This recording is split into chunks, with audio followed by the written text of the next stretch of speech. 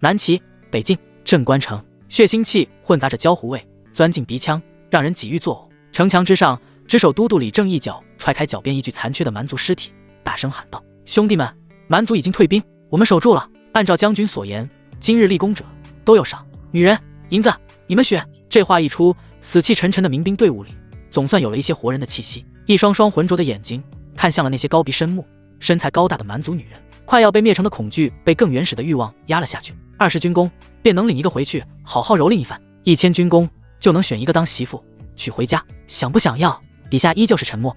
20军功，一颗蛮族人头才算1军功，在这座人间炼狱里活下来都已经是奢望，谁还有力气去砍20颗脑袋？唯独角落里那堆积如山的死人堆里，突然一根沾满血污的手指轻轻动了一下。恭喜宿主触发江山百美图。一道冰冷的声音在死人堆中赵宪的脑海中炸响，紧接着一张玉石铸成的画卷漂浮在脑海之中。赵宪也瞬间明白，这江山百美图检测到的绝世美女就能解锁奖励，并且随着跟绝世美女的互动，好感度的加深更能不断获得奖励。赵宪那双本已绝望的眼中骤然闪过一丝光亮，因为此刻那江山百美图正在发着红光，说明周围就有这种绝色美女。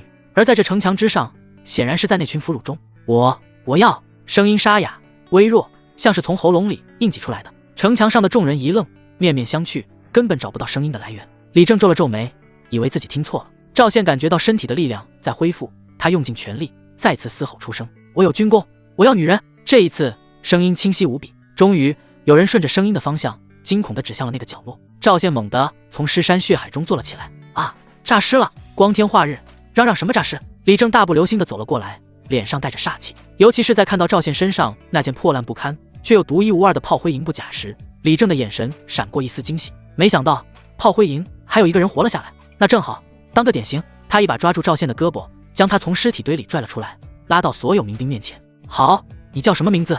有多少军功？赵宪。穿越3天的赵宪望着李正，激动地说道。赵宪迎着李正的目光，声音不大，却异常清晰：“都督大人，将军昨日许诺，炮灰营凡能坚持到蛮族退兵者，皆脱离奴籍，并赏军功20。”李正闻言哈哈大笑：“没错，岳将军金口玉言，自然算数。”他一拍赵宪的肩膀，力道极大：“从现在起，你脱离奴籍，是我李正麾下3营2伍的兵了。现在你这20军功是要换女人？”李正指了指那10几个蛮族女俘虏，眼神戏谑。在场所有民兵的目光都汇聚在了赵宪身上，羡慕、嫉妒。凭什么这个炮灰营的贱民能凭空得到20军功？老子也找正军功，玩女人！赵宪没有理会周围的目光，他的视线在那群女俘虏身上一一扫过。这些蛮族女子虽然狼狈，但个个身材高大丰腴，充满着异域风情，足以激起任何一个男人的征服欲。可赵宪的目光没有停留，他的视线越过人群，落在了最后面，那里缩着一个身影，瘦弱不堪，浑身脏得像个野人，乱糟糟的头发遮住了大半张脸，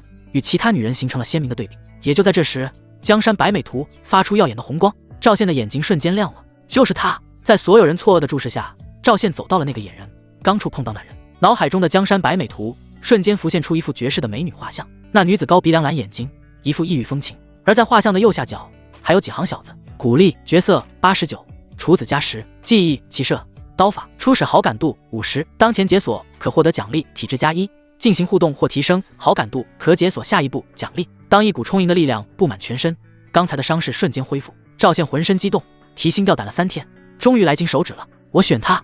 赵宪一指落下，整个城墙瞬间像是炸开的油锅。我操，这小子瞎了！放着那些胸大屁股圆的不要，选个跟猕猴一样的。一个断了胳膊的老兵痞子更是痛心疾首：20军功啊，那可是20颗蛮族人头换来的，就换这么个玩意儿，暴殄天物，简直是暴殄天物！所有人的目光里都充满了不解，那感觉就像是看着一个饿了3天的人，放着满桌的山珍海味不要，偏要去吃一坨屎。李正也愣住了，他以为自己听错了。小子，你确定？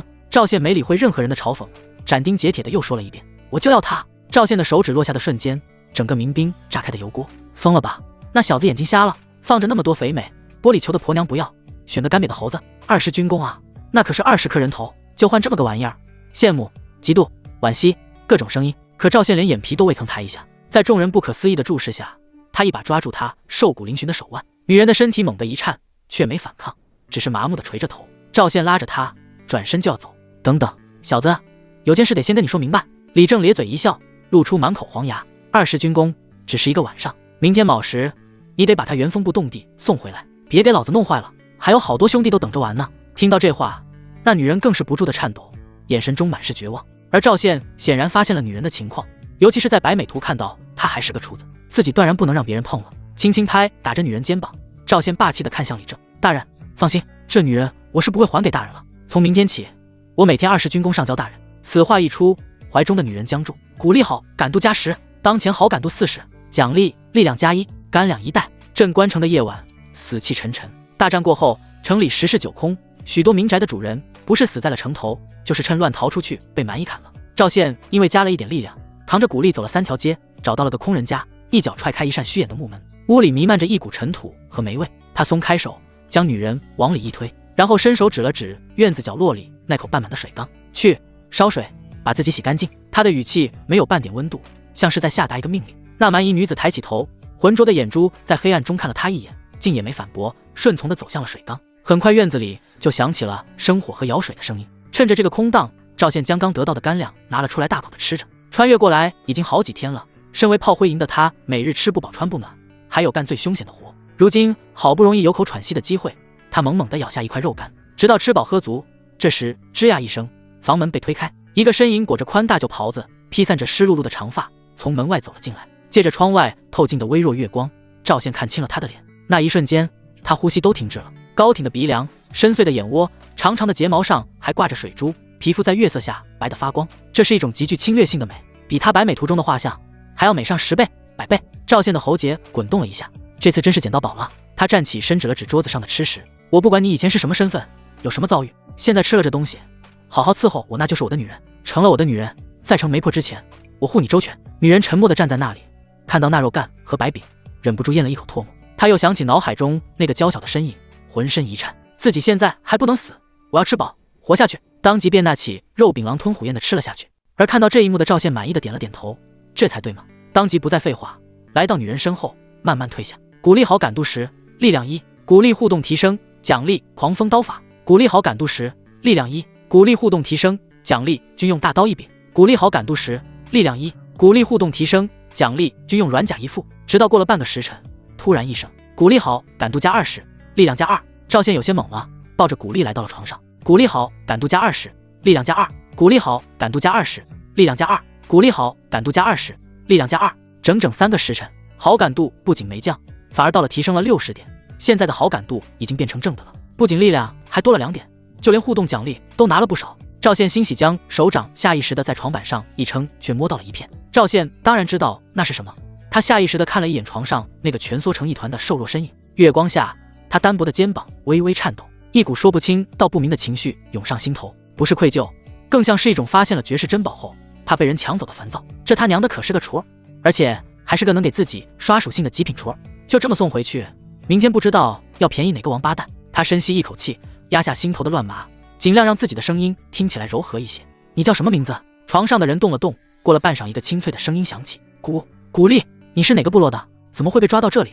古丽依旧眼神空洞地望着破旧的屋顶，缓缓开口：“我是来找妹妹的。”妹妹？赵宪眉头一皱，一个蛮夷敢孤身一人到镇关城找妹妹，不知道说他无畏还是无知。你能帮我找到我妹妹吗？古丽依偎在赵宪怀里，眼神希冀。只要你能帮我找到，我什么都依你，甚至我能给你一个大的宝藏，很多金子。赵宪一听这话，眉头一挑，显然知道古丽的身份不简单，感叹一声。赵宪摸了摸古丽精致的小脸，现在城里混乱，没人顾及你妹妹，等我有时间帮你找找吧。听到这话，古丽眼神含泪看着赵宪：“谢谢你。”古丽好感度加30，奖励耐力加3。一瞬间，刚才大战3个时辰的虚弱瞬间消失，这耐力的提升让赵宪感觉还能再战3个时辰。就在赵宪准备上阵的时候，当当当，突然一阵尖锐急促的钟声划破了镇关城的死寂。敌袭！赵宪的脸色瞬间变了，这帮血狼蛮子疯了吗？白天刚打完，晚上还来。想到这袭城，赵宪就一阵心烦。尽管那位将军一直安抚说区蛮夷不足为惧，抵挡到陛下派兵增援就行了，可是从赵宪记忆里，这已经守了将近半个月，都没有见半点增援的消息，反而是这蛮夷越打越多，显然是极其不对劲。莫不是当朝把这座城放弃了？来不及多想，他猛地站起身来：“乖乖在这等我。”嘱咐完，赵宪穿好衣服走出房门，边跑边将那奖励的军刀和盔甲换了出来。说是盔甲，其实就是一套轻重量的金刚软甲，刚好可以藏在衣服之内，不被人发现。而那军刀却是10几斤重的金刚军刀，之前炮灰营的袖刀不到8斤用起来就很吃力，这10几斤重的军刀此刻手握住刀柄，猛地一提，咦，赵宪愣了一下，不对劲，这把怎么感觉跟根木棍似的？他随手挽了个刀花，刀锋在空中划出嗡的一声轻响，毫不费力。赵宪的眼中爆发出狂喜，好家伙，这多出的3点力量，竟然有这么大的提升！他感觉自己现在能一拳打死一头牛。狂喜过后，他的目光再次落到了院子里，这样的美人还能给自己加属性，老子说什么也不能让他再回到那个俘虏营里被别人碰了，不就是1000军功吗？老子正定了！赵宪眼神一狠，提着大刀转身冲出了破屋。南城墙，火把将城头照得如同白昼，却驱不散士兵们脸上的恐惧。守住，都给老子守住！百夫长李正嘶吼着，一脚将一个想要后退的民兵踹回垛口。弓箭手，放箭！别他娘的给老子省！滚油！精致，往下倒！城墙下，黑压压的蛮夷如同潮水，架着简陋的云梯，一波接着一波的向上涌。喊杀声、惨叫声此起彼伏。城上的民兵大多是临时征调的百姓，哪里见过这种阵仗，早已乱成一团。啊！一个蛮夷顺着云梯爬了上来，挥舞着弯刀，狞笑着扑进人群。恐慌如同瘟疫般蔓延开来。扑哧！那蛮夷壮得像头黑熊，将近1.9米的身高，手中弯刀如同砍瓜切菜，瞬间就砍翻了2名民兵，鲜血溅了周围人一脸。眼看着他就要冲到弓箭手阵地和滚油大锅旁，那可是城头最重要的远程火力点，拦住他！快给老子拦住他！李正目眦欲裂，嘶声大吼，可周围的民兵却被吓破了胆，步步后退，竟无人敢上前。就在这千钧一发之际，嗖！一道破风声骤然响起，一把大刀裹挟着劲风从人群后方飞来，噗！刀锋精准地贯穿了那名蛮夷的胸口，巨大的力道带着他魁梧的身躯向后倒飞出去，连人带刀，哐的一声钉死在了身后的墙垛上。嘈杂的城墙瞬间为之一静，所有人都被这惊人的一幕害住了。李正瞪大了双眼，满脸的不可思议，猛地回头望去，只见人群分开，那个白天刚用20军功换走女俘虏的炮灰小子赵宪正缓缓放下投掷的右臂。李正的眼珠子都快瞪出来了。赵宪，好小子，给我守住这边！这几口油锅！李正指着不远处几口咕嘟咕嘟冒着热气的大铁锅，声嘶力竭地吼道：“我给你记100军功，100军功！”赵宪的呼吸猛地一滞，那可就是1/10个鼓励，他的眼神瞬间就热了。好，接着李正反手从腰间解下一把环手刀扔了过来，这把刀比赵宪之前用的坡刀要精良得多，刀身狭长，泛着森冷的寒光，就是死也得把这几口油锅给老子守住！我去弓箭手那边，一定要撑住，等将军的援兵！李正说完不再废话，提着刀转身就冲向了另一边岌岌可危的弓箭手阵地。赵宪掂了掂手里的新刀，入手沉稳，比之前那把破烂货强了不止一个档次。他深吸一口气，横刀立马，站定在了那几口油锅之前，身后是滚烫的沸油，身前是地狱。整整1个时辰，这1个时辰对城墙上的所有人来说都像是几年那么漫长。血狼蛮夷像是疯了一样，悍不畏死地向上冲，他们的目标很明确，就是弓箭手、滚油、滚木这些守城利器，只要毁了这些，镇关城就是一座不设防的空城。一个蛮夷嘶吼着从云梯上翻了上来，蒲扇般的大手抓着一柄古斧，当头就朝赵宪劈来。赵宪眼神一凝，侧身躲过，手中长刀顺势一撩，扑哧，鲜血喷涌，那蛮夷的喉咙被划开一道巨大的口子，捂着脖子难以置信地倒了下去。赵宪看都没看尸体一眼，目光死死地盯着下一个爬上来的敌人。第2个、第3个，他已经记不清自己砍了多少刀，那10点力量带来的爆发力早已在持续的战斗中消耗殆尽，手臂开始发酸，虎口被震得发麻。当他拼尽全力将第5个冲到面前的蛮夷一刀捅穿，再一脚踹下城墙时，整个人已经到了极限。哐当，长刀脱手掉在地上，他扶着墙垛，大口大口地喘着粗气，胸口像是要炸开一般，握刀的手已经开始不听使唤的颤抖。放眼望去，整个南城墙已是人间炼狱，民兵的尸体横七竖八，残存的人也在节节败退，防线被撕扯得千疮百孔。完了，守不住了！所有人的脸上都浮现出绝望。就在这时，吼一声仿佛能撕裂天穹的怒吼，毫无征兆地从城外的黑暗中炸响。这吼声并非一人发出，而是千千万万人汇聚成的一股钢铁洪流。城墙上惨烈的厮杀声在这声巨吼面前竟显得有些微不足道。无论是守城的民兵还是攻城的蛮夷，都下意识地停下了手中的动作，骇然望向城外。赵宪也撑起虚脱的身体，探头向外看去，只见城外远处的树林中涌出了一片黑色的潮水。6000人，整整6000名身穿黑色重甲、手持制式坡刀的汉族，组成一个无坚不摧的锥形战阵，如同一柄烧红的利剑，狠狠地刺入了血狼蛮族混乱的后军。是中武军，是岳将军麾下的中武军。城墙上不知是谁发出了一声夹杂着哭腔的狂喜呐喊，一瞬间城头气势大盛，援军来了，我们的援军来了！赵宪瞪大了眼睛，那支黑甲军队的战斗方式和他见过的所有军队都不同，没有多余的呐喊，没有丝毫的混乱，只有沉默而高效的劈砍。他们就像一架精密的战争机器，所过之处蛮夷人仰马翻，血肉横飞。那柄黑色的利剑以一种无可匹敌的姿态，从蛮族大军的尾部一直贯穿到城墙之下。咔嚓咔嚓，他们甚至没有试图登城，而是分出小队，沿着城墙根将一架架云梯干脆利落地砍断、推倒。做完这一切，黑甲军没有丝毫恋战，迅速在城门前重新汇聚城镇，护卫着城门，缓缓退入黑暗之中，仿佛从未出现过。城墙下只留下一片狼藉和上千具蛮夷的尸体。退了，退了，蛮夷退了！城墙人突然传来喜悦的声音，无数的蛮夷此刻缓缓退去。赵宪虚脱地瘫坐在地上，大口喘着粗气。妈的，这军功真难正啊！老子这才杀5个蛮夷，哎，对了，得赶紧把耳朵割下来，省得被人抢了。城墙之上，赵宪咬着牙，撑着那把已经卷了刃的环手刀，挣扎着站了起来。他循着记忆找到了自己捅死的那几个蛮夷的尸体，尸体堆积，血肉模糊，分辨起来极为困难。赵宪也懒得细看，直接抽出腰间的匕首，俯下身，手起刀落，呲啦，温热的血液溅了他一手。他面无表情地将一只还带着铜环的耳朵割下，随手扔进一个破麻袋里。1个、2个、5个。做完这一切，他感觉自己的胳膊都快抬不起来了。提着那袋散发着恶臭的军功，赵宪深一脚浅一脚地在尸体和伤员间穿行，寻找着李正的身影。很快，他就在城墙指挥台附近找到了那个熟悉的身影。李正正满脸怒气地踹着一个军需官的屁股，唾沫星子横飞。饭呢？肉呢？老子的人拼死拼活，连口热汤都喝不上，你想让他们明天拿什么力气去守城？都督，不是我们不给，实在是……军需官哭丧着脸，滚！李正不等他说完，又是一脚。就在这时，他眼角的余光瞥见了提着麻袋走来的赵宪。李正的火气稍稍收敛了些，眉头一挑：“你小子命还真硬。”赵宪没工夫说废话，他将沉甸甸的麻袋往地上一扔，袋口敞开，露出里面血淋淋的耳朵。“都督大人，您之前说的守住那几口油锅，记100军功。”他的声音不大，却让周围几个正在搬运尸体的民兵都停下了动作，看了过来。李正的脸皮抽动了一下，100军功，这可不是个小数目。要是平时，他或许就找个由头给赖掉了。可今天当着这么多人的面，尤其是在刚刚经历了一场惨烈的胜利之后，他要是敢克扣军功，这队伍可就不好带了。更何况他身边还站着一位不速之客。呵呵，有点意思。一个沉稳中带着几分欣赏的声音响起。李正身边一位身穿玄色铁甲、身披猩红披风的将领转过身来，此人约莫30多岁，面容刚毅，下巴上留着短髭，虽然风尘仆仆，但一双眼睛却炯炯有神，与周围这些形容枯槁的民兵形成了鲜明的对比。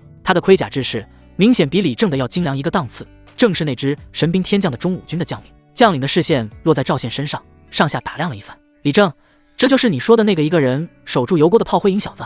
回岳将军，正是他。李正立刻躬身，态度恭敬无比。岳将军点了点头，又看向赵宪脚边的麻袋，5个蛮夷都是你杀的？是。赵宪挺直了腰杆，好一个悍不畏死的勇士。岳将军府长赞叹，我南齐有你这样的兵，何愁蛮夷不灭？他顿了顿，饶有兴致地问道：“你叫赵宪是吧？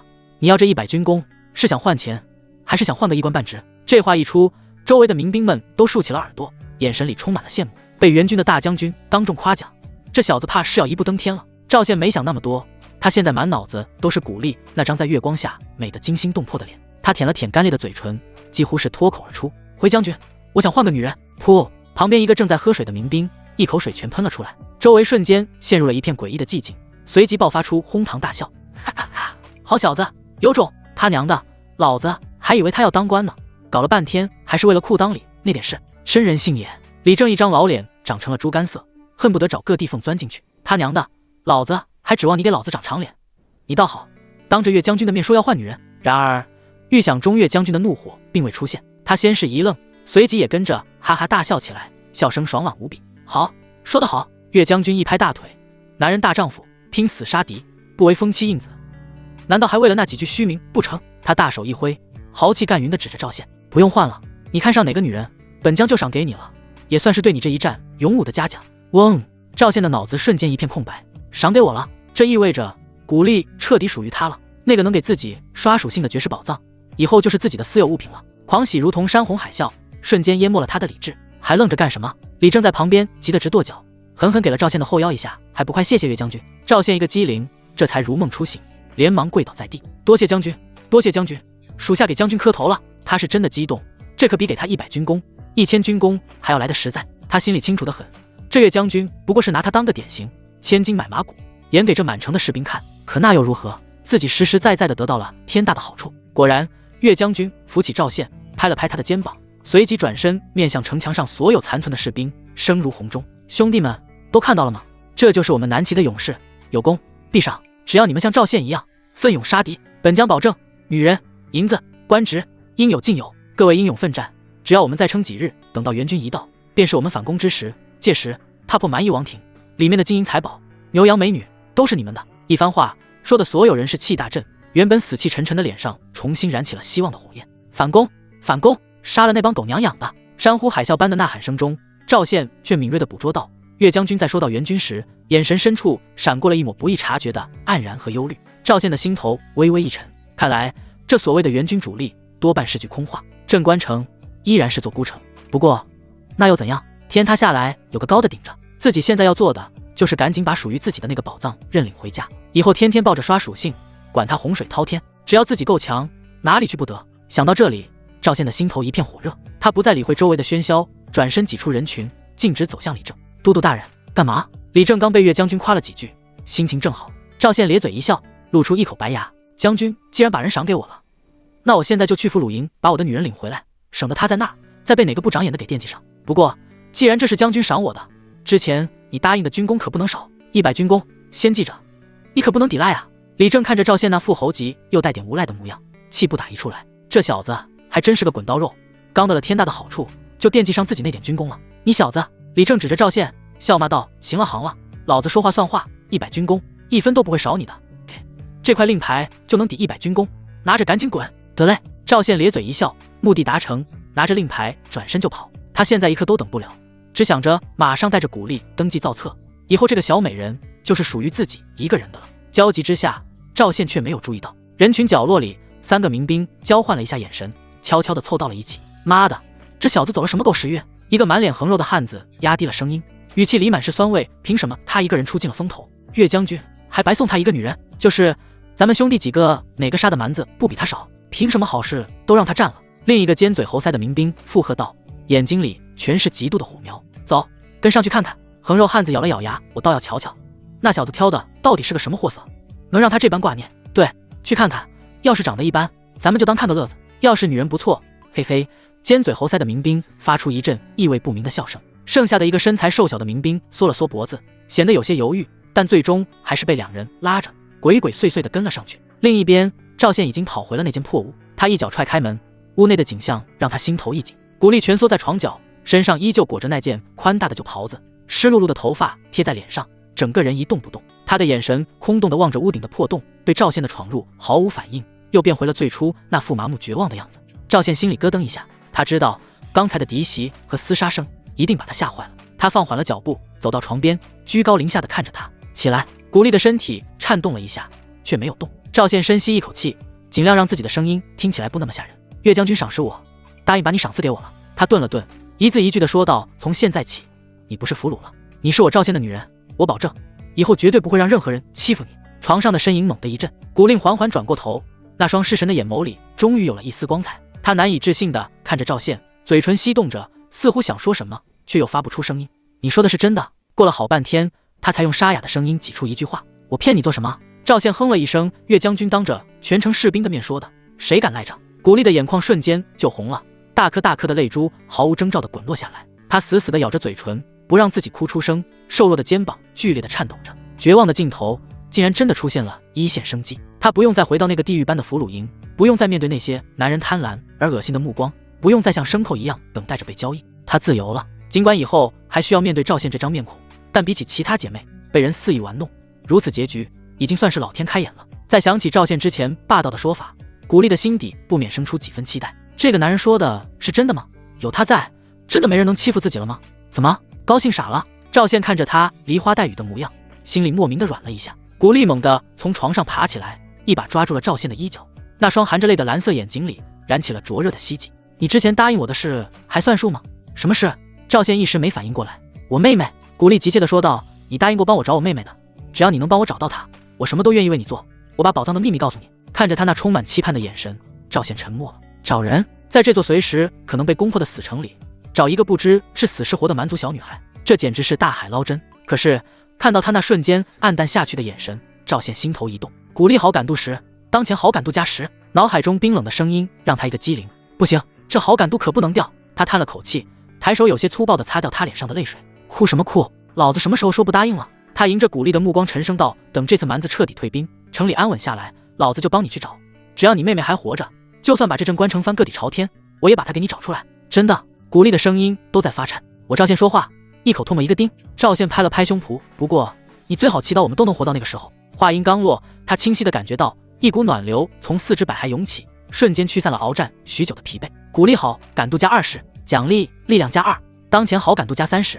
赵宪心中狂喜，好家伙，力量又加了2点。他感觉自己现在浑身都是使不完的劲，就算再来10个蛮子，他都有信心全部砍翻。走！赵宪心情大好，一把拉起古丽的手腕，现在就跟我去军工处，把你这档子事给办妥了，省得夜长梦多。半个时辰后，军工处外，赵宪拿出一份属于古丽归属说明的文书，吹干墨迹，满意的揣进怀里。从今往后，古丽就是他的人了。有了女人，小爷我肯定发达了。各种属性想怎么刷怎么刷，到时候千军之中取敌将首级，管你援军来不来，小爷一个人打你们一群，怕什么？想到这里，赵宪心底不免多出几分火热来，回头扫了古丽一眼，立马加快脚步。现在你是我的人了，为了庆祝，咱们好好探讨人生大事再说。暗中，3双眼睛正死死地盯着主角2人。当赵宪和古丽从门前走过，借着火把的光亮，那3个偷偷跟来的民兵终于看清了古丽的脸。那一瞬间，3个人同时倒吸了一口凉气。咕咚，横肉汉子艰难地咽了口唾沫，眼睛都直了。他本以为赵宪挑了个不起眼的野人，没想到洗干净之后，竟然是这般摄人心魄的模样。那高挺的鼻梁，深邃的蓝眼睛，白得发光的皮肤，哪是他们以前玩过的那些蛮族女人能比的？这他娘的是天上的仙女吧？横肉汉子眼中闪过一丝狠厉，压低声音道：“他娘的，凭什么这等角色给那小子一个人享用，简直是暴殄天物！兄弟们，这小子刚才血战一场，肯定已经力竭了，咱们3个一起上，把他敲晕了，这女人不就是咱们的了？”尖嘴猴腮的民兵一听，眼睛顿时亮了，连连点头：“好主意，咱们今晚就能尝尝鲜。”然而，那个一直没说话的瘦小民兵却猛地摇了摇头，脸上写满了恐惧：“不行，这可是岳将军赏的人，要是被发现了，我们都得死！”怕个屁！横肉汉子不屑地啐了一口：“这城里天天死人，谁会在意一个炮灰营的小子？咱们干得干净点，把他往死人堆里一扔，神不知鬼不觉，到时候这女人就是个没了主人的俘虏，还不是任我们玩弄？”尽管他这么说，瘦小的民兵还是吓得连连后退，摆着手道：“我不干，我不敢，你们要去你们去。”说完，他像是躲避瘟疫一样，转身就跑进了黑暗的巷子深处。怂包！横肉汉子对着他的背影狠狠骂了一句。尖嘴猴腮的民兵有些犹豫：“大哥，现在就剩我们2个了，还干吗？”横肉汉子盯着赵宪和古丽远去的背影，眼中的贪婪几乎要溢出来。他咬了咬牙，一狠心：“干！为什么不干？2个人也够了。你绕到前面去堵他，我从后面偷袭，动手。”另一边，逃走的瘦小民兵并没有回家，他7拐8绕，一路小跑，最终停在了一座灯火通明的宅院前。他望着那气派的门楼，眼中闪过一丝挣扎，但很快就被欲望所取代。他深吸一口气，轻啐了一口唾沫，脸上露出一丝与他瘦小身材不符的阴狠。哼，2个蠢货，为了一个女人就敢去拼命，女人算个屁，荣华富贵才是真的。他整理了一下自己破烂的衣服，快步走到门前，对着守门的家丁谄媚地笑道：“这位大哥，麻烦通报一声，就说我有天大的好事要禀报县城家的孙公子。孙公子不是喜欢女人吗？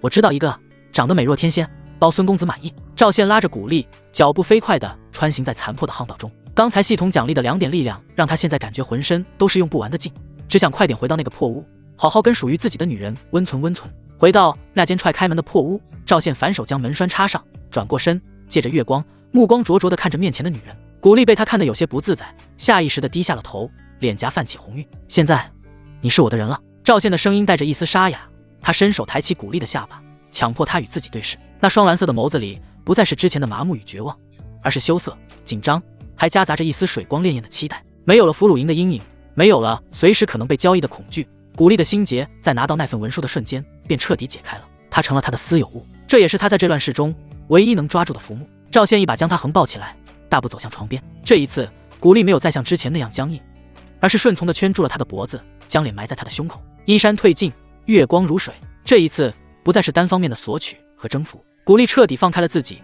生涩而笨拙地迎合着赵宪的动作，将自己的一切都交给了这个将他从地狱中拉出来的男人。伴随着一声压抑的低吟，赵宪感觉一股前所未有的舒畅感从尾椎骨直冲天灵盖。鼓励好，感度加20，当前好感度加50，奖励感知加4。轰！一股玄之又玄的力量瞬间涌入脑海，赵宪整个人猛地一震，世界不一样了。如果说之前的世界是一幅平面的画，那现在这幅画瞬间变成了立体的。院子里那口水缸边缘的缺口，屋顶瓦片下蜷缩的壁虎，甚至连空气中漂浮的尘埃都在他的脑海中变得清晰无比。更重要的是，在院墙之外，两个带着恶意的心跳声正一前一后鬼鬼祟祟地靠近。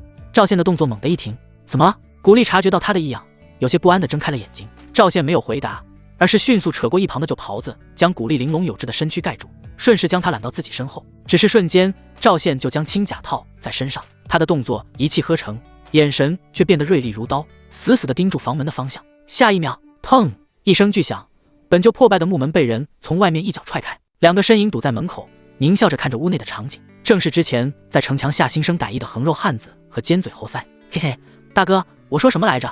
这小子果然金枪不倒，刚干完一场又来一场。尖嘴猴腮的民兵搓着手，一双小眼睛放肆的在古丽被袍子遮盖的身体曲线上扫来扫去。妈的，这身段，这皮肤，真是便宜这小子了。横肉汉子吞了口唾沫，手中的坡刀在月光下泛着寒光。他们两人原本还小心翼翼准备偷袭，却没想到赵宪的感知早已锁定了他们。既然被发现了，他们索性也不再隐藏。在他们看来，赵宪刚刚经历了一场血战，现在又和女人大战了300回合，必然是强弩之末，油尽灯枯。他们两个以逸待劳，收拾一个精疲力尽的小子，还不是手到擒来？小子艳福不浅啊！横肉汉子提着刀一步步逼近，脸上是毫不掩饰的残忍与贪婪。不过你的福气到头了，今天我们兄弟俩就发发善心，送你上路。至于你的女人吗？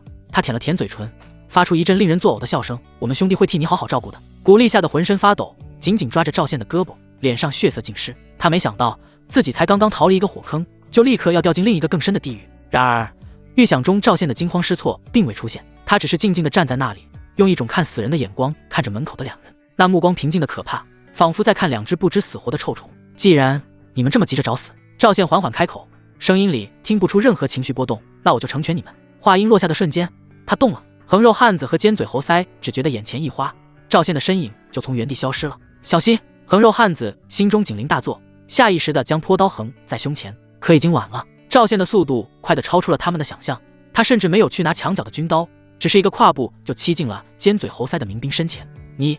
尖嘴猴腮的民兵瞳孔骤缩，刚吐出一个字，咔嚓一声清脆的骨裂声响起，赵宪的手掌已经闪电般扼住了他的喉咙，无指猛地发力。尖嘴猴腮的民兵连惨叫都没能发出一声，脖子以一个诡异的角度扭曲，身体软绵绵的倒了下去，死不瞑目。一招，仅仅一招，秒杀！老三！横肉汉子目眦欲裂，他怎么也想不到，这个在他眼中已经是力竭的小子，竟然还有如此恐怖的爆发力。恐惧瞬间攫住了他的心脏，他想逃，可赵宪的动作比他的念头更快。解决掉一人后，赵宪的身形没有丝毫停顿，脚尖在地上一点，身体如同离弦之箭，直扑剩下的横肉汉子。我跟你拼了！横肉汉子被逼到了绝路，激发了凶性，怒吼着挥刀朝赵宪当头劈下。赵宪不闪不避，左臂抬起，竟然用手臂硬生生架住了劈来的坡刀。当！金铁交鸣之声响起，刀锋砍在赵宪的小臂上，却连一丝皮肉都没能划破，直接被金刚软甲挡住。横肉汉子彻底傻眼了，没等他反应过来，赵宪的右拳已经裹挟着破风声，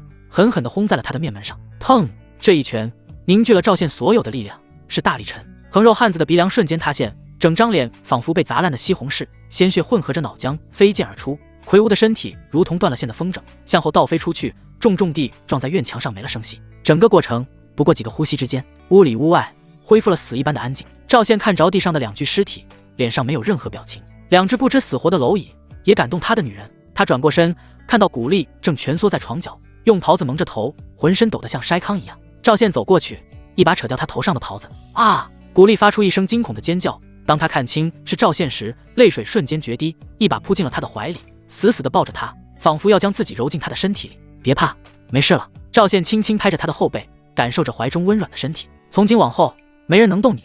我说的，你是我的女人，只有我能享用，谁想动你一根毛，我要他的命。县城府后院，与城墙上的血腥不同，这里是另一番天地。暖帐春宵，烛火摇曳，空气中弥漫着昂贵熏香与女子体香混合的甜腻气息。县城家的独子孙浩正半躺在铺着虎皮的软榻上，左拥右抱，好不快活。他怀中的两个女子皆是精挑细选出来的尤物，一个媚眼如丝，一个清纯可人，此刻正使出浑身解数讨好着这位镇关城里一手遮天的小爷。一只柔弱无骨的小手端着琉璃盏，将包好的葡萄喂到孙浩嘴边，娇声道：“公子，再尝一个嘛，这可是西域新进贡来的。”孙浩懒洋洋地张开嘴，将葡萄含住，另一只手却不老实地在另一个女子身上游走，引得那女子一阵娇喘，身子软得快要化成水。还是你们听话。孙浩惬意地眯起眼，脸上带着一丝病态的满足，不像地牢里那几个不识抬举的，非得用鞭子抽才肯老实。他口中的地牢是府里专门修建的。自蛮夷围城以来，城中大乱，不少小户人家的女子被他手下的家丁恶奴强行掳来，都关在那暗无天日的地方。用他的话说，这叫调教。等那些女人的棱角被磨平，变得像猫儿一样温顺，他才会一个个的拉出来细细品尝。公子威武，那些贱婢哪懂得伺候公子的好，媚眼女子在他耳边吹着热气，身子贴得更紧了。孙浩被撩拨得心头火热，正准备将怀中女子就地正法，享受一番鱼水之欢。砰一声巨响，雕花的房门竟被人从外面一脚踹开，软榻上的三人皆是一惊。孙浩更是勃然大怒，刚要破口大骂哪个不长眼的狗东西敢踹他的门，却在看清来人时，把所有骂人的话都硬生生咽了回去。门口站着的正是他爹，镇关城的县城孙德茂。此刻的孙德茂哪还有半分平日里官老爷的从容，他官帽歪斜，一脸焦黑，官袍上甚至还沾着血迹，正指着床上的儿子，气得浑身发抖。逆子，你这个逆子！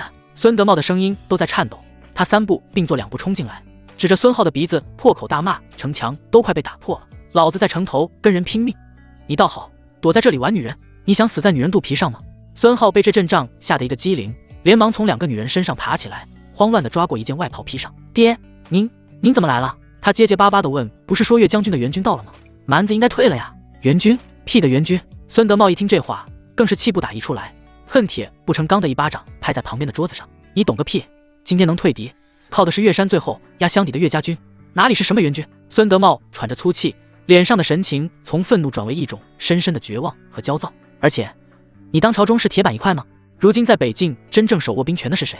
是李家，是李成义大将军。岳家和李家是死对头，你指望李成义会派大军来救岳山？他巴不得岳山死在这里，死在这镇关城，他只会眼睁睁看着我们全城的人给岳山陪葬。这一番话如同一盆冰水从孙浩的头顶浇到脚底，他脸上的血色瞬间褪尽，彻底慌了。他虽然纨绔，但不是傻子，他爹把话说到这个份上，他哪还能不明白这其中的凶险？镇关城就是一枚弃子，那怎么办？孙浩的声音都带上了哭腔。爹，我们岂不是死定了？死，老子还没活够呢。孙德茂眼中闪过一丝狠厉，唯一的活路就是城破之前想办法联系上李家的人，让他们派一支小队在城破之前接应我们出去。他盯着自己的儿子，像是抓住了最后一根稻草，只有搭上李家这条线，我们父子才能活。孙浩听闻还有活路，脑子飞快地转动起来，他知道这是自己唯一表现的机会。他立刻挺直了腰板，脸上露出前所未有的严肃神情。爹，您放心，这事儿包在我身上。他拍着胸脯，信誓旦旦，我平日里结交了不少3教9流的江湖人士，他们路子野，肯定有办法神不知鬼不觉的出城，把信送到李将军的房去。孙德茂狐疑地看着他，让自己这个只知道吃喝玩乐的儿子去办这等生死攸关的大事，他实在不放心。可眼下他身为县城，被岳山盯得死死的，根本脱不开身，城里能用的人他也不敢完全信任。思来想去，竟然只有自己这个不成器的儿子，因为平日里不务正业，反而最不容易引起怀疑。好，孙德茂一咬牙，从怀里掏出一封用火漆封好的密信，郑重地交到孙浩手上。记住，此事关系到我们全家的性命，只许成功，不许失败。办成了，等到了李将军那边，爹保你一辈子的荣华富贵。要是办砸了……孙德茂没再说下去，但那眼神中的杀气让孙浩不寒而栗。爹您放心，儿子明白。孙浩重地点头。孙德茂又叮嘱了几句，这才整了整衣冠，压下满心的烦躁，挥袖离去。他还要赶回城房，在岳山面前继续演戏。看着父亲离去的背影，孙浩长出了一口气，感觉后背都湿透了。他低头看了看手中的密信，又看了看旁边2个吓得瑟瑟发抖的美人，脸上再次浮现出那种熟悉的纨绔笑意。怕什么？天塌下来有个高的顶着。他将密信随手往桌上一扔，转身又将那2个女子揽入怀中。来，美人们，让本公子先快活，办正事才有力气嘛。刚才的惊吓和刺激让他此刻的欲望前所未有的高涨，他猴急地撕扯着女子的衣衫。就在这时，公子，孙公子，一个家丁的声音在门外怯生生地响起，带着几分讨好和神秘。滚！没看本公子正忙着吗？孙浩不耐烦地吼道。公子别生气。那家丁急忙道，小的是有天大的好事要禀报啊。门外有个民兵求见，说是有个女人长得跟天仙似的，想献给公子您，而且听说这女人还是异域女子，风味无穷啊。破房前，赵宪将古丽抱在怀中，轻声安慰。许久，古丽心情渐渐平复，抬起一双泪眼婆娑的蓝色眸子，看着地上那2具扭曲的尸体，眼中浮现出恐惧。他们死了，会不会有麻烦？麻烦？赵宪松开他，嗤笑一声，走到院子里，捡起那把横肉汉子掉落的坡刀，开始在墙角的空地上挖掘起来。泥土翻飞，他头也不回地说道，在这镇关城，每天死的人比活下来的还多，兵荒马乱的，谁会在意2个不长眼的民兵？他们不死，死的就是我们。这世道讲不了道理，只能讲拳头。他的话语简单粗暴，却像一剂猛药，让古力混乱的心神安定了下来。是啊，这个男人说的对，在这座人间炼狱里，不是你死就是我亡。他看着赵宪那并不算魁梧却异常可靠的背影，眼神变得复杂起来。若是没有他，自己现在又会是什么结局？很快，一个不深不浅的土坑被挖了出来。赵宪像拖2条死狗一样，将那2具尸体扔了进去，又将他们随身的兵器和零碎物件一并丢入，开始填土。古力也走过来，默默地帮他一起用手刨着土，将那片血腥之地掩盖。就在2人快要将土坑填平，以为事情就此了结的时候，咚咚咚，院门被人不轻不重地敲响了。2人的动作瞬间僵住，古力更是吓得脸色惨白，下意识地抓住了赵宪的衣角。赵宪的心也猛地一沉，他刚刚用感知扫过，周围明明已经没有人了，来者是谁？谁？赵宪压低了声音，一只手已经摸向了墙角的军刀。我，李正。门外传来一个粗豪而熟悉的声音。赵宪和古力对视一眼，都看到了对方眼中的紧张。他怎么会来这里？难道是那2个家伙还有同伙之前就去告密了？赵宪深吸一口气，示意古力退到屋里去，然后走上前拉开了门栓。门外，李正那张饱经风霜的脸出现在火把的光亮下，他没有带兵，只身一人，腰间挎着他的环手刀。李正的目光没有第一时间看赵宪，而是越过他，扫了一眼院子里那块明显被翻动过的还带着新鲜泥土气息的地面。他的眼神在那停留了片刻，嘴角咧开一个意味深长的弧度，却没有多问一个字。小子，跟我出来一下，有事跟你说。李正收回目光，拍了拍赵宪的肩膀。赵宪心中一凛，但看李正的神情，似乎并非来问罪的。他点了点头，跟着李正走出了院子，顺手将门带上。2人走到巷子口，李正才停下脚步。他从怀里摸出一块干硬的肉干，掰了一半递给赵宪。以后处理事情手脚麻利点，别留下这么明显的尾巴。李正一边嚼着肉干，一边含糊不清地说道：这城里眼杂，保不齐就有什么人看见了，给你捅到上面去，虽然不一定有事，但总归是麻烦。赵宪接过肉干，默默地啃了一口，心中却翻起了波澜。李正这话分明是已经看穿了一切，但他不仅没有追究，反而还在指点自己。你不好气我杀了谁？赵宪忍不住问道。李正瞥了他一眼，哼了一声，老子信得过你的人品，你杀的肯定是该杀之人。这下轮到赵宪愣住了，我们才认识1天，你就信我人品？1天怎么了？李正把眼一瞪，唾沫星子都快喷到赵宪脸上。老子在城墙上看得分明，那帮怂蛋往后缩的时候，你小子敢往前冲，蛮子冲上来，你敢用飞刀救老子，这就够了。在老子眼里，你他娘的就是个好样的。至于你杀的是谁，是2个还是3个，关我屁事。这番粗鄙却直爽的话让赵宪心头一热。他穿越过来，面对的不是死亡威胁，就是原始的欲望交易。这还是第一次有人如此坦诚地认可他。哈哈哈一笑，用力拍了拍李正的肩膀。行，你这个兄弟我赵宪认了。说吧，大半夜不睡觉找我到底什么事？提到正事，李正的脸色严肃了起来。他上下打量着赵宪，眼神里带着审视和几分赞许。今天在城墙上，我看了你的身手，有股子狠劲，力气也不小，是个天生当兵的料。但你那打法全是蛮力，破绽百出。今天运气好，碰到的都是些杂兵，要是碰上蛮族的精锐，你那3板斧就不够看了。哦，赵宪来了兴趣，那你有什么高见？李正挺了挺胸膛，脸上露出一丝傲然。老子家传的枪法虽然算不上什么绝学，但在军中也是数1数2的。你小子要是肯学，我便教你几手发力的技巧。学会了，不光杀敌更省力，而且他顿了顿，压低声音，神秘兮兮地说道：能让你更持久。持久。赵宪的眼睛瞬间就亮了，他下意识地想到了某个方面，这2个字对他而言诱惑力可太大了。跟古力才大战了多久，自己就感觉有些吃力，要是能更持久，那以后解锁更多美女，岂不是他干咳一声，掩饰住自己内心的想法，故作沉吟地问道：这感情好，不过李大哥，军中像我这样的可造之才应该不少吧？你怎么就偏偏看上我了？不多找几个一起叫？一听这话，李正的脸顿时就黑了，没好气的啐了一口：找个屁！那帮兔崽子仗着今天打了胜仗，一个个领了军功，全他娘的钻进温柔乡里去了，一个个跟没见过女人似的，脑子里除了裤裆那点事，还有个屁的志气，老子懒得管。温柔乡。赵宪敏锐地捕捉到了关键词，顿时来了兴致，一脸好奇地凑了上去，细说：城里还有这好地方？李正斜了他一眼，看他那副八卦的模样，气不打一处来，还能是哪？城南的春风阁。听说最近从别处逃难来了一个花魁，那叫一个水灵，引得全城的兵痞都跟疯了似的往那挤，还立下规矩，说军功过千者才能一清方泽，共度良宵，简直是乌烟瘴气，腐蚀人心。军功过千，花魁。赵宪的心头瞬间火热起来，他的江山百美图可还空着大片位置呢，这花魁能引得全城轰动，想必姿色绝对不凡。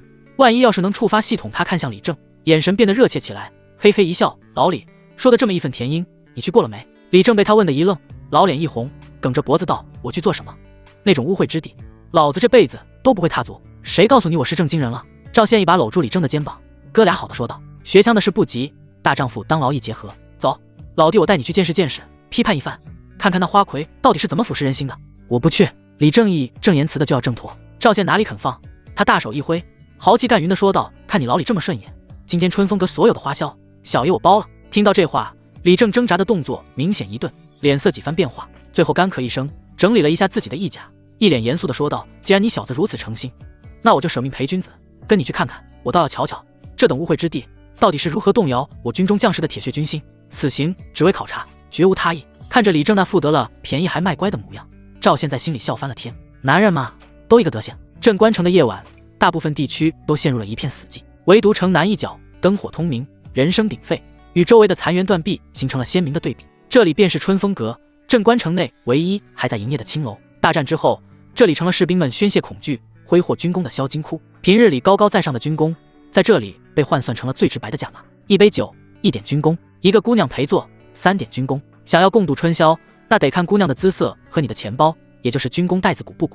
赵宪和李正一前一后的走进春风阁的大门，一股混杂着脂粉、酒精和男人汗臭的暖风便扑面而来。大堂里人头攒动，热闹非凡，到处都是脱下了盔甲、穿着粗布衣衫的士兵，他们3、5成群，搂着花枝招展的姑娘，大声的划拳行令，吹嘘着自己在城墙上如何英勇，砍了几个蛮子的脑袋。输了的人便豪爽地将一杯酒灌下，引来一片叫好。赵宪对此早已见怪不怪，他熟门熟路地找了个靠窗的空位坐下，而第一次踏足此地的李正则显得浑身不自在。他挺直了腰杆，双手按在膝盖上，目不斜视，活像一尊庙里的门神，与周围的环境格格不入。我说老李，你放松点行不行？不知道的还以为你是来查抄的。赵宪看得好笑，他招了招手，一个眼尖的龟奴立刻哈着腰跑了过来。2位军爷想喝点什么？还是找个姑娘陪陪？赵宪将那枚代表100军功的腰牌往桌子上一拍，豪气地说道：“把你们这最好的酒、最好的菜都给老子上2份。”龟奴看到那块腰牌，眼睛都直了，态度瞬间变得无比恭敬。哎呦，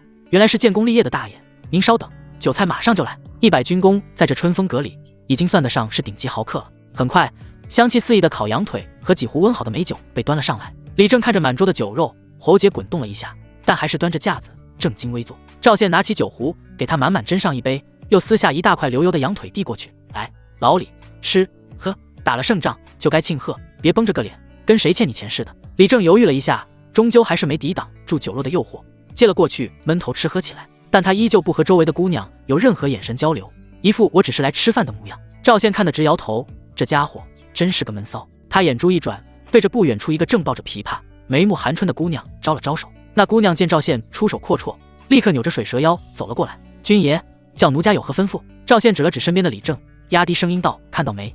那位将军刚从城墙上下来，心情不好，你过去陪他喝几杯，好好伺候。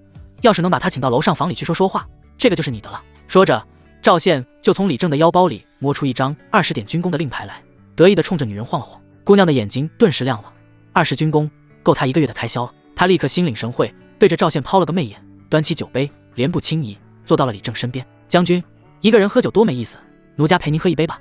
李正刚要板起脸拒绝，那姑娘已经将丰腴的身体贴了上来，软玉温香，吐气如兰。李正一个30多岁、常年混迹军营的男人，哪里经得住这个？他一张老脸瞬间涨红，嘴上说着不成体统，身体却僵硬的不敢动弹。在姑娘半推半就、软语温存的攻势下，没过多久，李正便被连拉带拽地带上了2楼的房间。临走前，他还回头给了赵宪一个我是去批判他们的眼神。赵宪笑着对他摆了摆手，心中乐开了花。支开了李正，他终于可以办正事了。他没有急着吃喝，而是将心神沉静下来，发动了刚刚得到的感知的能力。一瞬间，整个春风阁的景象以一种全新的方式呈现在他的脑海中。嘈杂的人声、姑娘们的娇笑、酒杯的碰撞声、丝竹的弹唱声，所有的声音都变得无比清晰，层次分明。赵宪的目光扫过大堂里的每一个女人，只可惜任凭他如何尝试，系统始终没有丝毫反应。看来这绝色美女也不是大白菜，随处可见。找了一圈，无功而返，赵宪不免有些失望。看来今晚唯一的希望就只剩下那个只闻其名未见其人的花魁了。就在这时，大堂中央的台子上，铜锣当的一声巨响，吸引了所有人的注意。原本喧闹的大堂瞬间安静了下来，所有人的目光都汇聚到了台上。一个身材臃肿、脸上堆满笑容的老鸨扭着腰肢走上了台，他清了清嗓子，用一种拿腔拿调的声音喊道：“各位军爷，各位大爷，静一静，静一静！想必大家今晚来我们春风阁，除了喝酒取乐，更多的是为了一睹我们新来的孟烟薇姑娘的绝代风华吧？”孟烟薇这个名字一出，台下立刻响起了一片兴奋的狼嚎和口哨声。没错，快让孟姑娘出来见见我们！老鸨双手虚按，示意大家安静，脸上露出一丝得意的笑容。大家稍安勿躁，我们孟姑娘可不是一般的庸脂俗粉，她有言在先，今夜她只见一人，而且只弹诗词歌赋，共赏风花雪月，不涉云雨之事。这话一出，台下顿时一片哗然。什么？只见一人？还他娘的不让碰！那见个屁啊！一个喝得醉醺醺的兵痞大声嚷嚷道。老鸨也不生气，笑眯眯地继续说道：正因如此，才显得我们孟姑娘的珍贵。这等机会自然不是什么人都能得到的。我们孟姑娘说了，她敬佩英雄，所以今夜谁能证明自己是镇关城最大的英雄，谁就能成为我们孟姑娘的入幕之宾。怎么证明？有人立刻问道。老鸨拍了拍手，高声道：很简单，就用军功说话。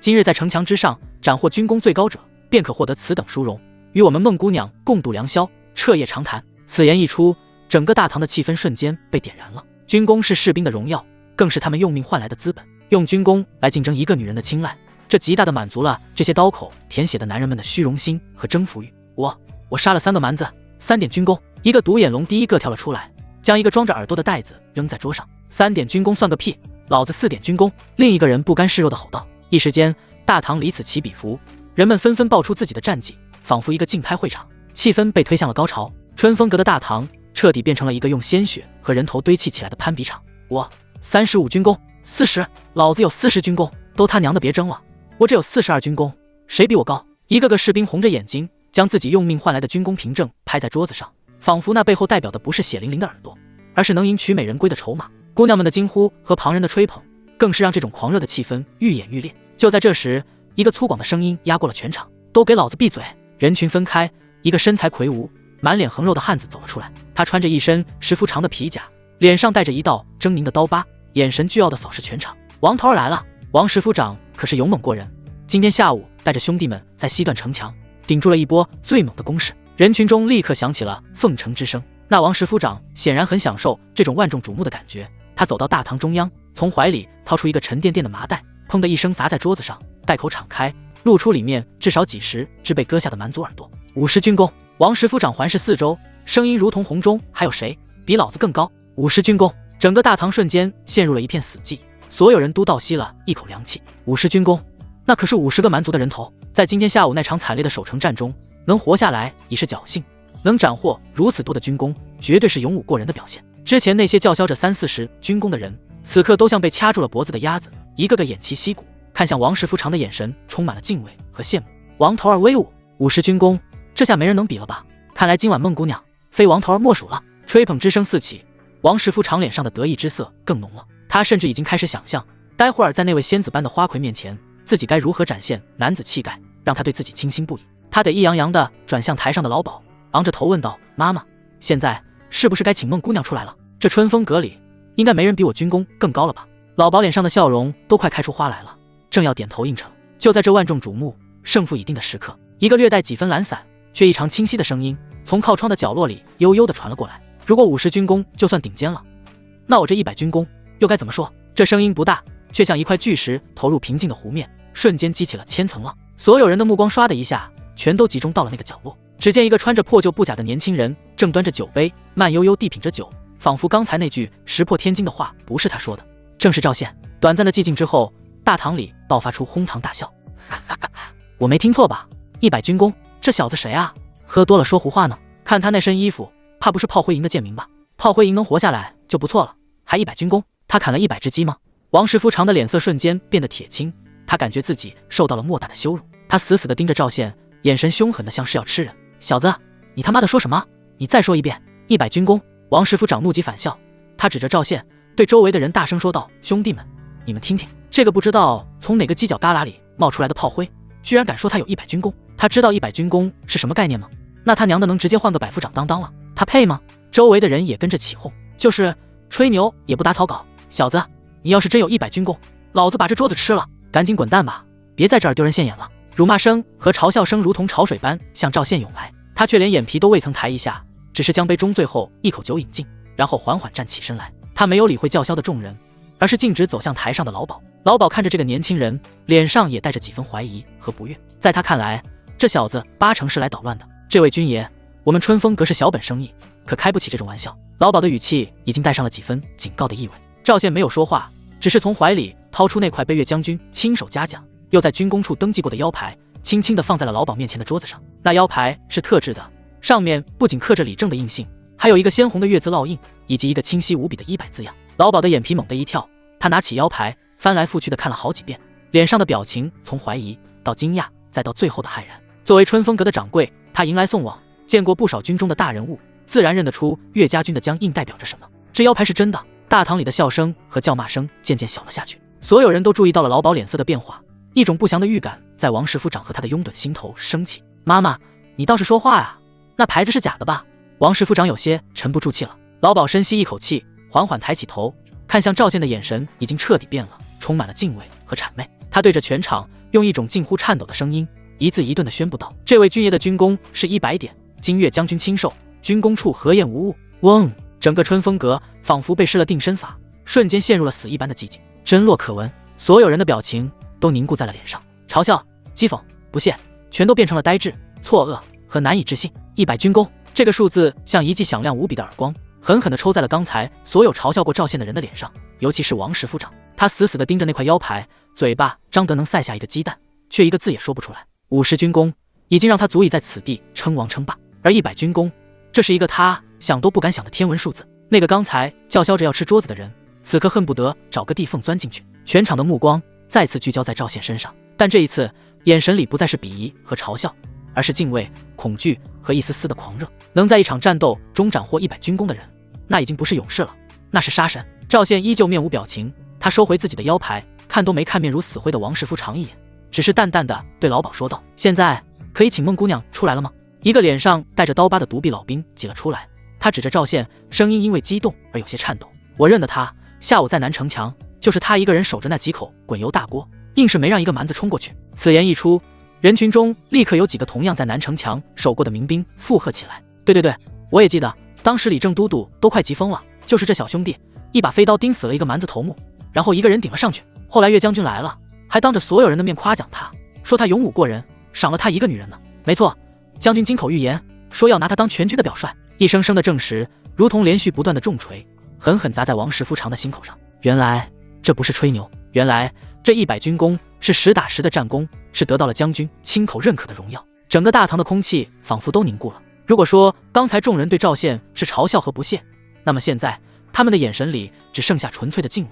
一个人守住几口油锅，面对潮水般旱不畏死的蛮夷，这需要何等的勇气和实力。他们光是想一想那个画面，就觉得两腿发软。而眼前这个看起来并不起眼的年轻人却做到了。王石夫长的脸变成了一片死灰，他感觉全场所有人的目光都像针一样扎在自己身上，火辣辣的疼。他那50军功在这100军功面前简直就像个笑话。他想说几句场面话，却发现喉咙里像是堵了一团棉花，一个字也说不出来。最后他只能灰溜溜地收起自己的麻袋，在一片诡异的寂静中低着头挤出了人群，连一句狠话都不敢放，因为他知道能做到这种事的人，捏死自己比捏死一只蚂蚁难不了多少。随着王石夫长的狼狈离去，大堂的气氛瞬间反转。我的天，原来是这位爷！失敬，刚才我有眼不识泰山，这位兄弟才是真英雄啊！奉承声、讨好声此起彼伏，老鸨更是变脸比翻书还快，他脸上堆满了菊花般的笑容，几乎是小跑着来到赵宪面前，那姿态恨不得直接跪下给赵宪舔鞋。哎呦，我的爷，您看奴家这双狗眼，真是瞎了，没认出您这尊大佛。他一边说，一边亲自给赵宪引路。孟姑娘的揽月小住在后院最清静的地方，奴家这就带您过去。您请。赵宪享受着这前呼后拥的待遇，心中一阵得意，这就是实力带来的尊重。他洋洋得意地扫了全场一眼，跟着老鸨穿过喧闹的大堂，走过一条挂满红灯笼的回廊，来到一处雅致的独立小院前。院门上挂着一块牌匾，上书揽月小住4个娟秀的字。爷，就是这儿了，孟姑娘就在里面等您，奴家就不打扰您的雅兴了。老鸨点头哈腰地退下。赵宪推门而入，一股清幽的兰花香气扑面而来，与前堂的污浊截然不同。院内种着几竿翠竹，月光下烛影摇曳，屋内的陈设也极为雅致，没有半点庸俗的脂粉气。桌上摆着笔墨纸砚，墙上挂着几幅意境悠远的山水画。一道巨大的山水屏风挡在屋子中央，屏风后隐约可见一盏烛火，将一道曼妙的女子身影投射在纱帐之上。那身影纤浓合度，曲线玲珑，虽然只是一个影子，却仿佛蕴含着无穷的魅力，让人忍不住浮想联翩。赵宪只是看了一眼，心跳便漏了半拍。也就在这时，他脑海中那许久没有动静的江山百美图骤然爆发出璀璨的金光。恭喜宿主发现绝色美女孟烟薇，角色92，处子加10，技艺、琴、棋、书、画初始好感度10，当前解锁可获得奖励精神+1，进行互动或提升好感度可解锁下一步奖励。轰！一股清凉的气息涌入脑海，赵宪感觉自己的思维瞬间变得无比清晰，仿佛整个世界都变得通透了。他心中狂喜，又是一个极品，而且还是处子。初始好感度虽然是负的，但无伤大雅。赵宪瞬间来了精神，他想起前世看过的那些小说画本里面的风尘女子，尤其是这种顶级的花魁，最是清高，不喜欢粗鄙的武夫，偏爱那些满腹经纶的才子。自己虽然不是才子，但架不住肚子里有货呀。想到这里，赵宪清了清嗓子，摆出一副自认为最潇洒的姿态，对着屏风后的身影朗声吟诵道：云想衣裳花想容，春风拂槛露花浓。若非群玉山头见，会向瑶台月下逢。这首诗一出，他仿佛已经看到屏风后的美人为之倾倒，主动掀开纱帐，对自己以身相许的画面了。然而预想中的惊叹和爱慕并未出现，屏风后那道身影只是微微一顿。片刻之后，一个清冷如泉水叮咚却又带着几分疏离的声音传了出来：公子好文采。声音顿了顿，继续说道：只是燕微今日偶感风寒，身子不适，恐不能招待公子了，还望公子见谅，请回吧。什么？赵宪脸上的笑容僵住了，这就完了？自己连李白都搬出来了，就换来一句身子不适，请回吧？这剧本不对啊！他有些不甘心，还想再说些什么。来人，送客！屏风后的声音已经带上了一丝不耐和冷漠。两个膀大腰圆的仆妇不知从哪里冒了出来，一左一右的站在赵宪身边，面无表情的做了一个请的手势。赵宪的脸皮抽了抽，他娘的，这是请客，这是赶人！他心中郁闷到了极点，却又不好发作，毕竟对方是个弱女子，自己总不能霸王硬上弓吧？传出去也有损自己英雄的威名。行，既然姑娘不是，那赵某便不打扰了。赵宪哼了一声，拂袖而去，心中郁得快要吐血。搞不定，这都搞不定！他满腔的邪火无处发泄，在院子里转了2圈，越想越气。不行，这股火必须得找个地方撒出去。他脑中灵光一闪，想到了一个人，李正。对，找他练枪去。赵宪眼中闪过一丝恶趣味，转身大步流星地朝着2楼李正所在的房间冲去。砰砰砰！他抬手就砸门，力道之大，震得整扇门板都在嗡嗡作响。老李，开门，别睡了，起来练枪。屋里正进行到关键时刻的李正被这突如其来的砸门声吓得一个机灵，差点当场萎了。他手忙脚乱地推开身上的女人，气急败坏地吼道：谁呀？大半夜的奔丧呢？我赵宪，说好了教我枪法的，赶紧的，别磨蹭！赵宪的声音在门外响起，理直气壮。李正差点一口老血喷出来，这小子是魔鬼吗？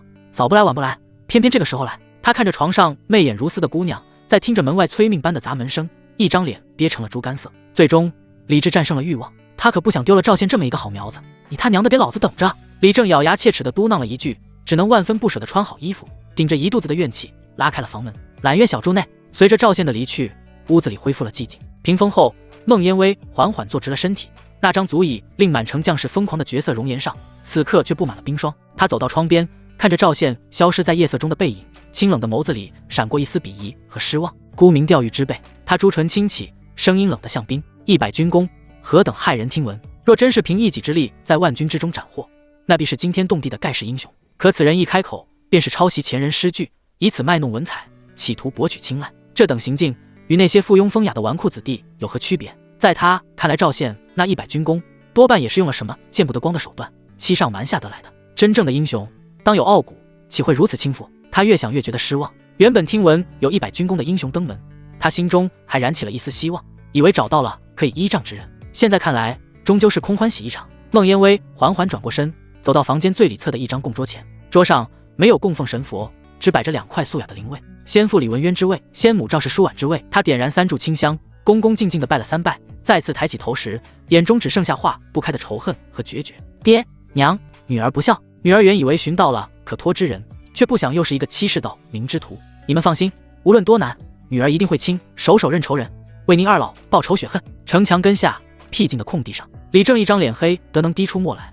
他感觉自己积攒了半辈子的邪火，今晚全被赵宪一个人给点燃了。看好了！李正也不废话，从旁边的兵器架上抄起一杆白蜡木长枪，厉声喝道：军中枪法讲究腰马合一，力从得起，不是你那套胡劈乱砍的蛮力。他存心要给赵宪一个下马威，让他知道天高地厚，别以为有点蛮力就天下无敌了。李正沉腰立马，手中长枪猛地向前一刺，嗡！枪尖在空中发出一声锐响，带起一道劲风，精准地刺中了10步外一根木桩的中心红点。他故意将动作放慢，把每一个发力的细节都做得极为夸张，肌肉奔张，青筋暴起，仿佛用尽了全身的力气。看明白了没有？这一招叫毒龙出洞，要的就是这股一往无前、破开一切的事，你来试试。李正收回长枪，喘了口粗气，斜眼看着赵宪，他就不信这小子能这么快领悟其中精髓。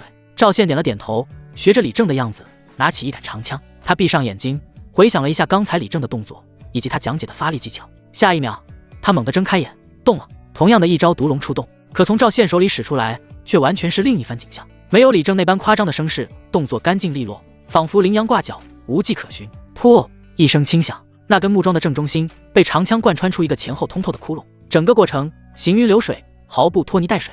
李正的眼珠子都快瞪出来了。他刚才为了打击赵宪，故意把动作做得那么费力，就是想告诉他这招有多难。可这小子怎么3-5下就学会了，而且好像比自己做的还要好。老李，我做的怎么样？是不是这个味儿？赵宪收回长枪，一脸天真的看着李正，仿佛一个等待老师夸奖的小学生。李正感觉自己的心口堵得慌，这他娘的是个什么怪物？咳。李正干咳2声，强行挽尊，有点样子了，但还差得远。光有形没有神，枪法一道，根基最重要，连站都站不稳，谈何杀敌？说着，他一把将赵宪手里的枪按了下去，让他摆出一个半蹲的持枪姿势。端枪，这是练枪最基础的功夫。什么时候你能端着枪1个时辰纹丝不动？什么时候才算入门？为了显示自己的实力，也为了找回场子，李正自己也端起一杆枪，在赵宪旁边摆出了同样的姿势。老子今天就让你看看，什么叫真正的军中汉族！小子，比比！他就不信了，比技巧比不过你，比耐力你还能比得过老子这个老兵油子？与此同时，另一边，之前前去报信的瘦小的民兵正一脸谄媚的领着7-8个家丁打扮的恶奴，将一个衣着华贵的年轻公子带到了赵宪和古丽所在的破屋前。正是县城的儿子孙浩，孙公子就是这儿了。瘦小民兵指着那扇破门，讨好的说道：“那小子叫赵宪，是个炮灰营的，今天走了狗屎运，在城墙上立了功，凶得很，您可得小心点。一个大头兵也敢在小爷面前称凶？”孙浩不屑的冷笑一声，他平日里在镇关城作威作福惯了，哪里会将一个炮灰营的贱民放在眼里？他对着身后的家丁一挥手，给小爷把门踹开。砰！本就摇摇欲坠的木门再次被人一脚踹开。屋内的古丽被这声巨响吓得发出一声尖叫，他从床上惊坐而起，看到的却不是赵宪，而是一张挂着淫邪笑容的陌生面孔。人呢？孙浩扫了一眼屋内，发现只有古丽一人，不见赵宪的踪影，脸上的笑容更盛了。嘿嘿，看来是小爷运气好。他的目光落在古丽身上，瞬间就直了。月光下，那异域风情的绝色容颜，那因惊恐而起伏的饱满胸脯，那雪白晃眼的肌肤，孙浩感觉自己浑身的血液都在往一个地方涌。他以前玩过的所有女人，跟眼前这个比起来，简直就是些庸脂俗粉。美人儿，别怕，跟了小爷，保你吃香的喝辣的。孙浩搓着手，淫笑着就朝古丽扑了过去。你别过来！古丽吓得花容失色，他抓起床边的木枕，胡乱的挥舞着。孙浩哪里会把这点反抗放在眼里？他一把抓住古丽的手腕，就要将她拖下床。情急之下，古丽张嘴就朝孙浩的手咬去，另一只手的手指甲狠狠地在他胸前的衣服上划过。嘶！孙浩吃痛，下意识地松开了手。他低头一看，手背上多了一排带血的牙印，胸口的锦缎衣衫也被划破了一道口子。贱人，给脸不要脸！孙浩彻底被激怒了，他抬手就是一记响亮的耳光，狠狠地抽在古丽的脸上。啪！古丽白皙的脸颊上瞬间浮现出5道清晰的指印，嘴角渗出了血丝，整个人都被打懵了，耳朵里嗡嗡作响。还敢跟小爷动手？看来是欠调教。孙浩眼神阴狠，他对着身后的家丁喝道：“把他给小爷绑了，带回府里的地牢。小爷今晚有的是时间，要亲自调教，让他知道什么叫求生不得，求死不能。”是公子。2个家丁立刻如狼似虎地扑了上去，用绳子将还在挣扎的古丽捆了个结结实实。孙浩看着被捆绑后更显诱惑的古丽，舔了舔嘴唇，心中一片火热，却没有注意到，就在刚才古丽那绝望的一抓之下，他挂在腰间的一个精致香囊带子被扯断，悄无声息地掉落在了床边的角落里。城墙根下，时间1分1秒的流逝，月亮从东边升起，又缓缓地向西滑落。2个时辰过去了，赵宪依旧保持着那个端枪的姿势，如同一尊不知疲倦的雕塑，纹丝不动。他感觉自己的身体里充满了用不完的力量，精神也前所未有的集中。反观他身旁的李正，情况就完全不同了。1个时辰的时候，李正的额头就开始冒汗，端着枪的手臂也开始微微颤抖。到1个半时辰，他整个人就像刚从水里捞出来一样，汗水浸透了衣衫，双腿打着白子，牙关都在咯咯作响。现在他感觉自己已经到了极限，眼前的景象都开始出现重影，手中的长枪仿佛有1000斤重，随时都可能脱手。他偷偷瞥了一眼身旁的赵宪，不看还好，一看之下，李正差点一口气没上来，当场昏过去。只见赵宪气定神闲，呼吸平稳，别说流汗了，连大气都没喘一口。那杆长枪在他手中稳如磐石，仿佛与他融为了一体。李正的心态彻底崩了，这他娘的还是人吗？自己本想着用老兵的经验和耐力，好错这小子的锐气，结果怎么反过来被他给碾压了？这要是传出去，自己这张老脸往哪搁？不行，不能再撑下去了，再撑下去就要出丑了。停！李正猛地直起身子，将长枪往地上一扔，大口大口地喘着粗气，故作深沉地喊停。赵宪闻声也收了姿势，活动了一下筋骨，感觉浑身舒泰，精力充沛。他看着累得跟死狗一样的李正，一脸天真地问道：“老李，这就结束了？我感觉才刚找到点状态，怎么样？我这基础打得还行吧？”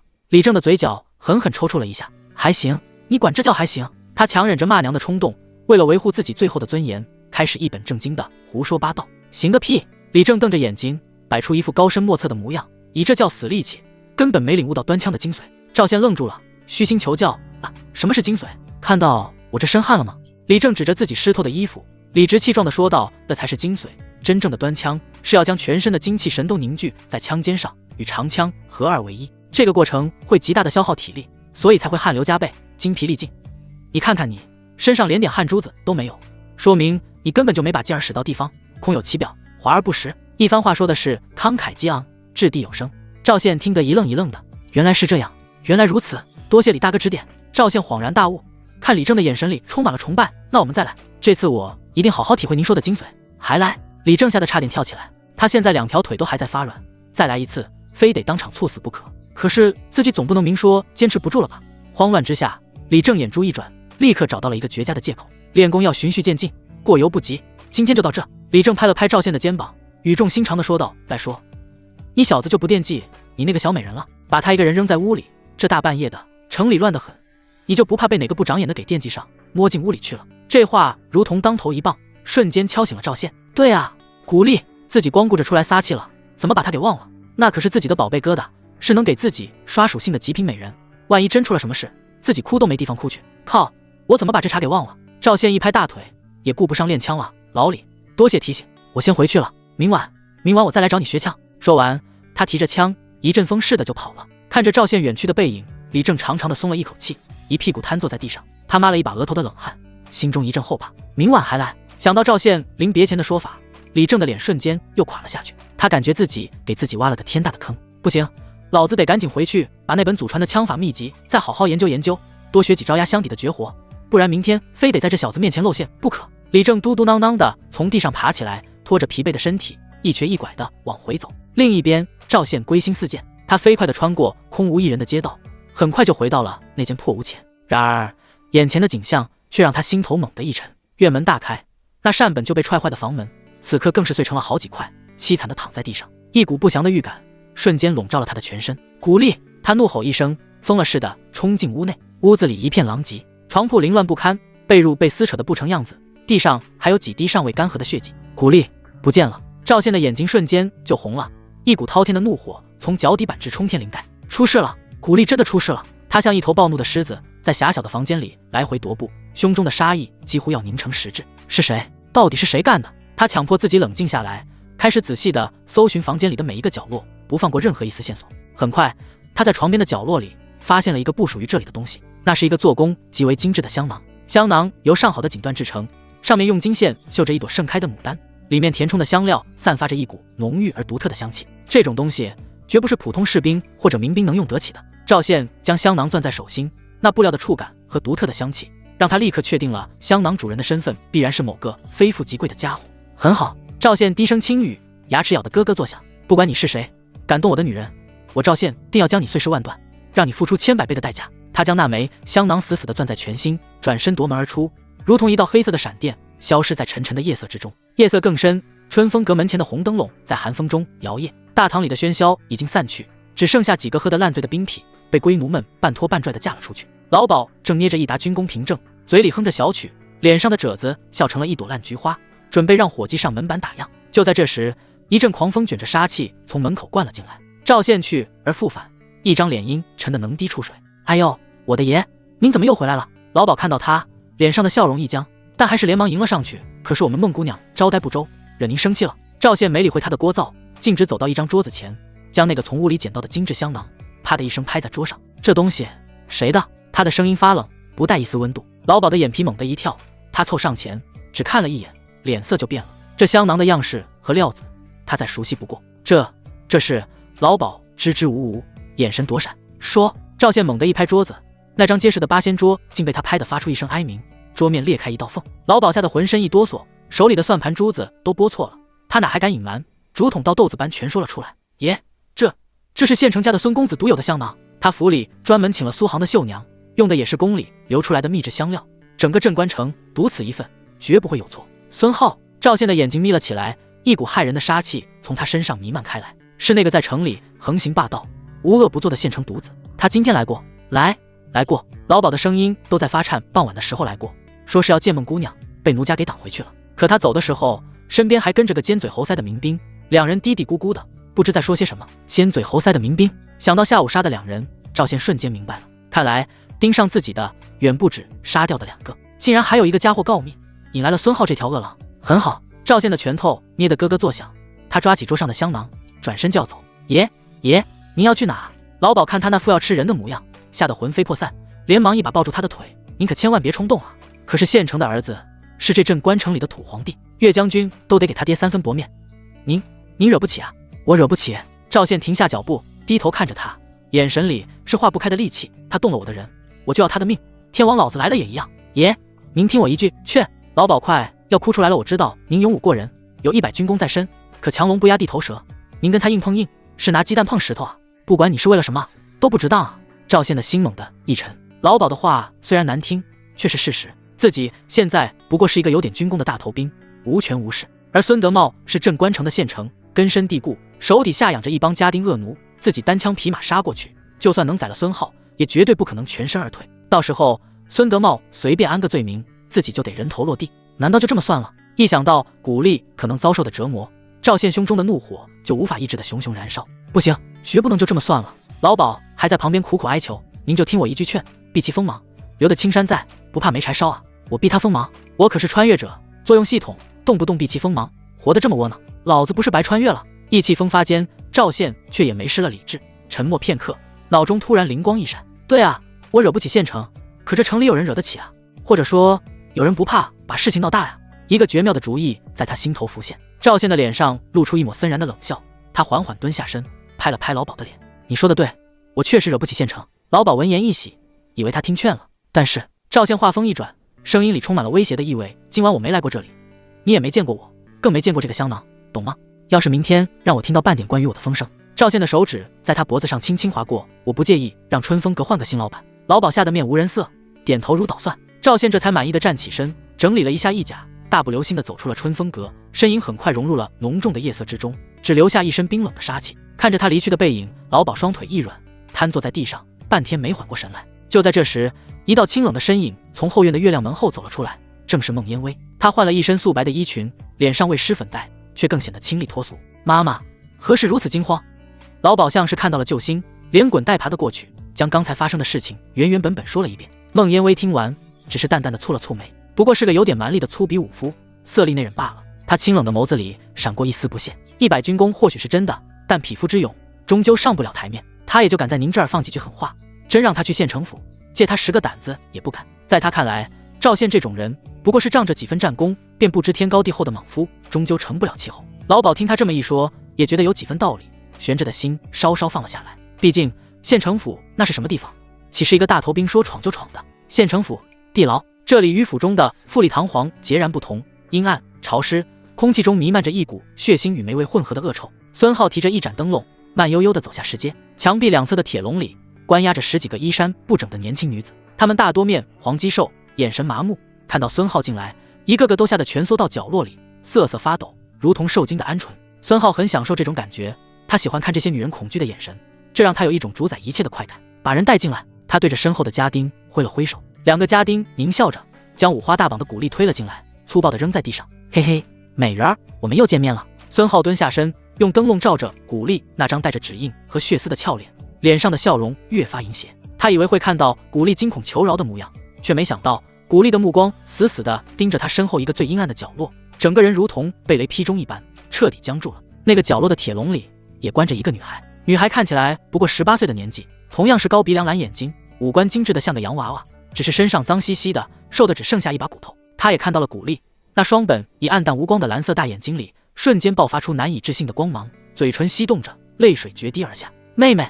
古丽发出一声撕心裂肺的悲鸣，她苦苦寻找，不惜孤身犯险也要找到的妹妹，竟然在这里。原来她一直被关在这暗无天日的人间地狱。哦，孙浩顺着他的目光看去，当他看到笼子里那个同样具有异域风情的小美人时，眼睛顿时亮了。有意思，真是有意思。孙浩拍着手，兴奋地大笑起来。原来是姐妹花啊，真是踏破铁鞋无觅处，得来全不费工夫。小爷我今天运气也太好了。他眼中闪烁着变态的光芒，一个更加恶毒的念头在他心中升起。来人，他对手下吩咐道，把那个小的也给小爷弄出来，跟他姐姐一起绑到那边的架子上去。小爷今晚要好好享受享受，尝尝这姐妹花的滋味到底有多美妙。家丁们立刻领命，打开铁笼，粗暴地将那小女孩拖了出来。不要，放开她，她还是个孩子。古丽状若疯癫，拼命挣扎着，想要扑过去保护自己的妹妹。放开我妹妹，有什么冲我来？然而她一个弱女子，如何是这些如狼似虎的恶奴的对手？很快，姐妹两人便被分别绑在了2个十字形的木架上，动弹不得。古丽看着身旁吓得浑身发抖，连哭都不敢哭出声的妹妹，心如刀绞。她抬起头，用一种哀求的目光看着孙浩，泪水混合着嘴角的鲜血滑落。求求你放过我妹妹，她还小，你想要什么我都给你，我都答应你，只求你不要伤害她。哦，现在知道求我了。孙浩走到她面前，用手指勾起她满是泪痕的下巴。刚才咬我的时候，那股狠劲儿呢？他脸上的笑容陡然消失，取而代之的是一片阴狠。你不让我动他，我偏要动。小爷我就喜欢听你们这种见人绝望的哭喊声。孙浩狞笑着，从腰间抽出一把锋利的匕首。我要当着你的面，先好好调教一下你这个宝贝妹妹，然后再来照顾你。与此同时，县城府高大的院墙外，一道黑影如同狸猫般悄无声息地攀上墙头，随即轻巧地一跃而下，稳稳地落在院内。赵宪扯下一块黑布，蒙住了下半张脸，只露出一双燃烧着熊熊怒火的眼睛。他从背后抽出一杆不知从哪顺来的白蜡木长枪，枪尖在月光下闪烁着森冷的寒光，杀气如同实质般从他身上散发出来。他刚走了没2步，一个提着灯笼巡夜的家丁正好从拐角处走了过来，两人撞了个正着。那家丁一愣，刚要张嘴呼喊，赵宪却根本不给他机会。他动了，他一步踏出，手中长枪如同一道黑色的闪电，瞬间贯穿了那家丁子的咽喉，连哼都没哼一声，那家丁便软软的倒了下去。赵宪没有停顿，他提着滴血的长枪，一边朝内院大步走去，一边用一种粗豪的嗓音运足了气力，放声怒吼：镇关城都督李正，前来找人，挡我者死！这声巨吼如同平地惊雷，瞬间划破了县城府的宁静。无数房间的灯火接连亮起，杂乱的脚步声和叫骂声从四面八方传来。很快，10几个手持棍棒刀枪的家丁恶奴从各处冲了出来，将赵宪团团围住。为首的一个管家模样的中年男人色厉内荏地指着赵宪喝道：什么人？好大的胆子，竟敢夜闯县城府！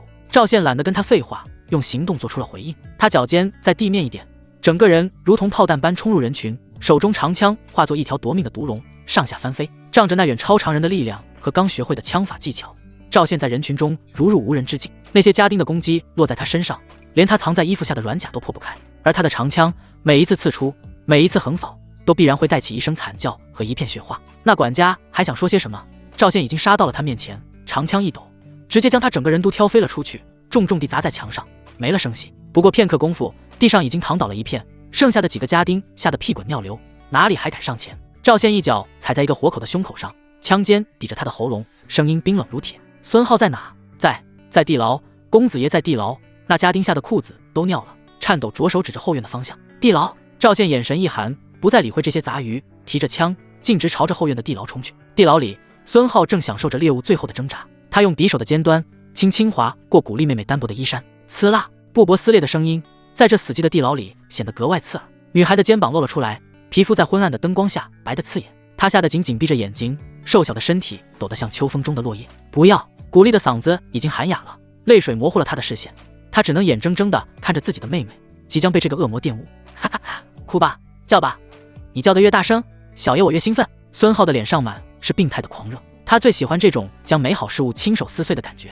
他举起匕首，准备将女孩的衣服彻底挑开。你再哭，信不信老子把你丢到马厩去，让你连畜生都不如？孙浩被古丽的哭声吵得心烦，回头恶狠狠地怒斥道。话音刚落，一个冰冷而陌生的声音如同来自九幽地府，在地牢入口处骤然响起。我不信！孙浩浑身一僵，猛地回头，只见地牢入口处站着一个手持长枪的蒙面人，那双露在外面的眼睛里燃烧着足以焚尽一切的怒火。他是谁？孙浩怎么也想不到，竟然真的有人敢闯进他的地盘。他脑中一片空白，几乎是下意识地尖叫道：来人，护驾，给小爷杀了他！然而回应他的只有一片死寂。他哪里知道，外面的家丁早已被杀得人仰马翻。没等他反应过来，赵宪已经动了。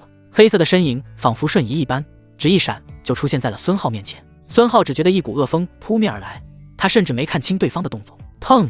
赵宪直接用枪杆像抡一根木棍一样，狠狠地抽在了孙浩的额头上。孙浩连惨叫都没来得及发出一声，两眼一翻，像一滩烂泥般软倒在地，彻底昏死了过去。一招，仅仅一招，刚才还不可一世的县城公子，就这么被干脆利落地解决了。地牢里，时间仿佛静止了，所有被关押的女子都目瞪口呆地看着这突如其来的一幕。古丽更是瞪大了眼睛，她看着那个熟悉又陌生的身影，看着那双熟悉的眼睛，试探着用颤抖的声音喊了一声：“赵宪。”赵宪转过身，几步走到他面前，一把扯下了脸上的黑布。是我。看到那张熟悉的脸，古丽再也抑制不住，瞬间泪崩，哭得撕心裂肺，是劫后余生的庆幸，是无尽委屈的宣泄。赵宪心中一痛，他伸出手，动作却有些笨拙地擦去他脸上的泪水，声音沙哑却异常坚定：“我说过，你是我的女人，没人能动你，就算是县城的儿子也不行。”这番霸道无比的话语，如同最温暖的阳光，瞬间驱散了古丽心中所有的黑暗和恐惧。他看着眼前的男人，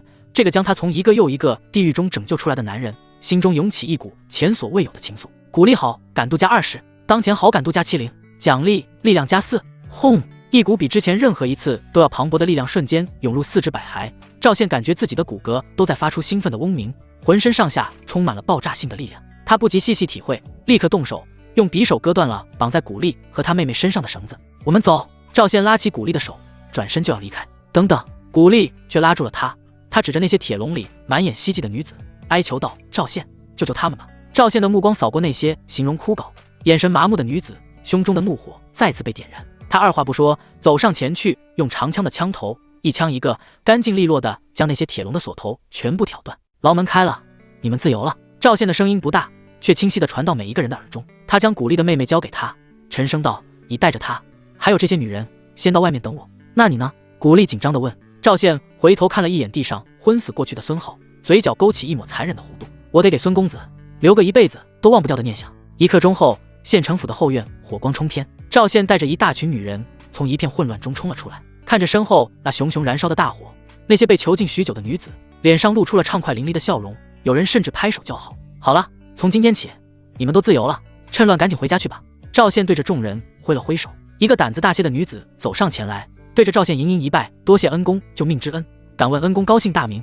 我等日后必当衔环节草，报此大恩。所有人都眼巴巴地看着赵宪。赵宪清了清嗓子，摆出一副豪气干云的模样，朗声道：“都听好了，本人坐不改名，行不改姓，镇关城都督李正便是。李都督大恩，我等永世不忘。”众女子再次拜谢，这才三三两两地散去，消失在夜色中。赵宪送走了众人，这才带着古丽和他妹妹回到了之前那间已经不能住人的破屋。这里不安全了，天亮之后我带你们换个地方。赵宪说道。古丽如今找到了妹妹，心愿已了，对赵宪已是死心塌地，自然是千恳万恳。他将早已睡熟的妹妹安顿在角落里，用破袍子盖好，然后轻手轻脚地走到了赵宪身边，主动钻进了他的怀里。赵宪正闭目养神，突然感觉一个温软火热的身体贴了上来。他睁开眼，借着窗外透进的火光，看到了怀中古丽那张泛着红晕的俏脸。他的眼神迷离，带着水光，呼吸也变得急促起来。或许是逃出升天的激动，或许是久别重逢的喜悦，他的身体烫得惊人。那玲珑有致的曲线在火光下若隐若现，充满了惊人的诱惑。赵宪心头一热，正要上阵，却见古丽整个人都贴了上来，柔软的嘴唇凑到他的耳边，用一种带着异域腔调的酥麻入骨的声音轻轻吹着热气：“主人，你救了我和妹妹，从今往后，古丽的一切都是主人的。今晚让古丽来伺候主人。”说着，他柔软的身体微微一缩，竟直接钻进了赵宪的被窝里。与此同时，县城府已是一片火海。县城孙德茂被家丁从睡梦中惊醒，他看着冲天的火光，指挥着家丁救火，气得暴跳如雷。当他得知儿子孙浩出事后，更是心急如焚，带着人冲进了地牢。地牢里，他看到了被打晕在地的儿子和被挑开的空牢笼。浩儿，你醒醒！孙德茂将儿子抱在怀里，又是掐人中又是叫喊，好半天才把孙浩弄醒。孙浩一醒过来，便抱着他爹的大腿鬼哭狼嚎，将事情添油加醋地说了一遍。孙德茂听完，却不怪罪儿子的恶行，反而勃然大怒。他对着仅存的几个家丁怒吼：“是谁干的？查！给老子查出来！老子要将他碎尸万段！”一个被打断了腿的家丁挣扎着指认：“是都督李正。”那人亲口说的，他是李正。李正！孙德茂一愣，他想不通，自己跟李正往日无怨近日无仇，他为何要这么做？爹，您看墙上！孙浩突然指着墙壁，惊恐地叫道。孙德茂抬头看去，只见地牢的墙壁上不知被谁用匕首龙飞凤舞地刻下了一行大字：“李正到此一游，尔等阿杂小人，再敢胡来，统统斩首！字迹嚣张跋扈，充满了挑衅的意味。看到这行字，孙德茂再无怀疑，他气得浑身发抖，一张脸长成了猪肝色，沉默许久，一声怒吼：“李正，你给我等着！”翌日天刚蒙蒙亮，镇关城的军营操场上，李正正赤着膀子，手里拎着一根粗大的木棍，对着手底下那帮歪瓜裂枣的民兵唾沫横飞。都他娘的给老子打起精神来！没吃饭吗？动作软绵绵的，跟娘们儿似的。昨天刚打了胜仗，今天就歇菜了。蛮子可不会给你们放假！他骂得起劲，却没来由的打了个大大的哈欠，眼泪都快出来了。奇了怪了，李正揉了揉眼睛，嘟囔道：“昨晚也没干啥啊，怎么今儿一起来就浑身不得劲，要跟断了似的？”话音刚落，一个熟悉的身影就出现在了操场边上。赵宪来了，他不止一个人来的，身后还跟着两个一大一小的身影，正是古丽和他妹妹。李正的骂声戛然而止，他看着赵宪，又看了看他身后那两个明显是蛮族女子的身影，眉头瞬间拧成了一个疙瘩。赵宪没理会操场上那些士兵投来的好奇打量，径直走到了李正面前，开门见山：“老李，帮个忙，帮忙！”李正上下扫了他一眼，又瞥了瞥古丽姐妹，脸色沉了下来：“赵宪，你小子什么意思？把女人往军营里带？你不知道军中纪律吗？这可是掉脑袋的罪过！你小子是活腻歪了！”看着李正那副公事公办、铁面无私的模样，赵宪也不恼，反而凑了过去，压低了声音，嘿嘿一笑：“老李，别这么大火气嘛，我这不是没办法了，昨晚那屋子被踹烂了，住不了人，城里又乱，我寻思着整个镇关城就你这儿最安全。安全个屁！”李正把眼一瞪：“军营重地，岂能容女子进入？你赶紧把人带走，别让老子为难！”真不帮？赵宪挑了挑眉：“不帮，军法如山。”李正斩钉截铁。赵宪叹了口气，一脸的惋惜：“哎，本来还想着昨天晚上春风阁的事就咱俩知道，烂在肚子里就行了。可要是有人嘴不严，到处跟人说咱们那位向来不近女色、铁面无私的李大都督，昨天晚上不但去了那种地方，还被个姑娘拉拉扯扯的拽进了楼上的房间。”赵宪的话还没说完，李正的老脸腾的一下就红了，跟煮熟的虾子似的。他一把捂住赵宪的嘴，做贼心虚的朝四周看了看，发现没人注意这边，这才松了口气，把赵宪拖到一旁，咬牙切齿的低吼：“你小子威胁我？哪能啊！”赵宪掰开他的手，笑得一脸无辜：“我就是打个比方，你说这事要是传到岳将军耳朵里，他老人家会怎么想？会不会觉得咱们李都督军纪涣散，意志不坚，不堪大用啊？”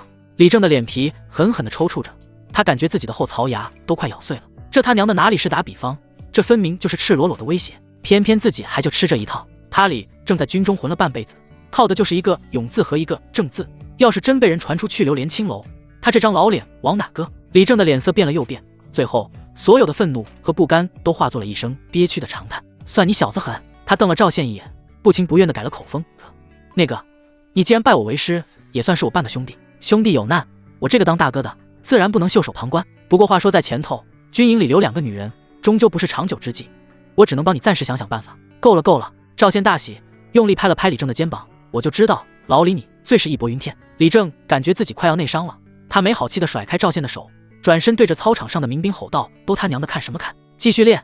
谁敢偷懒，今天晚饭别吃了！”发泄完一通，他才领着赵宪三人朝着军营最边缘的角落走去。半个时辰后，军营最偏僻的一个角落，一顶独立的营帐被清理了出来。这地方平时是放杂物的，周围10丈之内都没别的营帐。李正指着那顶还算干净的帐篷，没好气地对赵宪说道：“我已经跟巡逻的弟兄们打过招呼了，让他们没事别往这边晃悠。你小子自己也注意点，别搞出太大动静，要是被上面的人发现了，老子也保不住你。放心吧，老李。”赵宪咧嘴一笑：“大恩不言谢，这人情我记下了。”李正哼了一声，又深深地看了古丽姐妹一眼，这才转身骂骂咧咧地走了。赵宪目送他离开，这才松了口气，转身将古丽和他妹妹带进了营帐。帐篷里虽然简陋，但比起那间四处漏风的破屋，已是天壤之别。好了，以后我们就暂时住在这里。赵宪指了指角落里准备好的2大桶热水和换洗衣物：“你们姐妹俩先去洗漱一下，换身干净衣服。”古丽看着眼前的一切，眼眶又红了。她拉着妹妹，突然对着赵宪跪了下去：“主人大恩！”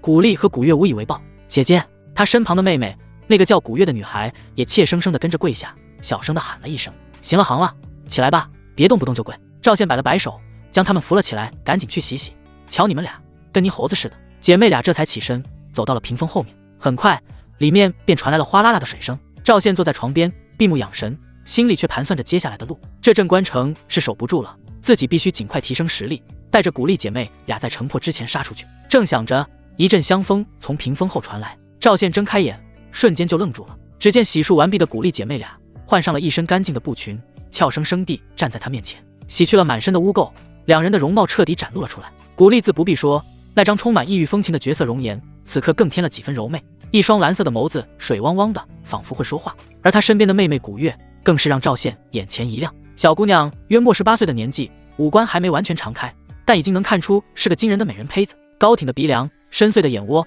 皮肤白皙的近乎透明，一双蓝色的大眼睛像是2颗纯净的蓝宝石，带着几分怯生生，几分惹人怜爱。恭喜宿主触发江山百美图。古月角色90，处子加10，记忆未知，初始好感度加10，当前解锁可获得奖励敏捷加1，进行互动或提升好感度可解锁下一步奖励。又一个，赵宪心中狂喜，这简直是买1送1啊！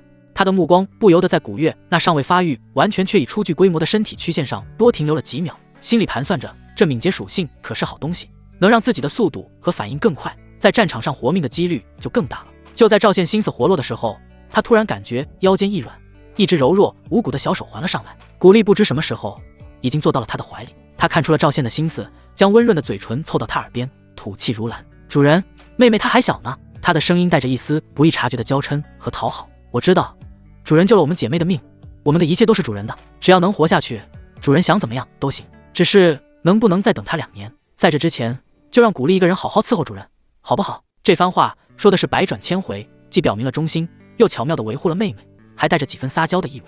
赵宪听的是心头火热，怀里的温香软玉更是让他有些异动。他哈哈一笑，伸手捏了捏古丽的脸蛋：“你这小妖精，放心吧，我不是那种急色的人。”他确实不急，反正人已经是自己的了，早晚都能刷属性，不差这一时半会儿。眼下还是先跟眼前这个已经熟透了的宝贝好好探讨一下人生大事要紧。赵宪翻身就将古丽压在身下，帐篷里的温度瞬间升高。就在他准备大战300回合的时候，报告！帐篷外突然传来一个士兵急促的喊声。赵宪的动作一僵，没好气的吼道：“什么事？”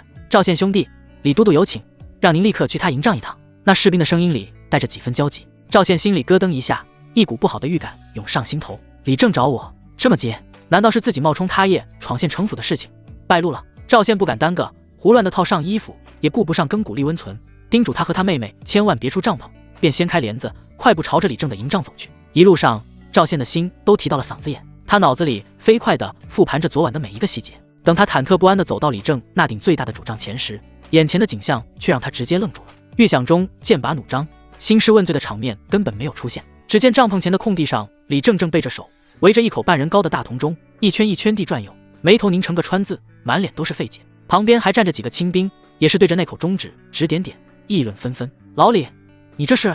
赵宪试探着开口，一肚子的话都憋了回去。李正听到声音，回头见是赵宪，紧锁的眉头顿时松开了几分。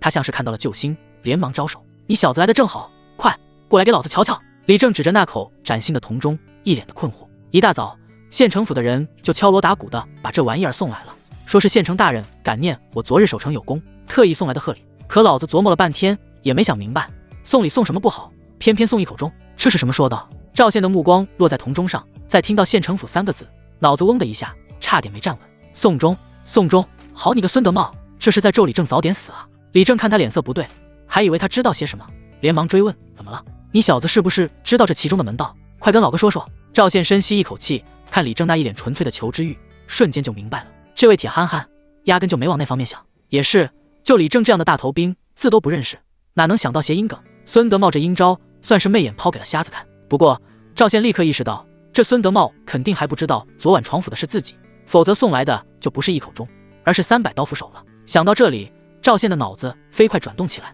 一个绝佳的念头在他心中浮现。他清了清嗓子，脸上瞬间换上了一副恍然大悟的表情，一拍大腿：“哎呀，老李，这你就不懂了吧？这可是天大的好事啊！”“好事？”李正更猛了：“当然是好事。”赵宪凑过去，开始一本正经的胡说八道：“你想啊，这钟是干什么用的？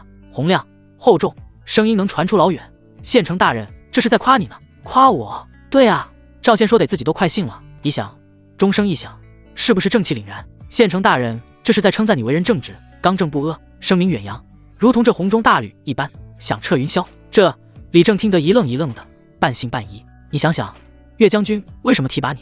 不就是看中你这股子正气吗？现在连县城都这么认可你，说明什么？说明你李大都督的威名已经深入人心了。这番话简直说到了李正的心坎里。他这辈子最在乎的就是名声，被赵宪这么一通天花乱坠的吹捧，李正脸上那点怀疑早就烟消云散，取而代之的是满脸的得意和自豪。哈哈，原来是这个意思。李正一拍铜钟：“开怀大笑。我就说嘛，孙宪成也是个明事理的人。他越看这口钟越顺眼，当即对左手下大手一挥：“来人，把这口钟给老子挂到营帐门口去，要挂在最显眼的地方，让弟兄们都看看，这叫什么？这就叫公道自在人心。”几个亲兵连忙七手八脚的开始找地方挂钟。李正看着那口钟，摸着下巴，嘴里还念叨着：“不行，孙宪成送了这么贵重的礼，我李正也不是小气的人，得想着怎么回礼才行。”赵宪听得眼皮直跳，再让这憨憨琢磨下去，万一真跑去跟孙德茂交流送礼心得，自己非得露馅不可。他连忙上前，一把拉住李正的胳膊，强行岔开话题：“可，老李，回礼的事儿不急，你这么急着把我叫过来，到底是什么要紧事啊？”被他这么一提醒，李正才猛地一拍脑门，脸上的笑容瞬间收敛，变得严肃无比，差点把正事给忘了。李正拉着赵宪走到一旁，压低了声音：“出事了！”他脸色凝重地说道：“刚刚得到消息，城里的存粮最多还能撑3天，岳将军那边也是捉襟见肘，再得不到补给，别说反攻了，我们所有人都得活活饿死在这儿。”赵宪的心猛地一沉：“这么严重？比你想的还严重。”李正的声线压得更低了，不过也不是全无希望。斥候冒死带回一条情报，说血狼蛮族最近会有一支规模不小的运粮队从北面的黑风口经过，这不就是机会吗？不是，你等等，别人运粮食跟咱们有啥关系？赵宪一时没反应过来，蠢货！李正瞪了他一眼，当然是去抢他娘的。他继续说道：“但是我们只知道大概的方位，不知道他们具体的路线和护送兵力，所以岳将军下令派一支精干的小队出城，潜伏到黑风口，务必在3天之内摸清楚蛮子运粮队的一切情报。”李正的目光灼灼地看着赵宪，这个任务九死一生，整个镇关城，我想来想去，最合适的人选就是你。赵宪的心跳瞬间加速，出城侦查，九死一生，这不正是自己郑军功刷属性走上人生巅峰的绝佳机会吗？春风阁的花魁还等着自己的1000军功呢。上次自己100军功撒下去，想都没听到，这次若是能积累1000军功，咋也能砸弯花魁的腰。不过兴奋之余，想到李正之前小气的做派，赵宪眼珠一转，脸上却露出一副为难至极的表情，苦着脸道：“老李，不是兄弟不帮你，可你也说了九死一生啊，我这刚得了2个如花似玉的美人，还没好好享受呢，这要是折在外面，我死不瞑目啊！再说了，我一个人去，两眼一抹黑，跟送死有什么区别？不去，这活儿谁爱去谁去。”李正一看他这滚刀肉的模样，气得牙痒痒，但也知道赵宪说的是实话，这任务没点甜头，谁肯去卖命？他一咬牙，伸出了一根手指：“只要你肯去，军功100，打底。”赵宪眼皮都没抬一下：“不够，我那小美人儿还在帐篷里等着我呢。”李正又伸出2根手指，声音都带上了火气：“只要你能找到运粮队的具体位置，画出路线图，军功再加200。”赵宪依旧摇头，一副油盐不进的模样。李正的额角青筋暴起，他知道今天要是不下血本，事情不动这尊大神了。他猛地一跺脚，几乎是吼了出来：“1000！只要你能带着人把那批粮草给老子囫囵个儿的抢回来，老子亲自去跟岳将军请功，给你记1000军功！1000军功！”赵宪的呼吸猛地一滞，他的心瞬间被这巨大的数字点燃了。此话当真？老子说话一个唾沫一个钉。好！赵宪猛地一拍胸脯，刚才那副畏畏缩缩的样子瞬间消失得无影无踪，取而代之的是冲天的豪气。成交，这活儿我接了。看着赵宪那180度大转弯的态度，李正气得直翻白眼，但心里也松了口气。你小子就知道你认这个？他骂了一句，随即又拉住了准备离开的赵宪。等等，你一个人不行，我给你配了2个帮手。李正朝着不远处招了招手，2个一直等候在那里的士兵走了过来，其中一个看起来普普通通，是李正手下的老兵，叫张三，而另一个则让赵宪多看了2眼。那人约莫25、26岁，身材挺拔，面容冷峻，背上背着一张黑漆大弓，腰间挎着一壶剑矢，眼神锐利的像鹰。他从头到尾脸上都没有半点表情，只是在看向赵宪的时候，眼中闪过一丝毫不掩饰的轻蔑和审视。他叫陈默，是我们营里最好的斥候和弓箭手，一手剑法百步穿杨。李正介绍道：“你们3个组成一个小队，即刻出发。”赵宪看着那个叫陈默的家伙，咧嘴一笑，主动伸出了手：“你好，我叫赵宪。”陈默只是冷冷地瞥了他一眼，根本没有要握手的意思，只是从牙缝里挤出2个字：“知道。”那高傲的态度摆明了是看不起赵宪这个靠运气上位的炮灰。赵宪碰了个钉子，也不生气，只是缓缓收回了手。他看在李正的面子上，点了点头：“行，那就一起。”李正也看出了2人之间的火药味，但他现在没时间调解，只能沉声下令：“装备和干粮都已经准备好了，半个时辰后从北门偏门出发。记住，你们只有3天时间。”赵宪不再废话，转身去领取装备。陈默看着他的背影，嘴角勾起一抹冷笑，转身也跟了上去。半个时辰后，晨雾弥漫，镇关城北面一处不起眼的偏门被悄然打开，3道身影如同鬼魅般迅速闪了出去，很快便消失在了城外荒芜的旷野之中。3人3骑趁着晨雾的掩护，迅速远离了镇关城的轮廓。荒芜的旷野上，寒风如刀，卷起枯黄的草屑，四周一片死寂，只有马蹄踏在冻土上的哒哒声。跑出了约莫10里地，赵宪勒住了马缰，停在一处被封的土坡后。停一下，商量商量。他翻身下马，目光扫向另外2人。老兵张三也跟着停下，牵着马，老老实实的站在一旁。唯独那个背着黑漆大弓的陈默，只是在马上冷冷的瞥了他一眼，连缰绳都没拉一下，脸上满是不耐烦。赵宪也不在意，直接开口：这次的任务目标是找到蛮子的运粮队，摸清他们的路线和兵力，地方很大，咱们分头行动效率太低。我建议。他的话还没说完，陈默便发出一声不屑的冷哼，直接打断了他。不需要。陈默居高临下的看着赵宪，那眼神像是在看一个累赘。我自己一个人，半天之内就能找到那伙蛮子的踪迹，你们2个只会是拖油瓶。说完，他甚至连个招呼都懒得打，双腿一夹马腹，做事就要策马离去。在他看来，这次任务最大的阻碍就是身边这2个多余的家伙，一个只会和稀泥的老兵，一个走了狗屎运的炮灰，带着他们简直是自寻死路。站住！赵宪的声音陡然转冷。陈默的动作一顿，他缓缓转过头，眉宇间满是讥讽。怎么想拦我？赵宪的脸色沉了下去，他一步步走到陈默的马前，抬起头，直视着对方那双锐利的眼睛。我不管你有多大本事，但李正让我们3人一组，就有他的道理。万一你一个人行动，惊动了蛮子的哨兵，打草惊蛇，让他们改了道，或者加强了防备，这个责任你担得起吗？赵宪可不管什么团队合作，他只关心自己的1000军功。陈默要是把事情搞砸了，他上哪哭去？春风阁那位孟姑娘还等着他的1000军功去砸开门呢。听到这话，陈默仿佛听到了天大的笑话，他嗤笑一声：我打草惊蛇？我当了3年斥候，潜入蛮族大营都来去自如，你一个靠运气捡军功的炮灰，也配教我做事？陈默的耐心彻底耗尽，他眼神一寒，语气里带上了杀气：滚开，别逼我动手。然而他话音落下的瞬间，异变陡生：你刚才说什么？我没听清楚。赵宪的声音悠悠响起，与之同时响起的是一道尖锐无比的破风声。陈默只觉得眼前一花，一道黑影夹杂着磅礴的力道，从一个匪夷所思的角度直奔他的面门而来。是枪！赵宪竟然直接动手了！陈默心中大骇，他根本没想到赵宪的速度会快到这种地步。他想拉弓，想拔刀，可一切都来不及了。那杆长枪仿佛活了过来，如同一条出水的黑龙，后发先至，枪杆在他反应过来之前，已经重重地抽在了他的左骑马腿上。淅沥沥，战马吃痛悲鸣，前蹄一软，轰然到地。陈默猝不及防之下，整个人都被从马背上掀飞了出去，在地上滚了好几圈才停下，狼狈不堪。没等他爬起来，一道黑影已经笼罩了他的全身，冰冷的枪尖不知何时已经抵在了他的咽喉上，枪尖传来的森然寒意让他浑身的汗毛都倒竖了起来。赵宪一手持枪，一手负后，居高临下的俯视着他，重复了一遍刚才的问题：你刚才说什么？我没听清楚，再说一遍。旁边的老兵张三已经彻底看傻了眼，他张大了嘴巴，呆呆地看着这一切，脑子一片空白。陈默的实力他是清楚的，营里数1数2的好手，可就是这样的人物，在这个叫赵宪的小子面前，竟然一个照面就被挑翻在地。这他妈的还是人吗？陈默躺在地上，喉咙被枪尖死死抵住，他能清楚地感觉到，只要对方再往前送1寸，自己就得去见阎王。但他天性高傲，哪里受过这等奇耻大辱？他死死地盯着赵宪，眼神里非但没有恐惧，反而充满了挑衅和疯狂。有种你就杀了我！他从牙缝里挤出几个字。他不信，同为南齐军士，在城外执行任务，赵宪敢真的下杀手？哦！赵宪的眉毛挑了一下，下一秒，他手腕一抖，扑哧，长枪的枪刃没有刺入陈默的喉咙，而是瞬间在他的右臂上划开了一道深可见骨的口子，鲜血瞬间就染红了他的衣袖。剧烈的疼痛让陈默的脸瞬间扭曲，他闷哼一声，看向赵宪的眼神里终于带上了一丝惊骇。这个疯子，他竟然真的敢动手！你！陈默刚要开口怒骂，赵宪的枪尖再次抬起，对准了他的另一条胳膊，脸上是毫不掩饰的森然杀意。看来你还是没想明白。眼看着赵宪就要再次动手，一旁的张三终于反应了过来，他一个机灵，连滚带爬的冲了过来，一把抱住了赵宪持枪的手臂。赵兄弟，赵兄弟，手下留情，手下留情啊！张三快要哭出来了，都是自己人，何必呢？陈默他就是这个臭脾气，你别跟他一般见识。赵宪面无表情的看着他，枪尖依旧稳稳的指着陈默。放手！我不放！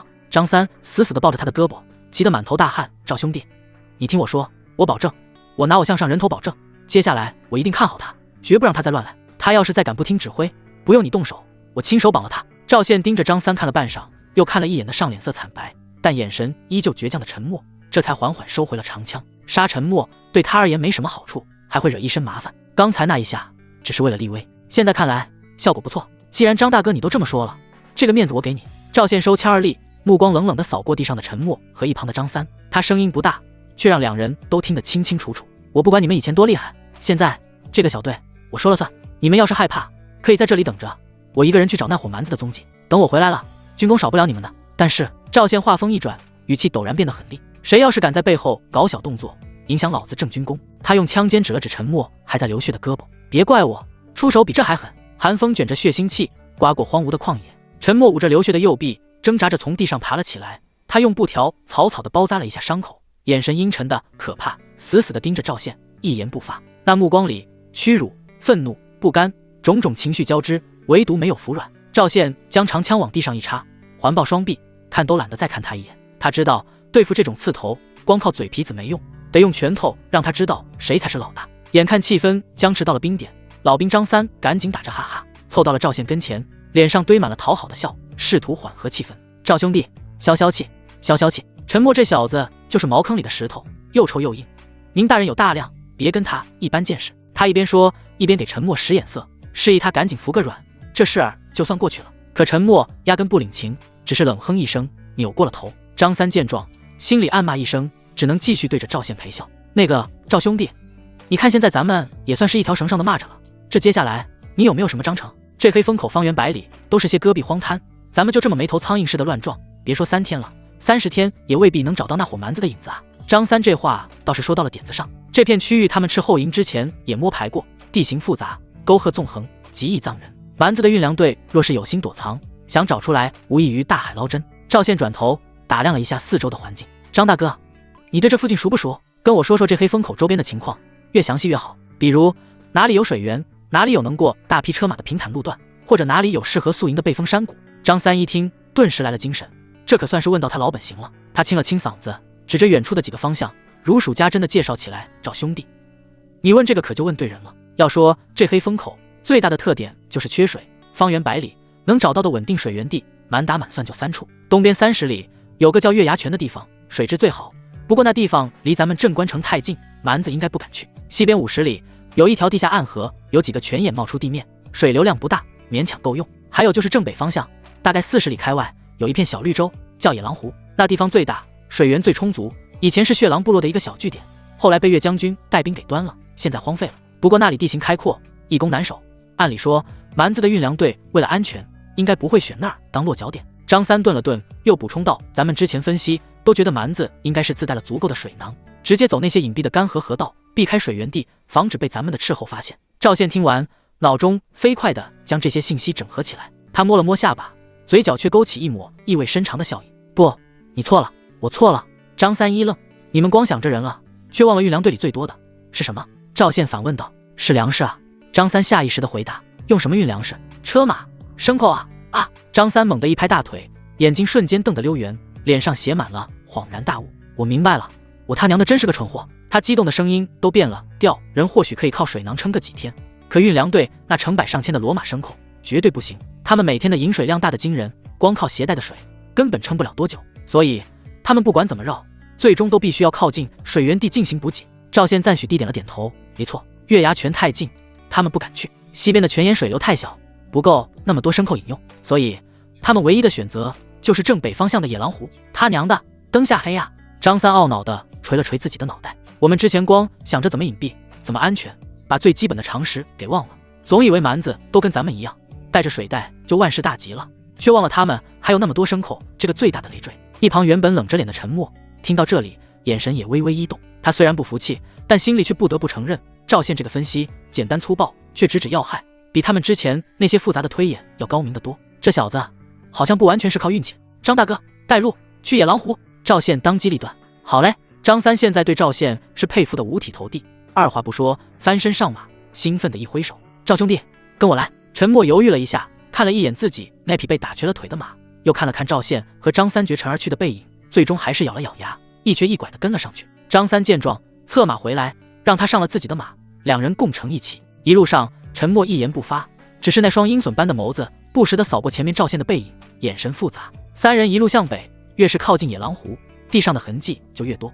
一些新鲜的马粪被车轮碾压过的印记都清晰地出现在冻土之上。张三的呼吸都变得粗重起来，他知道赵宪赌对了。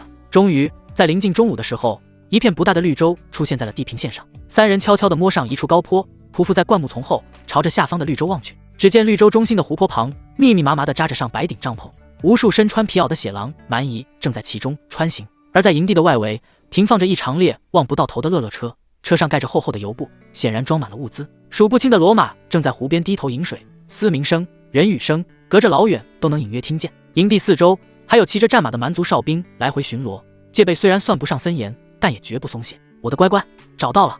真他娘的找到了！张三看着下方的景象，激动的脸都红了。他压低了声音，兴奋地对赵宪说：“赵兄弟，你真是神了！这下咱们可以回去向李都督报信了，这可是天大的功劳啊！”张三已经开始盘算着，这次任务完成，自己能分到多少军功，回去够不够在春风阁找个姑娘乐呵乐呵。现在回去，赵宪趴在土坡上，连头都没回，声音里听不出什么情绪。然后呢？然后张三被问得一愣，理所当然地说道：“然后李都督就可以带兵来端了他们。咱们的任务不就是找到他们吗？”赵宪从灌木丛的缝隙里冷冷地瞥了他一眼：“我们现在只知道他们在这里落脚，谁知道他们明天会往哪走？是继续往北，还是绕个圈子从西边走？我们回去报信，一来一回最快也要大半天。等李都督带兵赶到，人家早就拍拍屁股走人了。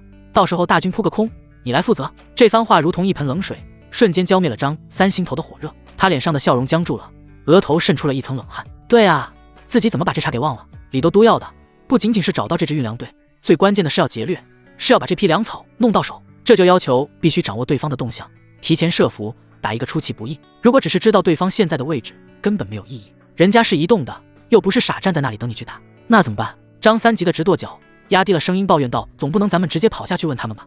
问是不能问。”赵宪的嘴角勾起一抹冰冷的弧度。不过抓个人过来问问倒是简单。抓人？张三的眼珠子差点瞪出来，他指着下面那个规模庞大的蛮族营地，声音都变了调：“赵兄弟，你没开玩笑吧？那下面少说也有上千号人，还有巡逻的哨兵，咱们就3个人下去抓人，那不是茅坑里点灯笼，找死吗？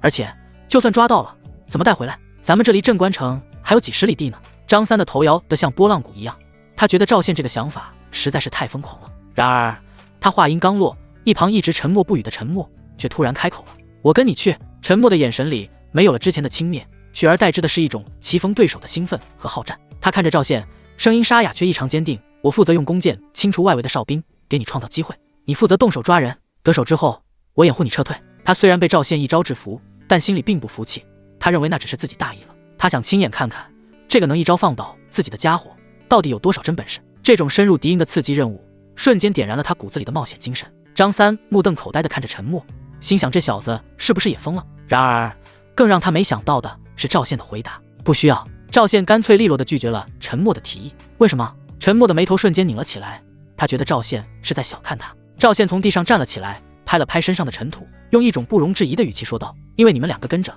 只会拖我的后腿。”这话一出，陈默的脸色瞬间变得铁青，握着弓的手指关节都捏得发白，就连一直当和事佬的张三脸上也有些挂不住了。这话也太伤人了。赵宪却没有理会他们的反应，他指着远处的营地继续说道：“我一个人行动，目标小，进退自如。就算被发现了，我想走，他们也未必拦得住。你们2个就守在这里，给我盯死了。万一我暴露了，你们什么都不要管，立刻骑马回去报信，把这里的情况告诉李正，这是命令。”他最后一句话说得斩钉截铁，带着一股不容反抗的威严。陈默死死地盯着赵宪，胸口剧烈起伏，显然是气得不轻。他想反驳，想证明自己不是拖油瓶，可一想到早上那干脆利落的一枪，所有的话都堵在了喉咙里。他知道，在绝对的力量和速度面前，自己引以为傲的剑术可能真的没有发挥的余地。好了，就这么定了。赵宪不再给他们争辩的机会，他从怀里掏出干粮和水囊，递给张三：“你们2个省着点吃喝，等我回来。”说完，他整了整身上的装备，又将黑布蒙上了脸，只留下一双在阳光下闪着寒光的眼睛。下一秒，他身形一矮，像一只灵猫，悄无声息地滑下了土坡，借着地形和灌木的掩护，朝着那片杀机四伏的绿洲迅速摸了过去。他的动作快得惊人，几个起落，身影便消失在了张三和陈默的视野中。土坡上只剩下目瞪口呆的张三和脸色阴沉如水的陈默。这小子真是个疯子。张三喃喃自语，他看着赵宪消失的方向，心里又是佩服又是担忧。陈默没有说话，他只是死死地盯着绿洲的方向，眼神中闪烁着复杂的光芒。他娘的，这家伙到底哪来的底气？真以为自己是天神下凡，能一个人闯上1000人的大营？张三还在一旁嘟囔着，满脸的担忧。陈默冷冷地瞥了他一眼，没有说话。只不过陈默的眼神中一抹倔强一闪而逝，只是瞬间就让张三心惊肉跳。陈默，我可警告你，赵兄弟刚才的话你都听见了。张三看他那副样子，心里不免有些打鼓，连忙叮嘱道。这是军令，你可千万别乱来，咱们就在这儿老老实实等着，万一真出了事，咱们也好第一时间回去报信，这才是正事。另外，我知道你跟赵县有冲突，但是别忘了，这是在执行任务，私底下你们两个打生打死，那终归是咱们自己人的事。如今面对蛮夷，可不能乱来。我知道。陈默从牙缝里挤出2个字，随即站起身，我去撒泡尿。说完，他也不管张三的反应，径直朝着与绿洲相反方向的一片小树林走去。哎，你小子！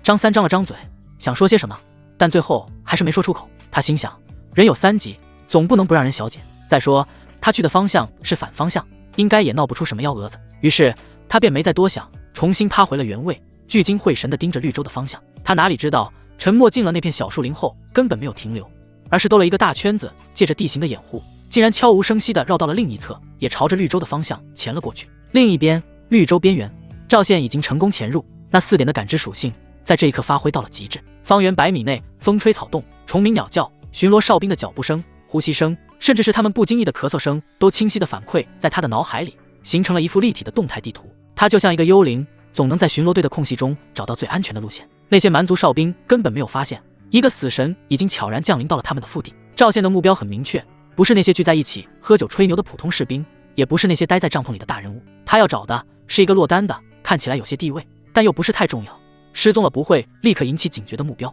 很快，一个符合他所有要求的目标进入了他的视野。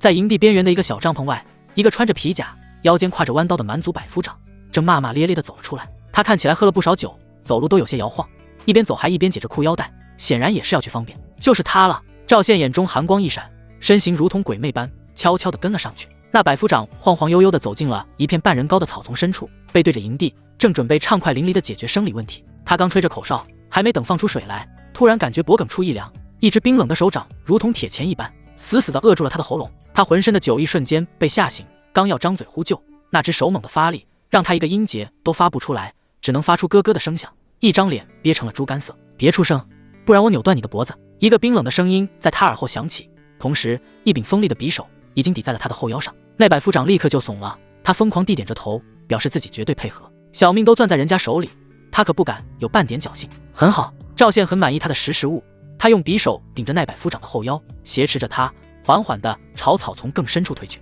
为了活命，那百夫长表现得极为顺从，甚至主动配合赵县的脚步，装作什么事都没发生的样子。赵县带着他一路退到了绿洲最边缘的一片胡杨林里，这里已经远离了营地，周围一片寂静，是审讯的绝佳地点。他刚准备将这百夫长打晕带走，再好好盘问一番，可就在这时，一个让他意想不到的声音突然从他身后不远处的树林里炸下：“有人潜入营地，快来人啊，有刺客！”这声音尖锐而急促，正是陈默的声音。赵县的瞳孔骤然收缩，一股滔天的怒火从心底直冲天灵盖。这个混蛋，他竟然跟来了，而且还在这个关键时刻捅了自己一刀。几乎是在陈默喊声响起的瞬间，远处蛮族营地的宁静被彻底打破。凄厉的号角声响彻云霄，敌袭！有敌袭！在那边的林子里，快包围过去！无数的蛮族士兵从帐篷里冲了出来，举着火把和武器，如同潮水一般，朝着胡杨林的方向疯狂涌来。赵县手中的百夫长听到这声音，脸上瞬间露出了狂喜之色，他以为自己的救兵到了，他猛地一怔，试图从赵县的控制中挣脱出来，同时张嘴就要大喊：“找死！”赵县眼中杀机爆射，再也没有丝毫留手，他手中的匕首猛地向前一送，扑哧一声，直接从那百夫长的后腰眉柄而入，贯穿了他的肾脏。那百夫长身体剧烈一颤，难以置信地低下头，看着从自己小腹透出的血淋淋的刀尖，眼中的狂喜迅速被恐惧和绝望所取代，身体软软地倒了下去。赵县看都没看尸体一眼，他抽出匕首，转身就朝着陈默发出声音的方向冲去。他要看看这个成事不足败事有余的家伙到底想干什么。然而当他冲到那片树林时，却看到了让他惊怒交加的一幕。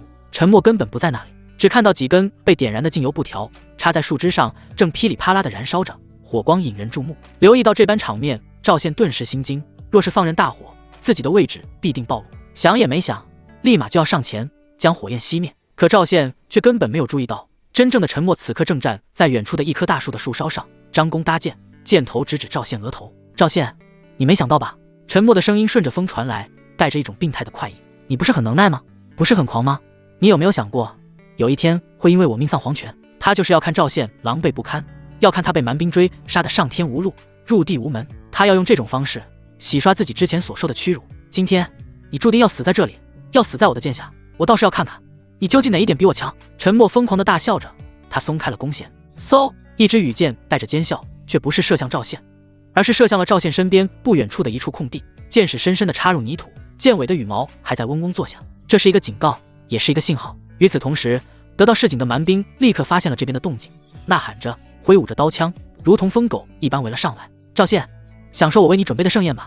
树梢上传来陈默最后得意的狂笑，话音落下，这才跳下树梢，闪身离去。与此同时，赵宪已经身陷重围，树林外蛮兵呼啸着重来，眼神之中满是贪婪跟兴奋。眼看四周没有出路，近100人迎面而来，赵宪心中冷笑，今天似乎真的要死在这里了。很好，很好。不免面对这般绝境，赵宪不怒反笑，他擦去匕首上的血迹，握紧了手中的长枪，一股前所未有的暴力之气从他身上升腾而起。陈默，你给我记住了，今天我要是能活着出去，我赵宪对天发誓，定将你千刀万剐，挫骨扬灰。话音落下的瞬间，他不再逃跑，而是主动转身，迎着那汹涌而来的人潮，发起了决死冲锋。不到100人而已，大不了就杀光他们，用血染一条出路。胡杨林内，杀气冲霄，面对潮水般涌来的近100名蛮兵，赵宪不退反进，那双在黑布下燃烧的眸子透着一股近乎疯狂的决绝。跑，往哪跑？陈默那卑劣的一剑彻底断绝了他悄然退走的所有可能。既然无路可退，那便杀出一条血路。杀！赵宪发出一声震天的咆哮，迎着最前面的几个蛮兵悍然冲了上去。他根本不屑于使用任何花哨的招式，手中长枪大开大合，每一次挥舞都带着千钧之力，每一次刺出都裹挟着撕裂空气的锐响。一名蛮兵狞笑着举起手中的弯刀，朝着赵宪当头劈下，妄图将他一刀两断。赵宪看也不看，左臂猛地一抬，那柄坡刀砍在他的金刚软甲上，发出一声刺耳的闷响，连一丝痕迹都未能留下。而赵宪的长枪已经后发先至，噗！枪尖没有丝毫阻碍地刺穿了那名蛮兵的胸膛，巨大的力量甚至将他整个人都带得向后飞起，撞倒了身后好几个同伴。叮！另一名蛮兵的偷袭从侧面刺来，枪尖精准地刺向赵宪的肋下。赵宪头也不回，身子猛地一扭，枪杆如同一条铁鞭，狠狠地抽在了那名蛮兵的脸上。砰！骨骼碎裂的脆响清晰可闻，那蛮兵的半边脸都塌陷了下去，惨叫着倒飞出去，牙齿和着血沫喷了一地。转瞬之间，2人毙命，1人重伤。赵宪的勇猛彻底镇住了这群被胜利冲昏头脑的蛮兵，他们原本以为这不过是一场轻松的围猎，没想到却一头撞上了一头披着人皮的凶兽。散开，用弓箭射他！人群后方，一个看起来是头目的蛮族军官声嘶力竭地吼道。嗖嗖嗖，10几支羽箭瞬间破空而来，封死了赵宪所有闪避的路线。面对这密集的箭雨，赵宪不闪不避，他一把抓起地上的一具蛮兵尸体，抡圆了当做盾牌，顶在身前。噗噗噗，箭矢如肉的声音连绵不绝，那具尸体瞬间被射成了刺猬。赵宪顶着这面人肉盾牌，脚下毫不停歇，再次冲入人群。他就像一头发了疯的蛮牛，在羊群中横冲直撞，枪出如龙，每一击都简单粗暴致命。这些普通的蛮兵在他那恐怖的力量和速度面前根本不堪一击，他们的弯刀砍不破他的软甲，他们的攻击跟不上他的动作。而赵宪的长枪每一次挥动都会带走一条鲜活的生命，鲜血染红了他的黑衣，碎肉溅满了他的脸庞。短短几个呼吸的功夫，地上已经躺下了10几具扭曲的尸体。赵宪整个人沐浴在鲜血之中，仿佛从地狱中爬出的修罗，那股滔天的煞气让所有围攻他的蛮兵都感到一阵心悸。太强了，这家伙根本不是人，他们从未见过如此恐怖的南齐士兵。妈的，这家伙是个硬骨头，别跟他硬拼，耗死他！那名军官再次大喊，剩下的蛮兵们如蒙大赦，纷纷后退，与赵宪拉开距离，形成一个更大的包围圈，只是围而不攻。他们想用消耗战活活拖死赵宪。赵宪站在尸堆中央，胸膛剧烈地起伏着，大口大口地喘着粗气。刚才那一番爆发虽然战果斐然，但也极大地消耗了他的体力。他能感觉到身体里的力量正在飞速流逝。不行，属性还是太低了。赵宪在心中怒吼，若是力量再高一些，他就能轻易撕开这些人的包围；若是敏捷再高一些，他就能在箭雨中游刃有余；若是感知再强一些，他就能提前预判所有人的攻击。对实力的渴望在这一刻达到了顶峰。他想到了春风阁那个绝色花魁，那可是处子，若是跟其发生关系，一定能让属性暴涨，自己的实力必然能得到一次飞跃。他也想到了营帐里那对惹人怜爱的姐妹花，古力的好感度已经到了70，再努力一定能刷出新的属性。老子不能死在这里！强烈的求生欲和对未来的渴望让他再次爆发出了惊人的意志。他看了一眼包围圈，眼神在几十名蛮兵中飞速扫过，不能再恋战了，必须想办法脱身。赵宪的目光最终锁定在了外围一个身材相对瘦小，看起来惊魂未定的年轻蛮兵身上。就是他了！赵宪深吸一口气，猛地将手中的长枪朝着人群最密集的方向奋力掷出。长枪带着呼啸的风声，如同一道黑色闪电，瞬间射穿了2名蛮兵的身体，于是不减地定在了远处的地面上。所有人的注意力都被这惊天一掷给吸引了过去。就是现在，赵宪的身形暴起，不退反进，朝着另一个方向猛地冲了过去。他目标明确，直奔那名被他盯上的瘦小蛮兵。那蛮兵哪里想到赵宪会突然朝自己冲来，吓得魂飞魄散，转身就想跑。可他的速度在赵宪面前慢得像蜗牛。赵宪只一个跨步就追到了他的身后，没有丝毫犹豫，一记手刀狠狠地劈在了他的后颈上。那蛮兵连哼都没哼一声，便软软地倒了下去。赵宪一把将他扛在肩上，脚下发力，朝着胡杨林外冲去。拦住他，他要跑了！蛮兵们这才反应过来，怒吼着从后面追了上来。但赵宪已经抓住了这稍纵即逝的机会，扛着一个人，速度却丝毫不减，几个起落便冲出了胡杨林，朝着远处张三和陈默潜伏的土坡方向亡命狂奔。土坡之上，陈默的身影不知何时已经悄然返回，他换了一副若无其事的表情，走到还在焦急等待的张三身边。怎么样了？有动静吗？你他娘的撒泡尿怎么去了这么久？张三抱怨了一句，眼睛却死死地盯着绿洲的方向。就在这时，凄厉的号角声和喊杀声顺着风远远地传了过来。张三的脸色唰的一下就白了。出事了，赵兄弟出事了！他一个机灵，从地上跳了起来，肯定是暴露了。陈默的脸上恰到好处地露出了惊慌的神色，他一把拉住张三，急切地说道：“张大哥，快走！赵兄弟之前下了命令，一旦他暴露，让我们立刻回去报信。走！赵兄弟还在下面生死未卜，我们怎么能走？”张三急得满头大汗，一把甩开陈默的手：“不走，留在这里等死吗？”陈默的声音陡然拔高，一副为了大局着想的模样。难道你想让赵兄弟白白牺牲吗？我们现在回去报信，才是对他最大的帮助。他一边说，一边飞快地跑向自己的战马。张大哥，你不走，我可走了。令如山，我必须把情报带回去。他翻身上马，做事就要离开。张三被他这番话说得有些犹豫，心里天人交战。然而，就在陈默准备策马扬鞭的瞬间，一个带着无尽杀意和疲惫的声音，如同鬼魅一般，从他身后悠悠响起：“害了我就想这么一走了之。陈默，这条命，你打算拿什么来还？”陈默脸上的表情瞬间凝固，他僵硬地转过头，瞳孔剧烈收缩。只见不远处的阴影里，赵宪正一步步地走出来。他浑身浴血，黑色的布衣被撕开了好几道口子，脸上、胳膊上全是纵横交错的伤痕，有深有浅。但他站得笔直，像一杆刺破苍穹的长枪。他的左手提着一杆早已失去锋刃，枪杆上满是豁口的残破长枪，而他的右肩上还扛着一个早已昏死过去的蛮兵。砰！赵宪随手将肩上的蛮兵扔在地上，发出一声闷响。他一步步走向陈默，每一步都仿佛踩在所有人的心脏上。你怎么可能？陈默的声音都在发颤，脸上的血色褪得一干二净。他不敢相信自己的眼睛，近100名蛮兵的围剿，其中不乏弓箭手，他怎么可能活着出来？而且还抓了个活口回来，很意外。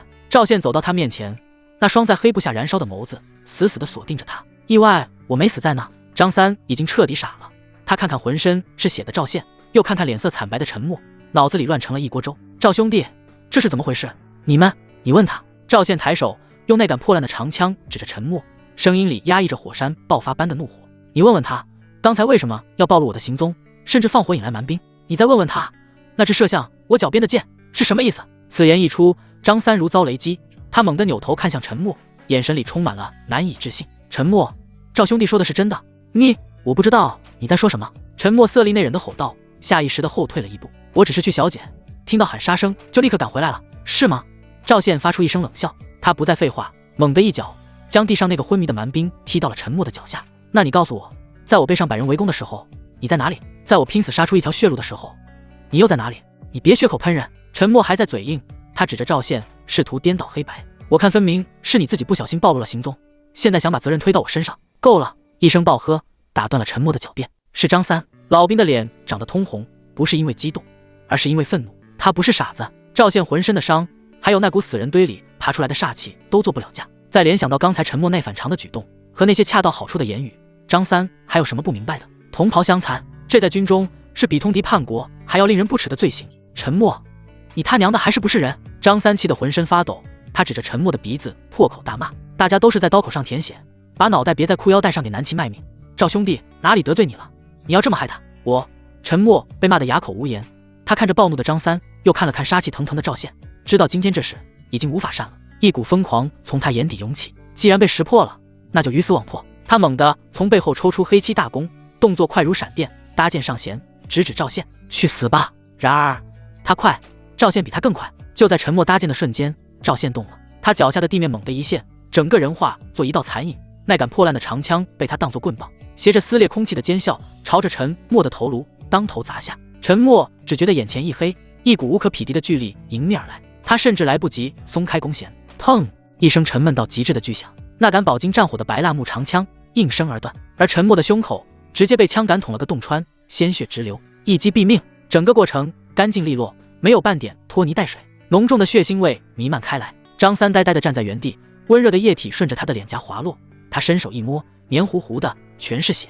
他看着沉默的尸体，又看了看手中断枪，只剩下半截兀自站立的赵宪，喉结剧烈地滚动了一下，胃里一阵翻江倒海。哦，张三扶着旁边的树，吐了个昏天黑地。许久，他才缓过劲来，用袖子擦了擦脸上的血污，看着赵宪，嘴唇哆嗦着，半天说不出一句话。赵宪将手里的半截断枪随手一扔，长长的吐出一口浊气，胸中的那股戾气也随之消散了大半。赵兄弟，他虽然该死，可毕竟是袍泽，咱们还是找个地方把他埋了吧。张三的声音沙哑，带着几分不忍。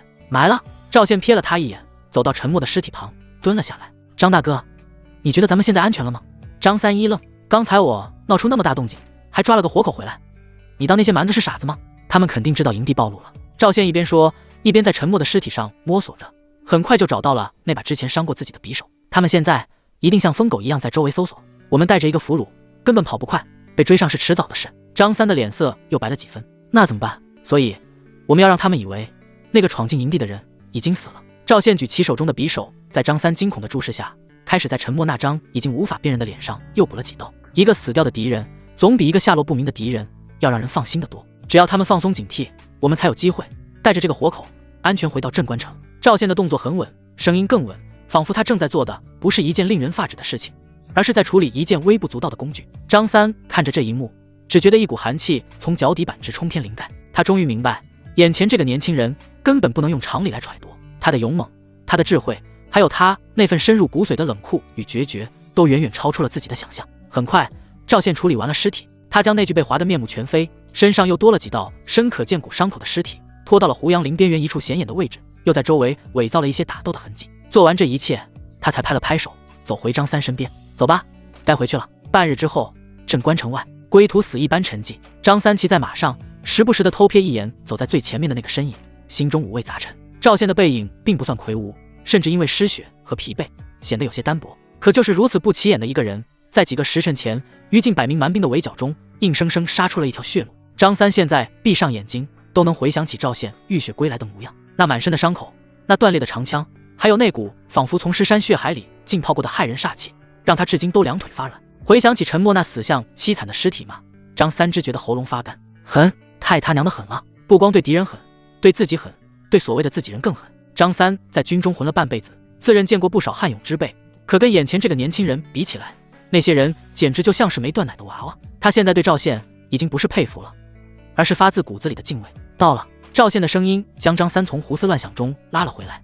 三人来到之前离开的偏门，用约定的暗号敲了敲门，厚重的门板很快便被从里面拉开。回到军营，赵宪径直朝着李正的主帐走去。李正正在帐中对着一张简陋的地图比比划划，听到脚步声，一抬头看到赵宪的瞬间，整个人都从座位上弹了起来。你们回来了！李正三步并作两步冲了出来。当他的视线落在赵宪那一身骇人的血污和伤口上时，他那张饱经风霜的脸皮狠狠地抽搐了一下。怎么回事？受伤了？他的第一反应不是问任务，而是关心赵宪的伤势。小伤，死不了。赵宪摆了摆手，侧身让开了位置，露出了被张三压着的俘虏。人找到了，在北面40里的野狼湖，兵力大概1000出头，有上百辆乐乐车，全是粮草。这是活口，具体的路线和守备情况可以从他嘴里撬出来。赵宪言简意赅，几句话就把情况交代得清清楚楚。李正的呼吸瞬间变得粗重起来，眼中爆发出炙热的光芒。找到了，真的找到了！这批粮草就是整个镇关城的救命稻草。好好好！李正连说3个好字，激动的一拳砸在赵宪的肩膀上，结果牵动了赵宪的伤口，疼得他龇牙咧嘴。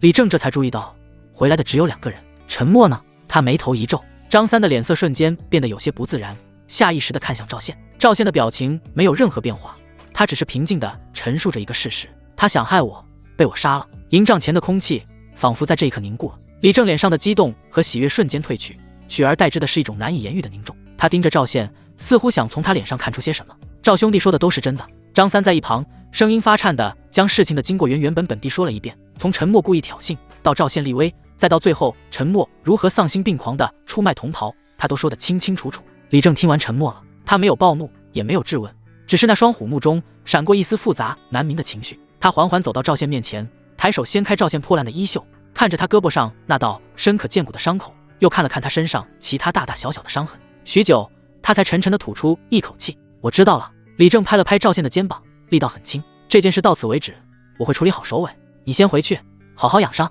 说完，他便挥了挥手，示意清兵将那个俘虏带下去严加审讯，似乎不打算再追究这件事。张三见状，也识趣的告退，临走前还对着赵宪投去一个感激的眼神。赵宪却没有动，他看着李正那副打算息事宁人的模样，突然伸出了一只手，摊开在他面前。李正一愣：“干什么？”“军功。”赵宪的回答理直气壮，言简意赅：“你说的把粮草抢回来，记1000军功。现在人我找到了，活口也带回来了，这任务算不算完成了一大半？先把说好的军功给我。”李正的眼角狠狠地跳了一下，他看着赵宪那副理所当然、伸手要账的模样，差点一口气没上来。这小子脑子是什么做的？刚从鬼门关爬回来，浑身是伤，杀了同袍，不想着怎么避风头，不想着怎么养伤，第一件事居然是跟自己要军功。你小子！李正气地吹胡子瞪眼，指着赵宪半天说不出话来。赵宪却压根没理会他的情绪，继续追问，脸上甚至带上了几分急不可耐。对了，老李，再跟你打听个事儿，春风阁那个叫孟烟薇的花魁，这2天有没有在搞什么军功竞价的活动？噗！李正感觉自己一口老血差点喷出来，他算是彻底服了，这小子脑子里除了军功就是女人。他瞪着赵宪，那眼神活像是要吃人，可对上赵宪那清澈又无辜的眼神，他所有的火气最终都化作了一声无奈的怒骂：“滚！给老子滚！”李正骂骂咧咧的从怀里掏出一块沉甸甸的军功腰牌，那上面刻着一个醒目的1000字样，没好气的塞到赵宪手里：“拿去，省着点花，别他娘的刚正到手，转头就全送给娘们儿了。”得嘞。赵宪拿到腰牌，脸上的表情瞬间由阴转晴，喜笑颜开。他掂了掂手里的腰牌，感觉那重量比1000斤都重。这可不仅仅是1000军功，这更是他解锁下一个极品美女，刷取更多属性的敲门砖。他心满意足地将腰牌揣进怀里，对着李正嘿嘿一笑：“谢了老李，那我先回去洗个澡，换身衣服。晚上你要是想去春风阁批判一番，记得叫我请客。”说完，也不等李正回话，便吹着口哨，一瘸一拐地朝着自己营帐的方向走去，那背影不出的潇洒得意。李正看着他远去的背影，又是好气又是好笑，最后只能无奈地摇了摇头。他转身看着地上那几滩尚未干涸的血迹，眼神变得幽深无比。沉默。我要是没记错的话，他应该是县令的人吧？管他呢，背叛同袍本就该死，原本把事情告诉县令，谅县令也不敢乱来。赵宪一瘸一拐地回到营帐前，还没掀开帘子，一股火热的气息扑面而来。帐篷里，古丽姐妹俩正围着一个小小的炭火盆取暖。听到动静，古丽猛地抬头，当她看到赵宪那满身血污、浑身是伤的惨状时，那双美丽的蓝色眸子瞬间被惊恐和心疼填满。主人！她发出一声惊呼，不顾一切地扑了过来，一把抱住了赵宪，柔软的身体撞进怀里。赵宪疼得倒吸一口凉气，却还是强撑着，伸手拍了拍他的后背：“我没事。”这还没事。古丽的眼泪唰的一下就下来了。她看着赵宪身上那些翻卷的皮肉和已经凝固的血痂，声音都在颤抖：“您这是去哪儿了？怎么会伤成这样？”她小心翼翼地扶着赵宪，生怕碰到他的伤口。那份发自内心的关切和担忧让赵宪心中一暖。一旁的古月也吓坏了，小姑娘脸色煞白，怯生生地站在旁边，想帮忙又不敢上前的模样，让人看了就心生怜爱。一点小伤，跟挠痒痒似的。赵宪咧嘴一笑，故作轻松地说道。他被古丽扶到床边坐下，帐篷里的炭火烤得他浑身暖洋洋的，紧绷的神经也随之松弛下来，一股难以言喻的疲惫感如潮水般涌上。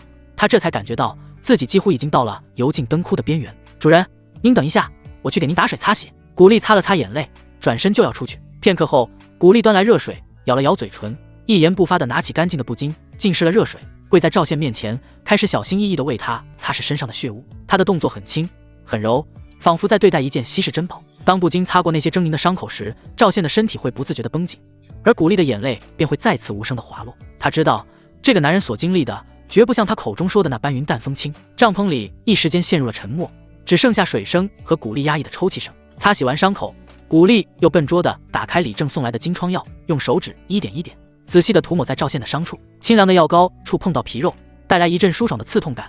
赵宪舒服地长出了一口气。古丽好感度加10，当前好感度加80，奖励感知加2。一股清凉的气息再次涌入脑海，赵宪感觉自己的五感瞬间变得更加敏锐，连帐篷外远处士兵操练的口号声都听得一清二楚。他看了一眼系统面板，宿主赵宪，力量20，敏捷11，耐力11，感知16，精神11。江山百美图，古丽好感度80，孟烟薇好感度10，古月好感度10。赵宪心中大爽，看怀里这个小美人的眼神也变得越发炙热。古丽帮他处理完所有伤口，这才抬起头，那双哭的红肿的蓝眼睛里充满了后怕和依赖。主人，我们离开这里好不好？他抓着赵宪的衣角，声音里带着哀求。我不想您再出去拼命了，我怕您哪天就再也回不来了。他现在只想安安稳稳的和妹妹和这个男人活下去，什么荣华富贵，什么报仇雪恨，在赵宪的安全面前都变得不值一提。看着他那柔弱无助的模样，赵宪心中一荡，一股强烈的保护欲油然而生。他伸手将他柔软的身体揽入怀中，霸道地捏住他的下巴，让他抬起头看着自己。怕什么？赵宪的声音不大，却带着一股令人心安的力量。有我在，没人能欺负你们。那些想让我死的人，只会比我先死。他盯着古丽的眼睛，一字一顿，掷地有声。这番霸气无比的宣言让古丽瞬间怔住了。他看着眼前这个男人，那颗因为恐惧而悬着的心慢慢地落回了实处。是啊，这个男人总能在最绝望的时候创造出奇迹，自己应该相信他。咕噜噜，就在气氛正好，两人四目相对，情意绵绵的时刻，一个不合时宜的声音打破了帐篷里的暧昧。古丽的脸颊瞬间羞红，她下意识地捂住了自己的肚子，恨不得找个地缝钻进去。赵宪闻声一愣，随即哈哈大笑起来。了，他看向一旁的古月，小姑娘也正捂着肚子，小脸通红，不好意思地低着头。她们姐妹俩从昨天被抓到今天逃出来，折腾了一天一夜，谁米未进，早就饿得前胸贴后背了。赵宪看着两姐妹那可怜兮兮的模样，心中一动，自己虽然不能对古月这个未成年下手，但刷刷好感度总是可以的吧？没什么比一顿美食更能快速拉近和一个吃货的距离了。想到这里，赵宪猛地从床上一跃而起，身上的伤口仿佛都不疼了。走，他大手一挥，豪气干云地说道：“大哥带你们下馆子去，吃香的喝辣的。”古丽和古月都愣住了，不明白他是什么意思。赵宪看着古丽那警惕的眼神，连忙解释：“去酒楼，正经吃饭的酒楼。”他晃了晃怀里那块刻着1000字样的军功腰牌，咧嘴一笑：“哥哥，我今天刚发了一笔横财，必须得好好庆祝一下。从今天起，你们俩就跟着我，想吃什么吃什么，想穿什么穿什么。这镇关城里，咱们横着走。”赵宪吹着牛皮，一手拉着一个，也不管他们俩同不同意，就这么大摇大摆地走出了营帐。李正刚审完俘虏，得到了详细的情报，正准备去找岳将军汇报，一出门就看到赵宪左拥右抱地带着2个蛮族美女往军营外走，那嚣张的模样气得他差点当场脑溢血。赵宪，你他娘的又要去哪儿？李正一个箭步冲上去拦住了他。吃饭去呀！赵宪理直气壮。吃个屁！李正指着他身上的伤怒骂道：“你伤成这样，不好，好在营里待着，还想出去浪？你不要命了？人是铁，饭是钢，一顿不吃饿得慌。”赵宪拍了拍腰牌，再说了，我为咱镇关城流过血，为李都督你拼过命，现在出去吃顿好的，犒劳自己，不过分吧？李正被他噎得一句话都说不出来。不过分？太他娘的过分了！可看着赵宪那副我是功臣，我怕谁的无赖样，再看看他身后那2个眼巴巴看着他的小美人，李正最后也只能摆了摆手，眼不见心不烦。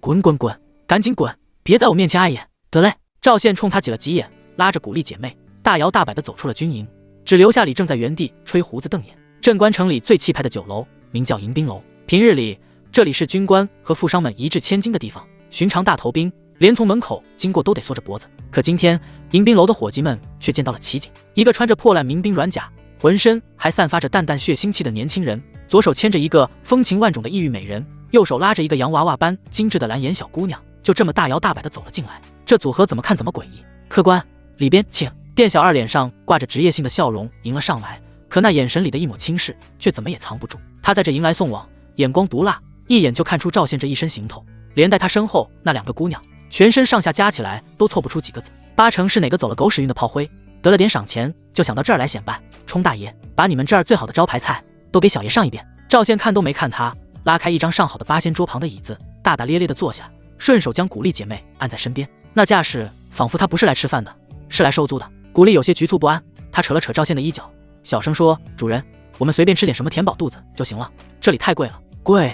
赵宪乐了，他伸手捏了捏古丽的脸蛋，引得美人一阵脸红。今天你家主人我高兴，别说吃饭，就是把这楼买下来也够了。店小二在旁边听得直撇嘴，心里暗骂一声吹牛不上税，他脸上的笑容却愈发恭敬。好嘞，客官您稍等，我们这儿的招牌菜有清蒸鳕鱼、红烧驼掌、百鸟朝凤、八宝。他一口气报了10几个菜名，每报一个，赵宪就点一下头。都要了。店小二的笑容僵了一下，这10几道菜加起来可不是个小数目。他小心翼翼地提醒道：“客官，咱们这儿价钱可不便宜，而且因为是战时，城里不收银子，只收军功凭证。言下之意很明显，你小子付得起吗？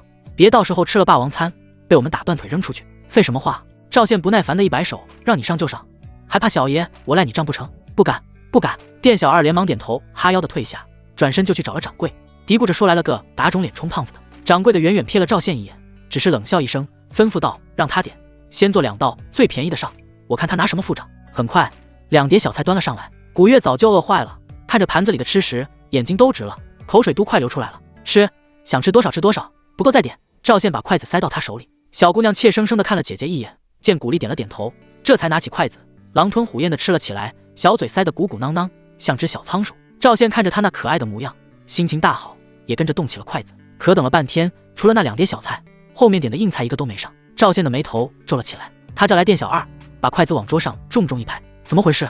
小爷我点的菜呢？都喂狗了？”店小二一脸为难，陪着笑脸：“客官，您点的菜都是些费功夫的硬菜，后厨正在加紧做呢，要不您先把这2道菜的账结了，我们也好跟掌柜的交代。”图穷匕现了，这是怕他付不起钱，想先探探他的底。周围几桌的客人也听到了动静，纷纷投来玩味的目光，那眼神里满是看好戏的幸灾乐祸。古丽的脸瞬间长得通红，他觉得周围所有人的目光都像针一样扎在自己身上。结账，赵宪不怒反笑，他看着店小二那张假笑的脸，缓缓地从怀里掏出了一样东西，不是碎银，也不是铜板，而是一块沉甸甸的刻着岳家军烙印的玄铁腰牌。啪！赵宪将腰牌重重地拍在桌子上，那巨大的声响让整个酒楼都安静了一瞬。你倒是给我解释解释，哪里饭没吃完，先让人结账的道理。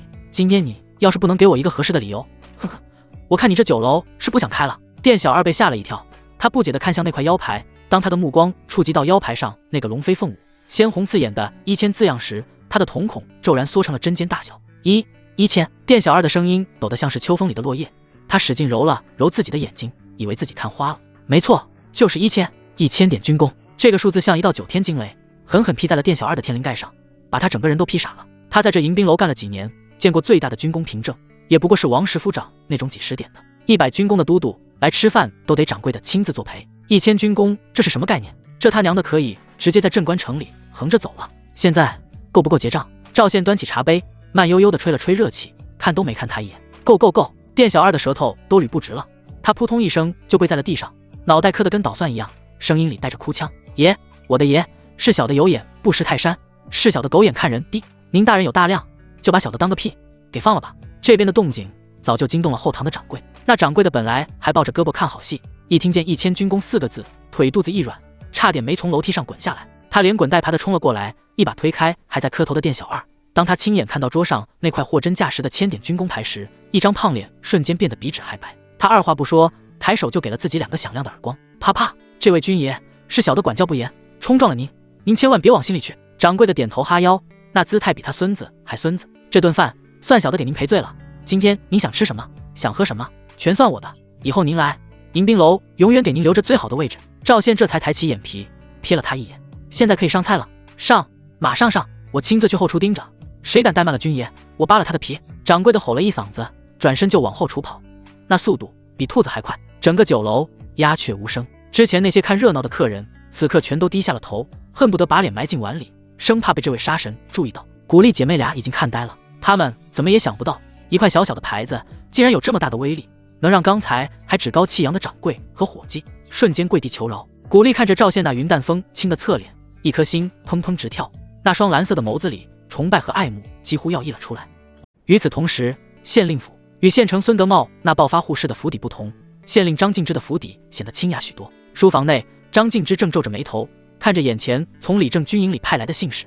你说陈默在城外因为出卖同袍，被一个叫赵宪的民兵当场格杀了。张敬之的声音听不出喜怒。回禀大人，正是如此。李都督让小的转告大人，陈默背信弃义，死有余辜，此事乃军中内务，就不劳大人费心了。信使不卑不亢地回道。张敬之挥了挥手，示意他退下。书房里只剩下他和他的独子张伟。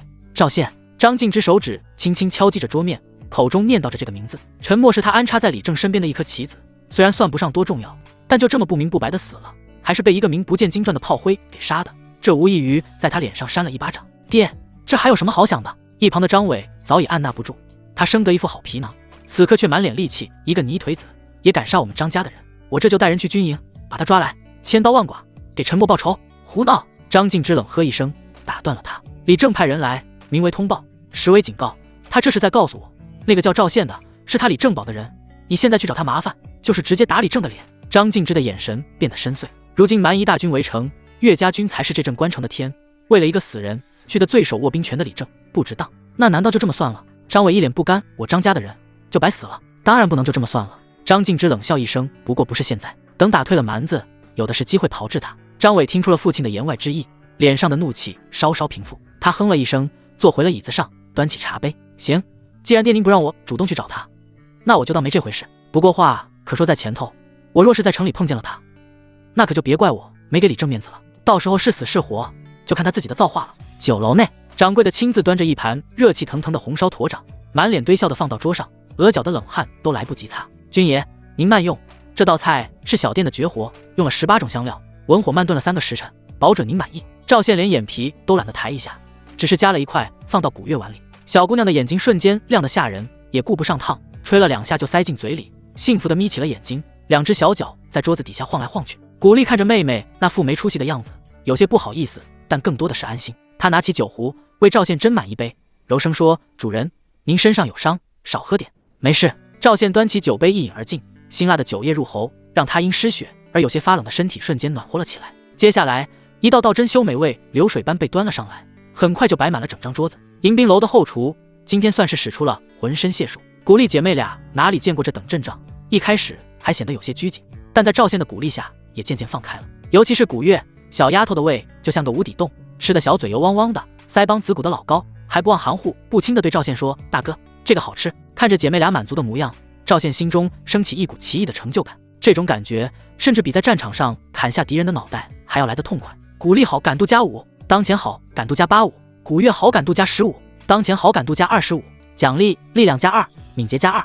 轰！2股暖流再次涌入身体，比之前任何一次都要来得猛烈。赵县只觉得浑身的伤口都开始发痒，那是肌肉和筋骨在新的力量下飞速愈合的征兆。他稍微活动了一下胳膊，之前还觉得有些酸痛的肌肉，此刻充满了爆炸性的力量。他调出系统面板看了一眼，宿主赵县，力量22，敏捷13，耐力11，感知16，精神11。江山百美图，古丽好感度85，孟烟薇好感度10，古月好感度25。爽！赵县心中大叫一声，这顿饭吃得太值了，不仅让姐妹俩死心塌地，还白得了4点属性。一顿饭吃的是宾主尽欢，直到古月打着饱嗝，揉着圆滚滚的小肚子，再也吃不下一口，三人才心满意足地离开了迎宾楼。掌柜的亲自将他们送到门口，点头哈腰，千恩万谢，仿佛赵县肯来吃饭是给了他天大的面子。回到军营的帐篷，天色已经擦黑。赵县打发古月去角落里自己玩，然后一把将俏脸绯红的古丽拉进了怀里。主人，古丽娇嗔一声，身体软得没有骨头，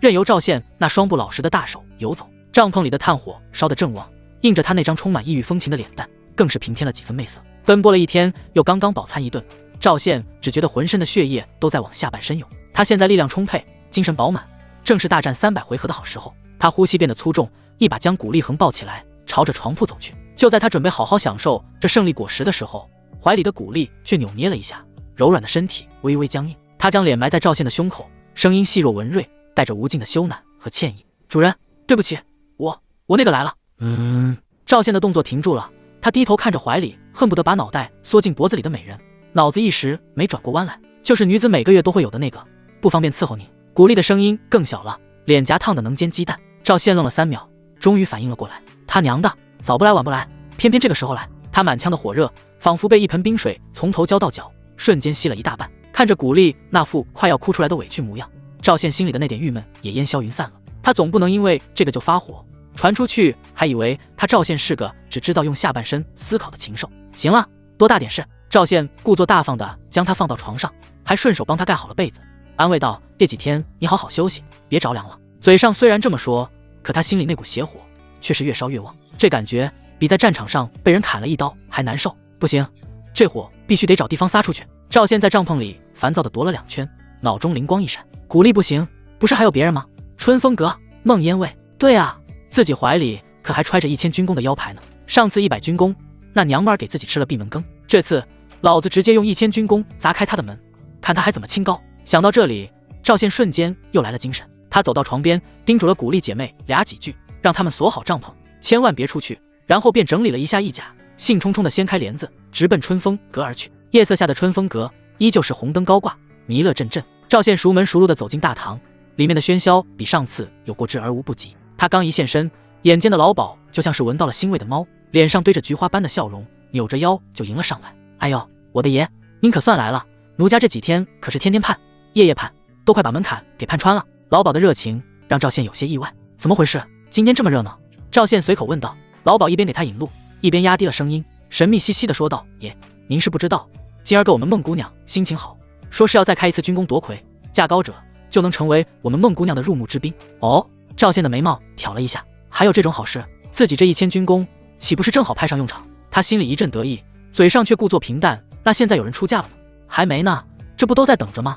老鸨把他引到一张靠前的空桌，谄媚地笑道：“爷，您先坐，喝口茶，等会儿可就看您的了。”赵宪刚坐下，就感觉一道不善的目光落在了自己身上。他抬头望去，只见不远处的一张桌子上，一个穿着县衙捕快服饰、面容俊朗但神情倨傲的年轻人正冷冷地盯着他。那年轻人身边还围着几个同样打扮的捕快，一个个都对那年轻人众星捧月、阿谀奉承。那不是县令家的张大公子吗？他怎么也来了？你不知道，张公子可是我们孟姑娘的头号拥趸，为了见孟姑娘一面，他都快把这春风阁当自己家了。我听说他上次就想花钱买军功，结果被老鸨给拒了，没想到今天又来了。周围的议论声不大不小，正好传到赵宪耳朵里。县令的儿子张伟。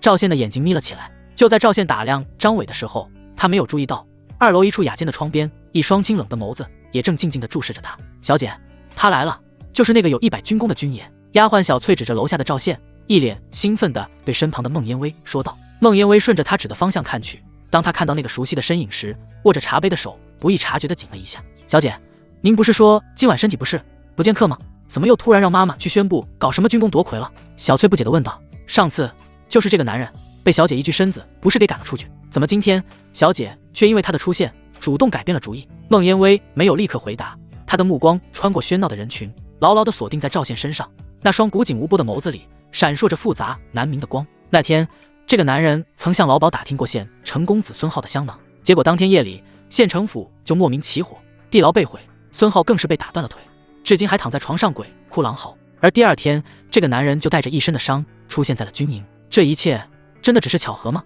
孟烟微缓缓放下茶杯，朱唇轻启，声音里带着一丝自己都未曾察觉的期待。或许是我上次看错人了，不过这一次我一定要好好认识认识他。你就是那个叫赵宪的？大厅中面对赵宪的眼神，张伟率先打破了沉默。他缓缓地站起身，身边的几个捕快也跟着站了起来，手按在了腰间的刀柄上，虎视眈眈地盯着赵宪。张伟踱着步子，慢悠悠地走到赵宪的桌前，他居高临下地俯视着坐着的赵宪，那张俊朗的脸上挂着毫不掩饰的轻蔑与傲慢。我问你话呢，哑巴了？赵宪端起茶杯，轻轻吹了吹，连眉毛都未曾抬一下，仿佛眼前这个咋咋呼呼的县令公子不过是只聒噪的苍蝇。这种彻底的无视，比任何恶毒的言语都更具侮辱性。张伟的脸色瞬间就沉了下来，他本想用气势压倒对方，让这个泥腿子在众人面前丢尽脸面，却没想到一拳打在了棉花上。我听说陈默是你杀的？张伟的声音冷了下来，他刻意提高了音量，确保整个大堂的人都能听见。陈默。听到这个名字，赵宪端着茶杯的手微微一顿，他终于抬起头，正眼看向张伟，心中瞬间了然，原来是给那个死鬼出头的。看来这个陈默跟县令府的关系不浅。是我杀的，怎么了？赵宪将茶杯放下，语气平淡的像是在说今天天气不错。他承认的如此干脆，如此理所当然，反倒让准备了一肚子质问的张伟被噎了一下。大堂里响起一片倒吸冷气的声音，当众承认杀了县令的人，这小子是疯了吗？张伟愣了一下，随即脸上浮现出一抹狞笑。好，很好，有种。他拍了拍手，眼神里的戾气再也藏不住了。一个炮灰营的贱民，杀了我张家的人，还敢这么嚣张？你是不是以为有李正那个莽夫给你撑腰，我就不敢动你了？今天我就让你知道，在这镇关城到底谁说了算。张伟猛地一挥手，对着身后的几个捕快厉声喝道：给我上，把他2条腿打断，拖出去喂狗。是，公子。几个捕快早就摩拳擦掌，闻言立刻狞笑着抽出了腰间的佩刀，朝着赵宪包围了过去。大堂里的气氛瞬间紧张到了极点，周围的看客们纷纷后退，生怕被殃及池鱼。赵宪依旧稳稳地坐在椅子上，纹丝不动。他只是将目光从张伟身上移开，落在了那几个逼近的捕快身上。那双眼睛里没有愤怒，没有恐惧，只有一片深不见底的漠然。那是一种看死人的眼神。被他目光扫过的几个捕快竟没来由地感到一阵心底发寒，前进的脚步都下意识地慢了半分。怎么没吃饭吗？张伟在后面不满地催促道。几个捕快一咬牙，壮着胆子举着刀就朝赵宪砍了过去。赵宪冷哼一声，正准备起身将这几个不知死活的家伙连同他们的主子一起送上西天。就在这千钧一发之际，住手！一声尖锐的女声如同穿云裂石骤然响起。老鸨扭动着肥硕的身躯，以一种与他体型完全不符的敏捷，像一颗肉弹般冲到了两拨人中间，张开双臂拦住了那几个捕快。哎呦，我的张大公子，我的赵大军爷，这是干什么呀？这是……老鸨一张脸急得快要哭出来，他对着张伟陪着笑脸：“张公子，您消消气，消消气。今天是我们孟姑娘的好日子，您在这儿动刀动枪的，要是惊扰了孟姑娘，那可怎么好呀？”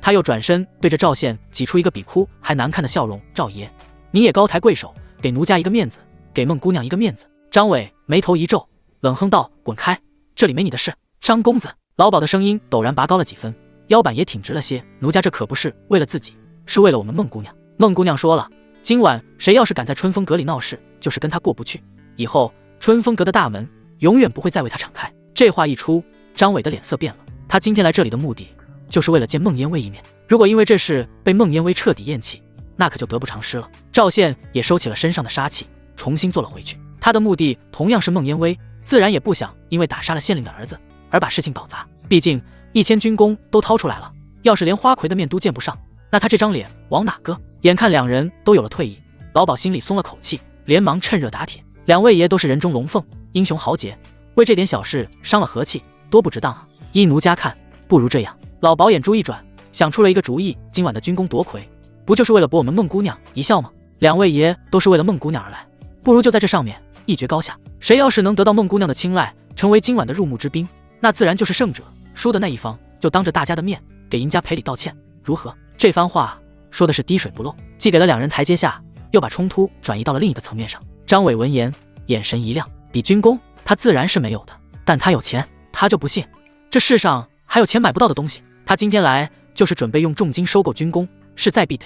好，张伟看了一眼赵宪，脸上重新挂上了倨傲的冷笑，就按你说的办。我倒要看看某些泥腿子除了会点蛮力，还能拿出什么东西来。在他看来，赵宪那一身穷酸样，身上能有100军功，已经是祖坟冒青烟了。而自己只要放出话去，花大价钱收购，还怕凑不够军功？这场比试他赢定了。赵宪看着他那负胜券在握的模样，只是淡淡一笑，他没说话，只是伸出手指在桌上沾了点茶水，然后慢条斯理地在桌面上画了一个1，又在后面画了3个圈。张伟看不懂他这故弄玄虚的动作是什么意思，只当他是心虚了。小子，待会儿输了可别哭鼻子。张伟撂下一句狠话，便拂袖而去，回到了自己的座位上，开始跟手下嘀嘀咕咕，显然是在商量着如何收购军功。一场即将爆发的流血冲突就这么被老鸨化解于无形，大堂里的气氛却变得比刚才更加火热和诡异。所有人的目光都在赵宪和张伟两人之间来回扫视。今晚有好戏看了。大堂里的空气仿佛凝固成了实质，所有人的呼吸都下意识地放轻了。老鸨那番话像是一把火，直接点燃了赵宪和张伟之间本就一触即发的火药桶。张伟拂袖回到自己的座位上，脸上的倨傲更甚。他看赵宪的表情，就像在看一个已经注定要被踩在脚下的蝼蚁。他冲着身边一个心腹捕快低声吩咐了几句，那捕快立刻点头，转身便朝着大堂里那些看热闹的兵痞们走去。各位军爷，那捕快清了清嗓子，声音传遍了整个大堂。我家公子说了，今晚他势在必得。各位军爷手里若是有多余的军功凭证，我家公子愿意出高价收购。这话一出，原本还在看戏的兵痞们顿时骚动起来，交头接耳，议论纷纷。张伟站起身，环视全场，脸上挂着志在必得的笑容。他很享受这种用金钱操纵一切的感觉。各位兄弟，我张伟是什么人，想必大家都有所耳闻。他的声音不大，却带着一种天生的优越感。你们辛辛苦苦上阵杀敌，九死一生换来的军功，能做什么？在这春风阁里，或许能换姑娘一笑，可出了这个城，他能当饭吃，还是能当衣穿？我今天就把花撂在这儿，你们的军功在我这里，能换成实实在在的银子，白花花的银子。他拍了拍手，身后一个家丁立刻打开了一个沉甸甸的木箱，里面码放的整整齐齐的银锭，在灯光下闪烁着诱人的光芒。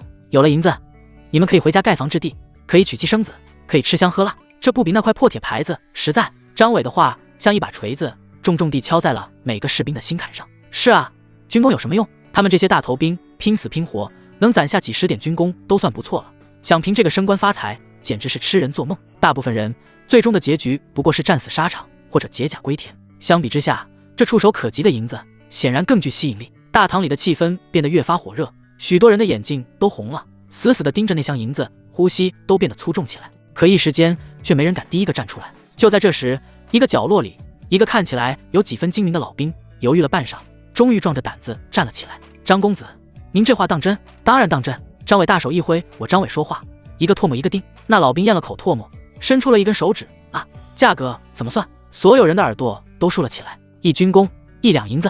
张伟身边的心腹捕快立刻喊道：“这个价格已经不低了。”然而那老兵却摇了摇头，嘿嘿一笑：“张公子，1两银子，您这是打发叫花子呢？我这军功可是昨天跟着李都督从死人堆里爬出来换的。你想啊，这要是没命了，再多银子有什么用？我这卖的不是军功，是命啊！”老兵一副待价而沽的模样，伸出了一个巴掌：“5两，1军功，5两银子。”嘶！大堂里响起一片抽泣声。5两银子换1点军功，这简直是抢钱！张伟的脸色也沉了下来。“你小子别得寸进尺！”那捕快怒喝道。“嘿，买卖不成仁义在吗？”老兵也不怵，缩了缩脖子，做事就要坐下。5两银子，少1文我都不卖，大不了我留着自己用，今晚说不定还能摸摸春风阁姑娘的小手呢。眼看这第一笔生意就要黄了，张伟的眉头拧成了疙瘩。就在他犹豫的瞬间，一个懒洋洋的声音从赵县的桌上传了过来：“啧啧，我还以为县令家的公子哥有多大派头呢，原来连几两银子都舍不得。”赵县端着茶杯轻轻晃了晃，茶水漾起一圈圈涟漪。看来这县令也不是什么肥差啊。这轻飘飘的一句话，却像一记响亮的耳光，狠狠抽在了张伟的脸上。他最在乎的就是脸面，被赵县这么当众一击，他哪里还受得了？谁说我舍不得？张伟勃然大怒，指着那个老兵吼道：“5两就5两，你有多少我全要了。”可那老兵眼珠一转，再次摇了摇头，狮子大开口：“张公子，此一时彼一时，刚才您犹豫了，现在这价格吗？”他慢悠悠地伸出了10根手指：“10两1军功，10两银子，你他妈找死！”张伟身边的捕快气得拔刀就要上前。“慢着！”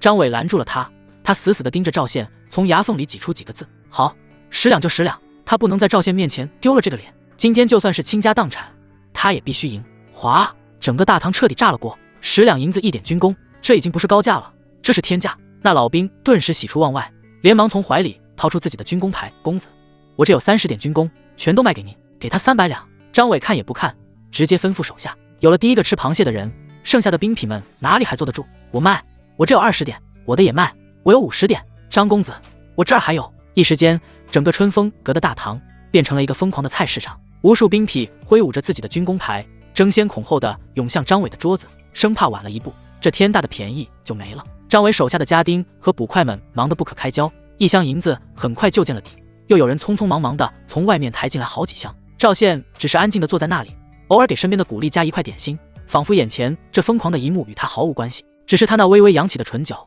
暴露了他此刻看好戏的心情。盏茶功夫，喧嚣渐止，张伟的面前已经堆起了一小堆各式各样的军功牌。他身边的捕快清点完毕，走到他耳边，兴奋地低语了几句。张伟脸上的得意之色再也掩饰不住，他站起身，手里掂着一块刚刚凑够的100点军功牌，目光轻蔑地扫向赵县：“小子，我这儿不多不少，刚刚凑够了500军功，500军功！”人群再次发出一阵惊呼，所有人都用一种看傻子般的眼神看着张伟，又用一种看死人般的眼神看着赵县。这还用比吗？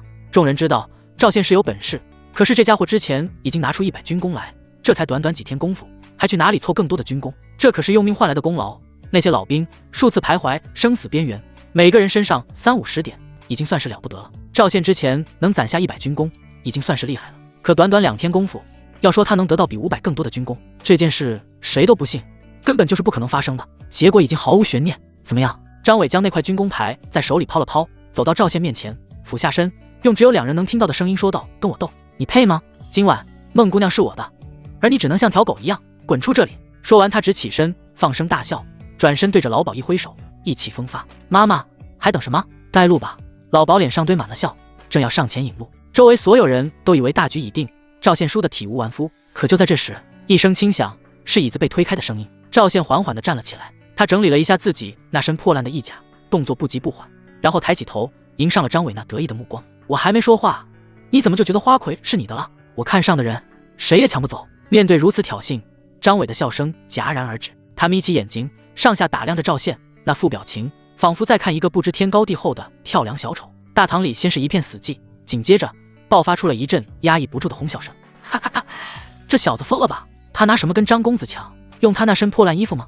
我看他是被吓傻了，开始说胡话了。周围的兵痞们看赵县的眼神已经从看热闹变成了看一个彻头彻尾的傻子。张伟更是笑得前仰后合，眼泪都快出来了。他伸手指着赵县，对着周围的人大笑道：“你们都听见了吗？他说我看上的人谁也抢不走。”哈哈，这是我今年听过最好笑的笑话。笑声过后，张伟的脸色骤然一冷，他一步步逼近赵县，脸上的讥讽几乎要化为实质。“小子，死鸭子嘴硬是没用的，你那点可怜的军功早就花光了吧？现在拿什么跟我斗？靠你这张嘴吗？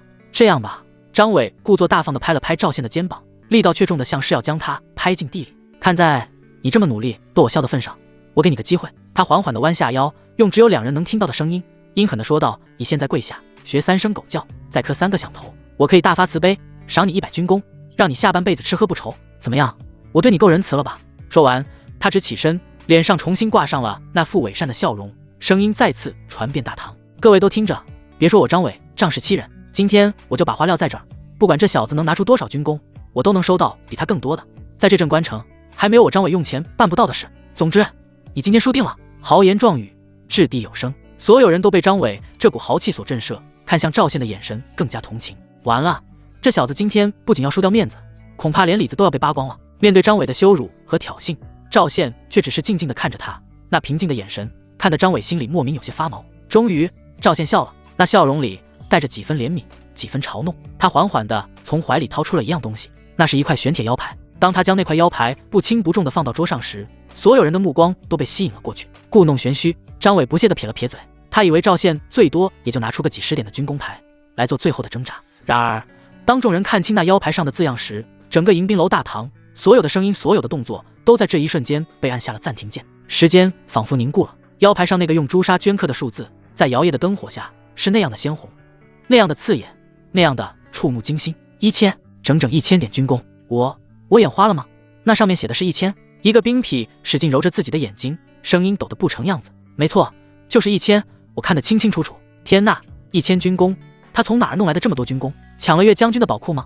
这不可能，整个镇关城除了岳将军，谁能一次性拿出这么多军功？沉寂过后，是山呼海啸般的哗然，整个大堂彻底沸腾了。所有人都用一种见鬼般的眼神看着赵宪，那眼神里充满了震撼、不解，甚至是恐惧。人群中，那个之前卖给张伟30点军功的老兵突然一拍大腿，像是想起了什么，惊呼出声：我想起来了，我听隔壁吃后营的张三说过，就前2天，都督里正派了一支3人小队出城侦察蛮子运粮队的动向，他就在其中，9死1生。回来之后，活下来那人直接被记了1000军功，听说还带回来一个活的蛮子百夫长。张三还说，那个人就是个刚入伍没多久的新兵蛋子。这番话如同一道闪电，劈开了众人心中的迷雾。新兵蛋子，1000军功，所有线索都在这一刻指向了同一个人。唰，全场的目光再次聚焦在赵宪身上，只是这一次再也没有了之前的轻视和嘲弄，取而代之的是深深的敬畏。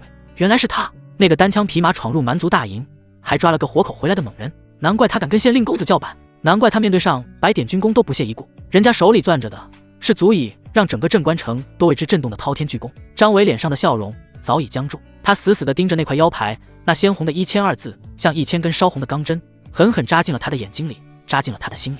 500军功，他引以为傲的500军功，在这块牌子面前简直就是一个笑话，一个天大的笑话。赵宪拿起桌上那块足以改变战局的腰牌，在手里轻轻掂了掂，他走到面如死灰的张伟面前，将腰牌凑到他的眼前晃了晃。张公子，赵宪的声音很轻，却像一记记重锤砸在张伟的胸口。你刚才说什么来着？我没听清楚。你说不管我拿出多少，你都能比我多。现在我这儿有1000点。赵宪的嘴角勾起一抹残忍的弧度，他凑到张伟耳边，用只有2人能听到的声音戏谑地问道：你打算怎么办呢？张伟的嘴唇哆嗦着，一个字都说不出来。怎么办？他能怎么办？他像是疯了一样，猛地转过身，对着身后那些已经目瞪口呆的兵痞们发出了歇斯底里的咆哮。谁还有军功？我出20两，不，50两，100两银子一点。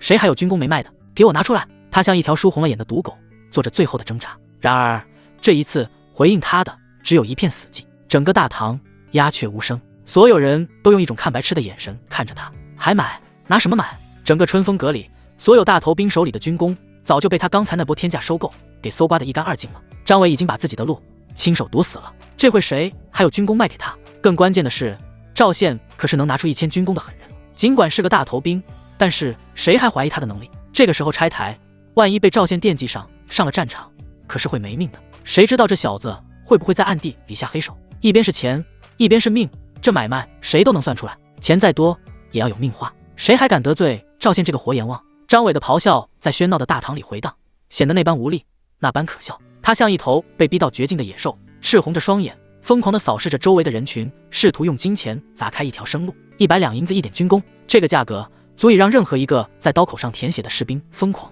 然而这一次，大堂里却安静的可怕。那些刚才还为了几两银子争得头破血流的兵痞，此刻却像是被掐住了脖子的鸭子，一个个低着头，眼观鼻关心，生怕和张伟的视线对上，甚至有几个胆小的已经悄悄地往后挪动，想要溜之大吉。卖还卖个屁！钱是好东西，但也得有命花才行。眼前这个叫赵宪的年轻人，可是一个能从上百蛮兵围剿中杀出来，还顺手带回一个活口，直接挣到1000军功的活阎王。为了点银子得罪这么一尊杀神，谁敢？谁的命有那么硬？万一哪天在战场上背后被人捅了刀子，找谁说理去？张伟看着周围人那躲闪畏惧的表情，心一点点的沉了下去，一股前所未有的屈辱和无力感席卷了他的全身。他第一次发现自己引以为傲的金钱和身份，在绝对的凶悍和实力面前是如此的不值一提。哼！一声轻笑打破了这尴尬的寂静。赵宪慢悠悠地走到张伟面前，脸上的表情似笑非笑。张公子，别喊了，你放心，没人敢卖军功给你了。这句话轻飘飘的，却像一柄无形的重锤，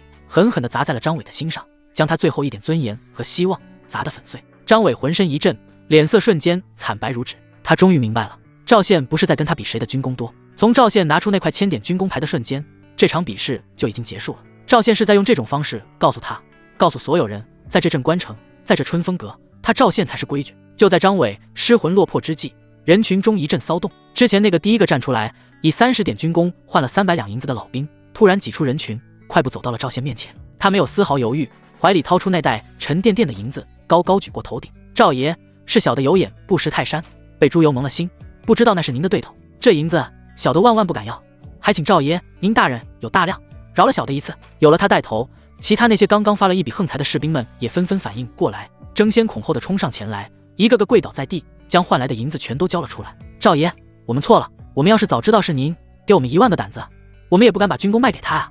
求赵爷恕罪！一时间，大堂里跪倒了一片，求饶声此起彼伏。他们怕了，是真的怕了。他们怕赵宪秋后算账，怕这个杀神在战场上给他们穿小鞋。赵宪看着跪在自己面前的这群人，又瞥了一眼旁边面如死灰的张伟，心中畅快无比。他要的就是这个效果。立位，从今天起，他赵宪的名字在这镇关城的大头兵里将无人不知，无人不晓。行了，都起来吧。赵宪摆了摆手，声音不大，却清晰地传到每个人耳中。不知者不罪，但下不为例。多谢赵爷，多谢赵爷。众人如蒙大赦，一个个磕头如捣蒜，这才手忙脚乱地爬起来，退到了一旁。赵宪看着满地的银子，眉头都没皱一下，直接对老鸨说道：“妈妈，这些钱就当是我请在场所有兄弟喝茶了。”好嘞，赵爷敞亮。老鸨连忙招呼伙计们把银子收起来。这一手更是让在场的士兵们对赵宪感激涕零，一个个高呼赵爷威武。张伟看着这一幕，只觉得胸口发闷，喉头发甜，一口血差点喷出来。杀人诛心！赵宪这不仅是赢了，更是把他张伟的脸按在地上，用脚狠狠地来回摩擦。完了，全完了！张伟心中一片冰凉。可就在这时，一股不甘的怒火再次从他心底升起。不行，他不能就这么认输。他是谁？他是县令张敬之的儿子，军功比不过，难道连身份都比不过一个泥腿子吗？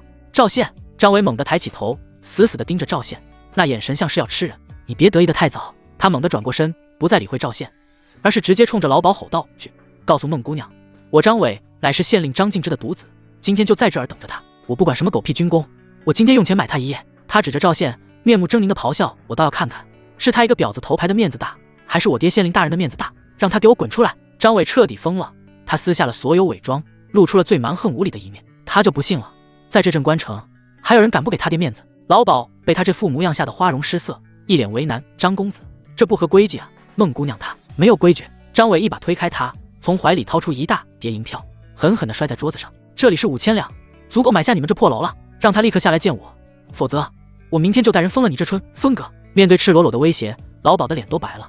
他看了看地上的银票，又看了看杀气腾腾的张伟，最后只能用求助的目光看向赵宪。赵宪只是冷笑一声，抱着胳膊，一副看好戏的模样。他倒要看看这个所谓的县令公子到底能不要脸到什么地步。老鸨见赵宪不说话，知道这事只能自己扛，他咬了咬牙，对着张伟躬身道：“张公子，您息怒，奴家这就去通报，这就去。”说完，他便提着裙摆，一路小跑着上了2楼。张伟看着老鸨的背影，脸上重新浮现出得意的神色。他转头看向赵宪，挑衅地扬了扬下巴：“小子，看到了吗？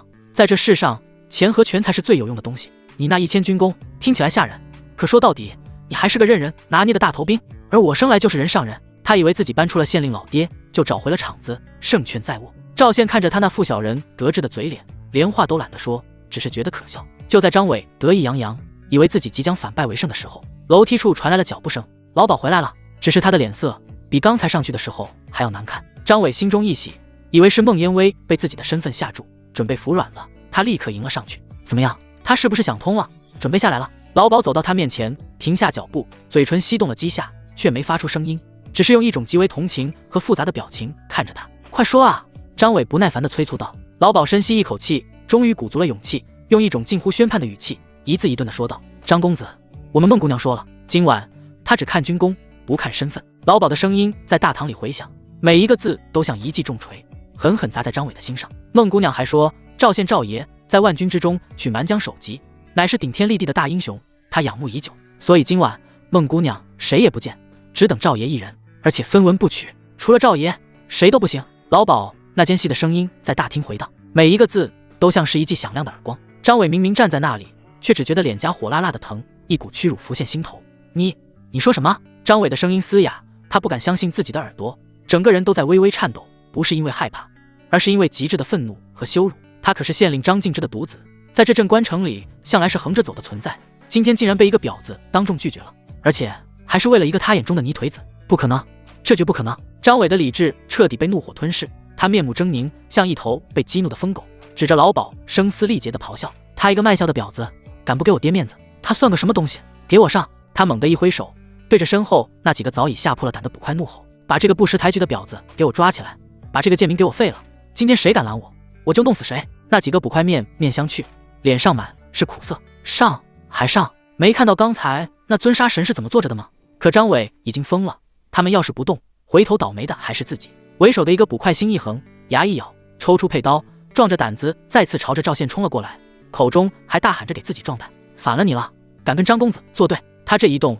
其他人也只能硬着头皮跟上。赵县看着那迎面而来的刀光，连眼皮都没抬一下，他甚至都懒得站起来。就在那捕快的刀锋即将落下的一瞬间，赵县动了，他只是简单的抬起了右手，后发先至，在那捕快反应过来之前，5根手指已经闪电般的扣住了对方持刀的手腕。一声清脆得令人牙酸的骨裂声响彻全场。啊！那捕快发出了一声不似人声的凄厉惨叫，手里的佩刀当啷声掉在地上，整个人都因为剧痛而蜷缩了起来，抱着自己那只一个诡异角度扭曲的手腕，在地上痛苦的翻滚。整个过程快得让人眼花缭乱。众人只看到赵县抬了抬手，那个气势汹汹的捕快就已经躺在地上变成了个废人，剩下的几个捕快吓得魂飞魄散，前进的脚步硬生生止住，仿佛面前有一道无形的墙壁，再也不敢上前一步。赵县缓缓收回手，仿佛只是做了一件微不足道的小事。他端起桌上的茶杯，吹了吹热气，这才将视线转向脸色惨白如纸的张伟。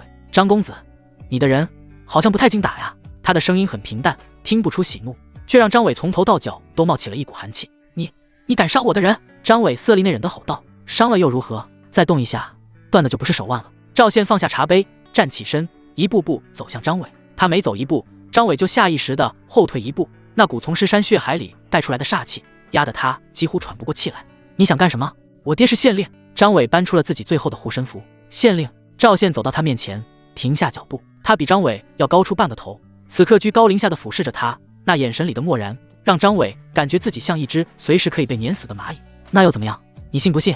我现在就是在这里把你杀了，你爹也只能捏着鼻子认了，最多跟李正扯几天皮。毕竟为了一个死了的废物儿子，去得罪随时正来签点军功的猛将，这笔账，我想你爹比你算得清。赵县的话像一把尖刀，血淋淋地剖开了张伟最后的心理防线。在这个战火纷飞的鬼地方，拳头和军功远比县令儿子的身份好用。看着张伟那张因为恐惧和屈辱而扭曲的脸，赵县突然没了兴趣，跟这种货色计较简直是拉低自己的档次。滚吧！赵县挥了挥手，像是在驱赶一只苍蝇。今天我心情好，不想见血。张伟浑身一颤，如蒙大赦，但随之而来的是更加强烈的羞辱感。他死死地攥着拳头，指甲都嵌进了肉里。他知道自己今天要是就这么灰溜溜地走了，以后在这镇关城就再也抬不起头了。赵县，他从牙缝里挤出2个字，那眼神怨毒的像是要滴出水来。你给我等着，今天这笔账我记下了，我们走着瞧。撂下一句最经典的狠话，张伟再也不敢停留，扶起地上那个还在惨叫的手下，带着剩下的几个捕快狼狈不堪地逃离了春风阁。看着他们落荒而逃的背影，赵县不屑地嗤笑一声，哈哈哈！压抑许久的畅快终于化作一声响亮的笑声，传遍了整个大堂。赵县转过身，看着还愣在原地的老鸨，咧嘴一笑：妈妈，还愣着干什么？带路啊！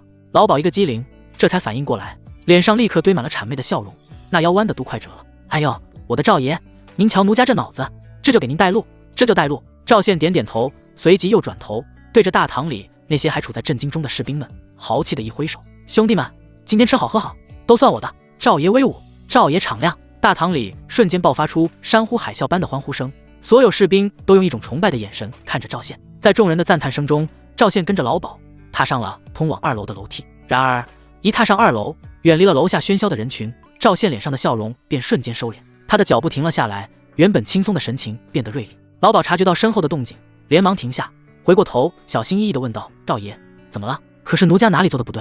赵宪没有回答他，只是盯着他，那眼神仿佛能看穿人心。“妈妈，你最好跟我说实话。”他的声音压得很低，带着一股不容抗拒的压力。“上次我来，你家姑娘可是连面都不肯露，一具身子不是就把我打发了？今天怎么就突然仰慕我这个大英雄了？还分文不取，点名要见我？”赵宪可不相信什么一见钟情、英雄美人之类的鬼话。事出反常必有妖，这个孟烟薇葫芦里到底卖的什么药？老鸨的脸色瞬间变得为难起来，额角渗出了细密的汗珠，眼神躲闪，支支吾吾地说道：“赵爷，我们姑娘家的心思你也知道，总是变得快，或许是上次没看清赵爷您的英雄本色，是吗？”赵宪冷笑一声，显然不信他这套说辞。就在他准备继续逼问的时候，2楼走廊尽头一扇雕花木门的后面突然传来一个清冷如月光的女声：“赵英雄既然来了，又何必在门外为难一个下人？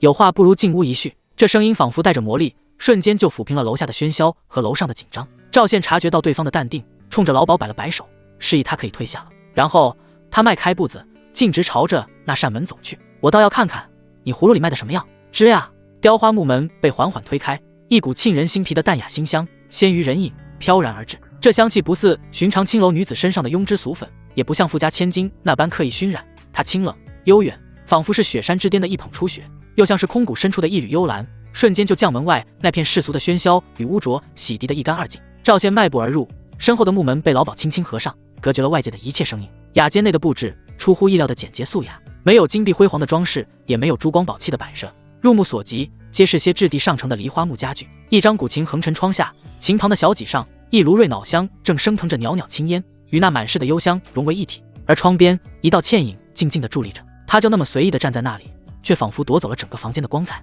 赵宪的呼吸在看到那张脸的瞬间不由得停滞了半拍。美，太美了，这是一种无法用言语形容的美。如果说古丽是那种充满异域风情、热情似火的野玫瑰，那眼前的女人便是一朵不染凡尘、一世独立的空谷幽兰。她身着一袭素白的衣裙，长发如瀑，仅用一根简单的木簪挽起，几缕青丝垂落在光洁的额前。她的眉眼如画，鼻梁挺翘，朱唇不点红。最令人心惊的是她那双眼睛，一双眼眸仿佛承载了千年的冰雪，又仿佛倒映着漫天的星辰，淡漠疏离，看透了世间的一切繁华与肮脏。孟烟薇好感度加15，当前好感度加5，奖励精神加2。赵宪的心脏因为这突如其来的系统提示猛地狂跳了一下。98的角色评分，处子，还有宗师级的琴棋书画。更重要的是，那高达2点的精神属性奖励。精神属性一直是他最薄弱的环节，如今提升许多，自己的实力绝对能再上一个台阶。赵宪眼中的热切一闪而逝，很快便被他强行压了下去。他强迫自己冷静下来，用审视的目光重新打量着眼前这个绝色花魁赵英雄。就在赵宪心中波澜起伏之际，孟烟薇朱唇轻启，主动打破了沉默。她的声音就如同她的气质一般清冷悦耳，如同山涧清泉叮咚作响。小女子上次多有得罪，误将英雄当凡夫，还望赵英雄海涵。她微微欠身，行了一个万福礼，姿态优雅，无可挑剔。赵宪哈哈一笑，大马金刀的在旁边的椅子上坐下，毫不客气的给自己倒了一杯茶。海涵，我可不是来替你道歉的。他端起茶杯，吹了吹热气，目光灼灼地盯着孟烟薇，脸上挂着一抹玩味的笑意。我这个人很俗气，只讲究有仇报仇。上次你让我吃了闭门羹，今天我要你求着我睡你。这番粗鄙直白，甚至可以说是下流的话语，从赵宪口中说出，却偏偏带着一股不容反驳的霸道。雅间内的空气瞬间冷了下来。孟烟薇身旁那名叫小翠的丫鬟气得俏脸通红，指着赵宪怒斥：“你这人好生无礼！我家小姐好心与你赔罪，你怎能说出如此污言秽语？”然而孟烟薇的脸上却没有丝毫怒意，她只是静静地看着赵宪，那双清冷的眸子里反而闪过一抹异彩。她挥手制止了还要再说些什么的小翠，缓缓走到赵宪对面的位置坐下，亲自为他续上一杯茶。赵英雄快人快语，倒是烟薇小家子气了。他抬起眼帘，直视着赵宪的眼睛，声音里带着几分好奇。只是烟薇不解，我与英雄素未谋面，英雄又是如何断定我今日请你上来是另有图谋，而非真心仰慕英雄气概呢？真心仰慕。赵宪嗤笑一声，放下了茶杯。那你倒是说说，你看上我哪点了？看上我杀人不眨眼，还是看上我满身的铜臭味？他向前倾身，双肘撑在桌上，一股强大的压迫感瞬间笼罩了孟烟微。别跟我来这套虚的，直接说吧，你到底想干什么？面对赵宪的步步紧逼，孟烟微却依旧从容。她那双仿佛能洞察人心的眼睛在赵宪的脸上停留了片刻，随即语出惊人。如果烟微没有看错的话，她的声音压得很低，却清晰地传入赵宪的耳中。前日夜里，县城府失火，其子孙浩被打断双腿，府中地牢被毁，不少被囚禁的女子得以趁乱逃生。这件事应该是赵英雄的手笔吧？轰！这句话如同一道惊雷，在赵宪的脑海中轰然炸响。他脸上的笑容瞬间消失得无影无踪，取而代之的是一片深不见底的阴沉。他猛地坐直了身体，一股冰冷的杀意不受控制地从他身上弥漫开来，整个雅间的温度仿佛都下降了好几度。他怎么会知道这件事？他做的天衣无缝，连李正那个老狐狸都没察觉出端倪。这个身处风月场所的女人又是从何得知的？难道她当时就在现场？还是说她跟县城府有什么牵连？无数个念头在赵宪心中闪过，每一个都让他后背发凉。这个女人太危险了，她知道自己最大的秘密，这就像一颗随时可能引爆的炸弹。她现在把这件事挑明，是想干什么？要挟自己，还是想借此达成什么不可告人的目的？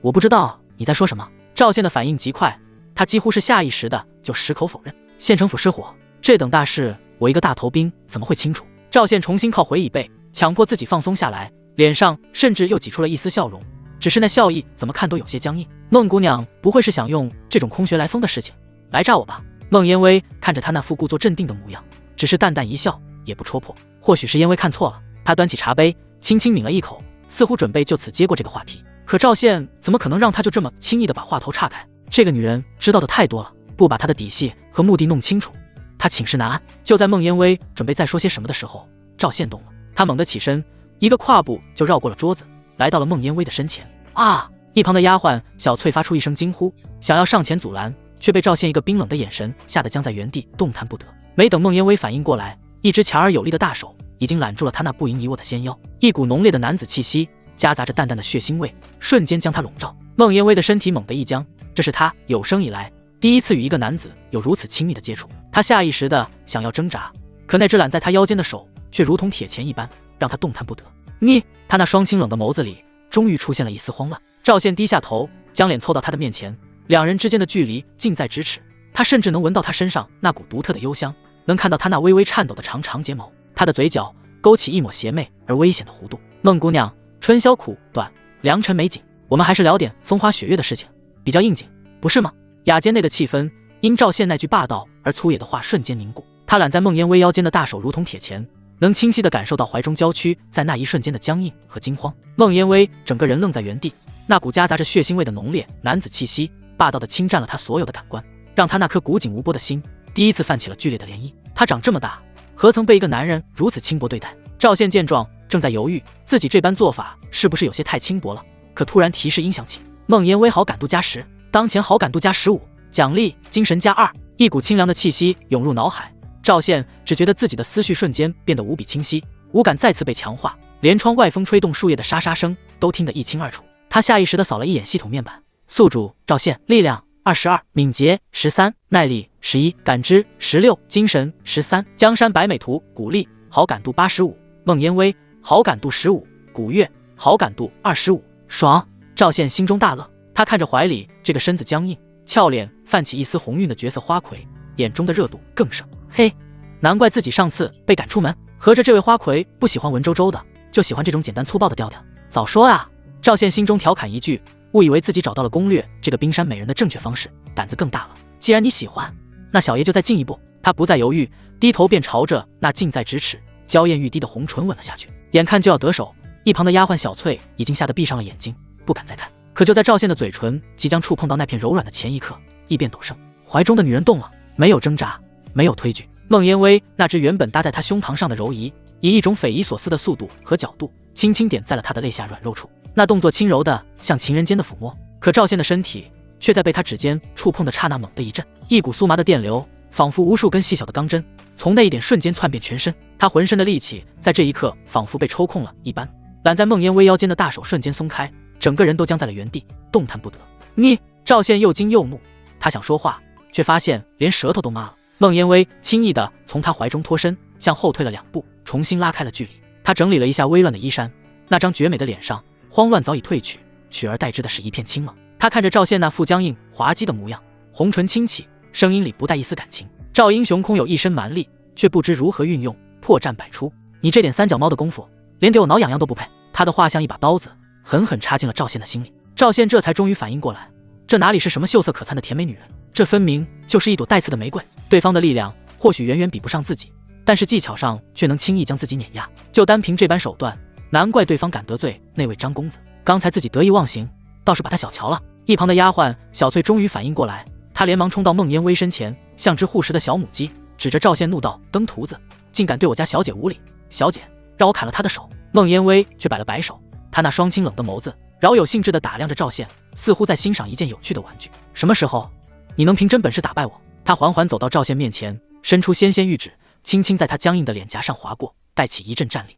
或许我真的可以让你为所欲为。说完，他收回手指，再也不看赵宪一眼，只是淡淡的对门口吩咐道：“小翠，送客。”“是，小姐。”小翠应了一声，随即对着门外喊道：“来人，把这位赵爷请出去。”话音刚落，门外立刻冲进来2个膀大腰圆的龟奴。两人看到赵宪那附站着不动，宛如木雕的模样，也是一愣，但在小翠的眼神示意下，还是一左一右，架起赵宪的胳膊，就这么把他给抬了出去。奇耻大辱！赵宪的肺都快气炸了。他堂堂一个在百人围剿中杀出来的猛人，今天竟然被2个龟奴像抬死猪一样给抬出了房间。这要是传出去，他以后还怎么在镇关城混？被抬出雅间，扔在走廊上，那股酥麻的感觉才缓缓褪去。赵宪站在原地，活动了一下还有些僵硬的手脚，脸色阴沉的能滴出水来。他回头看了一眼那扇紧闭的雕花木门，眼中燃烧着熊熊的怒火。妈的，被个娘们儿给摆了一道！这女人不仅心机深沉，居然还是个深藏不露的高手。刚才那一下绝对是某种高明的点穴功夫。不过赵宪转念一想，心里的火气又消了大半。不对啊，老子军功1分没花，前后加起来白嫖了3点精神属性，这他娘的里外里算下来，自己才是占便宜的那个。想到这里，赵宪心里的那点郁闷顿时烟消云散，取而代之的是一种占了便宜的窃喜。嘿嘿，这波不亏。他冲着那扇紧闭的房门竖起一根中指，压低了声音，恶狠狠地撂下一句狠话：“等着吧，小妞，早晚有一天，小爷我要让你哭着喊着求我睡你。”说完，他才心满意足地吹着口哨，大摇大摆地走下了楼。雅间之内，听着赵宪离去的脚步声，丫鬟小翠这才气鼓鼓地走到孟烟微身边，满脸不忿：“小姐，这登徒子如此无礼，简直无法无天。您刚才怎么不直接废了他的手？看他还敢不敢嚣张？”在小翠看来，以自家小姐的本事，别说废他一只手，就是当场把他杀了，也只是举手之劳。呵呵。孟烟微看着赵宪离去的方向，那双清冷的眸子里却破天荒地露出了一丝笑意，那笑容如同冰雪初融，让整个雅间都为之失色。这人一身惊人的蛮力，胆子也够大，心也够狠，倒是一块未经雕琢的璞玉。他端起桌上那杯赵宪没喝完的茶，轻轻抿了一口，似乎一点也不嫌弃，只是不知道他的心性如何。孟烟微的眸光变得深邃悠远。小翠，派人去查查，他今天在迎宾楼是如何处置那些卖军功给张伟的士兵的。如果他心胸狭隘，睚眦必报，那这把刀不要也罢。可若是他……孟烟微没有再说下去，只是眼中闪过一抹期待。若他真能通过我的考验，我不介意亲手将这把刀磨得再锋利一些。赵宪嘴里哼着不成调的小曲，手里掂着那块沉甸甸的千点军功牌，大摇大摆地走下了楼。他此刻的心情简直比3伏天喝了冰镇酸梅汤还要舒爽。虽然在孟烟微那里吃了个小瘪，被那娘们儿用不知名的手段给制住了，还被2个龟奴给抬了出来，面子上有点挂不住。可里子他却是赚翻了，白嫖，军功1分没花，就让自己的精神属性暴涨了2点，这买卖上哪儿找去？赵宪越想越美，脚下的步子都轻快了不少。大堂里的兵痞们还在狂欢，看到赵宪下来，纷纷举杯敬酒，一口一个赵爷叫的亲热。赵宪也来者不拒，跟他们胡吹还侃了几句，这才在众人崇拜的目光中，心满意足地走出了春风阁的大门。夜风微凉，吹在身上，让他那因为酒精和兴奋而有些发热的头脑清醒了几分。他正准备直接回军营，好好睡上一觉，消化消化今晚的收获。可就在他刚要迈步的时候，眼角的余光却瞥见了一个鬼鬼祟祟的身影。在春风阁斜对面的一个昏暗巷口，一个穿着普通士兵服饰，却用头巾把脸包得严严实实，只露出一双眼睛的男人，正探头探脑地朝着春风阁的大门张望。那身形，那姿态，怎么看怎么眼熟。赵宪的脚步顿住了，他眯起眼睛，饶有兴致地打量着那个身影。只见那人左右张望了一番，确认四下无人后，便压低了身子，踮着脚尖，做贼似的朝着春风阁的大门摸了过来。眼看那人一只脚就要跨过春风阁的门槛，赵宪的嘴角勾起一抹坏笑。嘿，老李！他突然扯着嗓子喊了一声。那正准备进门的身影被这突如其来的一声吼吓得浑身一哆嗦，脚下一滑，差点摔个狗吃屎。他狼狈地稳住身形，猛地回过头，那双露在外面的眼睛里充满了惊慌和错愕。当他看轻喊他的人是赵宪时，那份惊慌瞬间就变成了恼羞成怒。不是李正又是谁？你小子大半夜不睡觉，在这儿鬼叫什么？李正一把扯下脸上的头巾，露出一张长得通红的老脸，压低了声音，对着赵宪吹胡子瞪眼。赵宪乐了，他3步并作2步走到李正面前，上上下下的打量着他这一身滑稽的行头，啧啧称奇。哟，我当是谁呢？原来是我们的李大都督啊！赵宪故意拔高了音量，拖长了语调。怎么着？大半夜的不在军营里研究军情，跑这儿来体察民情了？还穿成这样，生怕别人认出你来。你小子小声点！李正急了，一把捂住赵宪的嘴，紧张的四下看了看，发现没人注意这边，这才松了口气。他老脸一板，义正辞严地解释道：胡说八道什么？我是来查岗的。我听说你小子刚发了军功，就跑到这种地方来胡闹，我怕你惹出什么事端，特意来看看。查岗？赵宪掰开他的手，笑得更欢了。查岗需要打扮成这样，跟做贼似的？老李啊老李，你这借口找的，连3岁小孩都骗不过去。赵宪凑到他耳边，压低了声音，用一种男人都懂的眼神挤了挤眼。想来玩就直说嘛，都是爷们儿，我懂的。怎么样，要不要小弟我给你介绍个头牌，活儿好不粘人的那种？你懂个屁！李正被他这番挤兑，气得差点一口气没上来。他瞪着赵宪，那表情活像是要吃人，可对上赵宪那副我什么都懂的促狭笑容，他所有的火气最终都化作了无奈。行了行了，算我怕了你了。李正摆了摆手，耷拉着脸，彻底没了脾气。走走走，赶紧跟我回营，你小子身上还有伤呢，别真把小命浪没了。说着，他便拉着赵宪，头也不回地朝着军营的方向走去，那背影怎么看都带着几分落荒而逃的狼狈。赵宪也不挣扎，任由他拉着，嘴里还不忘继续调侃：哎，别走啊老李，春风阁的姑娘可都等着你呢，这刚到门口就走，多伤姑娘们的心啊。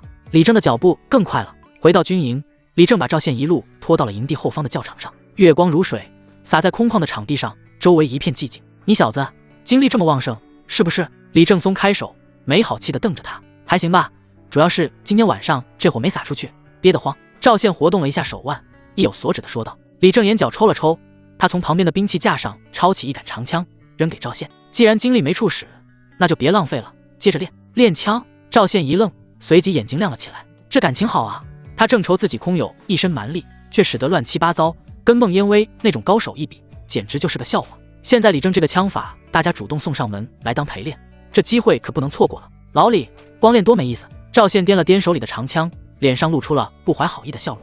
你看，我今天帮你保住了晚节，没让你李都督夜探春风阁的丑闻传出去，你是不是也该表示表示？李正的脸瞬间就黑了，这小子还蹬鼻子上脸了，你还想怎么样？他咬着牙问道。不想怎么样。赵宪嘿嘿一笑，把你那几招压箱底的绝活教我1-2招呗，也省得我以后出去丢了你李大都督的脸不是？李正看着赵宪那副无赖样，气得牙痒痒，可一想到自己刚才那丢人的场面，确实被这小子抓了个正着，这要是传出去，他这张老脸往哪搁？最终他只能从牙缝里挤出几个字：就一招。好嘞！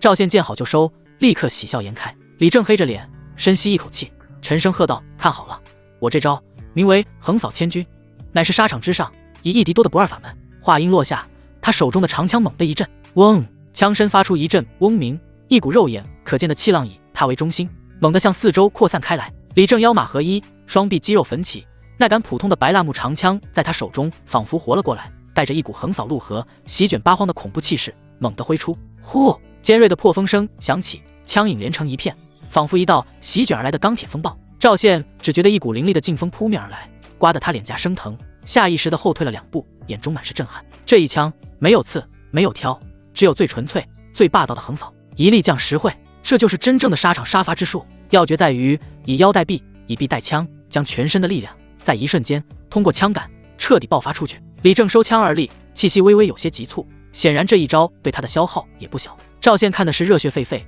他抓起长枪，有样学样的模仿起来。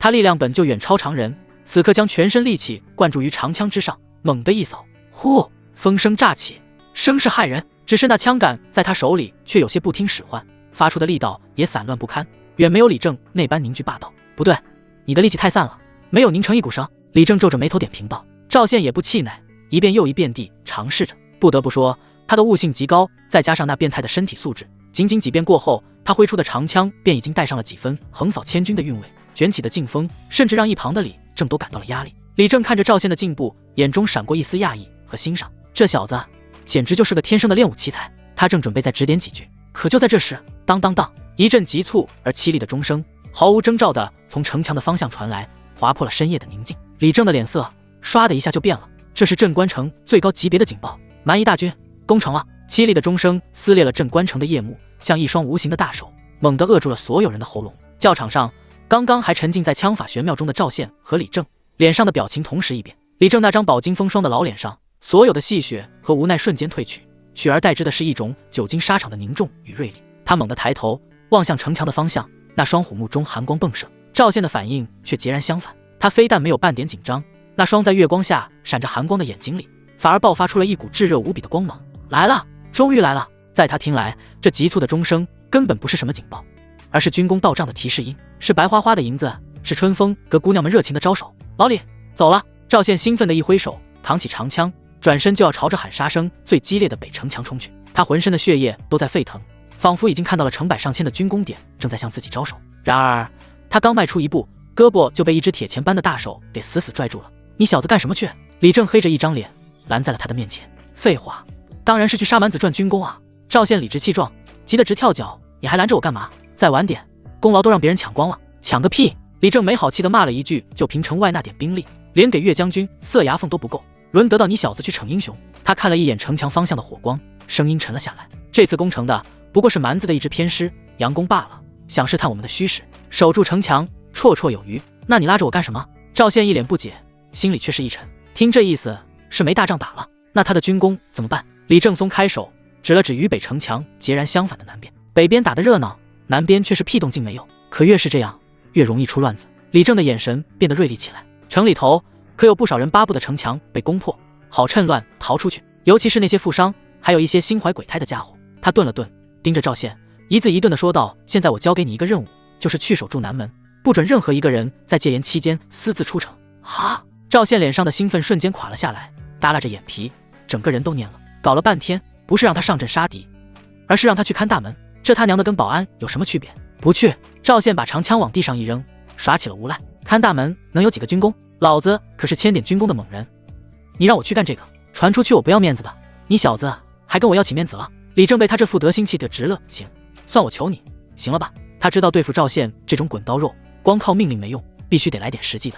这样，你给我老老实实守住南门，只要拦住一个企图私逃出城的人，我给你记3点军功。3点？赵宪的耳朵动了动，但脸上的表情依旧是不情不愿。3点军功够干嘛的？春风阁里点个最便宜的姑娘都不够。老李，你这是打发叫花子呢？李正的眼角狠狠抽搐了一下，这小王八蛋还真把自己当成菜市场大妈，讨价还价起来了。那你想要多少？李正咬着后槽牙问道。5点。赵宪毫不犹豫地伸出一个巴掌，脸上写满了少一个字都不行的决绝。拦下一个人，5点军功，而且不管对方是什么身份，只要是想跑的，我都照拦不误。出了事你得给我兜着。你……李正指着赵宪，半天说不出一句话来。他算是看明白了，这小子就是个不见兔子不撒鹰的主。不过让他去守南门，李正也确实放心。这小子虽然贪财好色，但拿钱办事绝对靠谱。而且他那一身煞气，加上1000点军功的威名，往门口一站，比什么都好使。好，5点就5点。李正最终还是咬牙答应了。但你小子给我听好了，要是放跑了一个，我为你试问。得嘞。赵宪脸上的颓丧一扫而空，瞬间喜笑颜开。他麻利地从地上捡起长枪，拍了拍胸脯，一脸正气。都督放心，保证完成任务。别说是一个人，就是一只苍蝇，也别想从我赵宪眼皮子底下飞出去。说完，他扛着枪，吹着口哨，屁颠屁颠的就朝着南门的方向跑去。那轻快的背影，不知道的还以为他是去捡金子。李正看着他那财迷心窍的模样，又是好气又是好笑，最后只能无奈地摇了摇头，转身朝着战况最激烈的北城墙奔去。与此同时，镇关城南县城府与城北震天的喊杀声不同，这里一片死寂。书房内灯火通明，县城孙德茂穿着一身锦袍，正焦躁地来回踱步。他那张平日里总是挂着虚伪笑容的脸上，此刻布满了阴沉和怒火。在他的面前，一个脸色苍白、断了一条腿，只能靠下人搀扶着才能站稳的年轻人，正低着头，连大气都不敢喘一口。正是他的宝贝儿子孙浩。废物！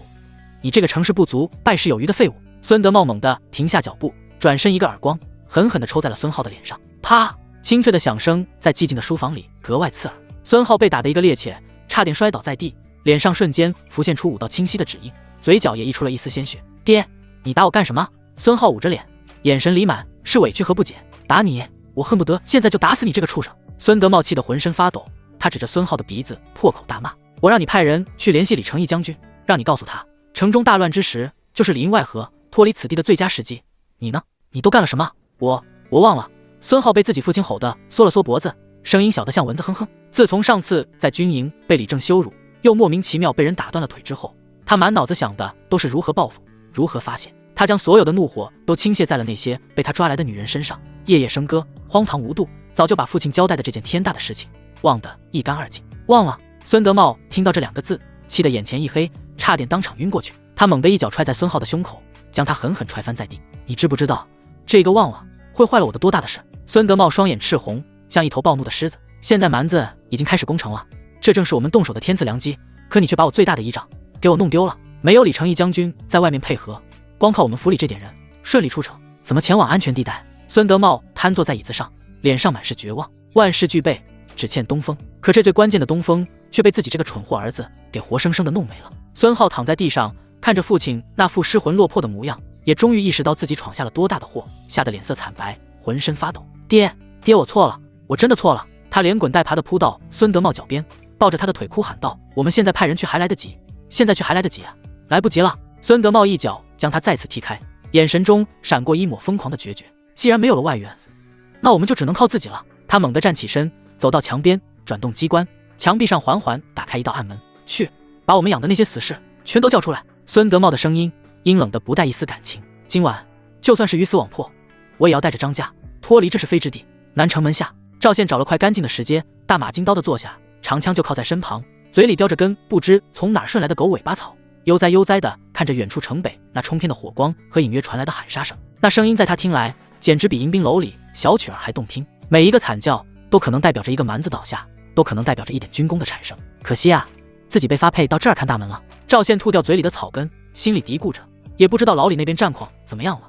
这要是打完了，自己一个军功没捞着，那可就亏大了。他晃了晃脑袋，把这些不切实际的想法甩出去。算了，不想了。打仗哪有守门转？上阵杀敌，九死一生，砍一个蛮子小兵才1点军功，自己在这儿守着，只要逮住一个想溜的倒霉蛋，就是5点军功到手。这买卖怎么算都划算。想到这儿，赵宪的心情又好了起来，他甚至开始期待能有不开眼的家伙赶紧撞到自己的枪口上来。时间一点一滴的过去，城北的喊杀声似乎渐渐小了下去，看来战况并不像想象中那么激烈。就在赵宪等得有些不耐烦，眼皮子都开始打架的时候，一阵急促的马蹄声和车轮滚动的声音由远及近，打破了南城的宁静。来了！赵宪的精神瞬间提了起来，他站起身，一把抄起旁边的长枪，眼睛里闪烁着看到猎物般的兴奋光芒。只见一队人马正护送着几辆马车朝着南门的方向疾驰而来，为首的是一个骑着高头大马，身穿锦袍，面色阴沉的中年胖子，他身后跟着一个同样骑着马但脸色苍白神情倨傲的年轻人，而在他们周围簇拥着数十名身穿黑衣，手持利刃，浑身散发着一股生人勿近气息的精悍武士。那股毫不掩饰的肃杀之气，一看就不是普通的家丁护院。赵宪的眼睛眯了起来，哟呵，看这架势是条大鱼啊！快开城门！马队还没到近前，为首的县城孙德茂便已经扯着嗓子，用一种不容置疑的命令口吻对着城门楼上吼了起来：我乃本县县城孙德茂，有紧急公务需要出城办理，速速开门，不得有误，耽误了本官的大事，你们谁都担待不起。他的声音里充满了焦急和狂躁，仿佛晚1秒出城就会天塌下来一般。然而城门楼上几个负责守卫的士兵只是探头看了一眼，却没一个人有动作。孙德茂的脸色瞬间就沉了下来，耳朵聋了吗？本官让你们开门！他身后的孙浩更是按捺不住，他本就因为自己犯下的错而心惊胆战，此刻见这些大头兵竟敢无视他爹的命令，当即便把怒火撒了过去。他指着城楼上的士兵，破口大骂：一群不长眼的东西，没听到我爹的话吗？再不开门，信不信老子把你们的皮都扒了！就在孙浩骂得起劲的时候，一个懒洋洋的声音从城门洞的阴影里悠悠传了出来：吵什么吵？大半夜的还让不让人睡觉了？伴随着话音，赵宪扛着长枪慢悠悠地从黑暗中走了出来，他抬眼皮瞥了一眼这对上蹿下跳的父子，脸上露出了玩味的笑容。孙德茂和孙浩看到赵宪的瞬间都是一愣，孙浩的瞳孔更是猛地一缩，上次在军营里被李正羞辱又被人打断腿的屈辱记忆瞬间涌上了心头。虽然他不知道打断自己腿的人就是赵宪，但他对这个当时在场的敢跟李正勾肩搭背的家伙印象极为深刻。是你？孙浩的脸上浮现出一抹狞笑，新仇旧恨涌上心头。他还没来得及发作，赵宪便已经抢先开口了：李正都督有令。赵宪将长枪往地上一顿，发出一声闷响，那双眼睛扫过在场的所有人，声音不大，却带着一股不容忽视的威严：蛮夷攻城，全城戒严，任何人不得私自出入城门。我看你们也不是什么紧急公务，倒像是急着跑路啊。他指了指孙德茂身后的马车，那上面鼓鼓囊囊的一看就装满了金银细软，所以都给我老老实实的待在这儿，哪儿也别去。等战事结束，李都督亲自过来问话之后，你们才能走。赵宪这番话直接撕破了孙德茂最后的伪装。孙德茂的脸色瞬间变得铁青，他没想到在这最关键的时刻，竟然会碰到这么一个不知死活的程咬金。放肆！孙德茂怒喝一声，县城的官威尽显无疑，区一个大头兵也敢阻拦本官，我看你是活得不耐烦了，我管你是县城还是县令。赵宪掏了掏耳朵，一脸的不在乎。天王老子来了，今天也别想从这儿过去。好，好，好！孙德茂气得连说3个好字。他看着赵宪那副油盐不进的无赖样，眼中的杀机再也无法掩饰。他猛地一挥手，对着身后的孙浩和那些黑衣死士下达了最后的命令。既然他找死，那就成全他，给我上，把他剁成肉泥，有任何后果，本官一力承担。孙浩早就等得不耐烦了，他狞笑一声，指着赵宪，对着那群死士发出了尖利的嘶吼：给我杀了他，谁砍下他的脑袋，赏银100两。杀！那50名死士得到命令，没有丝毫犹豫，口中发出一声低沉的咆哮，举着明晃晃的钢刀，如同潮水一般朝着赵宪汹涌而去。浓烈的杀气瞬间笼罩了整个城门。看着那一张张毫无感情，如同野兽般的面孔，赵宪却笑了。他伸出舌头舔了舔有些干裂的嘴唇，眼中的兴奋几乎要溢出来。李正只说把人留下，可没说非得是活人。你们这群不长眼的东西，天堂有路你不走，地狱无门你闯进来，今天小爷就拿你们的命来开个张。来得好！赵宪发出一声震天的狂吼，不再有任何保留。他单手持枪，脚下猛地一踏，整个人化作一道离弦之箭，不退反进，主动迎着那50名死士悍然冲了上去。城门洞下杀气如潮，面对那50名悍不畏死的黑衣人，赵宪非但没有半分惧色，反而像一头嗅到了血腥味的鲨鱼，浑身上下的每一个细胞都兴奋地站立起来。他狂吼一声，整个人如炮弹般射出，一头扎进了那片由刀光组成的浪潮之中。冲在最前面的一个死士脸上挂着麻木的狞笑，手中的钢刀划出一道刁钻的弧线，直取赵宪的脖颈。然而他的刀光还未及踢，眼前一花，赵宪的身影已经鬼魅般的贴近了他的身侧。噗嗤！赵宪手中的长枪甚至没有刺出，只是用枪杆以一种简单粗暴的方式狠狠地捅在了那死士的胸口。恐怖的力量瞬间爆发，那死士的胸膛以肉眼可见的速度塌陷了下去，口中喷出的鲜血染红了同伴的衣衫，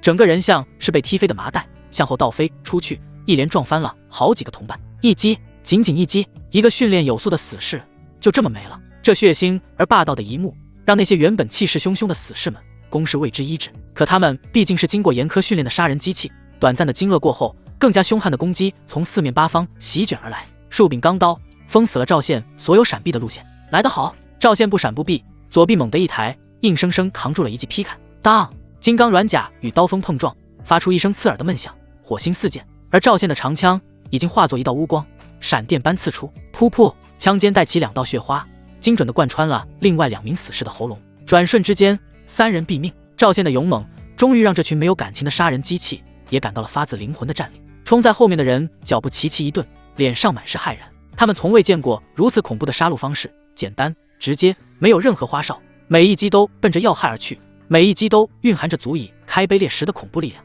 就是现在！赵宪眼中金光爆射，他脑海中瞬间闪过李正之前演练的那一招，以腰带臂，以臂带枪。他深吸一口气，双脚猛地扎根于地，腰腹瞬间发力，一股爆炸性的力量通过脊椎层层传递，最终灌注于双臂之上，横扫千军。赵宪发出一声震天的咆哮，手中的长枪嗡的一声，枪身剧烈地震颤起来，带着撕裂空气的尖啸，猛地横扫而出。一道肉眼可见的黑色枪影，如同一道席卷而来的钢铁风暴，瞬间将冲在最前面的7、8个死士笼罩了进去。砰砰砰，骨骼碎裂的脆响连成一片。那7、8个死士像是被一头发狂的巨象迎面撞上，惨叫声都来不及发出，便被那股无可匹敌的巨力扫得骨断筋折，横飞了出去。一枪之威，尽至如斯。整个城门洞前陷入了一片死一样的寂静，剩下的40多名死士全都僵在了原地。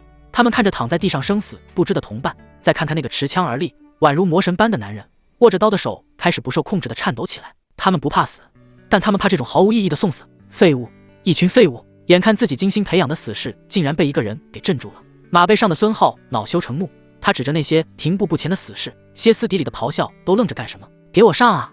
谁再敢后退一步，我诛他9族！然而这一次，他的威胁失去了作用。那些死士虽然畏惧他的权势，但更畏惧赵宪那非人的武力。一时间，双方就这么僵持在了原地。孙德茂看着这一幕，脸色阴沉的能滴出水来。他知道大势已去，再拖下去，等到城北的守军反应过来，他们一个都别想走。走！孙德茂当机立断，猛地一拉马缰，调转马头，对着孙浩和那些死士厉声喝道：“我们回去，留得青山在，不怕没柴烧。今天这笔账，他记下了。”孙浩虽然心有不甘，但也知道父亲说的对，只能怨毒地瞪了赵宪一眼，准备跟着离开。可他们想走，赵宪却不答应了。哎，别走啊！赵宪扛着长枪，懒洋洋地堵住了他们的去路，脸上挂着欠揍的笑容。李都督说了，让我把你们看好，等他来了再发落。赵宪伸出一根手指，摇了摇。他没来之前，你们哪儿都不能去。你敢拦我？孙德茂气得浑身发抖。为什么不敢？赵宪掏了掏耳朵，理直气壮地开口：“开什么玩笑？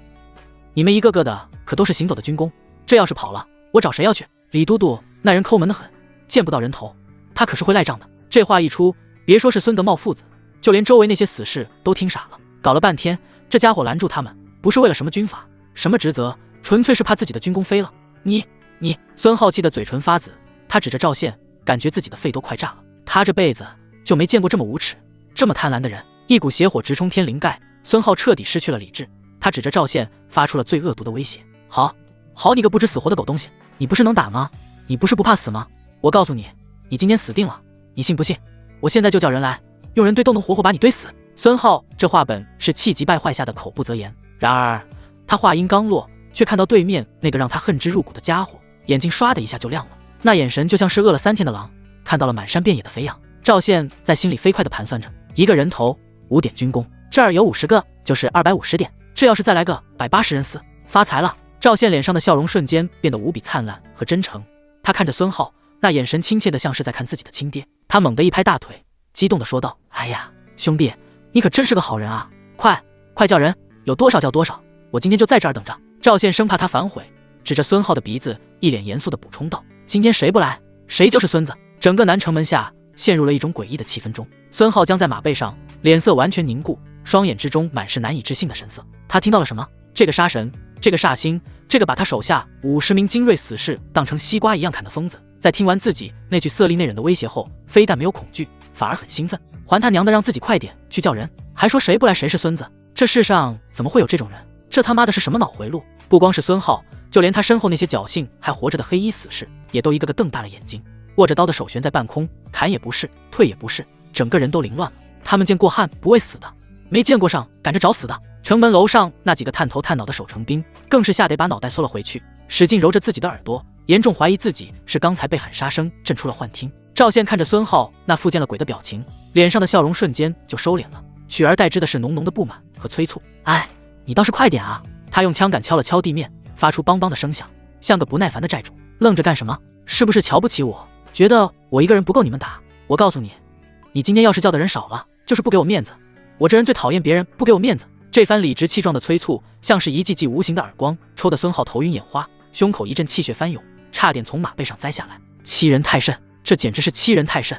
你，孙浩指着赵宪，拟了半天，一句完整的话都说不出来。他感觉自己的尊严，自己那身为县城之子的骄傲，在这一刻被对方按在地上，用一种他完全无法理解的方式，来来回回的碾成了齑粉。赵宪看他这副磨磨唧唧的模样，彻底失去了耐心。他的目光从孙浩身上移开，落在了旁边那个脸色铁青、身体紧绷，显然也在极力消化眼前这一切的县城孙德茂身上。哦，我懂了。赵宪一副恍然大悟的表情，他扛着长枪，慢悠悠地朝着孙德茂走了过去。你是不敢做主是吧？也对，毕竟你爹还在这儿呢。孙德茂看到赵宪朝自己走来，瞳孔猛地一缩，一股不祥的预感瞬间笼罩了心头。他下意识地想要勒马后退，却发现自己的手脚都有些不听使唤。赵宪走到他的马前，停下脚步，抬起头，脸上挂着和煦的笑容。孙大人是吧？他很有礼貌地问了一句。不等孙德茂回答，赵宪手中的长枪便缓缓抬起，那沾染着血迹和脑浆的冰冷枪尖就这么不偏不倚地抵在了孙德茂那肥硕的脖颈上。一股刺骨的寒意顺着皮肤瞬间传遍了孙德茂的全身，他能清晰地感受到，只要对方的手稍微用一点力，这个锋利的枪尖就能毫不费力地洞穿自己的喉咙。你想干什么？孙德茂的声音都在发颤，官威在这一刻荡然无存。不干什么。赵宪的笑容依旧灿烂，说出的话却让孙德茂如坠冰窟。他扭头冲着那边已经吓傻了的孙浩大声喊道：“喂，那个谁，我数3个数，你要是再不去叫人，我就把你爹的脑袋当成军功给收了。我这人说到做到，不信你可以试试。”赵宪的声音清晰地回荡在城门之下。孙浩浑身一激灵，猛地回过神来，他看着被枪尖指着喉咙，脸色惨白如纸，连大气都不敢喘的父亲，一股前所未有的恐惧瞬间淹没了他所有的愤怒和理智。这个疯子，他真的敢，他真的什么都干得出来。赵宪的声音再次响起，那抵在孙德茂脖子上的枪尖又向前送了一分，一缕鲜血顺着枪尖缓缓滑落。别杀我爹！孙浩终于崩溃了，他发出一声凄厉的尖叫，几乎是连滚带爬的从马背上摔了下来，也顾不上自己那条断腿的剧痛，跪在地上，冲着赵宪连连磕头。我马上去叫人，你别动手，千万别动手。赵宪这才满意地点了点头，收回了长枪。孙德茂如蒙大赦，瘫在马背上，大口大口地喘着粗气，后背的衣衫早已被冷汗湿透。还不快滚！赵宪冲着地上的孙浩踢了一脚。孙浩如梦初醒，手脚并用地爬起来，在一个死士的搀扶下，踉踉跄跄地爬上马背。他回头死死地盯着赵宪，那眼神怨毒到了极点。狗东西，你给老子等着！等我带人回来，我一定把你碎尸万段，让你求生不得，求死不能！撂下这句狠话，他再也不敢停留，拨转马头，独自一人狂奔而去，根本不敢有半分停留。看着他落荒而逃的背影，赵宪非但没有生气，反而兴奋地搓了搓手，嘴里小声嘀咕着：嘿嘿，可千万别让我失望啊！最好把你们家吃奶的劲儿都使出来，把能叫的人都叫上。一个5点军功，这要是来个几百人，不敢想。一想到那即将到手的海量军功，赵宪就感觉自己浑身的伤都不疼了，整个人都飘飘然起来。与此同时，北城墙之上，战事已经接近尾声。正如李正所料，这次攻城的蛮兵不过1000余人，雷声大雨点小，在岳家军精锐的防守下，除了在城墙下留下了几百具尸体，连城头都没摸上来，便已经开始溃退。穷寇莫追！李正站在城楼上，看着潮水般退去的蛮兵，沉声下令。他身边的亲兵立刻将命令传达了下去。都督，这些蛮子搞什么鬼？大半夜的跑来送人头。一个副将擦了擦脸上的血污，不解地问道。李正的目光没有看城外，反而转向了城内，那双虎目中闪烁着洞悉一切的金光。声东击西，调虎离山，城外的蛮子是假的，城里的蛮子才是真的。那副将一愣，随即反应过来，脸色一变，都督的意思是城里有人想趁乱。哼，一群养不熟的白眼狼。李正的脸上浮现出一抹杀机，打了这么久的仗，也该让某些人看清楚，这镇关城到底是谁说了算。他转过身，对着身后的亲兵队厉声下令，留下一队人马打扫战场，其余人全部跟我去南门。我倒要看看今晚是哪些老东西睡不着觉，想出来活动活动筋骨。夜色下的街道空无一人，只有急促的马蹄声在青石板上敲击出死亡的鼓点。孙浩伏在马背上，只觉得肺部火辣辣的疼，冷风灌进嘴里，像是刀子在刮。他那条断腿传来的阵阵剧痛，此刻却远远比不上心中那股滔天的恨意和屈辱。那个叫赵宪的狗东西，那个该死的贱民！孙浩的牙齿咬得咯咯作响，双眼因充血而变得赤红。他发誓，等他带人回来，一定要将那个砸碎，千刀万剐，一定要让他跪在自己面前，像狗一样舔自己的鞋子。就在他被仇恨冲昏头脑，只顾着埋头狂奔的时候，前方的街道尽头突然出现了一排黑压压的人影，彻底堵死了他的去路。滚开！都他妈给老子滚开！孙浩此刻就像一头被逼到绝路的疯狗，根本没看清来人是谁，下意识的就咆哮起来，手中的马鞭胡乱的抽打着。谁敢拦本公子的路，我灭他全家！然而回应他的不是惊慌的退让，而是一个沉稳中带着几分阴冷的声音。孙贤侄，这么晚了，行色匆匆，是遇到了什么麻烦吗？这声音不大，却像一盆冰水兜头浇在了孙浩的天灵盖上，让他那被怒火烧得混沌的脑子瞬间清醒了几分。孙浩猛地勒住缰绳，马儿发出一声长嘶，人立而起。他定睛看去，只见火把的光芒下，为首的一人身穿官袍，面容清癯，神情威严，不是县令张敬之又是谁？而在张敬之的身旁，一个面容俊朗但神情怨毒的年轻人正用一种同病相怜的眼神看着他。是张伟。他们身后是上百名披坚执锐的府兵和家丁，一个个杀气腾腾，显然也是准备趁乱搞事情的救兵。这是天降的救兵啊！孙浩心中的狂喜瞬间淹没了一切，他几乎是连滚带爬的从马背上翻了下来，也顾不上腿上的剧痛，一把鼻涕一把泪的扑了过去。张伯父，张兄，你们可要为我做主啊！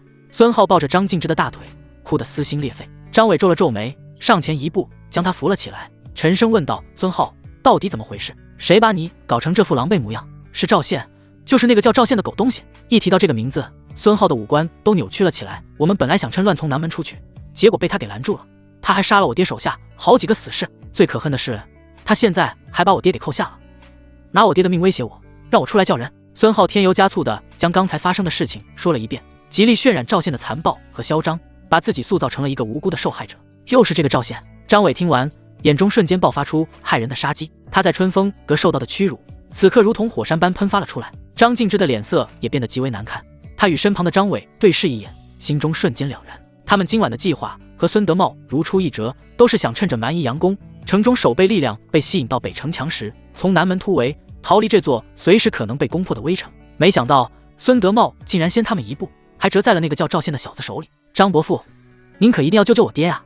孙浩哭喊着哀求。那小子虽然能打，但他只有一个人，我们两家合兵一处，上百号人，对也把他怼死了。孙贤直放心。张敬之缓缓开口，声音里透着一股森然的寒意。孙县城与我乃是同僚，如今他有难，本官岂能坐视不理？他伸手拍了拍孙浩的肩膀，眼神幽深。更何况我二爷与那赵县有些过节，正好今晚一并清算了。走，带路。张敬之不再废话，一挥手，冷冷的下令：我倒要看看，是他的枪杆子硬，还是本官的王法硬。多谢张伯父，多谢张伯父。孙浩喜出望外，连忙爬上马背，脸上挂着劫后余生的庆幸和即将大仇得报的狰狞。他调转马头，指着来时的方向，声音尖利的嘶吼道：就是前面，大家跟我冲，砍死那个狗杂种，重重有赏。一时间，马蹄声、脚步声混杂在一起，汇成一股钢铁洪流，浩浩荡荡地朝着南城门的方向席卷而去。南城门下，赵县等的花儿都快谢了。他时不时地抬起头，望向那漆黑的街道尽头，嘴里不住地嘀咕：怎么还不来？这小子不会是半路跑了吧？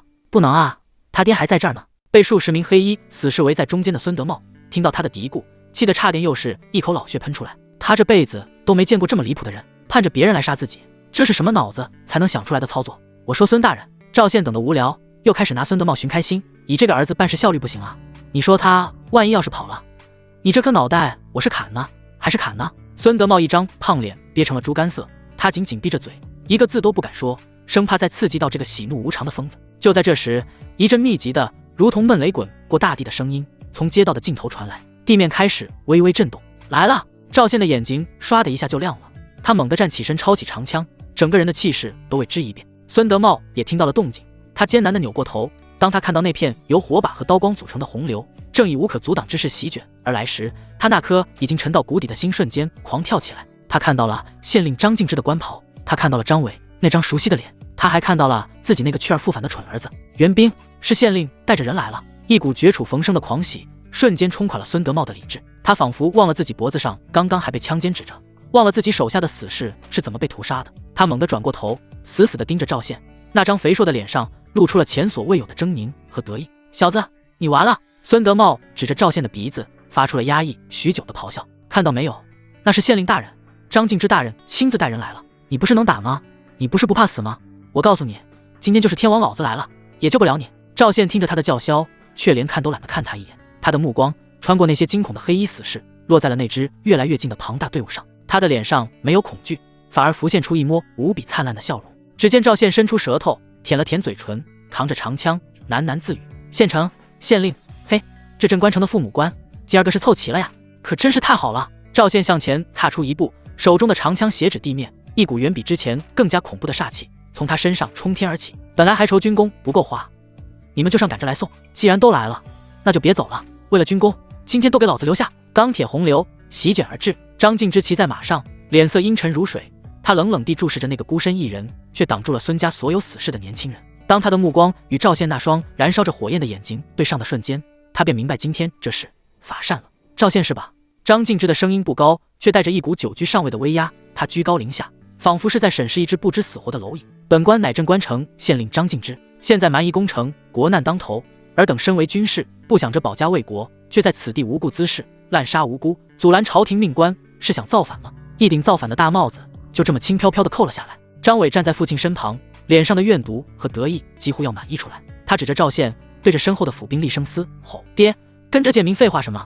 他在春风阁羞辱于我，现在还敢对您不敬，此等狂徒留他何用？给我上，把他剁成肉酱，出了事我爹担着。杀！随着张伟一声令下，他身后那上百名早已按捺不住的府兵和家丁发出一声震天呐喊，举着明晃晃的刀枪朝着赵县汹涌而去。哈哈，狗东西，我看你这次死不死！孙浩在后面看的是热血沸腾，他仿佛已经看到了赵县被乱刀分尸的凄惨下场，忍不住放声大笑。孙德茂也从地上爬了起来，脸上挂着劫后余生的狰狞，怨毒地盯着赵县，等待着他被撕成碎片的时刻。上百人对付一个人，还是装备精良的府兵，这根本就是一场毫无悬念的屠杀。然而面对这足以碾碎一切的攻势，赵县却笑了，那是一种发自内心的无比畅快的笑。来得好！他非但不退，反而主动向前踏出一步，手中的长枪猛地向前一指，枪尖直指那如潮水般涌来的人群。今天就让你们这群养尊处优的废物看看，什么才叫真正的沙场汉族。话音未落，赵县动了，他没有选择防守，而是以一种一往无前的决绝姿态，主动冲向了那片密密麻麻的刀林剑雨。找死！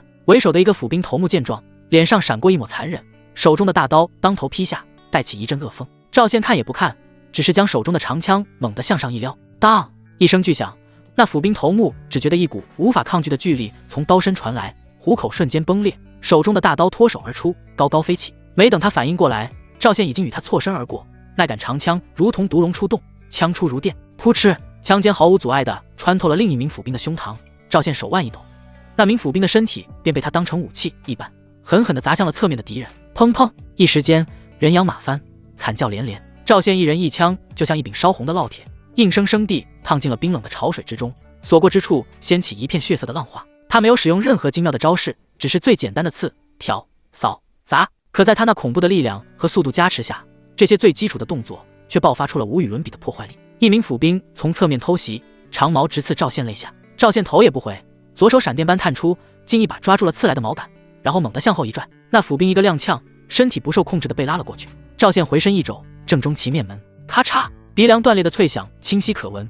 那府兵哼都来不及哼一声，便软软地倒了下去。整个场面彻底变成了一面倒的屠杀。赵宪的身影在人群中辗转腾挪，手中的长枪化作了死神的镰刀，每一次挥舞都必然带走数条性命。鲜血染红了他的衣甲，染红了他的脸庞，让他看起来如同从地狱中爬出的修罗。之前还叫嚣不已的孙浩，脸上的笑容早已僵住，他张着嘴眼，珠子瞪得溜圆，身体不受控制的开始发抖。孙德茂脸上的得意也消失得无影无踪，取而代之的是一片死灰。张静之那张总是波澜不惊的脸上也终于出现了一丝裂痕，他身旁的张伟更是如遭雷击，他死死地盯着那个在人群中大杀四方的身影，心中的怨毒在这一刻被无尽的恐惧所取代。怪物，这根本就不是人，这是一个怪物！跑，快跑！不知是谁发出了一声凄厉的尖叫，剩下的府兵和家丁们终于崩溃了，他们扔下武器，哭喊着，咒骂着，掉头就跑，只恨爹娘少生了2条腿。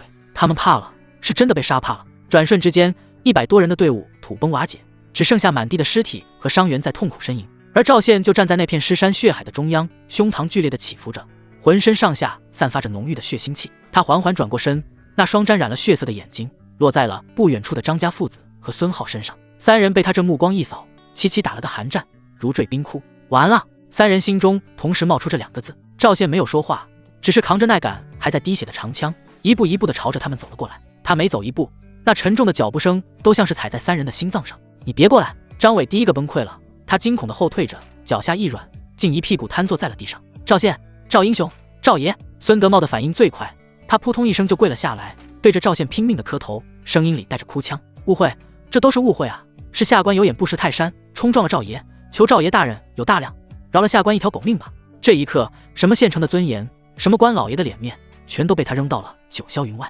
活命才是最重要的。张静之的脸色变了又变，他死死地攥着拳头，身体因为屈辱和恐惧而微微颤抖。他想保持县令的威严，可看着赵宪那双毫无感情的眼睛，他知道任何威胁和恫吓都只会加速自己的死亡。赵宪走到3人面前，停下脚步。他先是看了一眼跪在地上磕头如捣蒜的孙德茂，又看了一眼瘫在地上瑟瑟发抖的张伟，最后他的目光落在了那个唯一还站着的张静之身上。赵宪，张静之艰难地咽了口唾沫，声音干涩地说道：今天之事是本官的错，本官愿意赔偿你的一切损失，只要你放我们离开。然而他的话还没说完，就被赵宪粗暴地打断了。赵宪猛地出手，一把掐住了他的脖子，将他从马背上硬生生地提了起来。紧接着他又如法炮制，将旁边的孙浩和地上的张伟也一手一个，像是抓小鸡一样轻松地拎了起来。赔偿？赵宪咧嘴一笑，露出一口被鲜血染红的牙齿，那笑容在3人看来比魔鬼还要可怕。老子不要赔偿！赵宪将3人拎到墙边，然后像扔垃圾一样将他们狠狠地扔在了地上。他用长枪的枪杆将3人并排压住，让他们动弹不得。孙浩是吧？我刚才让你叫人，你不是叫得挺欢吗？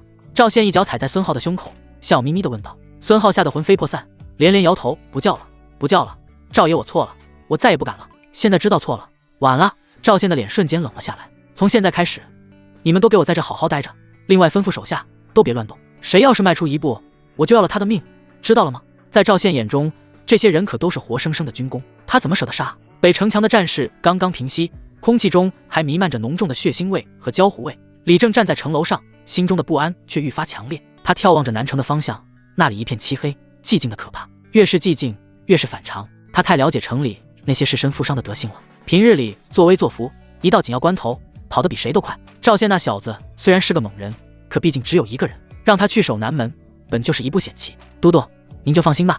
赵爷那身手，一个人顶一个100人队，南门那边出不了乱子。旁边的清兵见他神色凝重，忍不住出声安慰：“你懂个屁！”李正没好气地骂了一句，心中的烦躁却丝毫未减。不怕1万，就怕万一。那些家伙真要铁了心往外冲，狗急了还跳墙呢。赵现在能打，双拳也难敌4手。传我命令，所有人加快速度，全速赶往南门。李正一挥手，声音里透着一股不容置喙的急切。是。大队人马立刻行动起来，盔甲碰撞的声音和整齐的脚步声在寂静的夜里汇成一股洪流，朝着南门的方向疾驰而去。李正一马当先，心中的焦灼如同火焰般燃烧。赵宪那小子可是他好不容易才发现的宝贝疙瘩，是岳家军未来的希望。要是真在阴沟里翻了船，他找谁说理去？千万别出事，千万别出事啊！李正嘴里不住地念叨着，握着缰绳的手因为用力而指节发白。就在这时，一个负责探路的斥候从前方飞奔而来，人还未到，焦急的声音已经传来：“都督，不好了！南门那边聚集了好多人，看穿着打扮，像是县衙和县城府的府兵，一个个都拿着家伙，把城门给堵死了。”什么？李正的心猛地向下一沉，最担心的事情还是发生了。这帮狗娘养的，竟然真的敢在这个时候闹事！都督，我们怎么办？清兵紧张地问道。怎么办？李正的虎目中迸射出骇人的杀机，他猛地抽出腰间的佩刀，刀锋在夜色下划出一道森冷的寒光。冲过去！所有胆敢阻拦者，格杀勿论！是。得到命令的士兵们齐声怒吼，士气瞬间提到了顶点，所有人都加快了脚步，一股肃杀之气冲天而起。然而，当李正带着人马杀气腾腾地冲到南门前的拐角，准备迎接一场恶战时，眼前的一幕却让他和他身后的所有士兵全都集体傻在了原地。南城门下火把通明，地上横七竖八地躺着上百具尸体，鲜血汇成了溪流，将青石板地面染成了暗红色。而那些所谓的兵强马壮的府兵家丁根本没有半点反抗的意思，他们一个个丢盔弃甲，抱着脑袋，像一群受惊的鹌鹑，整整齐齐地蹲在墙角，身体抖得跟筛糠一样。在他们的前面，孙德茂和张敬之这2位镇关城的父母官并排跪在地上，脑袋耷拉着，连头都不敢抬。而他们的儿子张伟和孙浩则像2条死狗一样瘫在地上，裤裆里一片湿如，散发着难闻的骚臭味，显然是吓尿了。整个场面安静的落针可闻，唯一站着的只有那个扛着长枪、浑身浴血、宛如地狱杀神般的身影。赵宪看到李正带人来了，眼睛一亮，脸上瞬间堆满了热情的笑容。他远远的就冲着李正挥了挥手，那动作亲切的像是在招呼自家亲戚。老李，你可算来了，快帮我把人头收好了，那些死了的脑袋我都给留着呢，一个不少。赵宪一指地上那群蹲着的人，又指了指跪着的2个官老爷，咧着嘴露出一口白牙。还有这些活的，你可都看清楚了，一个都不能少。一个人5点军功，你可是亲口答应我的，可不许耍赖啊！所有人都感觉自己的脑子有点不够用了，这是什么情况？说好的恶战呢？说好的以一敌百呢？怎么感觉像是赵宪单方面的进货？李正深吸一口气，强行压下心中的震撼。他翻身下马，快步走到赵宪面前，上上下下的打量着他。见他虽然浑身是血，但似乎并无大碍，这才松了口气。你小子怎么搞的？李正的声音都有点发干。就这么搞的呗。赵宪说的轻描淡写，他用枪杆点了点跪在地上的张敬之和孙德茂。擒贼先擒王吗？把这2个领头的按住了，剩下这些小喽啰不就老实了？他撇了撇嘴，一脸嫌弃。再说了，这些人也太不经打了，我这还没怎么发力呢，他们就全躺下了，没劲。这话说的差点让墙角蹲着的那群府兵当场哭出来。还没发力？你管那一枪扫飞7、8个人叫没发力？李正嘴角狠狠一抽，已经不知道该说什么好了。他正想再问问细节，那边跪在地上的张敬之和孙德茂一看到李正来了，顿时像是看到了救命稻草一般，连滚带爬的就扑了过来。李都督，李都督救我！下官知错了，下官一时糊涂，求李都督看在同僚一场的份上，饶了下官这一次吧。刚才在赵宪面前还吓得屁都不敢放一个的2位大人，此刻却哭得鼻涕一把泪一把，争先恐后的向李正忏悔，态度那叫一个诚恳。在他们看来，赵宪是个不讲规矩的疯子，杀人不眨眼的屠夫，而李正好歹是朝廷命官，是岳家军的都督，凡事总得讲个规矩，讲个王法。落到李正手里，顶多是惩罚一番，总好过被那个疯子一枪捅死。看着眼前这荒诞的一幕，李正只觉得一阵头大。他还没来得及发话，旁边的赵宪却不乐意了。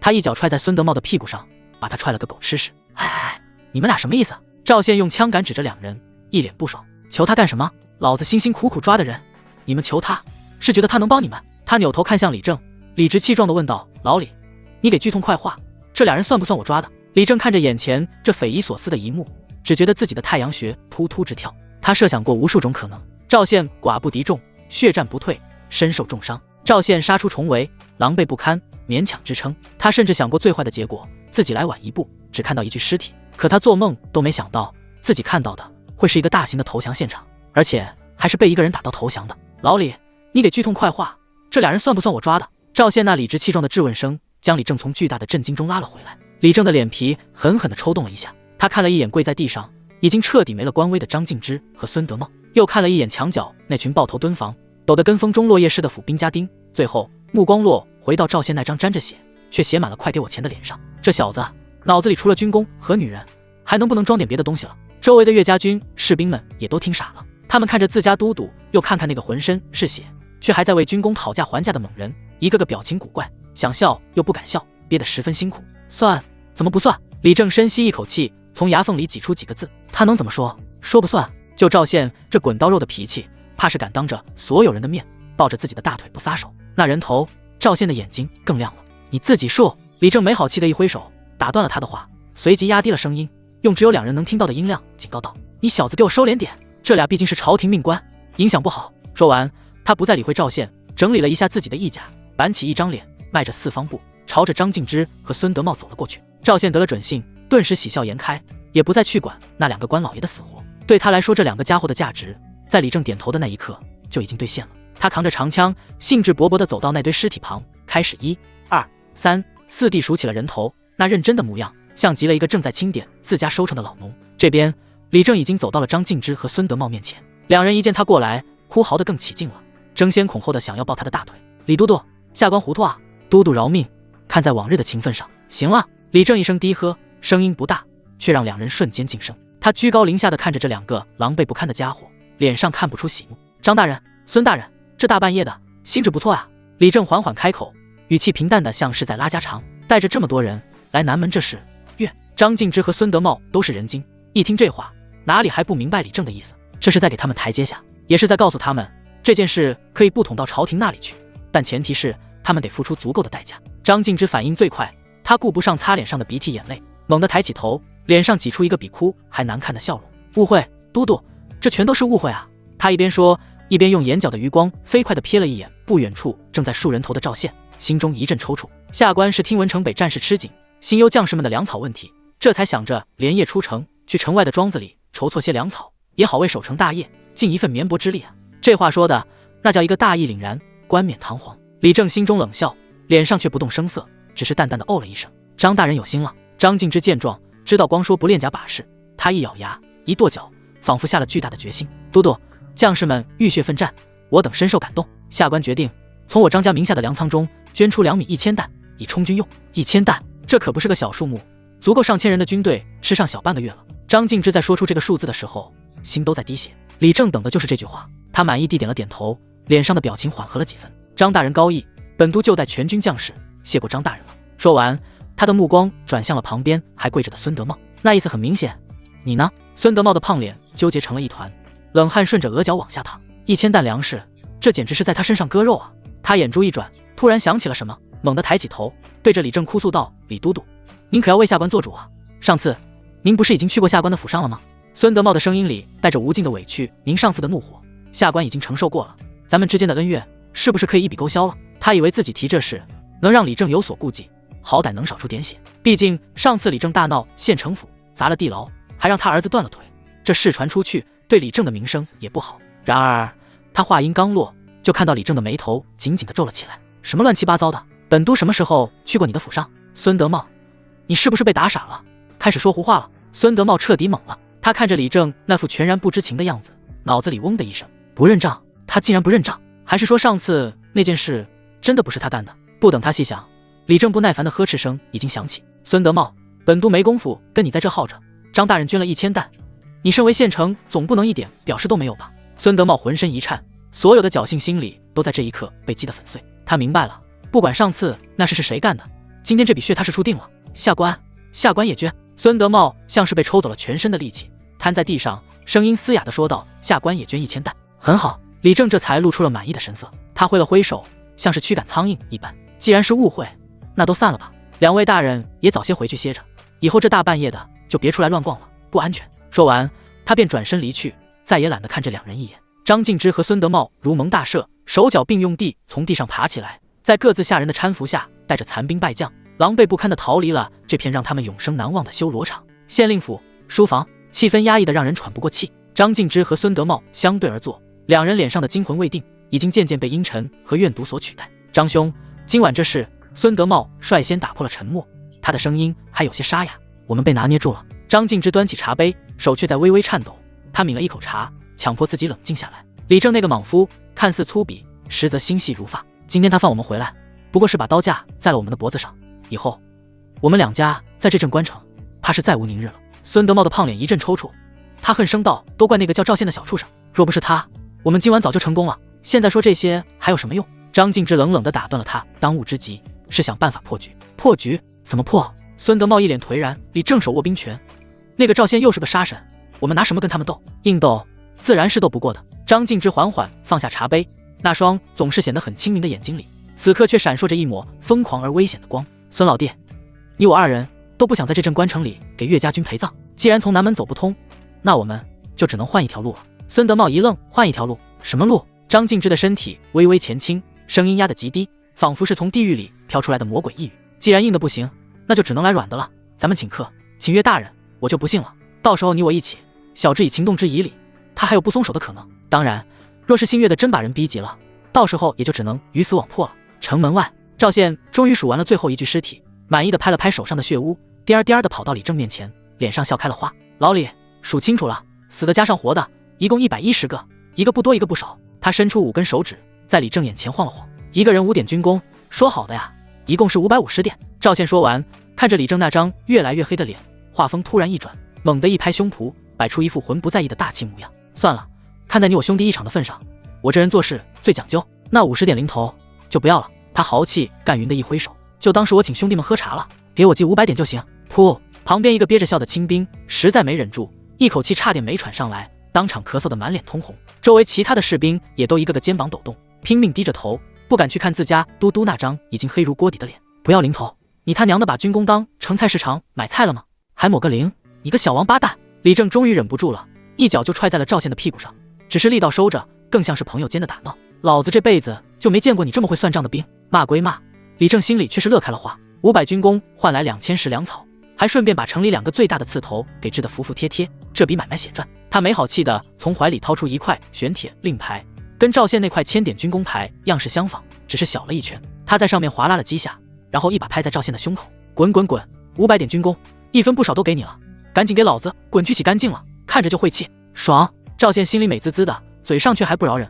老李，这就叫专业，打仗我在行，算账我也不能吃亏，不是？李正懒得再跟他废话，他看着赵宪那副得意洋洋的模样，脸色又沉了下来。你小子别光顾着乐，今晚这事你干得太糙了。李正的眼神变得严肃起来。你空有一身蛮力，横冲直撞，对上这些乌合之众还行，要是真正在战场上碰见蛮子的精锐，你这种打法死都不知道怎么死的。从明天开始，你给老子老老实实待在教场，我亲自操练你，不把你那身蛮力给老子练出个花来，你哪儿也别想去。赵宪一听这话，脸顿时就垮了。天天练枪，那还有没有时间去春风阁找梦烟微切磋了？还有没有机会去攻略新的美人了？这可都是白花花的属性点啊！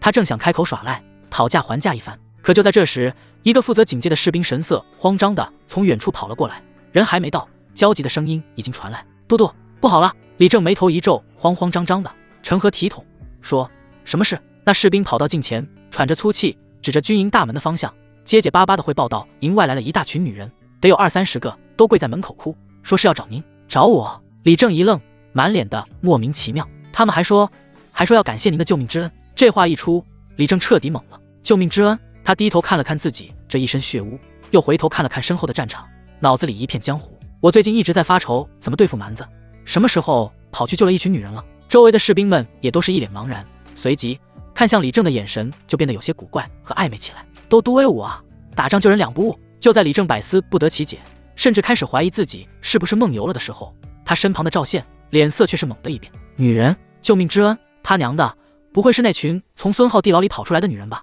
赵宪心里咯噔一下，暗道一声要坏。当初自己夜闯县城府，用的可是李正的名号，这件事要是被捅出来，李正这老狐狸肯定能顺藤摸瓜，把自己打劫县城府的事情给扒出来。不行，绝对不能让老李跟他们见面。眼看李正脸上已经露出了几分好奇，甚至还整理了一下自己的盔甲，一副准备亲自去看看的模样。赵宪眼珠一转，立刻一步跨出，拦在了李正面前。可，他清了清嗓子，脸上露出一副无比严肃和凝重的表情。都督，此事甚是蹊跷。李正一愣，蹊跷？有什么蹊跷的？您想啊。赵宪凑了过去，压低了声音，分析的头头是道。您是什么人？您是咱们镇关城的定海神针，是岳家军的擎天玉柱。您今夜在北城墙大破蛮夷，威名早已传遍全城。这群女人早不来晚不来，偏偏在这个时候来，还指名道姓的要找您报恩。依我看，他们八成是听闻了您的英雄事迹，心中仰慕，所以想用这个理由来接近你。这番话说的简直是把马屁拍到了天际。李正听的是浑身舒坦，下意识的就挺起了胸膛，捋了捋自己那乱糟糟的胡须，脸上露出了几分自得。言之有理，本都的威名确实。但是赵宪猛地加重了语气，脸上的表情变得前所未有的凝重。都督，您别忘了，张敬之和孙德茂那两个老东西刚刚才吃了大亏，谁能保证这不是他们狗急跳墙设下的一个局？万一这群女人里面藏着刺客呢？万一这是他们的美人计呢？赵宪的声音里充满了担忧。您现在可是咱们军中的主心骨，万一您要是有个什么三长两短，那咱们镇关城的防线可就危险了呀。这一番话如同一盆冷水，瞬间浇灭了李正心中那点小小的得意。他那双虎目瞬间变得锐利起来，浑身上下的轻松惬意一扫而空，取而代之的是一股久经沙场的警惕。没错，赵宪这小子说的对，防人之心不可无。张敬之那老狐狸，什么阴损的招数都使得出来。李正看着赵宪，眼神里头一次露出了赞许和欣赏。这小子不光能打，脑子也够用，是个可造之才。你小子说的对。李正重重地拍了拍赵宪的肩膀，一脸的郑重，是本都疏忽了。他沉吟片刻，随即一挥手做出了决定。这样，这件事就交给你去处理，你去把他们打发了，记住态度好点，别伤了百姓的心，但无论如何不能让他们靠近军营一步。得嘞。赵宪心中大喜，脸上却是一副保证完成任务的坚毅表情。他冲着李正抱了抱拳，转身便大步流星地朝着军营门口走去。看着赵宪离去的背影，李正满意地点了点头，嘴里还不住地夸赞这小子有勇有谋，是个帅才啊。赵宪揣着李正那句赞许，心里头却压根没当回事。帅才？什么狗屁帅才？当帅才哪有搂着美人数着军功来的实在。他哼着小调，脚步轻快地朝着军营大门走去，心里盘算着怎么三言两语把那群麻烦的女人打发走，然后好回去睡个回笼觉。离得老远，他就听见了营门口传来的阵阵哭泣声，那声音不大，却像无数根细小的针，扎得人心里发麻。赵宪脸上的轻松散去了几分，他皱了皱眉，加快了脚步。军营门口的火把下跪着黑压压的一片人影，20-30个女人，老的少的都有。她们的衣服虽然破旧，但都将洗得干干净净。此刻她们全都跪在冰冷的地面上，一张张脸上挂满了泪痕，却又带着一种劫后余生的庆幸和希冀。她们的身前还放着一些零零碎碎的东西，几个布包，几根看起来有些年头的簪子，甚至还有一小袋看起来像是粗粮的东西。这阵仗让赵宪心里头莫名的有些发堵。他清了清嗓子，背着手迈着四方步走了过去，刻意摆出一副官威十足的架势。可都哭什么哭，这里是军营重地，容不得你们在此喧哗。他的声音不大，却清晰地传到了每个人的耳朵里。女人们的哭声一致，纷纷抬起头，用一种混杂着畏惧和期盼的眼神看着他。为首的一个看起来40多岁的大婶壮着胆子西行了2步，对着赵宪连连磕头。这位军爷，我们不是来闹事的，我们是来感谢李正都督的救命之恩的。是啊，军爷，要不是李都督，我们这辈子都出不了那个活地狱了。求军爷让我们见见李都督吧，我们想当面给他磕个头。一群女人七嘴八舌地说了起来，言语之中充满了对李正的感激。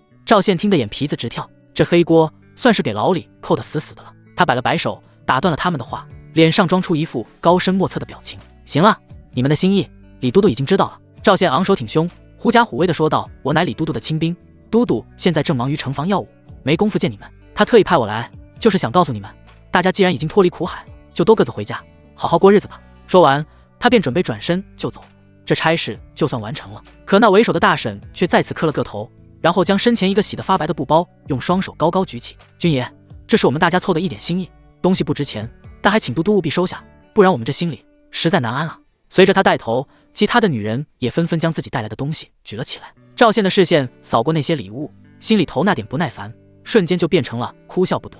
一个缺了口的木梳，一根磨得光滑的银簪子，还有一个用红绳穿着的铜钱，就这些破烂玩意儿。赵宪撇了撇嘴，刚想说都督府不缺这点东西，可他的话到了嘴边，却怎么也说不出口。他看见了那些女人举着东西的手，那是一双双布满了老茧，甚至有些开裂的手。他也看见了他们的眼神，那眼神里没有丝毫的算计，只有最纯粹的、最质朴的感激。他们是在用自己仅有的最宝贵的东西来表达他们的谢意。赵宪的心像是被什么东西不轻不重地撞了一下，他沉默了片刻，最终还是走了过去，将那些东西一一接了过来。行了，东西我代都督收下了。他的声音不自觉地柔和了几分。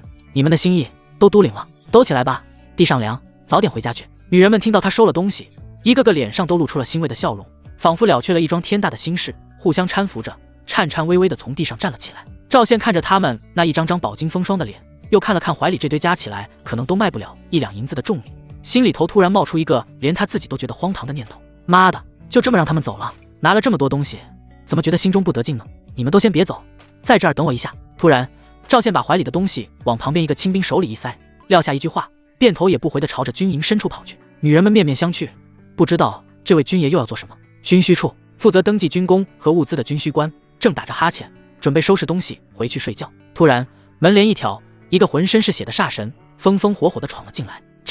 赵爷！军需官吓了一跳，手里的毛笔都掉在了地上。赵宪现在可是军营里的大红人，谁不认识？别废话！赵宪懒得跟他客气，直接将自己那块500点的军功牌拍在了桌子上。给我换成银子，立刻，马上换银子！军需官愣住了。军功换银子倒是有这个规矩，是岳将军为了激励士气定下的，1军功兑1两银子。可这规矩定了这么久，还从没见过谁真的来换。毕竟军功这东西，关键时刻能换甲胄，能换兵器，甚至能换官职，哪个不是比银子实在？更别说是一口气换500军功了。这可是500两白花花的银子啊！赵爷，您可想好了，这军功换成银子，可就换不回来了呀！军需官好心提醒道：“让你换就换，哪儿那么多废话？”赵宪不耐烦地催促道。军需官不敢再多言，连忙手忙脚乱地打开库房，清点出500两银子，用一个沉甸甸的大口袋装好，交给了赵宪。赵宪掂了掂手里那袋银子，心都在滴血。500军功啊，这可是他拿命换来的，就这么没了。他一边往回走，一边在心里不住地安慰自己：算了，就当是今天在南门白忙活一场。军营门口，赵宪提着那袋银子回到了翘首以盼的女人们面前，他二话不说，将袋子往地上一放，解开绳子，那白花花的银锭在火光下晃得人睁不开眼。这些银子你们拿去分了。赵宪指着那袋银子，用一种不容拒绝的口气说道：就算是李都督体恤你们，给你们的安家费都拿着，然后赶紧滚蛋，别在这儿碍眼。他说完也不管那些女人是什么反应，转身就走，那背影怎么看都带着几分落荒而逃的仓皇。他怕自己再多待1秒就会心疼的后悔。整个营门口鸦雀无声，那20-30个女人全都呆呆地看着地上那袋银子，又看了看赵宪远去的背影，一时间竟没有一个人敢上前。许久，那个为首的大婶才颤抖着走上前，当他看清袋子里那码放得整整齐齐的银锭时，眼泪唰的一下就流了下来。他猛地转过身，朝着赵宪离去的方向重重地跪了下去。扑通扑通，他身后所有的女人全都齐刷刷地跪倒在地，朝着那道已经快要消失在黑暗中的背影无声地磕着头。赵宪没有回头，他也不知道身后发生了什么，更不知道就在不远处的一处墙角阴影里，一双清亮的眼睛将刚才发生的一切从头到尾都看得清清楚楚。春风阁雅间内，青烟袅袅，琴音悠悠，丫鬟小翠快步从门外走了进来，脸上还带着几分未曾消散的震惊。小姐！孟烟微先手轻按琴弦，琴音戛然而止。她抬起眼帘，淡淡地看着自己的丫鬟：怎么了，小姐？我看到赵宪了。小翠用力地点了点头，语气里满是不可思议。那个赵宪，他把那500军功全都换成了银子，然后全都分给了那些从县城府地牢里逃出来的女人。小翠的脸上写满了不解：小姐，我实在是想不通，他那种视财如命的无赖怎么会做出这种事情来？500两银子啊，他眼睛都不眨一下就送出去了。听完小翠的汇报，孟烟微那张清冷如月的脸上却没有丝毫的意外，她只是端起桌上的茶杯，轻轻抿了一口，嘴角缓缓地勾起了一抹足以令百花失色的笑容。面对女色，不卑不亢，想必不是滥情之人，对待苦难愿意伸出援手，人品倒是合格了。小翠听得云里雾里：小姐，您在说什么呀？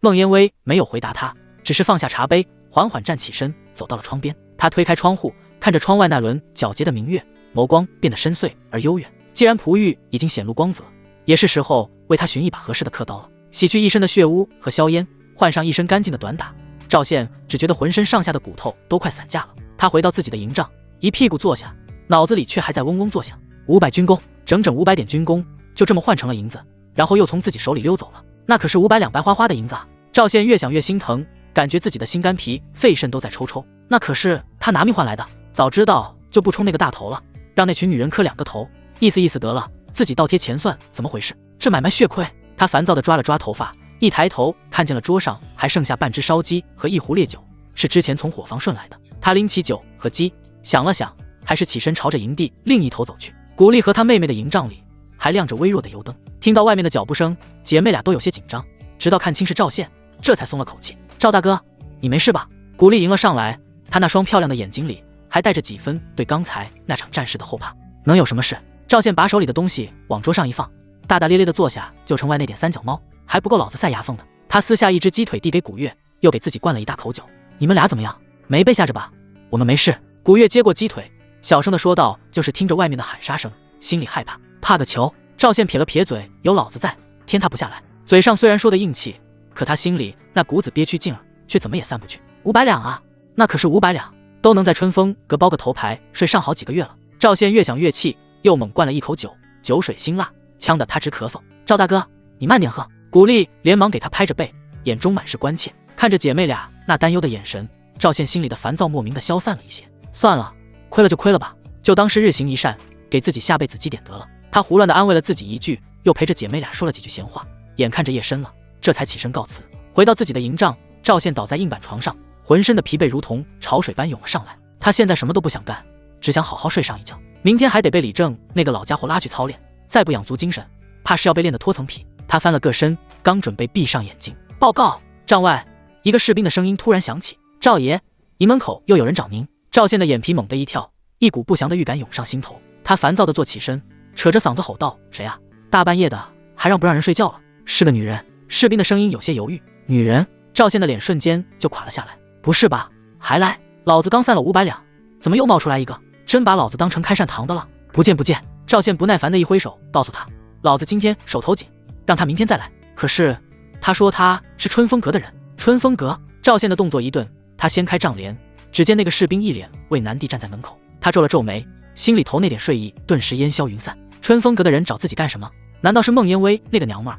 觉得上次把自己抬出来不过瘾，还想再羞辱自己一次。他心里嘀咕着，但还是翻身下床，一边系着腰带，一边骂骂咧咧地朝着营门走去。他娘的，今天谁要是再敢跟老子要1文钱，老子就把他脑袋拧下来当夜壶。等他怒气冲冲地赶到营门口，看清来人时，脸上的怒容却瞬间凝固了。火把下站着的不是什么哭哭啼啼的妇人，而是一个身穿翠绿衣裙、梳着双压髻的俏丽丫鬟，正是孟烟薇的贴身丫鬟小翠。小翠一见到赵宪，那张小脸上立刻露出了几分戒备和厌恶，但还是强忍着上前行了一礼。赵爷，我家小姐有请。赵宪一听这话，警惕性立刻提到了最高。他上下打量着小翠，双手抱在胸前，摆出一副无赖的架势。请我干什么？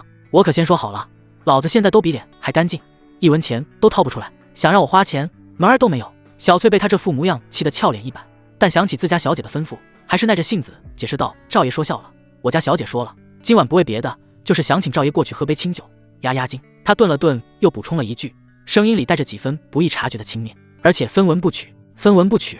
赵宪的耳朵动了动，这娘们儿葫芦里到底卖的什么药？上次见面还对自己喊打喊杀的，今天就又是仰慕又是请喝酒，还是免费的。事出反常必有妖，赵宪可不相信天上会掉馅饼，尤其还是从孟烟薇那种心机深沉的女人手里掉下来的。他想也不想就要拒绝，可话到嘴边又咽了回去。他想起了上次被2个龟奴抬出房间的屈辱一幕，他娘的，这次要是再怂了，以后还怎么在那娘们儿面前抬起头来？去就去，老子倒要看看你还能玩出什么花样来。想到这里，赵宪的腰杆瞬间就挺直了，他清了清嗓子，脸上露出一副既然你诚心诚意的邀请了，那我就勉为其难的答应你的表情，行吧？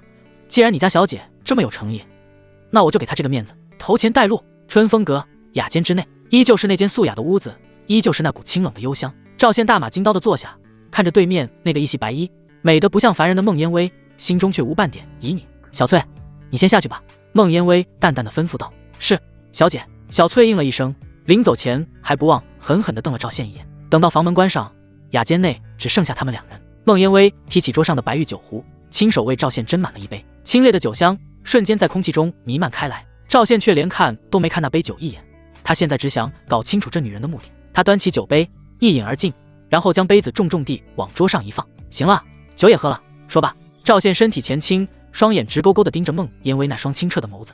你到底想干什么？别跟我来虚的，直接说正事。孟烟薇看着他这负急不可耐的模样，那张清冷的脸上缓缓地绽放出一抹浅笑。他也为自己倒了一杯酒，轻轻地晃了晃，看着杯中清澈的酒液，声音如同窗外的月光，清冷而悠远。之前我拒绝的公子气质不俗，绝非常人，今日一见烟薇，只是好奇，不知赵英雄以后有何打算？打算？赵宪咧嘴一笑，像是听到了什么天大的笑话。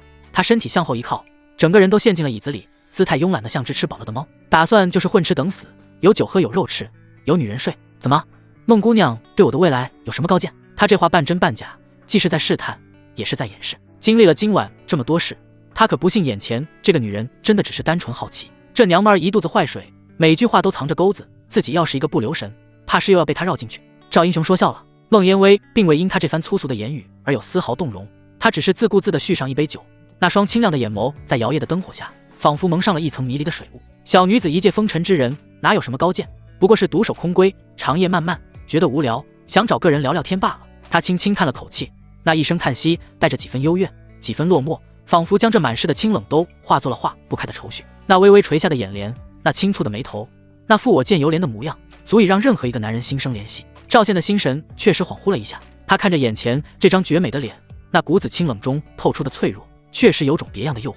这女人天生就是个妖精。不过他很快就回过神来，放松警惕，不存在的。他借着刚刚那股酒劲，索性把无赖的姿态装到底，一拍桌子，嘿嘿笑道：“既然是聊天，那有什么不能说的？要说志向，我赵宪还真有一个。”他凑上前去，压低了声音，那眼神在孟烟薇凹凸有致的身段上肆无忌惮地扫过，语气下流却又带着几分理所当然的霸道：“老子的志向就是睡遍这天下的美女，孟姑娘，你这么漂亮，自然也在我的志向里头。”雅间内的空气似乎因为他这句粗鄙不堪的话而凝滞了一瞬。孟烟薇为自己倒酒的动作微微一顿，她抬起眼，那双漂亮的眸子里第一次露出了真切的讶异。显然她设想过赵宪的无数种反应，却唯独没有料到他会如此直白，如此不要脸。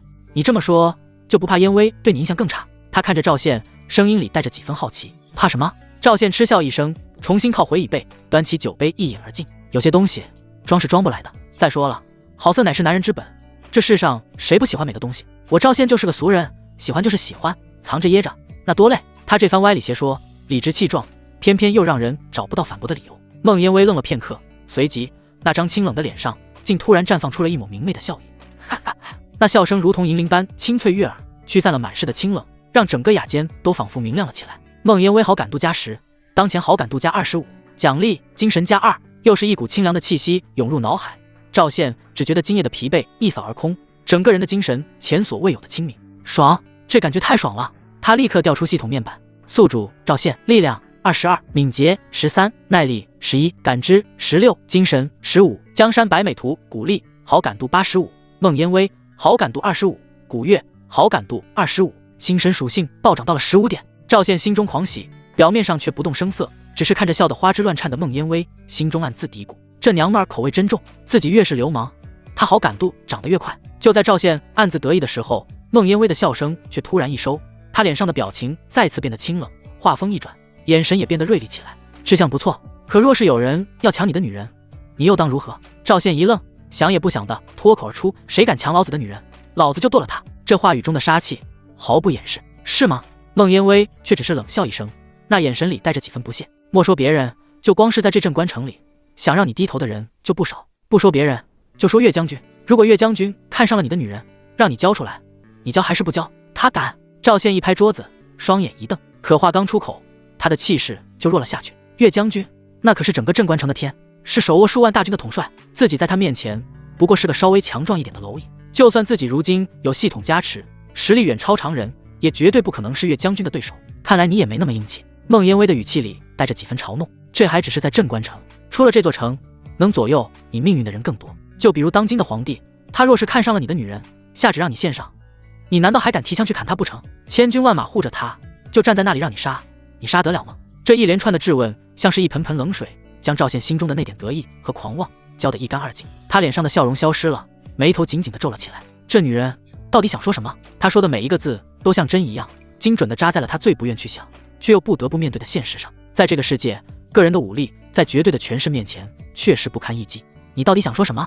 赵宪的声音沉了下来，他死死地盯着孟烟薇，一字一顿地问：别跟我绕圈子了。眼看火候差不多了，孟烟薇也不再卖关子，他站起身，走到赵宪的面前，微微俯身，一股幽兰般的香气瞬间将赵宪笼罩。他那双清亮的眸子仿佛能看穿人心。烟薇只是想问问公子，你可有进取之心？他的声音压得极低，带着一种蛊惑人心的魔力。你现在虽然勇猛，但在那些大人物眼里，不过是一把好用的刀罢了，用钝了，随时可以丢弃。可若是你不想只做一把刀呢？孟烟薇的红唇凑到赵宪的耳边，吐气如兰。若是你想成为那个执刀的人，烟薇不才，或许可以为你出谋划策，祝你在这乱世之中正一个将军当当。雅间内的空气因为孟烟微那句话而变得粘稠，那股子幽兰般的香气混杂着他吐出的温热气息，像一只无形的手搔刮着赵宪的耳廓，让他浑身都有些燥热。祝他当将军！赵宪的心脏漏跳了半拍，他看着近在咫尺的这张绝美的脸，那双清亮的能映出他影子的眸子里闪烁着一种他看不懂的光。这娘们儿图什么？他赵宪有什么？烂命一条，一身蛮力，外加一个别人不知道的系统。他一个身处风月场的花魁，搅和到军国大事里来，就不怕掉脑袋？怎么？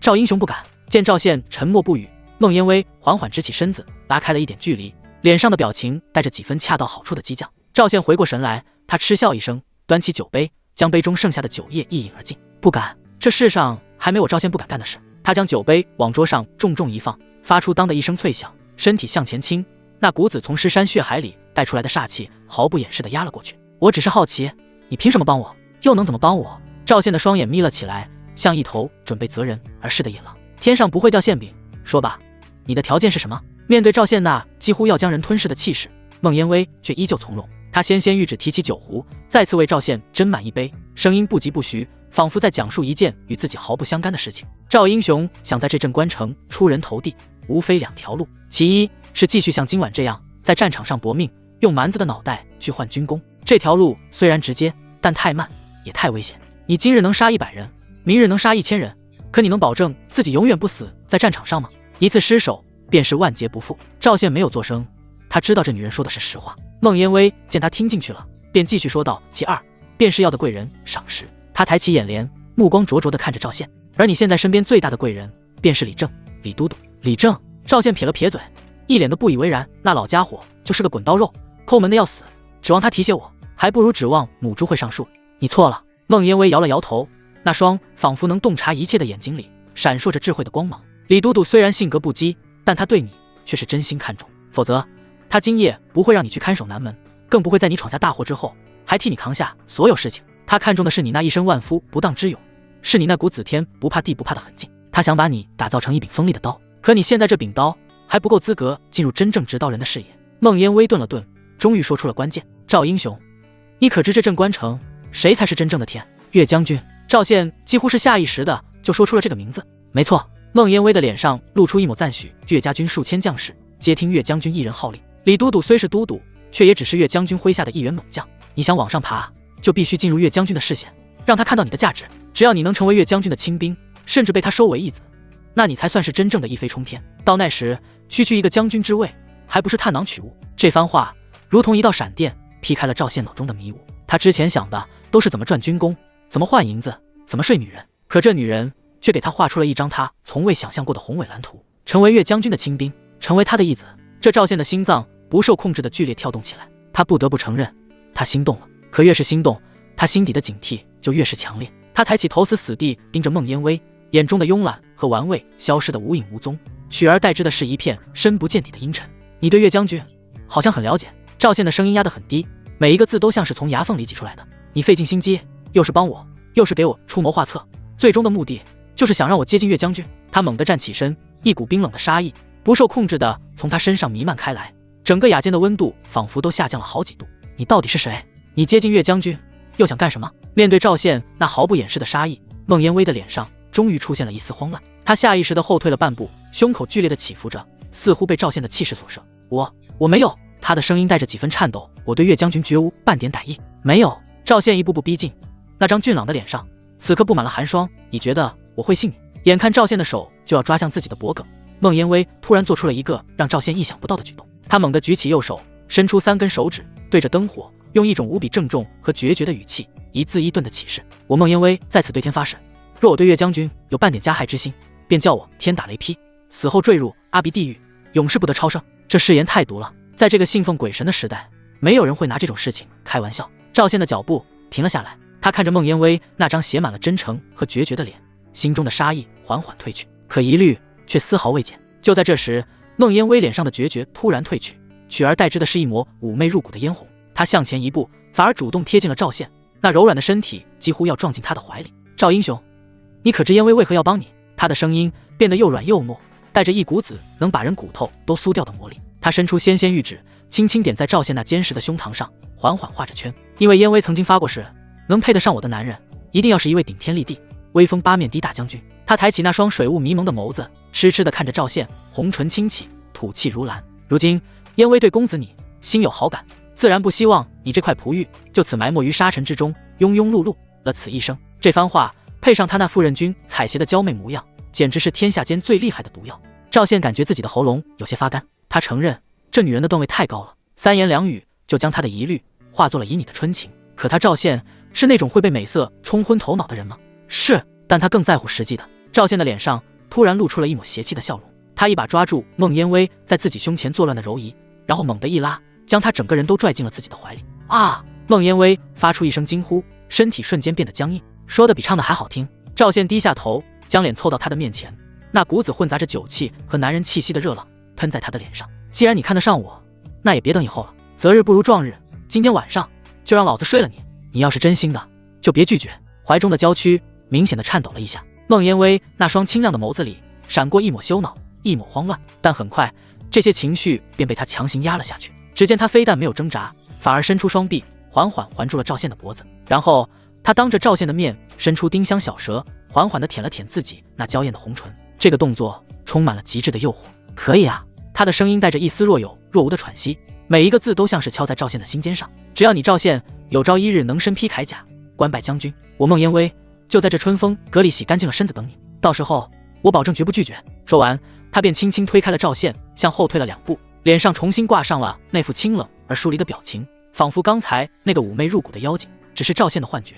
赵宪看着他沉默了，这女人又把皮球踢了回来，他搞不清楚这女人说的是真是假，也懒得再去猜。哼，他冷哼一声，不再多言，转身便大步流星地走出了雅间。等到房门被重新关上，雅间内再次恢复了寂静。孟烟薇脸上的所有表情瞬间消失得无影无踪，取而代之的是一片化不开的冰冷。他缓缓走到雅间的最深处，推开一扇不起眼的暗门，暗门之后是一间小小的净室，净室的中央供奉着2块黑色的灵牌。他走到灵牌前，缓缓跪下，那双清冷的眸子里终于涌上了刻骨的恨意。爹娘，你们放心，女儿一定会为你们报仇的。我一个人奈何不了那个畜生，那我就亲手培养出一个能奈何他的人。后半夜的凉风一吹，赵宪那被酒气和女色熏得有些发热的脑子总算是清醒了许多。他回头看了一眼那灯火通明的2楼雅间，嘴角撇了撇，这孟烟薇真他娘的是个妖精。几句话就把他心底那点不安分的火苗给勾了起来。当将军，说实话，赵宪以前想都没想过，在他看来，当兵就是为了混口饭吃。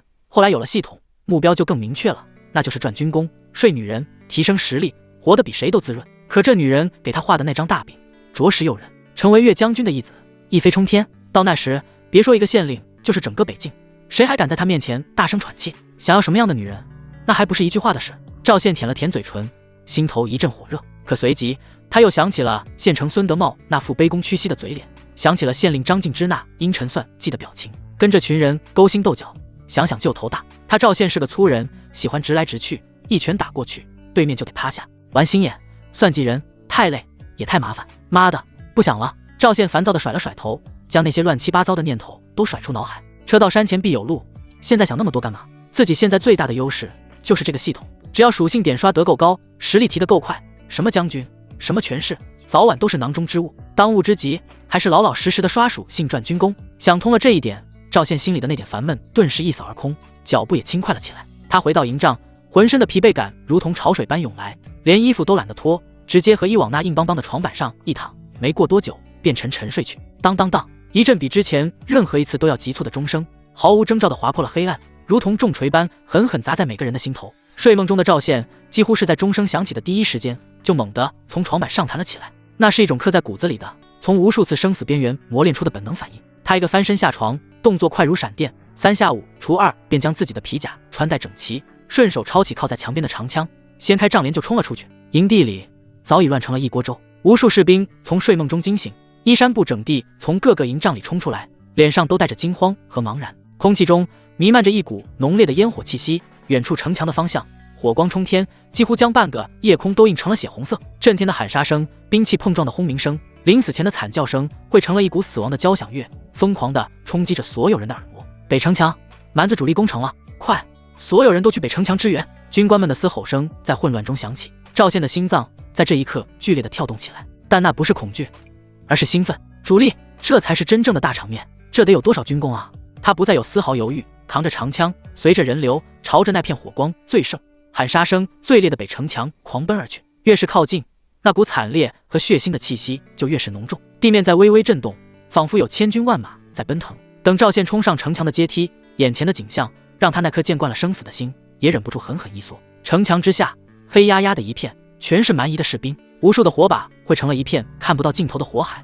那一张张在火光下扭曲而狰狞的面孔，如同从地狱里爬出来的恶鬼。数不清的工程梯已经搭在了城墙上，无数蛮兵正像蚂蚁一样，悍不畏死地向上攀爬。城墙之上早已是一片血肉磨坊，岳家军的士兵们与已经冲上城头的蛮兵绞杀在一起，刀光剑影，血肉横飞，滚石、泪目、滚烫的金枝不要钱似的往下倾倒，却依旧无法阻挡蛮兵那如同潮水般的攻势。杀！赵宪双眼赤红，他看到不远处一小队蛮兵刚刚冲上城头，砍翻了几个猝不及防的守军，正准备扩大缺口。他怒吼一声，整个人如同一头发狂的公牛，直接撞了过去。给老子死！他手中的长枪在这一刻化作了最恐怖的杀戮机器。冲在最前面的一个蛮兵还没看清来人，就被赵宪一枪捅穿了胸膛，那恐怖的力道甚至带着他的身体将他身后另一个蛮兵也撞得飞了出去。赵宪一步踏出，腰腹发力，手中的长枪猛地一个横扫，砰砰砰，挡在他面前的4、5个蛮兵连惨叫都来不及发出，便被那股无可匹敌的巨力扫得骨断筋折，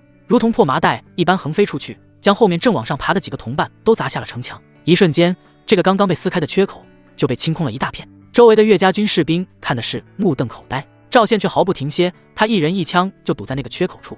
但凡有蛮兵从梯子上探出头来，迎接他的就是一记快如闪电的枪刺，扑哧扑哧，枪尖每一次探出都必然带走一条性命，鲜血顺着枪杆流下，很快就将他的手臂染得通红。赵宪杀的是酣畅淋漓，只觉得浑身上下都充满了用不完的力气。系统的力量在这一刻体现得淋漓尽致，他感觉自己就像一个开了无双的游戏主角，眼前的这些蛮兵不过是一堆会移动的经验值。短短片刻功夫，他脚下已经堆了10几具蛮兵的尸体，那架工程梯更是被打得再没有一个蛮兵敢往上爬。周围的守军压力大减，纷纷投来敬畏和崇拜的目光。赵宪喘了口粗气，胸膛剧烈起伏，他抹了一把脸上的血水，正准备去支援其他地方。可就在这时，不远处突然传来一声夹杂着痛楚和愤怒的暴喝：滚开！这声音太熟悉了。赵宪猛地扭头看去，只见在几10步外的一处城垛口，李正正被7、8个身材异常高大、身穿重甲的蛮兵团团围住。那些蛮兵明显是精锐中的精锐，无论是手中的弯刀还是身上的甲胄，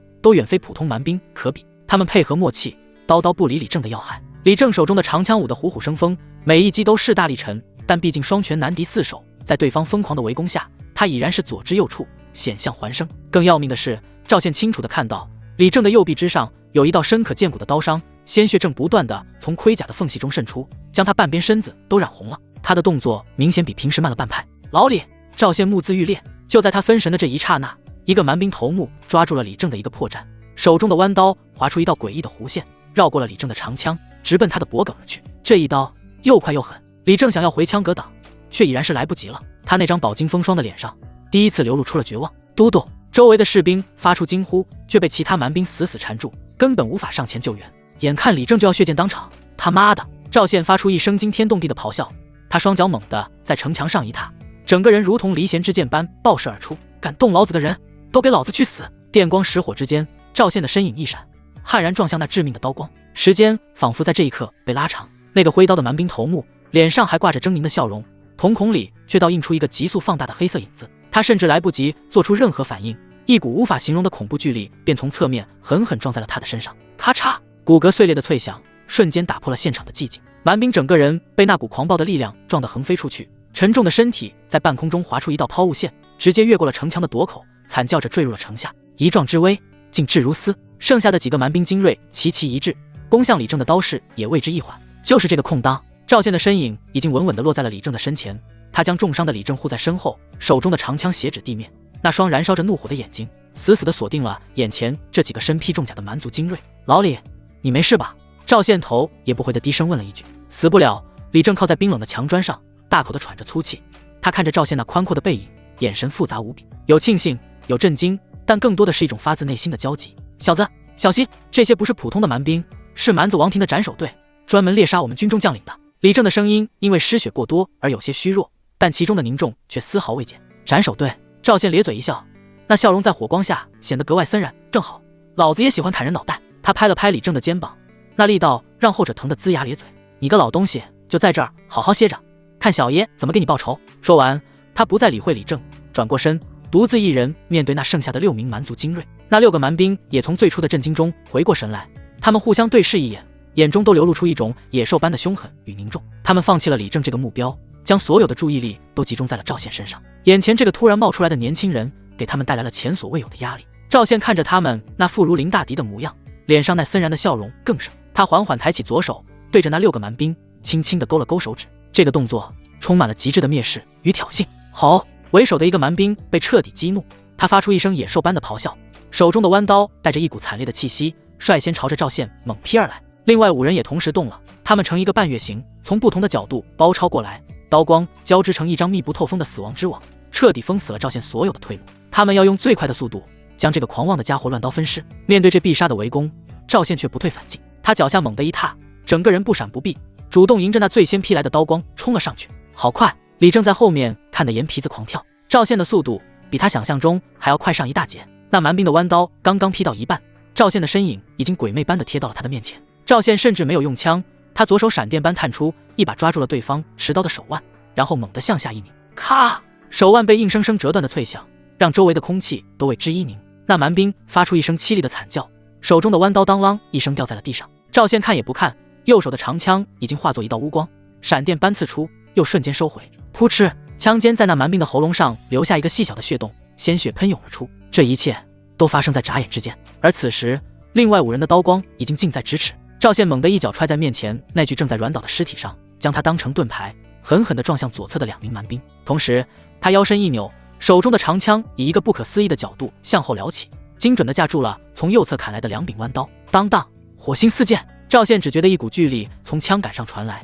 震得他手臂发麻。不愧是精锐，力气比普通蛮兵大得多，可也就仅此而已了。赵宪低吼一声，手臂肌肉焚起，那恐怖的力量瞬间爆发，竟硬生生将那2柄弯刀顶了回去。2名蛮兵被震得连连后退，脸上满是骇然。但他们毕竟是身经百战的杀戮机器。最后1名蛮兵抓住了赵宪这短暂的僵持，手中的弯刀如同毒蛇吐信，悄无声息地划向赵宪持枪的右臂。太快了，这一刀避无可避。撕拉一声皮甲被划破的声音响起，赵宪只觉得右臂一凉，一道火辣辣的剧痛传来。他低头一看，自己的手臂上多了一道深可见骨的伤口，鲜血瞬间就染红了衣袖。受伤了，小子！李正在后面看得心都提到了嗓子眼。然而赵宪的脸上却没有丝毫痛苦的表情，反而爆发出了一股更加凶悍的戾气。他妈的，敢动伤老子！他彻底暴走了。赵宪不再有任何保留，他猛地一收长枪，然后以一种近乎野蛮的方式将长枪当成了棍子，狠狠地朝着那名砍伤自己的蛮兵砸了过去。那蛮兵没想到赵宪受伤之后非但没有后退，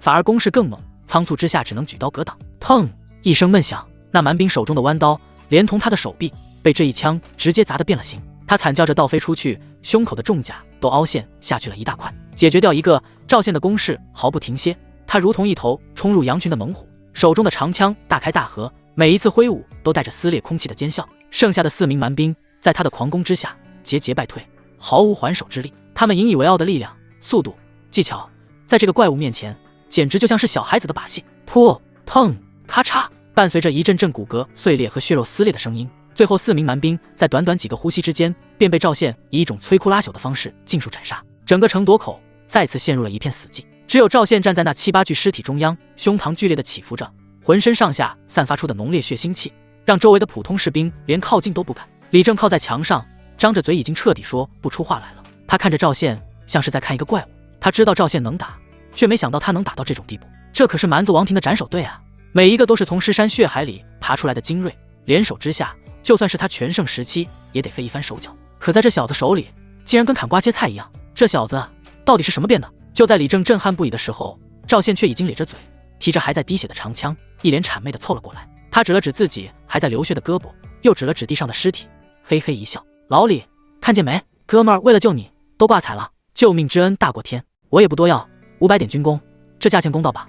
李正刚刚从震撼中缓过神来，一听这话，差点一口气没上来，当场昏过去。他指着赵宪，气得浑身发抖：“你个小王八蛋，老子！”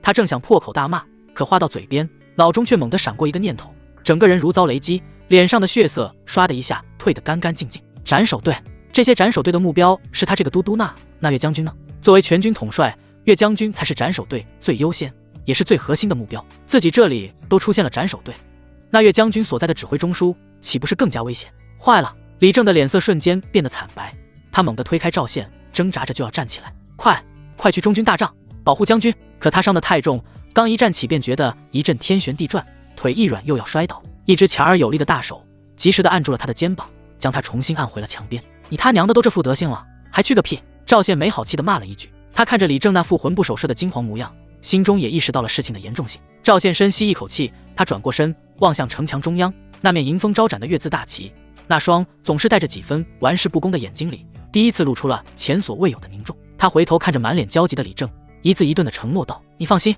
岳将军交给我，只要我还有一口气，就保证岳将军死不了。中军大帐就在帅旗之下，那里是整个战场的指挥核心，也是防守最严密的地方。然而当赵宪冲破层层人墙杀到近前时，眼前的景象却让他的一颗心猛地沉到了谷底。大帐周围本该是里3层外3层护卫的清兵，此刻却已经倒下了一大片，鲜血染红了帅旗下的土地，残肢断臂随处可见。仅剩下的寥寥数名清兵正围成一个最后的圆圈，拼死护卫着一个身穿银色铠甲、身形魁梧的中年将领。那将领虽然已到中年，鬓角微霜，但依旧身姿挺拔，手持一柄长刀，虎目圆睁，不怒自威。即便身处重围，他身上那股渊庭月至的宗师气度也丝毫未减，正是镇关城的定海神针，岳家军的统帅岳山。而在他们的对面，7个身材魁梧、同样身披黑色重甲的蛮族斩首队成员正呈扇形将他们团团围住，脸上挂着猫戏老鼠般的残忍笑容。这7个人比刚才围攻李正的那批气势更强，杀气更重，尤其是为首的那一个，身材几乎比普通人高出一个头，脸上有一道从眼角延伸到下巴的狰狞刀疤。他没有拿弯刀，手里拎着的是一柄硕大的带着倒刺的狼牙棒。他只是站在那里，那股子凶悍暴力的气息就压得人喘不过气来。岳山，你的人好像不太够用啊。刀疤脸蛮将开口了，他的汉语说得异常流利，只是语调里带着一股令人牙酸的嘲弄。他用狼牙棒指了指地上那些惨死的清兵，狞笑道：这就是你引以为傲的岳家军，在我看来不过是一群土鸡瓦狗。岳山身旁一个年轻的清兵气得双眼赤红，怒吼道：狗蛮子，休得猖狂，有种就上来与将军单打独斗。单打独斗！刀疤脸蛮将仿佛听到了什么天大的笑话，他放声大笑起来，笑声中充满了不屑和张狂。你们汉人就是蠢，战场之上只有生死，哪来那么多规矩？今天我就是要让你们所有人看着，你们的战神是怎么像一条狗一样被我们踩在脚下的。他笑声一收，眼中杀机爆射，猛地一挥手，杀了他，把他的脑袋挂在我们的王旗之上。杀！剩下的6名斩首队成员齐声咆哮，如同6头下山的猛虎，从不同的方向朝着那最后的防线扑了上去。保护将军！最后3名清兵发出悲壮的嘶吼，他们明知是死，却依旧没有半点退缩，举起手中的兵器，迎着那致命的刀光冲了上去。然而实力的差距太大了，扑哧扑哧啊！几乎是在接触的瞬间，伴随着3声凄厉的惨叫，那3名忠心耿耿的清兵便被凌厉的刀光撕成了碎片，鲜血溅了岳山一身。最后的防线在这一刻被彻底撕碎，整个战场只剩下了岳山一个人，他孤零零地站在那里，独自面对着7个如狼似虎的顶尖杀手。哈哈哈！岳山，你的死期到了！刀疤脸蛮将狞笑着，拎着狼牙棒，一步步向着岳山逼近，他要亲手摘下这位北境名将的头颅。岳山的脸上没有恐惧，只有无尽的悲愤和不甘。他握紧了手中的长刀，准备做最后的困兽之斗。可就在这千钧一发之际，一个充满了暴力和狂怒的吼声如同一道炸雷骤然从战场的侧翼响起，动他一下，老子把你全家都杀了！这声音来得太过突然，所有人都下意识地循声望去，只见一道黑色的旋风以一种匪夷所思的速度从混乱的战团中蛮横地冲撞而出，挡在他面前的一切，无论是人还是兵器，都被他那股狂暴的力量直接撞飞。刀疤脸蛮将瞳孔猛地一缩，他还没来得及看清来人是谁，那道黑色的旋风已经杀到了他的面前，没有丝毫的言语，迎接他的是一杆裹挟着雷霆万钧之势当头砸下的长枪。太快了，太猛了！那股子扑面而来的恐怖劲风刮得刀疤脸上的肌肉都在颤抖，他想也不想，下意识的就将手中的狼牙棒横举过头顶，试图格挡。当一声足以震破人耳膜的金属爆鸣声响彻整个城头，在所有人惊骇的注视下，那个不可一世的刀疤脸蛮将连人带他那柄沉重的狼牙棒被这一枪硬生生砸得双膝跪地，他脚下的青石板地面都因为承受不住这股恐怖的巨力而寸寸皲裂开来。噗！刀疤脸一口鲜血狂喷而出，他只觉得自己的双臂像是被工程锤正面砸中，骨头都要断了，虎口更是瞬间崩裂，鲜血淋漓。他抬起头，那双凶悍的眼睛里第一次流露出了难以置信的恐惧。他看到了赵宪那张沾满了血污却写满了滔天杀意的脸。你是什么人？刀疤脸的声音都在发颤。要你命的人。赵宪的回答简单而直接，他手腕一翻，手中的长枪如毒龙出动，闪电般刺向刀疤脸的咽喉。另外6名斩首队成员见状，大惊失色，纷纷举刀从四面八方攻来，试图围魏救赵。然而赵宪根本看都不看他们一眼，扑哧，长枪精准无误地贯穿了刀疤脸的脖子。那坚韧的皮甲在这杆长枪面前薄得像纸一样。赵宪手腕猛地一抖，砰！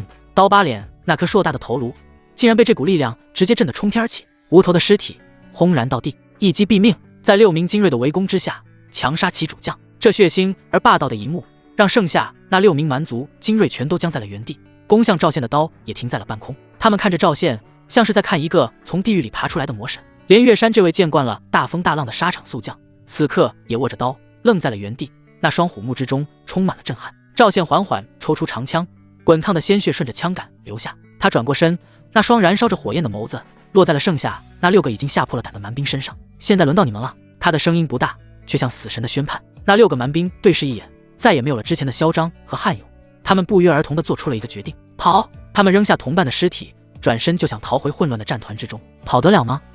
赵宪冷笑一声，他脚下猛地一踏，整个人再次化作一道残影追了上去。一场毫无悬念的屠杀就此展开。啊！噗！惨叫声此起彼伏。赵宪的身影在6人之中辗转腾挪，手中的长枪化作了收割生命的利器。不到10个呼吸的功夫，当赵宪的身影再次停下时，他的身后已经多出了6具形状各异的尸体。整个中军大帐前再次陷入了一片死一样的宁静，周围的喊杀声仿佛都远去了，所有人的目光都聚焦在那个持枪而立、浑身浴血的男人身上。赵宪喘着粗气，胸膛剧烈地起伏着，连杀13名顶尖高手，对他的消耗也同样巨大。他抹了一把脸上的血水，这才转过身看向那个依旧愣在原地的岳山。下一秒，赵宪扔掉手中的长枪，快步走到岳山面前，然后扑通一声单膝跪地，抱拳行礼，声音洪亮，中气十足：末将赵宪救驾来迟，请将军恕罪。帅旗之下一片死寂，岳山站在那里，低头看着单膝跪在自己面前浑身浴血的年轻人。这个年轻人他有印象，是李正最近总是挂在嘴边的刺头兵，叫赵宪。他听说过这小子在教场上力压群雄，也听说过他在南门闹出的那场惊天动地的大乱子，可他从未想过，这个在他印象里只是个有点蛮力、不太安分的年轻人，竟然能爆发出如此恐怖的战力，以一人之力在电光石火间连斩13名蛮族王庭最顶尖的斩首队成员，这是何等惊世骇俗的战绩！即便是他自己在全盛时期，也绝无可能做得如此干净利落。岳山握着刀的手微微一紧，心里掀起了滔天巨浪。这是个怪物，不，这是上天赐给我岳家军的旗令。好好好！岳山连说3个好字，声音里充满了压抑不住的激动和欣赏。他上前一步，亲自伸出双手，将赵宪从地上扶了起来。那双大手稳健而有力，拍在赵宪的肩膀上，带起一阵金铁交鸣之声。何罪之有？你不但无罪，反而有天大的功劳。岳山的声音里充满了豪迈。今日若不是你，我岳山这条命恐怕就要交代在这里了。就在这时，苍凉而悠长的号角声突然从城外蛮夷大军的后方传来，穿透了喧嚣的战场。正在疯狂攻城的蛮兵们攻势为之一顿，蛮子要退了，我们守住了，我们守住了！城墙之上，劫后余生的岳家军士兵们爆发出了一阵惊天动地的欢呼。岳山的神情却依旧凝重，他转过身，眺望着城下那如同潮水般缓缓退去的敌军，胸口一阵剧烈的起伏，一口气没上来，身形晃了晃。将军！赵宪眼疾手快，一把扶住了他。入手处，他才发觉岳山的铠甲冰凉，这位统帅的身体远没有他表现出来的那么强健。无妨。岳山摆了摆手，深吸一口气，强行压下喉头涌上的心田。他看了一眼赵宪，声音虽然有些虚弱，却带着不容抗拒的威严：扶我到墙头去。是。赵宪没有多问，搀扶着岳山一步步走上城墙的最高处。李正此时也被人搀扶着赶了过来。他看到岳山虽然脸色苍白，但并无大碍，那颗悬着的心才总算是放了下来。城墙之上，所有的士兵都停下了手中的动作，他们看着自家统帅那虽然有些踉跄，却依旧挺拔的身影，自发地安静了下来。将士们！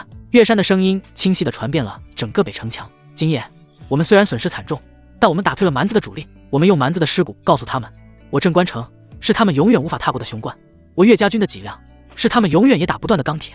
岳家军威武，镇关城不破。士兵们的情绪被瞬间点燃，他们高举着手中的兵器，用尽全身的力气嘶吼着，发泄着心中的悲愤与骄傲。岳山抬手虚按了一下，欢呼声渐渐平息，他的目光缓缓扫过在场的每一个人，最后落在了身旁的赵宪身上。今夜我们能守住，靠的是我们每一个人，但其中有一人当居首功。所有人的目光都顺着岳山的手指聚焦到了赵宪的身上。赵宪被这么多人盯着，饶是他脸皮厚，也觉得有些不自在，下意识地挺了挺胸膛。只听岳山的声音再次响起，这一次他的声音里充满了前所未有的郑重。赵宪不仅以一人之力连斩杀3名蛮族王庭斩首队，更是救了本帅的性命，这份功劳，这份恩情，无以为报。我岳山在此当着全军将士的面宣布。岳山的声音陡然拔高，如同惊雷炸响。从今日起，赵宪便是我岳山的义子，令擢升赵宪为我中军亲卫队队长，官拜百夫长，掌我帅帐护卫之权。轰！整个城墙瞬间炸开了锅，所有人都用一种看怪物般的表情看着赵宪，那表情里有震惊，有羡慕，有嫉妒，但更多的是难以置信。义子，亲卫队队长，这他娘的一步登天啊！从一个名不见经传的大头兵，一跃成为了将军的义子，手握实权的百夫长，这是何等的荣耀！就连李正都张大了嘴巴，半天没合拢。他知道岳山欣赏赵宪，却没想到这欣赏竟然到了如此地步。而作为事件中心的赵宪，整个人都懵了，他呆呆地站在那里，脑子里一片空白。义子，老子成将军的义子了。他的脑海中不受控制地闪过了昨夜在春风阁里孟烟薇那个女人凑在他耳边吐气如兰的模样。只要你能成为岳将军的亲兵，甚至被他收为义子，那你才算是真正的一飞冲天。这他妈的那娘们儿是神仙吗？怎么他说什么就来什么？自己明明没有按照他说的剧本去走，怎么最后的结果却和他预料的一模一样？一股寒意莫名的从赵宪的脚底板升起，让他浑身都起了鸡皮疙瘩。半个时辰后，城墙上的混乱已经渐渐平息，打扫战场、救治伤员的工作有条不紊地进行着。中军大帐内，岳山已经换下了一身血衣，虽然脸色依旧苍白，但精神却好了许多。他看着还站在那里一副没回过神来的赵宪，脸上露出了温和的笑容。宪儿，还在想什么？这一声宪儿叫得赵宪浑身一激灵，猛地回过神来。没想什么。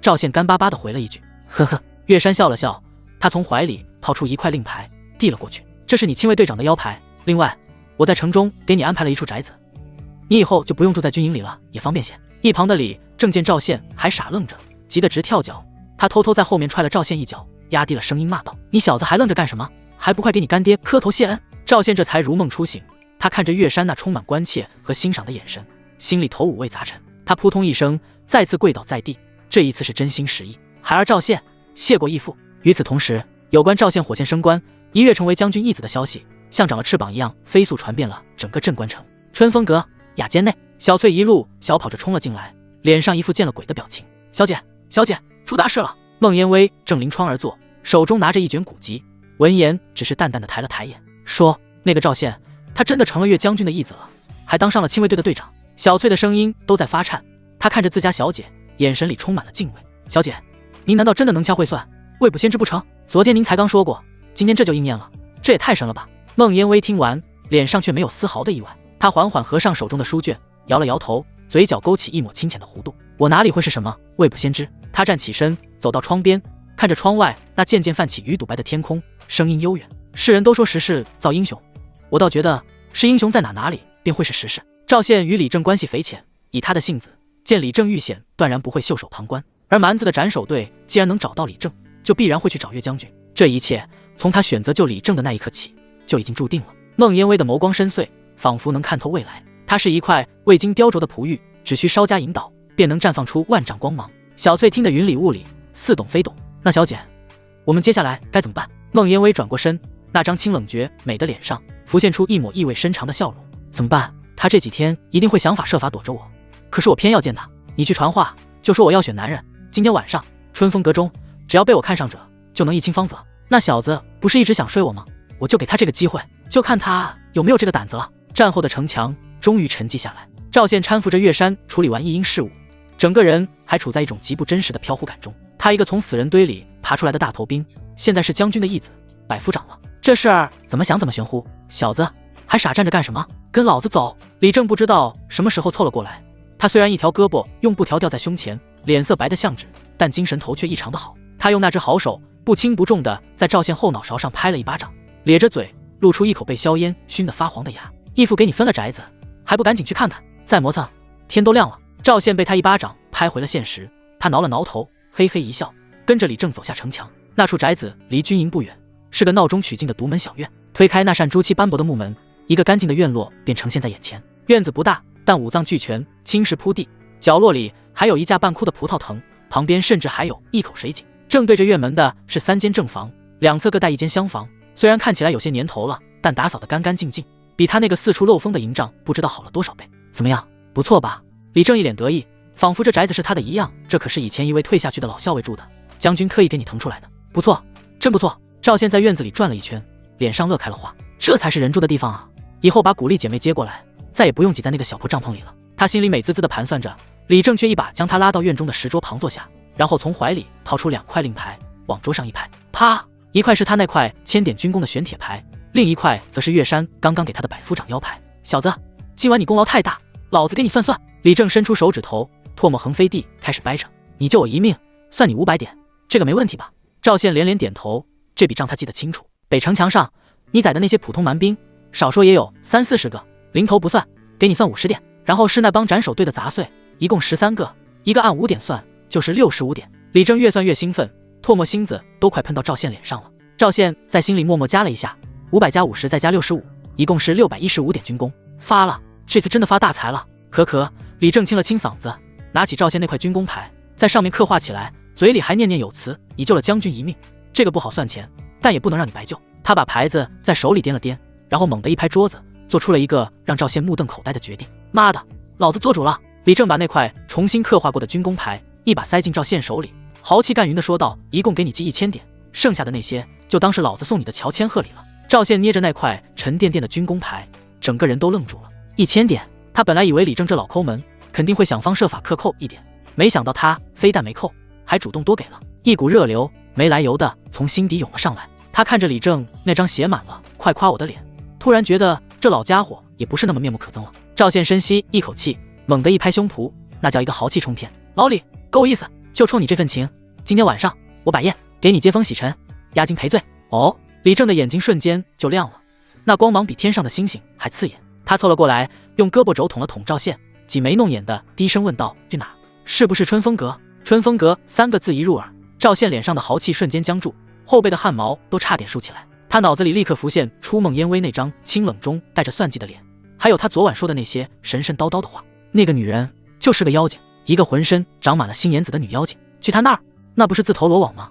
不去。赵宪想也不想，下意识的就脱口而出：啊！李正脸上的笑容瞬间垮了，那期待的眼神也暗淡了下去，整个人像是被霜打了的茄子，蔫了。他撇了撇嘴，小声嘀咕道：不去春风阁，那还有什么意思？看着李正那副失魂落魄的模样，赵宪心里那点拒绝的话怎么也说不出口了。妈的，人家刚送了自己大宅子，还多给了一堆军功，自己就请他喝个花酒，还推三阻四的，是不是太不爷们儿了？再说怕个球啊，他孟燕微再厉害，还能吃了自己不成？老子现在是将军的义子，百夫长，他见了老子都得客客气气的。去就去，老子倒要看看他今天又想玩什么花样。想到这里，赵宪心一横，牙一咬，改口道：我的意思是现在去不成，我得先把我那2个妹子接过来安顿好，等安顿好了，晚上春风给我请客，酒馆够，姑娘随便挑。好。李正一听这话，瞬间满血复活，一巴掌拍在赵宪的肩膀上，震得他伤口一阵生疼。这才是我李正的好兄弟。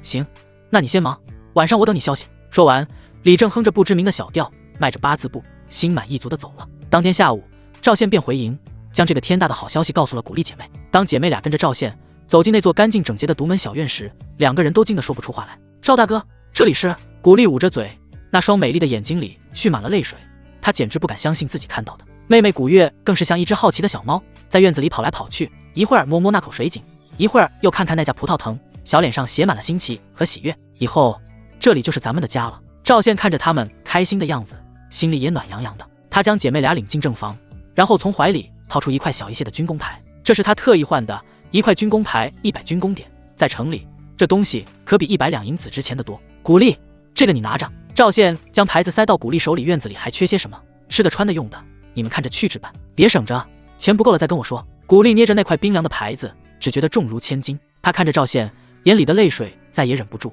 顺着脸颊滑落。从家破人亡到沦为奴隶，再到被赵宪救下，他从未想过自己还能有安稳度日的一天，还能拥有一个可以称之为家的地方。赵大哥，古丽哽咽着，一句话也说不出来，只是拉着妹妹古月一起对着赵宪盈盈拜了下去。行了行了，一家人别搞这些虚的。赵宪连忙将他们扶起来，他最见不得女人哭了。你们先把屋子收拾收拾，我去伙房弄点好吃的，晚上咱们开个火庆祝一下。他揉了揉古月的脑袋，转身便朝着院外走去。看着赵宪离去的背影，古月拉了拉姐姐的衣袖，小声地问道：姐姐，我们以后就真的住在这里了吗？再也不用回那个帐篷了？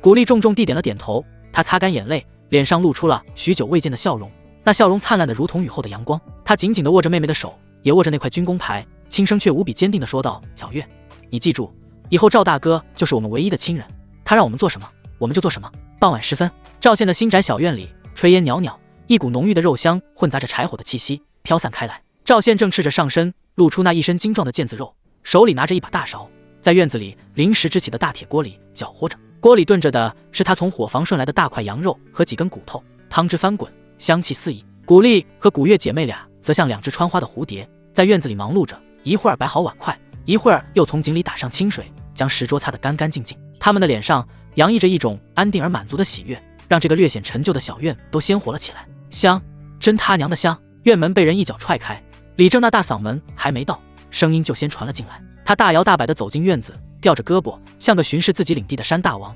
当他看到院子里的景象时，脚步骤然一顿。他看见了夕阳下那个系着围裙，正拿着大勺搅动肉汤的赵县，也看见了那两个巧笑嫣然，正忙着收拾家务的一组姐妹，一个在烧火，一个在摆碗，配合默契，恬静美好。这画面让李正那颗在战场上磨砺的坚硬如铁的心，莫名的就软了一下。他再看看自己，孤家寡人一个，除了打仗杀人，回到营帐里连个说话的人都没有，顿时觉得嘴里的酒都没了滋味。赵大哥，李都督来了。古丽有些羞涩地停下手中的活计，小声提醒道：“来就来了，开饭。”赵县魂不在意地将一大勺肉汤盛进早就准备好的大盆里，招呼道：“老李，别愣着了，过来喝酒吃肉。”李正回过神来，走到石桌旁坐下。他看着古丽熟练地给两人斟满酒，又看着古月乖巧地递上筷子，那双虎目之中流露出毫不掩饰的羡慕。“你小子艳福不浅啊！”李正端起酒杯，酸溜溜地说道：“老子在外面打生打死，你倒好，金屋藏娇，回家还有美人伺候，这日子过得比皇帝还舒坦。那是也不看看我是谁。”赵县得意地撕下一大块羊肉，塞进嘴里，嚼得满嘴流油。“老李，你要是羡慕，今晚我给你也找一个。”“去你的！”李正笑骂了一句，心里却是一动。他灌了一大口酒，压低了声音：“你小子说真的？春风阁那还有假？”赵县拍着胸脯打了个9个，说请就请，等吃饱喝足了，咱们就去。一顿饭吃的是热火朝天，酒足饭饱之后，天色也彻底暗了下来。赵县又叮嘱了古丽姐妹几句，让他们锁好门窗，这才和已经有些迫不及待的李正一起勾肩搭背地朝着春风阁的方向走去。只是两人刚走出巷子口，就察觉到了一丝不对劲。今晚的街道似乎格外热闹，一路上时不时就能看到3、5成群的男人，一个个衣着光鲜，行色匆匆。看那方向，竟然都是朝着春风阁去的。这些人里有平日里难得一见的富商，有满身书卷气的读书人，甚至还有几个穿着军官服饰的同僚。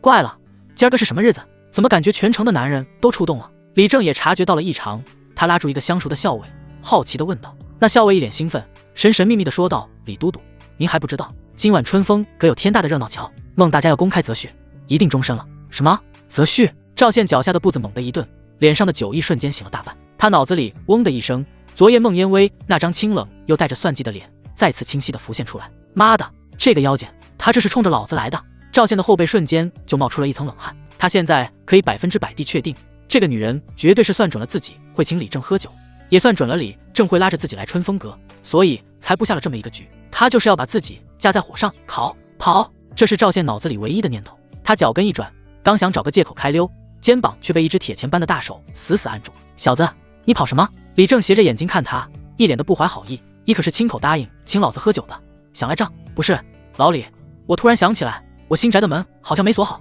赵县急中生智，胡乱的编着理由。“少他娘的废话！”李正哪里肯信，他现在看热闹的心思已经完全压倒了一切。“你今天要是敢跑，老子就亲自去你家，把你那2个小美人都给请出来喝酒。”这威胁简直是捏住了赵县的7寸。别！赵县的脸瞬间就垮了下来。他知道今天这龙潭虎穴自己是闯也得闯，不闯也得闯了。两人拉拉扯扯的来到春风阁门口，眼前的景象更是让赵县头皮发麻。只见春风阁外张灯结彩，人声鼎沸，那阵仗比过年还热闹。门口挤满了人，一个个伸长了脖子往里瞧，要不是有龟奴拦着，恐怕大门都要被挤破了。“哎呦，李都督，您可来了！”一个化着浓妆、身形丰腴的老鸨扭着水蛇腰就迎了上来，手里的帕子甩得香风阵阵。“少废话！”李正一把推开他，指着里面问道：“今晚到底怎么回事？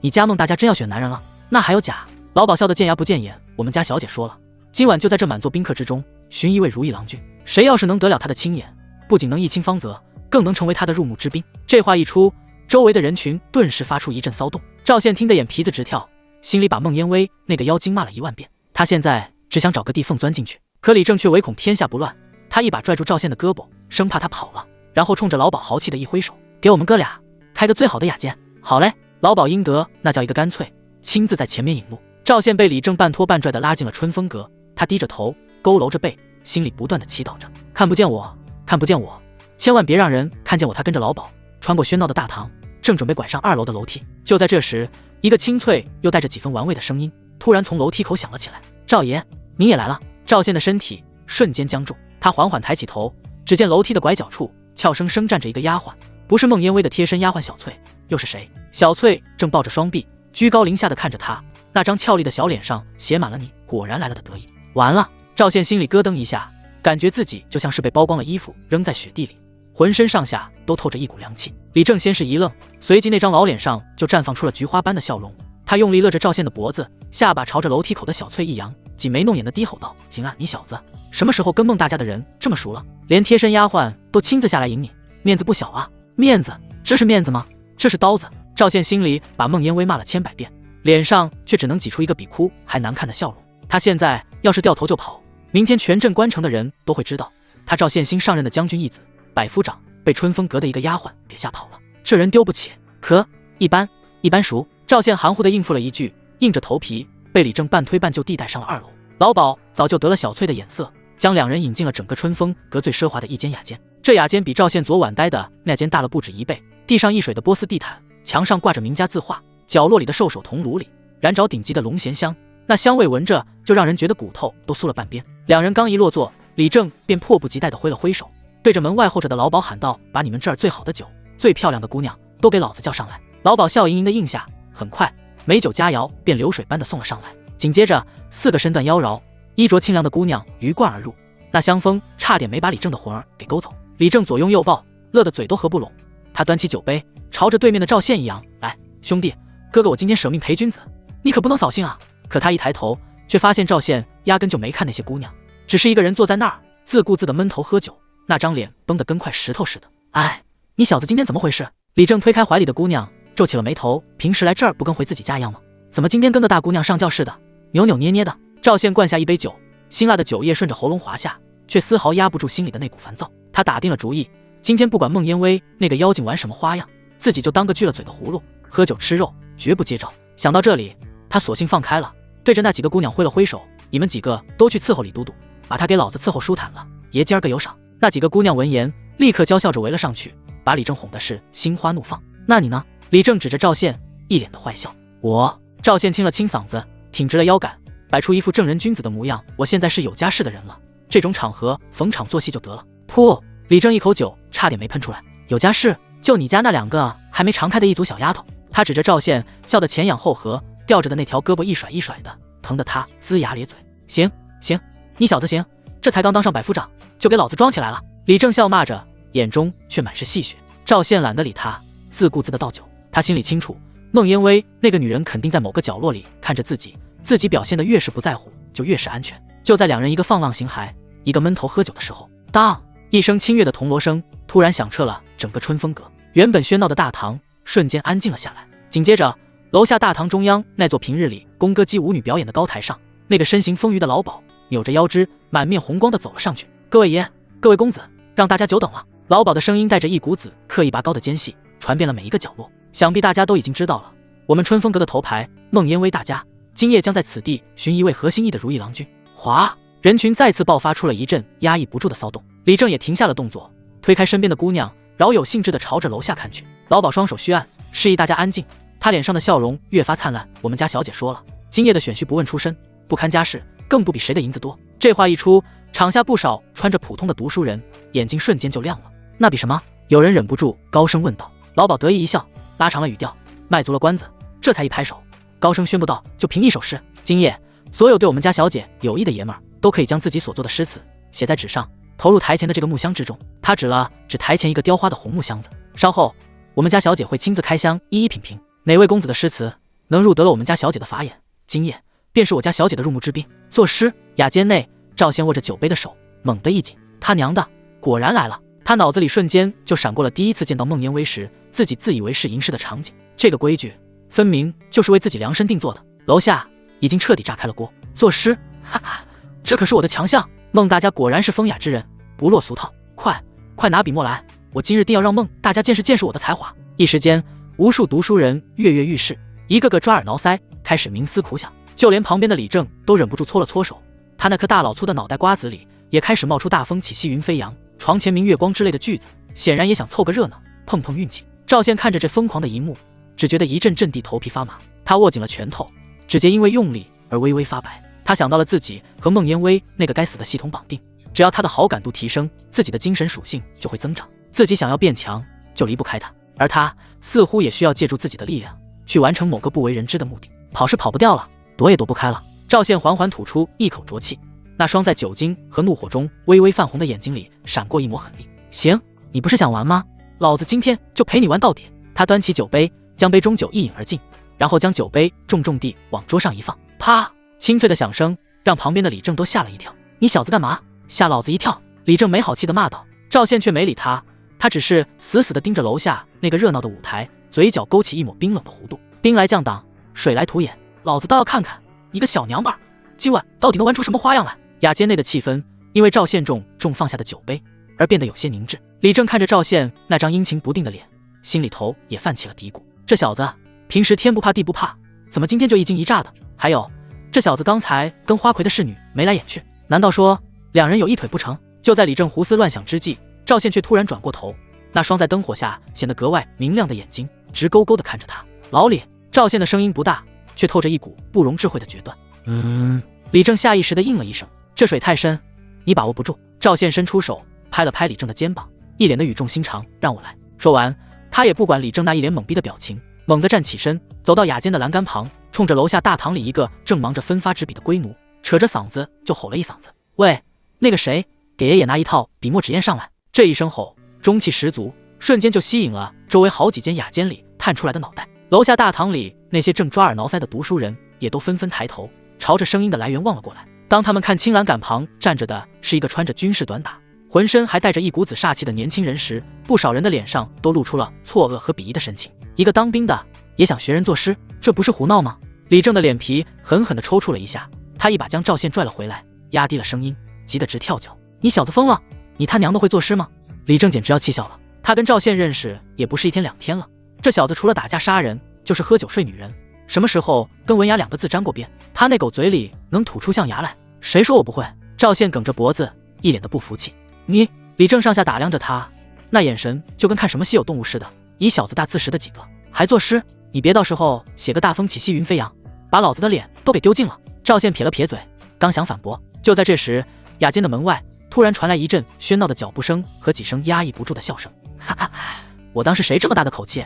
原来是我们的赵大百夫长啊！伴随着这阴阳怪气的声音，雅间的门被人从外面一把推开，两个人影在一群家丁的簇拥下，摇着折扇，大摇大摆地走了进来。当先一人面容俊朗，但神情怨毒，不是县令公子张伟又是谁？而在他身旁，那个脸上还带着几分病态苍白，走路姿态有些别扭的，正是断腿还没号利索的县城公子孙浩。这两人居然凑到一块儿来了，他们身后跟着10几个家丁，一个个膀大腰圆，凶神恶煞，显然是来撑场面的。哟，这不是张公子和孙公子吗？李正一看来人，脸上的笑容瞬间就收敛了，他慢悠悠地站起身，吊着的那条胳膊晃了晃，语气不善：怎么，上次的打没挨够，今天又皮痒了，想来松松筋骨？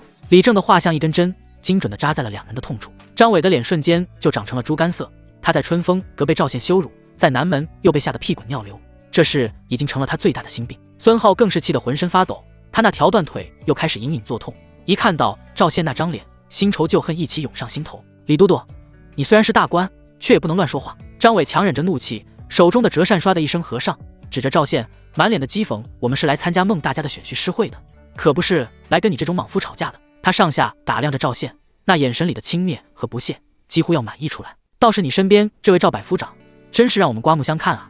舞刀弄枪的本事我们是见识过了，没想到连舞文弄墨这种风雅事也想来掺和一脚。孙浩也在一旁添油加醋的尖声笑道：不是，一个杀猪的屠夫也想学人吟诗作对。赵宪，你别在这里丢人现眼了，赶紧滚回你的军营去吧，免得让人笑掉大牙。没错，我们公子做的诗，那可是连夫子都夸赞过的，一个大头兵也配跟我们公子比？他们身后的家丁们也跟着起哄，一个个昂着头，用鼻孔看着赵宪，那副狗仗人生的模样，要多嚣张有多嚣张。一时间，整个雅间都充满了对赵宪的嘲讽和羞辱。周围几个雅间里看热闹的人也都听到了这边的动静，纷纷伸长了脖子，对着赵宪指指点点，窃窃私语。那不是新上任的将军义子吗？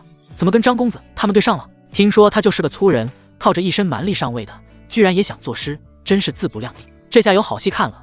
张公子和孙公子可都不是善茬，今天这位赵百夫长怕是要当众出丑了。所有的声音会成了一张无形的网，将赵宪牢牢地罩在中央。所有人都等着看他出丑，等着看他被羞辱得无地自容。李正的脸色也变得极为难看，他刚想发作，却被赵宪一把按住了。老李，别急。赵宪的声音依旧平稳，他甚至还端起酒杯，慢悠悠地喝了一口。这副镇定自若的模样，让李正心里的火气都消了一半。他凑到赵宪耳边，焦急地低声问道：“小子，你到底靠不靠谱？你要是真不行，咱们现在就走，老子豁出这张脸也要把你带出去。”赵宪没有回答他，只是缓缓地放下了酒杯。他抬起头，那双漆黑的眸子淡淡地扫过对面那两个跳梁小丑，嘴角勾起一抹玩味的弧度。他故意提高了音量，那声音不大，却清晰地传遍了整个2楼。我当是什么人物呢？原来是2条手下败将。赵宪的声音里充满了毫不掩饰的轻蔑。2个土鸡瓦狗也敢在我面前嘤嘤狂吠。这话一出，张伟和孙浩的脸瞬间就绿了。你说什么？张伟和孙浩同时咆哮出声，声音尖利的像是被踩了尾巴的猫。土鸡瓦狗！张伟那张俊朗的脸因为极致的愤怒而扭曲，他手中的折扇指着赵宪，气得手指都在发抖。赵宪，你个不知死活的泥腿子，你敢骂我？你算个什么东西？孙浩更是激动，他撑着一条伤腿，一瘸一拐的向前蹦了一步，那张苍白的脸上布满了病态的潮红。你不过是走了狗屎运，隔了将军的亲眼，你真以为自己飞上枝头变凤凰了？我告诉你，你骨子里就是个杀猪的屠夫，烂泥扶不上墙。他们身后的家丁们也跟着鼓噪起来，一个个对着赵宪怒目而视，仿佛下一秒就要冲上来将他撕碎。雅间里的气氛瞬间剑拔弩张。李正吊着胳膊缓缓站了起来，那独眼中寒光一闪，一股百战老兵的凶悍气息弥漫开来，压得那群叫嚣的家丁瞬间噤声。怎么？李正的声音沙哑而低沉，想动手，老子奉陪到底。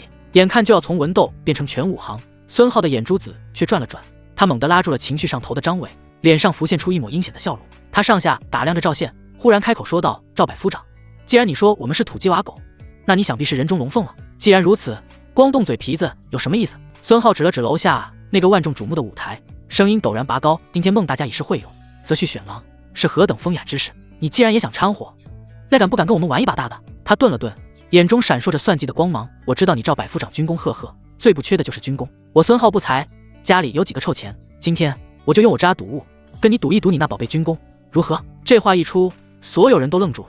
拿银子赌军功，这可是闻所未闻的新鲜事。李正的眉头紧紧皱了起来，他刚想开口喝止，却见赵宪的眼睛唰的一下就亮了。银子，老子现在最缺的就是银子。赵宪心里乐开了花，他刚刚才把500军功换成银子送了出去，正心疼的干颤，没想到瞌睡就有人送枕头。这孙浩真是个大大的好人啊！不过他脸上却不动声色，反而露出了一副兴致缺缺的模样，懒洋洋地掏了掏耳朵。赌？跟你赌有什么意思？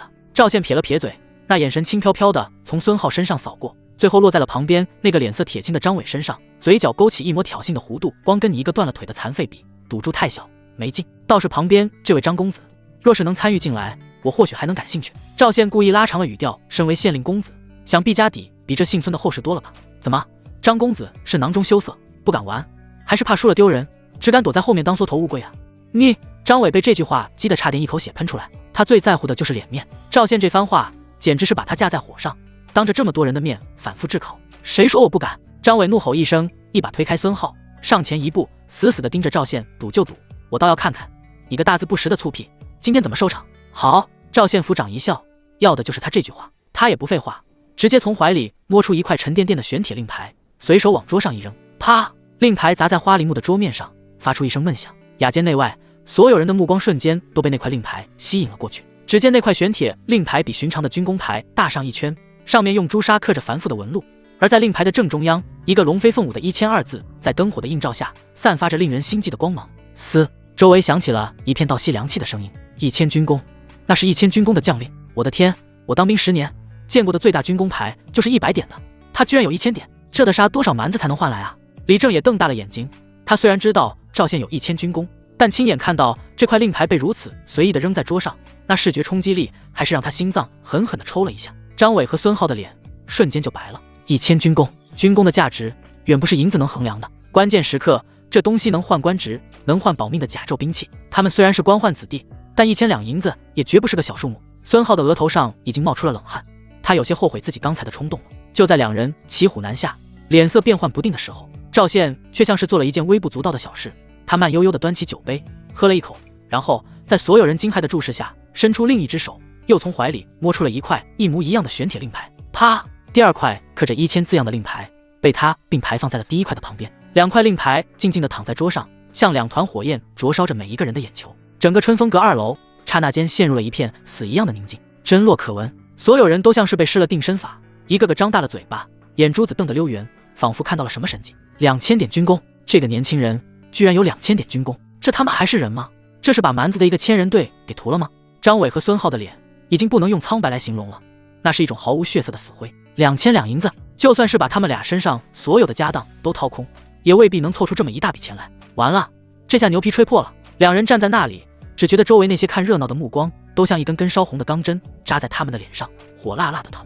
就在他们恨不得找个地缝钻进去的时候，赵宪那懒洋洋的声音再次响了起来：“怎么，二位公子，这就没钱了？”赵宪端着酒杯，一脸的失望，就这点家底，还学人家出来玩。他拿起一块军功牌在手里抛了抛，那动作要多轻佻有多轻佻。算了，看在你们这么穷的份上，我也不为难你们。赵宪大手一挥，摆出一副我很大度的模样。我这2000军功也不跟你们算多了。张伟和孙浩闻言，心里刚松了口气，以为有了台阶下，却听赵宪话锋一转，嘴角的笑容变得玩味起来。这样吧，我给你们打个折，你们俩一人拿出1万两银子来，就算跟我这2000军功等价了，如何？1万两，还是一人1万两？这他娘的叫打折？你怎么不去抢？孙浩的腿一软，差点直接瘫在地上。他家虽然有钱，但1万两银子也不是小数目，这要是输了，他爹能活活打死他。张伟的脸色也是一阵青一阵白，他死死地攥着拳头，身体因为屈辱和愤怒而微微颤抖。怎么拿不出来？赵宪嗤笑一声，做事就要收回桌上的令牌，拿不出来就赶紧滚蛋，别在这儿耽误小爷我看姑娘。谁说我拿不出来？就在这时，张伟却突然嘶吼出声，他那双布满血丝的眼睛死死地瞪着赵宪，仿佛一头被逼入绝境的野兽。不就是1万两银子吗？我张家还出得起？他转头看向旁边已经快吓傻的孙浩，声音里带着一丝奚落和疯狂。分兄，你不会是怕了吧？你要是怕了，现在认怂还来得及，大不了以后见了这位赵百夫长，绕道走就是了。孙浩被他这话一激，那点退缩的念头瞬间就被无尽的羞辱感给冲垮了。他咬了咬牙，脸上露出了疯狂的赌徒神色。谁怕了？赌就赌，1万两就1万两。他就不信了，自己这边有张伟这个饱读诗书的才子，还能输给一个大字不识的莽夫？只要赢了，不仅能把这2万两银子收入囊中，还能把赵宪这个王八蛋狠狠地踩在脚下，一雪前耻。这笔买卖值得赌。好，张伟见孙浩答应，脸上也露出了狰狞的笑意。他转头看向赵宪，仿佛已经看到了他输得倾家荡产的凄惨下场。赵宪，既然赌局已定，那总得有个裁判吧？张伟一指楼下那座高台，声音响彻整个春风阁。今天我们就请孟大家亲自当这个裁判，你我3人各作一首诗，由孟大家品评，谁的诗能得孟大家青眼，谁就是今晚的赢家。他向前一步，那怨毒的目光扫过赵宪，又扫过桌上那2块刺眼的军功牌，最后他的声音里充满了势在必得的狂傲。赢的人钱色兼收，输的人就从这春风阁里像狗一样爬出去。赵宪，你可敢立下字据？有何不敢？赵宪嗤笑一声，那副云淡风轻的模样，仿佛在谈论今天晚上吃什么一样。这今天的豪赌瞬间引爆了整个春风阁。1楼大堂里，那些原本还在埋头苦思的读书人，此刻全都停下了笔，一个个目瞪口呆的仰头看着2楼的动静。2000军功对赌2万2白银，这已经不是简单的风月场上的争风吃醋了，这是足以让任何一个家族伤筋动骨的豪赌。疯了，都疯了！这张公子和孙公子是昏了头吗？那可是2万2白银啊！我看是那个赵百夫长疯了才对，他一个武夫，拿什么跟饱读诗书的张公子比作诗？那2000军功怕是打水漂了。议论声如同潮水般涌来，几乎所有人都认为赵宪是在自寻死路。李正吉的额头上青筋都爆了出来，他死死地拉着赵宪的胳膊，压着嗓子低吼：“小子，你他娘的别冲动，这可不是开玩笑的，2000军功那能换一条命了。”赵宪反手拍了拍他的手背，给了他一个安心的眼神，嘴角的弧度愈发玩味。就在这剑拔弩张一触即发之际，叮咚一声清脆悦耳的琴音毫无征兆地从3楼传来，那琴音仿佛带着一种奇异的魔力，明明不响，却清晰地压过了所有的喧嚣与嘈杂。整个春风阁在这一瞬间落针可闻，所有人都下意识地抬起头，朝着3楼那扇紧闭的窗扉望去。吱呀，窗扉被人从内缓缓推开，一道白色的身影出现在了窗后。他头戴一顶帷帽，白色的轻纱垂下，遮住了他的容颜，只露出一截雪白精致的下巴。他他就那样静静地站在那里，身姿窈窕，宛如月下的仙子，不染一丝凡尘。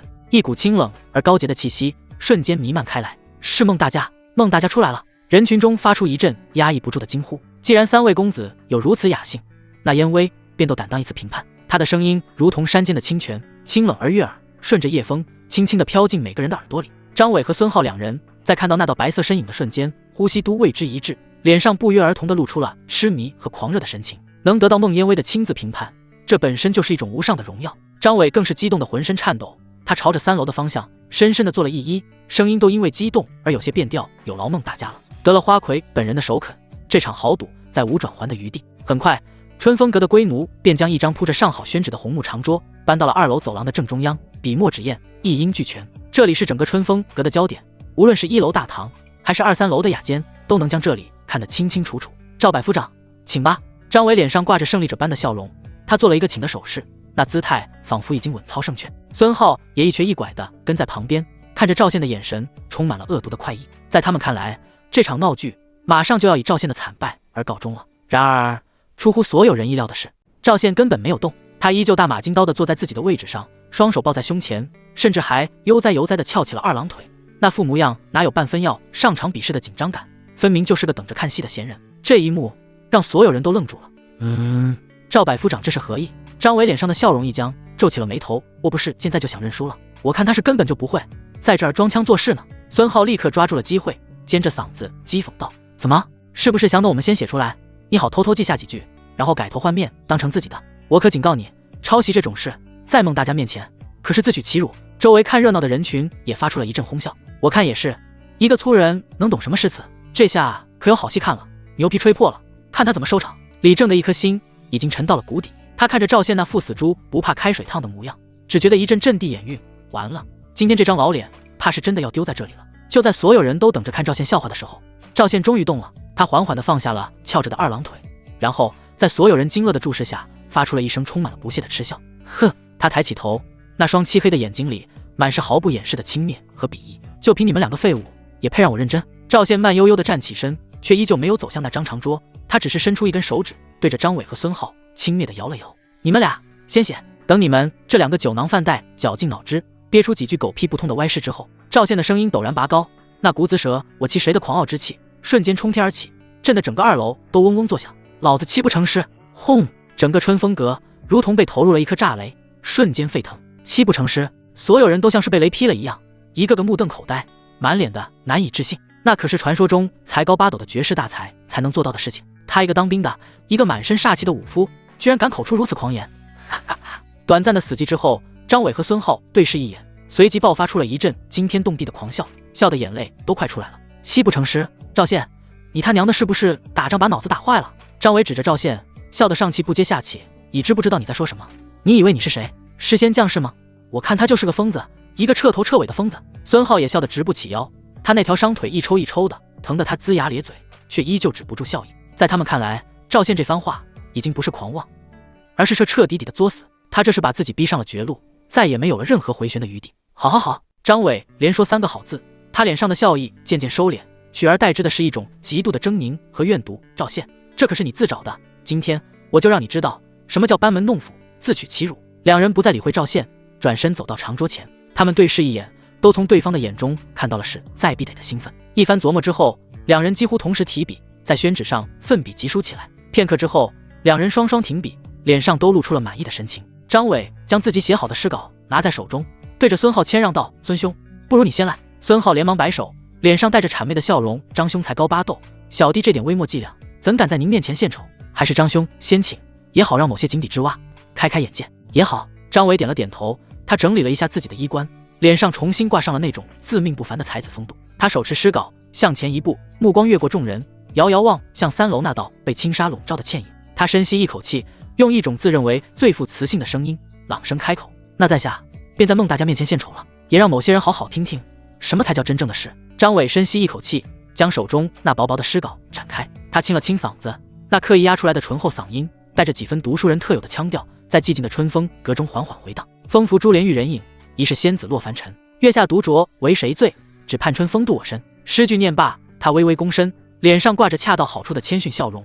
那副模样仿佛已经看到了孟烟微为他倾倒的场景。短暂的沉寂之后，楼下大堂里，那群读书人率先爆发出了一阵叫好声。好诗，好一个仪，是仙子落凡尘，将孟大家的风姿描绘得淋漓尽致。墨一句只盼春，风度我身，更是点睛之笔，既有才子的风流，又不失深情，妙，实在是妙啊！张公子不愧是咱们镇关城的第一才子，这首诗怕是今晚无人能出其右了。赞誉之声不绝于耳，张伟脸上的笑容愈发得意，他挑衅似的瞥了一眼依旧坐在原地的赵宪，那眼神仿佛在说：看到了吗？这就是你我之间的差距。李正的一张老脸已经黑得快要滴出墨来，他虽然是个大老粗，但也听得出这首诗确实有几分味道，至少比他知道的那些床前明月光要强得多。他心里那点侥幸瞬间被浇灭了一半，只觉得桌上那2块沉甸甸的军功牌已经开始烫手了。就在这时，孙浩也按捺不住了，他见张伟拔得头筹，也连忙将自己的诗稿呈上，虽然有些底气不足，但一想到那2万两白银，还是鼓起了勇气。小弟也献丑一首。他清了清嗓子，扯着那公鸭般的嗓音念道：春风阁里春风暖，不及姑娘一回眸，愿为姑娘裙下土，日日夜夜伴风流。这首诗一出口，场面顿时有些尴尬，不少读书人脸上都露出了鄙夷的神情。这叫什么诗？简直就是粗俗不堪的打油诗，尤其是最后一句日日夜夜伴风流，更是露骨的让人脸红。张伟的嘴角也忍不住抽搐了一下，心里暗骂孙浩这个蠢货，简直是拉低了整个诗会的格调。然而就在所有人都以为这首诗要沦为笑柄的时候，3楼那扇窗后那道白色的身影竟然微微地点了点头，虽然动作很轻，但2楼的所有人都看得清清楚楚。孟大家点头了，他竟然对这首粗鄙的打油诗点头了。这一下所有人都懵了，孙浩自己也愣住了，随即一股巨大的狂喜涌上心头，他激动的脸都长红了，差点忘了自己腿上有伤，一蹦3尺高。看见没？孟大家都认可我的诗了。他指着赵宪，愈发的嚣张起来，我的诗已经得到孟大家的青眼，你个大字不识的莽夫，今天还想翻天不成？周围看热闹的人也开始议论纷纷，怪了，孟大家这是何意？难道他就喜欢这种直白的？我看啊，孟大家根本就没指望那个赵百夫常能做出什么好诗来，连孙公子的诗都点头了，这分明就是在给那个姓赵的台阶下，让他别输得太难看。没错，这下他要是再做不出来，那可就不是出丑那么简单了，简直是把孟大家的好心当成驴肝肺。李正的一颗心已经彻底沉入了谷底，完了，这下彻底完了。孟烟微这一点头，直接把赵宪逼上了绝路。他要是做不出来，就是不识抬举；要是做出一首跟孙浩差不多的打油诗，那跟认输也没什么区别。他绝望地看向赵宪，却发现那小子脸上非但没有半点慌乱，反而露出了一抹古怪的笑容。那笑容里有嘲弄，有不屑，还有一丝怜悯。他在怜悯谁？在所有人的注视下，赵宪终于站了起来。他没有走向那张摆放着笔墨纸砚的长桌，而是径直走到了走廊的中央，那空阔的地带。他整了整自己那身沾着酒渍的短打，然后目光越过所有人，直直地射向3楼那道被轻纱笼罩的身影。那眼神不再是之前的玩世不恭，而是带着一种前所未有的专注与侵略性，仿佛这满座的宾客，这喧嚣的春风阁，在他眼中都已化为虚无，只剩下他和他。7步之内，若不成诗，我赵宪自刎于此。他一字一顿，声音不大，却如同重锤般狠狠砸在每个人的心上。所有人都被他这股决绝的气势给镇住了，一时间竟忘了呼吸。话音落下，赵宪动了，他缓缓迈出了第一步，那一步沉稳而有力，仿佛踩在了所有人的心跳上。整个春风阁死一般的寂静，所有人的目光都死死地盯着他，等着他开口，也等着看他如何自取其辱。北方有佳人，一个平淡的声音响起，不带任何感情。他的脚步没有停顿，第2步随之落下，绝世而独立。声音依旧平淡，但那字里行间透出的孤高与傲然，却让在场的所有读书人心头猛地一震。3步4步，一顾倾人城，再顾倾人国。轰！当这10个字从赵宪口中吐出时，整个春风阁仿佛被引爆了。如果说前2句只是让人惊艳，那这2句简直就是神来之笔，用一座城、一个国的倾覆来形容一个女子的绝世荣光，这是何等的霸气，何等的想象力！楼下那些读书人一个个像是被掐住了脖子的鸭子，张大了嘴，却发不出任何声音，脸上的表情从鄙夷到错愕，再到震撼，最后化为一片狂热。倾城倾国，我的天，竟能有如此诗句！此句一出，天下再无赞美女子之言。李正那张大嘴张得能塞进一个拳头，他呆呆地看着赵宪的背影，脑子里一片空白。张伟和孙浩脸上的血色在这一瞬间褪得干干净净，他们手里的诗稿不知不觉间滑落在地，那张狂的笑容僵在脸上，显得无比滑稽和可笑。他们引以为傲的才华，在这4句诗面前，简直就是萤火与皓月争辉，可笑到了极点。然而这一切还没有结束，赵宪的脚步依旧在向前，5步6步，他的声音在这一刻陡然拔高，那平淡的语调消失不见，取而代之的是一种睥睨天下的狂傲与霸道。您不知倾城与倾国，佳人难再得。最后一句如同9天惊雷轰然炸响，与其不知道这倾城倾国的美貌，倒不如说这样的绝世佳人再也无法遇到了。这已经不是单纯的赞美了，这是一种宣告，一种独占。7步，赵宪的第7步稳稳落下，他停在走廊的尽头，负手而立，那身普通的短打在这一刻却比任何华服都显得耀眼。他没有再看任何人，只是抬着头静静地望着3楼的那扇窗。整个春风阁陷入了长久的死一般的沉寂，针落可闻。许久，楼下一个白发苍苍的老秀才突然浑身一颤，他颤抖着嘴唇，一遍又一遍地低声念诵着：北方有佳人，绝世而独立，一顾倾人城，再顾倾人国。好诗，好诗啊！此等神作，老夫此生未见，此生未见啊！他的声音如同投入平静湖面的石子，瞬间激起千层浪。神作，这绝对是神作！我读了半辈子书，从未听过如此精彩绝艳的诗句。7步成诗，他真的做到了，他真的做到了！所有的质疑、嘲讽、鄙夷，在这一刻都化作了最狂热的崇拜和最深沉的敬畏。人们看着那个持枪而立的年轻人，像是在看一个神。李正只觉得自己的喉咙发干，他用力地吞了口唾沫，看着赵宪的背影，喃喃自语：这小子，他娘的到底是个什么怪物？张伟和孙浩已经彻底瘫软在地，面如死灰。他们知道自己输了，输得一败涂地，体无完肤。就在整个春风阁都沉浸在这首诗带来的巨大震撼中时，3楼那扇窗后，那道白色的身影终于有了动作。他缓缓抬起手，摘下了头上的帷帽，一张清冷如月、美得令人窒息的脸，第一次毫无保留地展现在了所有人的面前。他的目光穿过人群，越过喧嚣，精准地落在了赵宪的身上。那双总是带着几分疏离和算计的清亮眸子里，此刻却翻涌着一种赵宪看不懂的剧烈的情绪。他朱唇轻启，声音不再是之前的清冷，而是带着一丝若有若无的不易察觉的颤抖。这首诗是你为我做的吗？这句问话轻飘飘的，却像一块巨石砸入平静的湖面，在春风阁内掀起了滔天巨浪。所有人的呼吸都在这一刻停滞了，无数道目光汇聚在赵宪的身上，那目光里有羡慕，有嫉妒，有狂热，更有期待。这简直是所有读书人梦寐以求的场景，以惊世骇俗的诗篇赢得天下第一花魁的垂青，这是何等的风流，何等的荣耀！只要赵宪点一下头，今夜他就是整个镇关城最风光的男人。然而赵宪心里头却瞬间跟明镜似的，这娘们儿好毒的计！他这一问看似是给了自己一个天大的面子，实则却是把自己往火坑里推。点头，他要是点了这个头，就等于当着全城权贵的面宣布孟烟薇是他的女人。以后谁再敢对孟烟薇有想法，就是跟他赵宪过不去。他一个刚刚上位的百夫长，根基未稳，瞬间就会成为众矢之的，不知会惹来多少明枪暗箭。摇头，那更是自寻死路。当着这么多人的面否认自己为他做的诗，那不光是打了孟烟薇的脸，更是把自己刚刚建立起来的诗仙形象打得粉碎，沦为全城的笑柄。这个女人从始至终就没安好心，她就是要用这种捧杀的方式，把自己架在一个下不来的高台上，让她进退两难。赵宪的眼底闪过一抹森然的冷意，你想玩？行啊，老子今天就陪你玩个大的。他看着3楼那张美得不似凡人的脸，赵宪嘴角忽然咧开，露出一个充满了侵略性的笑容。如此绝代佳人，这事不是为你做的，还能是为谁做的？赵宪的声音不高，却清晰地传遍了每一个角落。他承认了。人群中爆发出了一阵压抑不住的惊呼和叹息。张伟和孙浩面如死灰，彻底绝了最后一丝念想。李正则激动得满脸通红，他用力一拍大腿，只觉得是自己抱得美人归一般。然而就在所有人都以为这场风流韵事会以才子佳人的深情对望而告终时，赵宪动了。他没有停留在原地，而是迈开步子，一步一步朝着3楼的方向走去。走到了3楼窗户的正下方，双腿猛地一蹬地，整个人如同一支离弦的利箭，拔地而起，脚尖在2楼的栏杆上轻轻一点，借力再次跃起，那身形矫健的不似凡人。啊！人群中发出一片惊呼。在众人反应过来之前，赵宪的身影已经越过3楼的窗台，稳稳地落在了孟烟薇的面前。雅间内熏香袅袅，孟烟薇脸上的镇定第一次出现了裂痕，她下意识地后退了一步，那双总是掌控一切的眸子里终于流露出一丝真实的慌乱。她算到了一切，却唯独没有算到这个男人会用如此直接的方式打破她布下的所有棋局。你……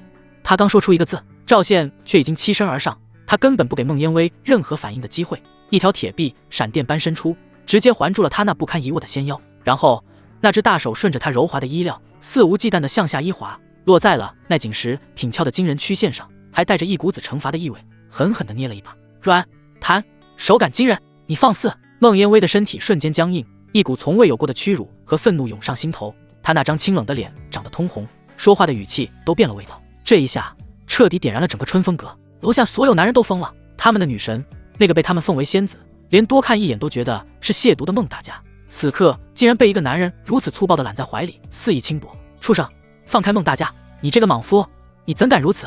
无数人捶胸顿足，破口大骂，极度的火焰几乎要将房顶都给烧穿。雅间里，张伟和孙浩亲眼目睹了这一幕，只觉得眼前一黑，一口老血堵在胸口，差点当场昏死过去。输了钱，丢了人，现在连心心念念的女人都被人当众揉捏，这简直是奇耻大辱！走！张伟再也待不下去，他嘶吼一声，一把推开身边的家丁，跌跌撞撞地冲了出去。孙浩也哭丧着脸，一瘸一拐地跟在后面，那背影要多狼狈有多狼狈。李正看的是目瞪口呆，随即一股无法言喻的羡慕从心底涌了上来。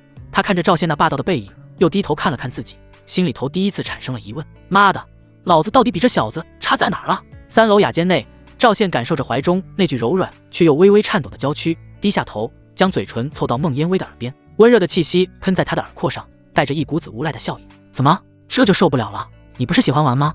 老子就陪你玩得更刺激一点。你！孟烟薇气得浑身发抖，她长这么大还从未受过如此羞辱。她猛地抬起头，那双漂亮的眸子里杀机一闪而过。就在赵宪还想说些什么的时候，他忽然感觉自己揽着孟烟薇腰肢的那条手臂被一只柔弱无骨的小手轻捏了一下，那一下不轻不重，却仿佛捏在了某个奇异的节点上，一股酥麻的感觉如同电流般瞬间传遍了赵宪的整条手臂。紧接着那酥麻感迅速扩散，赵宪只觉得浑身一软，足以开碑裂石的力气竟然在瞬间被抽走了大半，连站都有些站不稳了。不好！赵宪心里大叫一声，知道自己又着了这女人的道。就在他身体晃动即将摔倒的瞬间，怀中的孟烟薇却仿佛变了个人，她脸上的愤怒和羞恼瞬间消失得无影无踪，取而代之的是一副充满了关切和体贴的温柔模样。她顺势扶住了赵宪，那动作自然无比，仿佛一对亲密的爱人。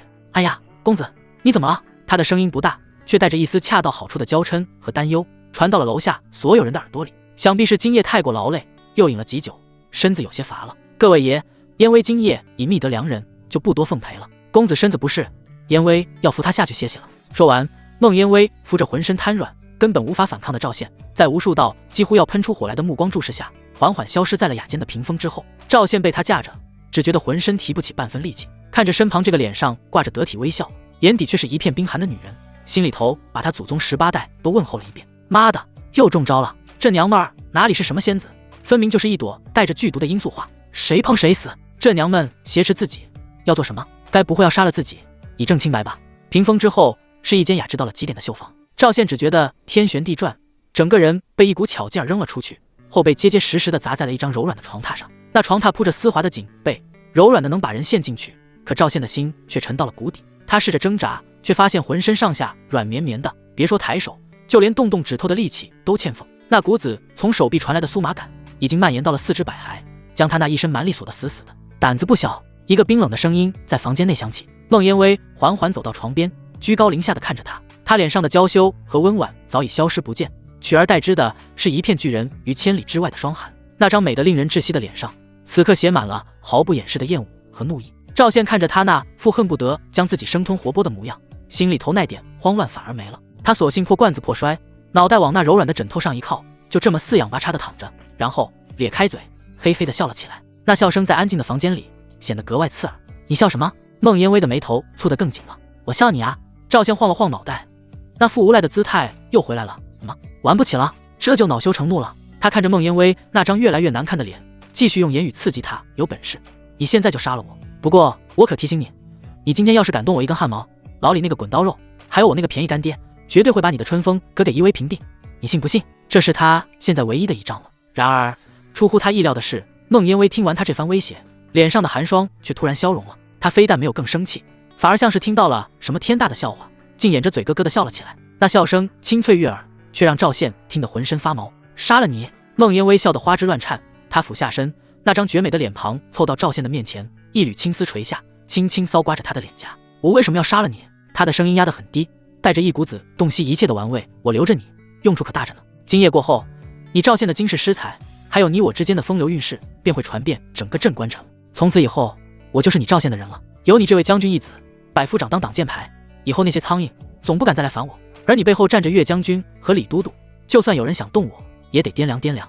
你说我杀了你，对我有什么好处？赵宪脸上的笑容慢慢凝固了，他看着眼前这张近在咫尺的脸，那双清亮的眸子里全是算计。这个女人从头到尾都在利用他。他把自己捧上神坛，又把自己和他绑在一起，让自己心甘情愿，不是不得不成为他的保护伞。好一招一石二鸟。赵宪心里头那股子火气噌的一下就冒了上来，他冷笑一声，毫不客气的反唇相讥：那你呢？你就甘心？他那不加掩饰的视线在孟烟薇那玲珑有致的曲线上扫过，语气充满了讥讽。我赵宪不过是个从死人堆里爬出来的大头兵，跟那些锦衣玉食的公子哥比，我算个屁！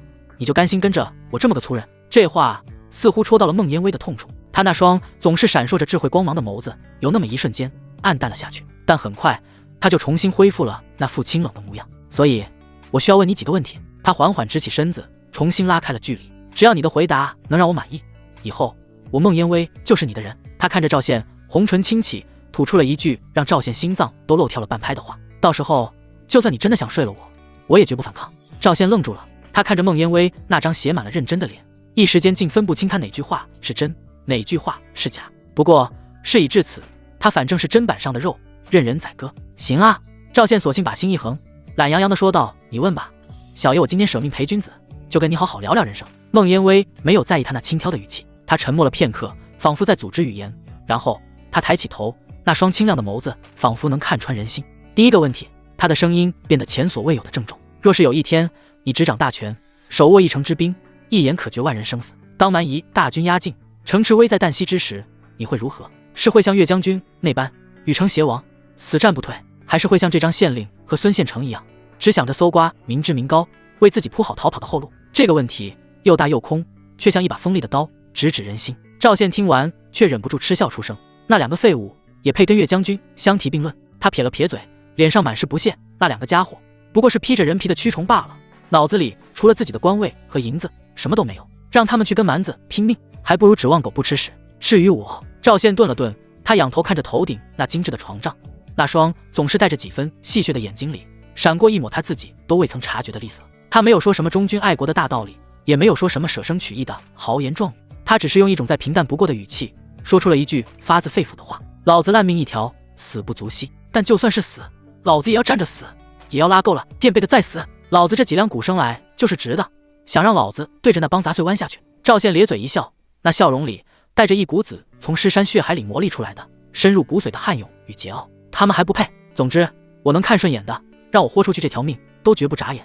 可若是小爷看不顺眼的人，我哪管你那么多？什么阿谀奉承，什么胆小怕死，这种人我做不来，也不屑做。雅间之内静得能听见灯花炸裂的轻响。赵宪那番粗鄙却又带着一股子蛮横道理的话，如同一块石头砸进了孟烟薇那双古井无波的眸子里，激起了一圈看不见的涟漪。他就那样静静地看着赵宪，看了许久许久，那张清冷绝美的脸上看不出喜，也看不出怒，仿佛在审视一件与自己毫不相干的器物。赵宪被他看得心里发毛，他梗着脖子，嘴上却不肯输了半分气势。怎么被小爷说中了心事，无话可说了？他话音刚落，孟烟薇却忽然动了，他莲步轻移，再次来到床边，然后在赵宪惊疑不定的注视下，缓缓伸出了那只柔弱无骨的纤纤玉手。他的手指轻轻地搭在了赵宪那条被他捏得酥麻无力的手臂上。赵宪心里一紧，以为这娘们儿要下什么更黑的毒手，可下一秒，他只觉得一股奇异的暖流从他指尖触碰的地方传来，迅速流遍四肢百骸。那股子将他死死锁住的酥麻感，竟如同潮水般飞速退去。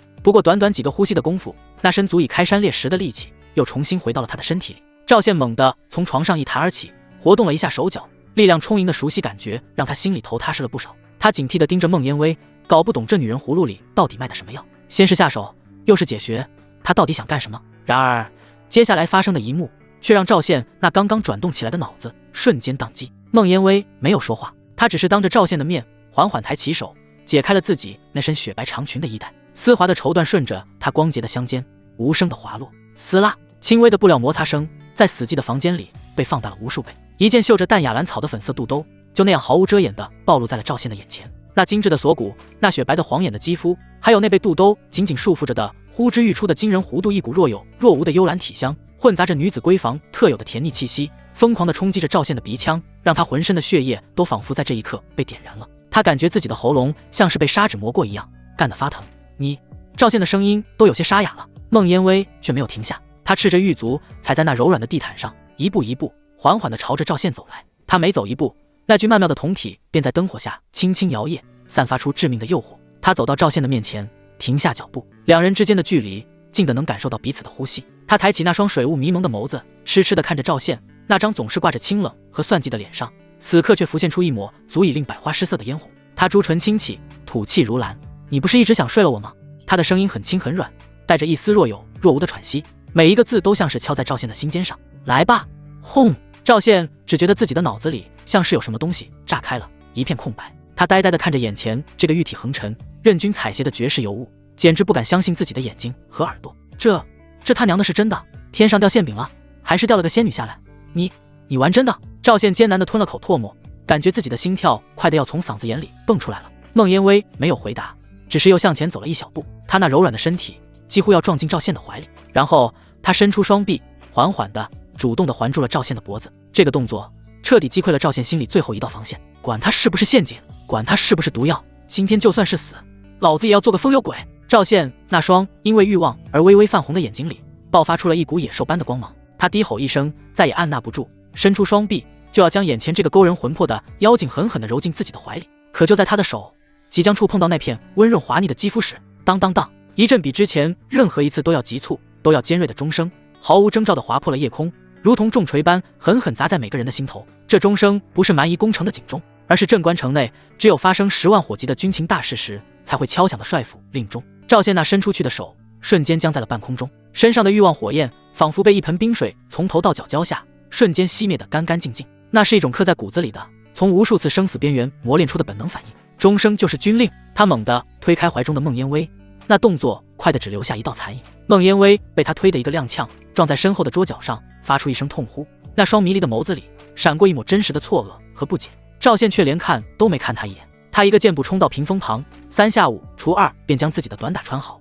顺手抄起靠在墙边的长枪，掀开房门就冲了出去。楼道里早已乱成了一片，无数寻欢作乐的男人和衣衫不整的姑娘都从各个雅间里冲了出来，脸上写满了惊慌和茫然。他娘的，又怎么了？一个熟悉的大嗓门在楼梯口响起。赵宪循声望去，只见李正正提着裤子，吊着那条伤臂，从他隔壁的雅间里骂骂咧咧地冲了出来，那张老脸上满是被人打断好事的愤怒。赵宪一个闪身来到他的面前，沉声问道：“老李，蛮子又来了？”“不是。”李正的脸色在这一刻变得前所未有的凝重，他那只独眼中甚至带着几分惊慌。“是将军府出大事了！”李正一把抓住赵宪的胳膊，声音都在发颤：“快跟我走！”赵宪的心猛地沉了下去，能让李正都如此失态，能敲响帅府令钟，将军府义父他出事了，他不敢再有丝毫耽搁，扛着长枪紧紧跟在李正的身后，两人如同一阵风朝着楼下狂奔而去。在他们身后，3楼那间绣房的窗户不知何时又被推开了一道缝隙，孟烟薇站在窗后，身上不知何时已经重新披上了一件外衣。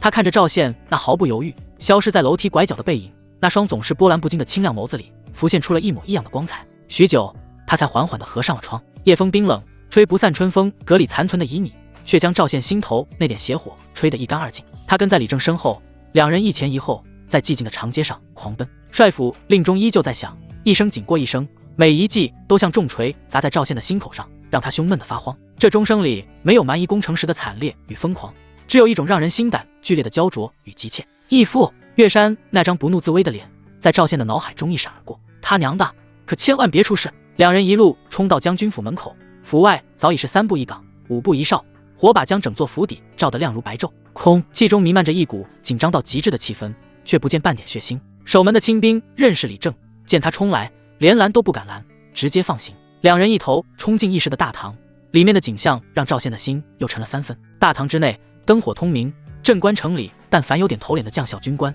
几乎都到齐了。这些人一个个盔明甲亮，却都面色凝重，围在一起像一群没头的苍蝇，嗡嗡地议论着，却没一个人能拿出个主意。吵什么吵，都他娘的给老子闭嘴！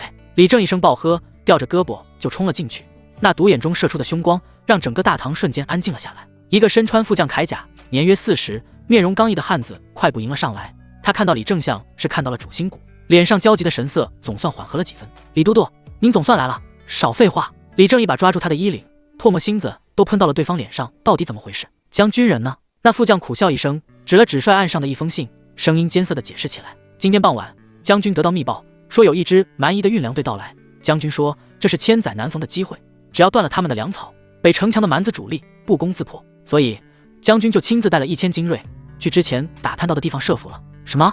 李正的眼珠子瞬间瞪圆了，他一把抢过那封信，一目十行地扫过，脸上的血色唰的一下退得干干净净。信是岳山亲笔所书，上面写得清清楚楚，此次突袭凶险万分，若他在子时之前未能传回消息，便是出了变故，让副将敲响令钟，召集众将，共商守城大计。而现在早已过了子时，李正拿着信的手抖得跟筛糠似的。赵宪站在他身后，也听明白了，岳山失陷了。这个消息像是一块巨石，狠狠砸在每个人的心上。岳山是谁？是镇关城的定海神针，是岳家军的魂。他要是到了，这镇关城也就塌了，完了，全完了。短暂的死寂之后，一个带着哭腔的尖利声音打破了沉寂。一个穿着文官服饰，身材臃肿，看起来像是负责后勤粮草的官员，一屁股瘫坐在地上，涕泪横流。岳将军都回不来了，我们还守什么？守不住了，肯定守不住了呀！他这一哭，就像是点燃了火药桶，大堂里瞬间炸开了锅。是啊，连将军都，我们拿什么跟蛮子打？蛮子主力还在城外虎视眈眈，要是让他们知道将军出事了，怕是明天一早就要总攻了。跑，趁着现在还有机会，赶紧弃城吧，留得青山在，不怕没柴烧啊！恐慌的情绪如同瘟疫一般，迅速在人群中蔓延开来，不少人的脸上都露出了动摇和绝望。放你娘的屁！一声惊天动地的咆哮盖过了所有的议论声。李正一把将手里那封信揉成一团，那只独眼中爆发出骇人的血光。他一个箭步冲到那个哭喊着要逃跑的文官面前，一把将他从地上拎了起来，那力道大的让那文官肥胖的身体都双脚离地。弃城！你他娘的再说一遍！李正的声音沙哑的像是两块铁片在摩擦，每一个字都带着浓烈的杀机。岳将军尸骨未寒，你们这帮龟孙子就想着跑路，你们的脊梁骨呢？我……那文官被他吓得浑身发抖，话都说不完整。岳将军不在了，老子还在！李正环视全场，那凶悍的目光扫过每一个人，声音如同惊雷。老子是镇关城都督，现在这里老子说了算，谁他娘的再敢说一个跑字，老子现在就拧下他的脑袋，挂到城门上去！整个大堂再次被他一个人镇住。那些原本动摇的将校看着壮若风虎的李正，一个个都低下了头，不敢再言语。李正喘着粗气，将那吓得快要尿裤子的文官扔在地上，然后转身一瘸一拐地走回帅案前。他一拳砸在桌案上，发出砰的一声巨响。传我将令，城中所有兵马立刻集结。他顿了顿，那沙哑的声音里带着一股不容置喙的决绝。老子要亲自点兵，去把将军给接回来，活要见人，死老子也要把他的尸骨给抢回来。这番话掷地有声，将那股刚刚升起的恐慌与绝望硬生生给压了下去。不少将士的眼中重新燃起了血性。都督，我去，算我一个，大不了一死，18年后又是一条好汉。没错，跟蛮子拼了！一时间群情激愤。李正看着这一幕，那张紧绷的脸上总算露出了一丝欣慰。他点了点头，目光扫过众人，最后落在了那个从始至终都沉默不语，但腰杆却挺得笔直的年轻人身上。赵宪！李正沉声喝道：“末将在！”赵宪猛地向前一步，抱拳行礼，声音洪亮：“你小子怕不怕死？”李正死死地盯着他。赵宪咧嘴一笑，那笑容里带着一股子天不怕地不怕的狂气。老李，你这话问的不是废话吗？好！李正重重地点了点头，他指着赵宪，正准备下令。可就在这时，一个不合时宜的声音却突然从人群中响了起来：“都督，不可！”众人循声望去，只见一个30多岁、面容精悍、同样身穿校尉服饰的军官站了出来。这人赵宪有印象，是岳山麾下另一支亲卫队的队长，名叫王冲，平日里就自视甚高，跟李正一向不太对付。王冲先是对着李正行了一礼，随即他的目光落在了赵宪的身上，那眼神里带着毫不掩饰的审视与质疑。都督，营救将军事关重大，乃是9死1生的任务。赵百夫长虽然勇猛，但他毕竟刚刚上任，而且太过年轻，行事难免冲动。王冲的声音在寂静的大堂里格外清晰，让他担此重任，是不是太草率了？王冲这话一出口，大堂里原本就紧张的气氛瞬间又凝固了几分。不少老资格的将校都下意识地点了点头，看向赵宪的眼神也带上了几分不信任。他们承认赵宪能打，可打仗不是光靠一个人能打就行的。营救将军，深入敌后，需要的是经验，是谋略，是对战场的敏锐嗅觉。赵宪，一个靠着蛮力上位的毛头小子，他懂个屁！李正的脸色一沉，刚要开口替赵宪说话，赵宪却笑了，笑声里不带半点温度。他往前走了一步，那双总是带着几分玩世不恭的眼睛，此刻却锐利的像刀子，直直地扎在王冲的脸上。我年轻，我冲动。赵宪的声音不大，却像一根根钢针，刺得人耳朵生疼。那我倒想问问王队长，之前混战，将军被那群斩首队的杂碎围攻，9死1生的时候，你王冲在哪儿？我赵宪在城墙上跟蛮子拼命的时候，你王冲又在哪儿？老子浑身是血，提着枪冲到帅帐前救驾的时候，你这位亲卫队队长又他娘的在哪儿？这一连串的质问，一句比一句诛心，一声比一声响亮，每一个字都像一记响亮的耳光，狠狠地抽在王冲的脸上。王冲那张饱经风霜的脸瞬间长成了猪肝色，他张了张嘴，却一个字都反驳不出来，因为赵宪说的全都是事实。他当时正带着另一队人马在城墙的另一侧剿杀冲上来的蛮兵，等他听到消息赶过来的时候，战斗早就结束了。你，王冲被噎得半天说不出话来，胸膛剧烈的起伏着，那双布满血丝的眼睛里喷涌出羞辱和愤怒的火焰。你懂什么？我那是在执行将军的命令，镇守东段城墙。那现在呢？赵宪毫不客气地打断他，向前逼近一步，那股子从尸山血海里带出来的煞气毫不掩饰地压了过去。现在将军身陷险境，生死不明，你不想着怎么去救人，反倒在这里质疑这个质疑那个，唧唧歪歪跟个娘们儿似的。赵宪伸出手指，几乎要戳到王冲的鼻子上，嘴角勾起一抹极尽轻蔑的弧度。我看你不是草率，你他娘的就是怕死。怕死2个字彻底点燃了王冲心中最后一点理智。作为岳山麾下的老人，他何曾受过如此奇耻大辱？赵宪，你找死！王冲怒吼一声，再也顾不上什么场合什么身份，腰间的佩刀锵啷一声出鞘半尺，一股凌厉的杀气轰然爆发。老子今天就让你知道什么叫尊卑有序。赵宪见状不禁反喜，那双眼睛里爆发出兴奋的光芒，手中的长枪猛地往地上一顿，砰！坚硬的青石板地面被他枪杆的末端砸出一片细密的蛛网裂纹。来啊，看看到底是谁死！眼看2人就要在这议事大堂里血溅当场，都给老子住手！李正那只好手猛地一拍桌案，发出一声震耳欲聋的巨响。他那只独眼中射出的凶光比刀子还要骇人，死死地压制住2人。他娘的，现在是什么时候？将军还等着我们去救？你们2个到现在这里内讧起来了，想打架是吧？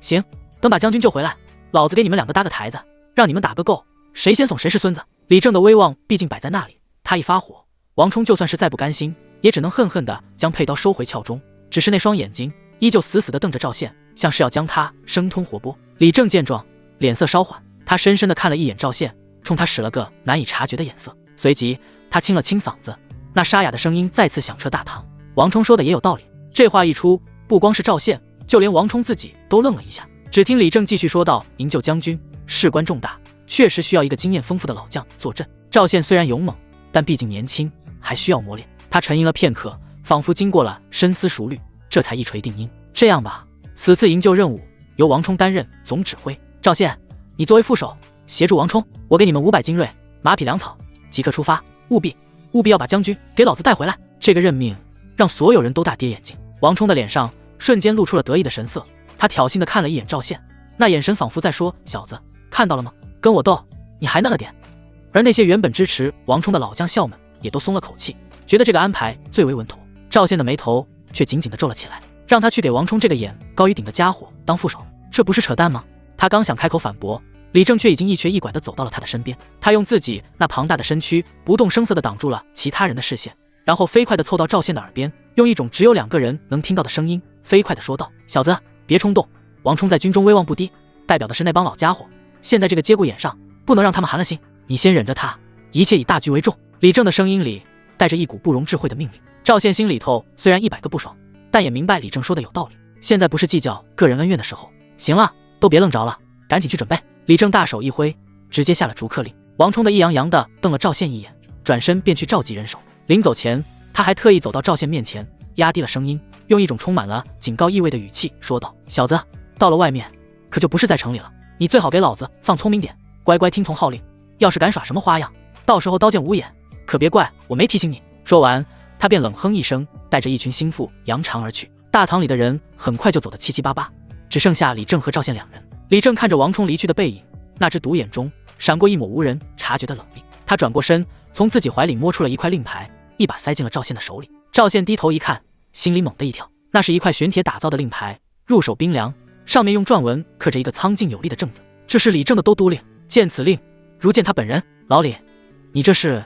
赵宪抬头不解地看向他。李正的脸上哪还有半分刚才的和稀泥，他那张老脸上满是凝重和决断。小子，王冲那家伙虽然忠心，但为人刚愎自用，不知变通，这次任务我信不过他。李正的声音压得极低，每一个字都像是从牙缝里挤出来的。这块令牌你收好，不到万不得已不要拿出来。他重重地拍了拍赵宪的肩膀，那只独眼死死地盯着赵宪，一字一顿地说道：记住，老子的命令只有一条，把将军活着带回来。如果王冲的决定会害了将军，你就用这块令牌接管所有人的指挥权，到时候谁敢不听，你就给老子先斩后奏。先斩后奏这4个字让赵宪心头猛地一跳，他抬起头，深深地看了一眼李正那张写满了决断和信任的老脸，没有再多说一个废话，只是重重地点了点头。有些话不必说出口，他郑重地将令牌贴身收好，然后转身大步流星地走出了议事堂。夜色如墨，寒风刺骨，将军府外， 500名整装待发的精锐骑兵已经集结完毕，火把烈烈，将士卒们脸上的坚毅和盔甲上的寒光映照得明明灭灭。马蹄在原地不安地踏动着，发出的细碎声响更衬得气氛压抑而肃杀。王冲跨坐在一匹神骏的黑马之上，手持马鞭，居高临下地扫视着自己的队伍，脸上满是自得。当他看到赵宪从府内走出来时，鼻子里发出了一声微不可察的冷哼。赵宪没理会他，径直走到队伍旁，一个亲兵牵过一匹同样神骏的战马，他翻身上马，动作干脆利落。王冲清了清嗓子，马鞭在空中一指，声音陡然拔高，充满了上位者的威严：弟兄们，将军身陷险境，我等身为袍泽，自当万死不辞，前去营救。但丑话说在前面，此次行动深入敌后，凶险万分，所有人必须无条件听从号令，但有违抗军令者，杀无赦。他说话的时候，那双鹰质的眼睛有意无意地瞟向赵宪，警告的意味不言而喻。出发！王冲马鞭猛地一挥，一马当先，率先冲了出去。500骑兵紧随其后，汇成一股钢铁洪流，冲破夜色，朝着城外那片未知的黑暗疾驰而去。马蹄声急如骤雨，队伍在崎岖的山路上飞速穿行。1个时辰后，队伍行至一处三岔路口，这里地势险要，两侧是密不透风的黑松林，夜风吹过，松涛阵阵，像是有无数鬼魅在林中低语，是绝佳的伏击地点。王冲猛地一勒缰绳，高高举起右手，整个队伍瞬间停了下来。他转过马头，目光在队伍中扫了一圈，最后精准地落在了赵宪的身上。赵百夫长！王义冲的声音在寂静的山林中显得格外刺耳。赵宪抬起头，面无表情地看着他。前方林深路险，恐有蛮子设伏。王冲脸上挂着一抹虚伪的笑容，那语气听起来像是在委以重任。你作战勇猛，又是将军的义子，这探路的重任非你莫属啊。他顿了顿，嘴角的笑意更浓，以单人匹马先行探查10里，若无异常，再发信号，我等随后便至，如何？这话一出，队伍里顿时起了一阵小小的骚动。单人探路10里，这跟送死有什么区别？王冲身后的几个心腹脸上都露出了幸灾乐祸的笑容，而队伍里一些敬佩赵宪勇武的年轻士兵则纷纷露出了愤怒和不平的神色。这分明就是公报私仇，借刀杀人。所有人都看向赵宪，等着他暴怒，等着他发作。然而赵宪的反应却让所有人都大跌眼镜。他只是静静地看了王冲几秒钟，然后嘴角一咧，露出了一个让人捉摸不透的笑容。行啊！他干脆利落地应了一声，然后猛地一夹马腹，缰绳一抖，那匹战马便嘶鸣一声，如同一道黑色的闪电，毫不犹豫地冲进了那片漆黑如墨的松林之中，转眼便消失不见。没有半分迟疑，没有一句废话，这份干脆反倒让准备了一肚子说辞的王冲像是一拳打在了棉花上，心里头堵得慌。哼，不知死活的东西！他低声咒骂了一句，随即下令全军原地休整，脸上那得意的神情仿佛已经看到赵宪身首异处的凄惨下场。赵宪孤身一人驰骋在幽暗的林间小道上，脱离了大部队，他反倒觉得一阵轻松。他放慢了马速，那双在黑暗中依旧锐利的眼睛警惕地扫视着四周。很快，他就在地上发现了一些不同寻常的痕迹。地面上有2道截然不同的车辙印，一道又深又乱，明显是大量沉重的马车留下的，朝着山谷深处而去；另一道则全是凌乱的马蹄印，数量极多，朝着另一个方向的山岭延伸。赵宪心里一动，他没有去追那数量众多的马蹄印，而是选择了那条车辙印的方向。他催动战马，顺着痕迹一路追踪。约莫1炷香的功夫后，一阵若有若无的喧哗和酒肉香气顺着风飘了过来。赵宪立刻翻身下马，将马匹藏好，然后整个人如同狸猫一般悄无声息地摸了过去。他拨开身前最后一道灌木，眼前的景象让他呼吸都为之一滞。只见前方是一片开阔的谷地，谷地之中密密麻麻地停放着数百辆装满了物资的大车，无数的粮袋、草料、兵器箱堆积如山，在火光的映照下像一座座小山。这分明就是蛮子的运粮车队。然而与这海量的物资形成鲜明对比的是守卫力量的极度空虚。整个营地里只有寥寥30-40个蛮兵正围着几堆篝火，大口喝酒，大块吃肉，一个个喝得东倒西歪，神情懈怠，连个像样的岗哨都没有。赵宪的心开始疯狂地跳动起来，一个大胆到极点的念头在他脑海中疯狂滋生。他没有再做停留，立刻原路返回。当赵宪的身影再次出现在王冲的视线中时，王冲脸上的得意瞬间僵住。他没想到这小子居然真的能活着回来。前面没埋伏。赵宪翻身下马，语气平淡，既然没埋伏，那就……王冲刚想开口下令继续前进，不过赵宪却直接打断了他。我发现了更有意思的东西。他3言2语将那座防守空虚的粮草大营描述了一遍。听完之后，所有士兵的眼睛都亮了，呼吸也变得粗重起来。王冲的脸上也闪过一抹贪婪，但随即又被警惕所取代。此话当真？会不会是蛮子的陷阱？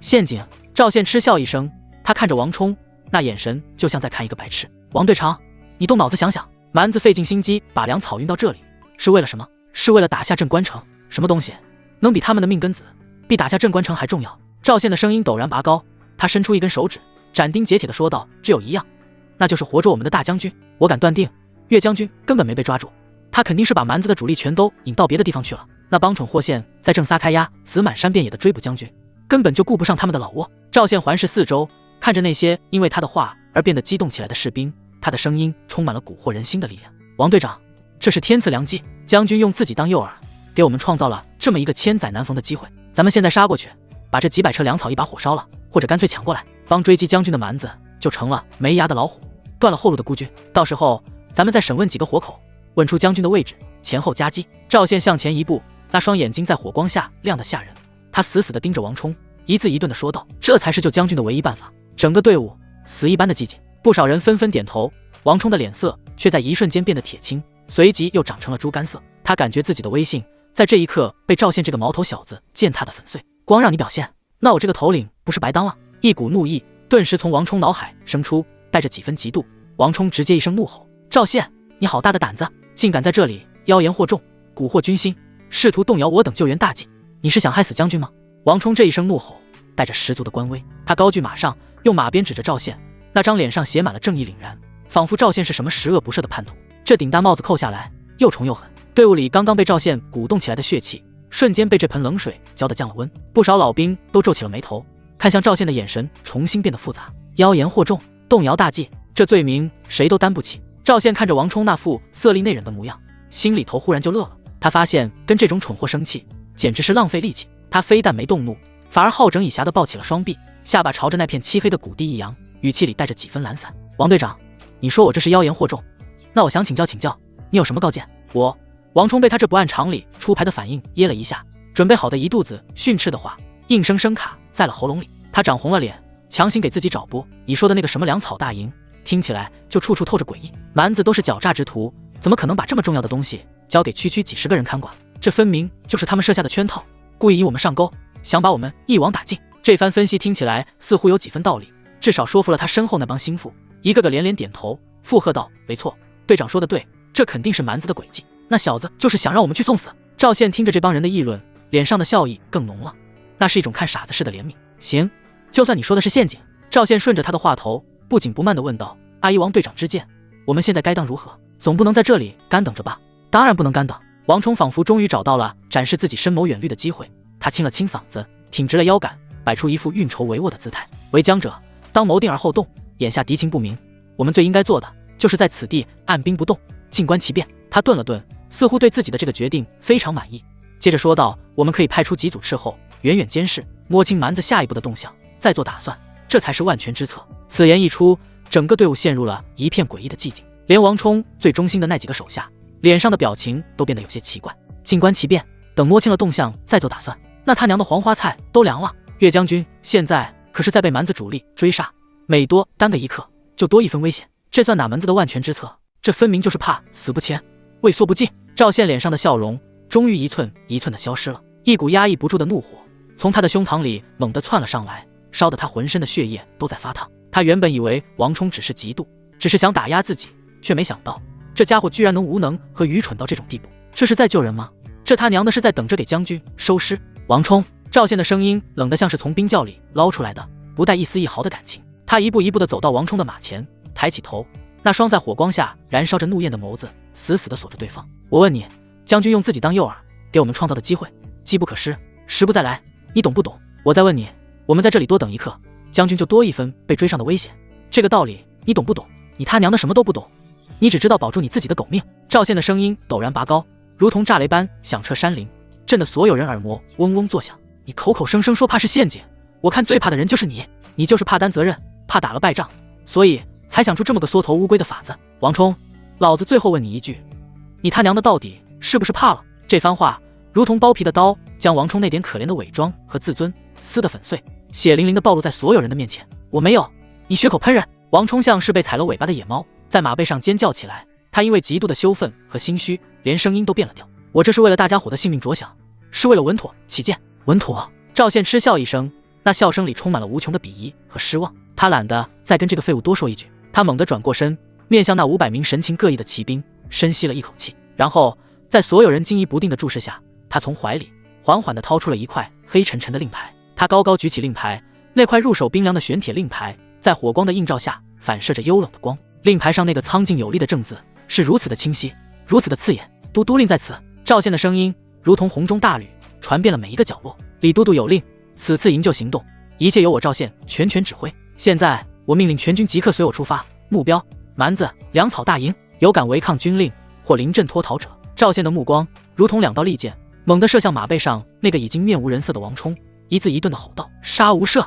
都督令这3个字像是一道晴天霹雳，把所有人都给劈傻了。李都督竟然把指挥权交给了这个年轻人，一时间所有士兵的眼神都变了。不过仅仅只是片刻，众人就确定了令牌的真假，瞳孔深处流露出几分服从。战场上持令者当为首，这就是军规。王冲更是如遭雷击，他呆呆地看着赵宪手中那块令牌，只觉得浑身的力气都被抽空了，整个人摇摇欲坠。完了，他知道自己彻底完了。疯狂之下，一个荒唐的念头突然涌入脑海。下一秒，王冲竟然回收怒斥，直接开口质疑道：“假的，这令牌是假的！赵宪，你好大的狗胆，竟敢伪造都督令，意图谋反，夺取兵权！弟兄们，都给我看清楚了，此人名为营救，实为叛徒，他想把我们都带进蛮子的陷阱里去送死。”说到这里，为了让众人信任，王冲猛地拔出腰间的佩刀，刀尖遥遥指向赵宪，脸上满是果决：“亲卫队何在？给我拿下这个叛徒！若敢反抗，就地格杀！”王冲这般质疑，掀起惊涛。他身后的那10几个心腹亲卫先是一愣，脸上瞬间浮现出狰狞，握着刀柄的手猛地一紧，齐刷刷地向前逼近一步，凶光毕露。而队伍里剩下的绝大多数士兵则彻底懵了。他们看看赵宪手中那块在火光下泛着幽光的玄铁令牌，又看看马背上那个状若疯癫指着赵宪鼻子怒骂的王冲，一时间脑子完全转不过弯来。一个手持都督令要带他们去烧蛮子粮草，行险中求胜；一个是指挥他们的顶头上司，却说对方是叛徒，要将他们带入死地。到底该信谁？军令如山，可眼下却有2座山压了下来，让他们无所适从。赵宪看着眼前这荒诞的一幕，看着王冲那张因为嫉妒和恐惧而扭曲的脸，他忽然就不气了。他甚至摇了摇头，那眼神里没有了愤怒，只剩下一种看死人的怜悯。没救了，这家伙彻底没救了。岳山还在等着人去救，每一分每一秒都可能丧命，而这个蠢货却为了自己那点可笑的威信和面子，在这里颠倒黑白，阻碍军机，再跟他浪费一息时间，都是对岳山性命的亵渎。王冲，赵宪轻轻的开口，声音不大，却清晰地压过了山林间的风声：“你千不该万不该质疑都督令，既然你找死，那我今天就送你上路。”话音未落，赵宪动了，他双腿猛地一夹马腹，身下的战马发出一声高亢的嘶鸣，四蹄刨地，如同一支离弦的飞箭，朝着王冲直冲而去。他手中的长枪已经化作一道吞噬光线的乌芒，裹挟着撕裂空气的尖啸，直刺王冲的胸膛。太快了，这一切都发生在电光石火之间。王冲的瞳孔在这一瞬间缩成了针尖大小，他根本没料到赵宪竟然敢在众目睽睽之下一言不合就直接动手，那股子扑面而来的恐怖杀机让他浑身的汗毛都倒竖了起来。求生的本能让他发出一声怪叫，他想也不想，拼尽全力地将手中的佩刀横在胸前，试图格挡。当一声足以震碎人胆的金属爆鸣声响彻夜空，在所有人惊骇的注视下，王冲手中的那柄百炼金刚刀在与枪尖接触的瞬间，就如同朽木般寸寸断裂，一股无可匹敌的恐怖巨力顺着刀柄狂暴地涌入他的双臂，咔嚓，令人牙酸的骨裂声清晰可闻。王冲只觉得自己的双臂像是被工程锤正面砸中，瞬间失去了所有知觉。他整个人被这股巨力硬生生从马背上轰飞了出去，在空中喷出一道血溅，然后重重地砸落在地，激起一片尘土。保护队长！那10几个心腹亲卫终于反应了过来，一个个红着眼睛，嘶吼着从四面八方朝着赵宪扑了上来。赵宪看都没看他们一眼，他猛地一勒缰绳，战马人立而起，发出一声暴虐的嘶鸣。那铁蹄在空中划出2道致命的弧线，狠狠地踹在最先冲上来的2名亲卫胸口。砰砰，伴随着2声闷响，那2名亲卫的胸甲瞬间凹陷下去一大块，口喷鲜血的倒飞出去，眼看是活不成了。赵宪的动作毫不停歇，他腰身一拧，手中的长枪以一种近乎野蛮的方式向后横扫而出。当当当，一连串的金属交击声响起，剩下的那10几个亲卫只觉得一股无法抗衡的力量从兵器上传来，虎口瞬间崩裂，手中的兵器脱手而飞。仅仅一个照面，王冲引以为傲的亲卫队便被赵宪以一种摧枯拉朽的方式彻底击溃。啊！王冲挣扎着从地上爬起来，他看着自己那2条以诡异角度扭曲着的胳膊，又看了看地上哀嚎翻滚的手下，那张脸上终于被无尽的恐惧所取代。他怕了，他真的怕了。这个赵宪根本就不是人，他是个怪物，是个从地狱里爬出来的魔神。逃！这是他脑子里唯一的念头。他甚至顾不上去捡地上的兵器，连滚带爬的就想往黑暗的林子里钻。现在才想跑！赵宪那不带丝毫感情的声音如同死神的宣判在他身后响起。王冲只觉得一股恶风从背后袭来，他惊恐地回头，只看到一抹乌光在他的瞳孔中急速放大。扑哧，长枪精准无误地贯穿了王冲的胸膛，那坚韧的皮甲在这杆长枪面前薄得像一张纸，枪尖从他的后心透出，带出一盆滚烫的鲜血。王冲的身体猛地一僵，他低下头，难以置信地看着自己胸口那个碗口大的血洞，嘴巴一张一合，似乎想说些什么。生命力正随着喷涌的鲜血飞速地流逝。然而赵宪的动作还没有结束，在全场500双眼睛的注视下，赵宪低吼一声，手臂肌肉焚起，那恐怖到极点的力量轰然爆发。他竟然用那杆长枪硬生生将王冲那150-160斤的身体从地上挑了起来，高高举过头顶，鲜血顺着枪杆如同溪流般淌下，滴落在赵宪的脸上、手臂上，将他那张本就写满了杀意的脸映衬得如同修罗恶鬼。整个山林陷入了一片死一样的沉寂。风停了，松涛静了，连虫鸣都消失了，所有人都像是被施了定身法，一个个张大了嘴巴，眼珠子瞪得溜圆，死死地盯着那个高举着尸体如同魔神降世般的身影。他们的心脏仿佛都被一只无形的大手给攥住了，连呼吸都变得困难。这一幕带来的视觉冲击和心灵震撼，远比任何言语都来得更加直接，更加恐怖。赵宪环视全场，那双燃烧着火焰的眸子扫过每一个被吓得面无人色的士兵，一句话脱口而出，如同雷霆：还有谁敢违抗军令？下场便如此人。说完，他手腕猛地一抖，王冲那具尚有余温的尸体被他像扔垃圾一样狠狠地甩飞了出去，在地上滚了几圈不动了。扑通，不知道是谁第一个承受不住这股巨大的压力，双腿一软，跪倒在地。这个动作像是一个信号。扑通扑通，下一秒，一个接一个的士兵扔掉了手中的兵器，跪伏在地，将头深深地埋了下去。不过几个呼吸的功夫，整个队伍除了赵宪，再无一个站着的人。我等愿听从赵百夫长号令，愿听号令。山呼海啸般的笑钟声响彻山林，将夜空中的阴云都震散了几分。赵宪看着眼前这黑压压跪倒一片的士兵，脸上没有半分得意，只有一片冰寒。他缓缓收回长枪，用枪尖指向那片隐藏在黑暗中的谷地，声音里不带一丝感情：所有人上马，目标蛮子粮草大营1炷香之内，若不能将那里烧成一片火海，你们就提着自己的脑袋来见我。谷地之内篝火烧得正旺，大块的羊肉在火上烤得滋滋冒油，浓郁的肉香和劣质马奶酒的酸味混杂在一起，弥漫在空气中。几十个蛮兵围着篝火，一个个敞着胸膛，喝得满脸通红。一个满脸横肉，头上扎着一根阴羽的蛮族百夫长，将嘴里嚼烂的骨头随口吐在地上，抓起皮囊又灌了一大口酒。都他娘的喝，使劲喝！他打了个响亮的酒嗝，粗壮的手臂揽住旁边一个同伴的肩膀，大着舌头嚷嚷：等大军把岳山那老狗的脑袋砍下来，咱们的好日子就来了。到时候镇关城里的汉人娘们儿，还有那些金银财宝，都是咱们的！哈哈！口儿说的是。旁边一个瘦高个蛮兵醉醺醺的附和：我早就听说汉人的女人皮肤又白又嫩，比咱们草原上的强多了。岳山算个屁！另一个独眼蛮兵举起酒囊，脸上满是狂傲，被咱们3万大军追得跟狗一样满山跑，估计这会儿已经被剁成肉酱了。就是手下那帮岳家军也是一群软脚虾，等将军一死，他们还不乖乖开城投降？投降便宜他们了，到时候老子要第一个冲进去，杀他个7进7出。污言秽语和嚣张的狂笑声在谷地中回荡。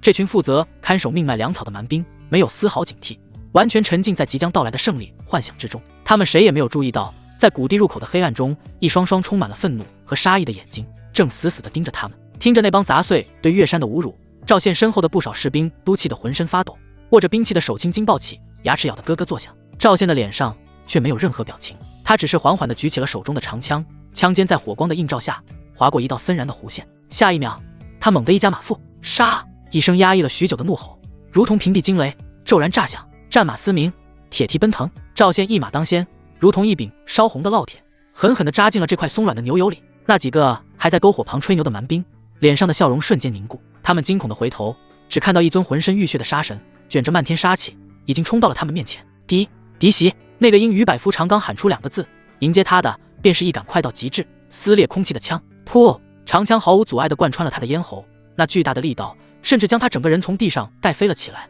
死死地钉在了身后一辆装满粮草的大车上。鲜血狂飙，这血腥霸道的一幕成了冲锋的号角，杀光这群狗娘养的！500名憋了一肚子火的岳家军精锐，如同决堤的洪水，呐喊着咆哮着从黑暗中席卷而出，瞬间淹没了整个营地。一场毫无悬念的屠杀就此展开。这些喝得醉醺醺，连兵器都拿不稳的蛮兵，在如狼似虎的骑兵面前，连像样的抵抗都组织不起来。惨叫声、求饶声、兵器入肉声此起彼伏。不到1炷香的功夫，当赵宪勒住马缰停下脚步时，整个谷地已经再也听不到一个蛮人的声音。篝火依旧在燃烧，烤肉的香气混杂着浓重的血腥味，让人闻之欲呕。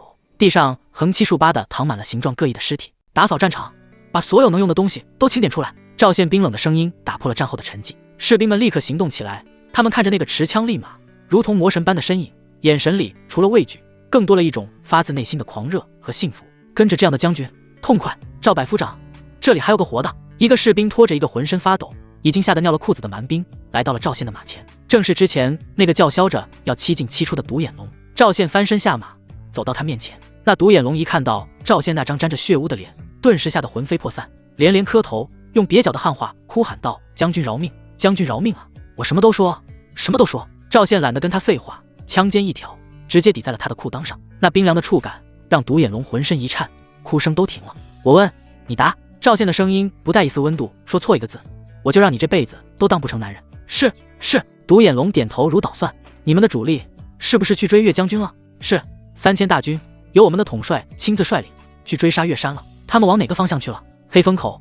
听说岳山那老狗带着残兵被堵在黑风口了，插翅难飞。黑风口。赵宪的心猛地一紧，这个地名他听说过，是镇关城外一处极其险要的隘口，易守难攻，但同样也易进难出，一旦被堵住就是个绝地。好，很好。赵宪点了点头，他看着这个已经毫无价值的俘虏，脸上的神情没有丝毫变化。将军，我都说了，您饶我一命吧。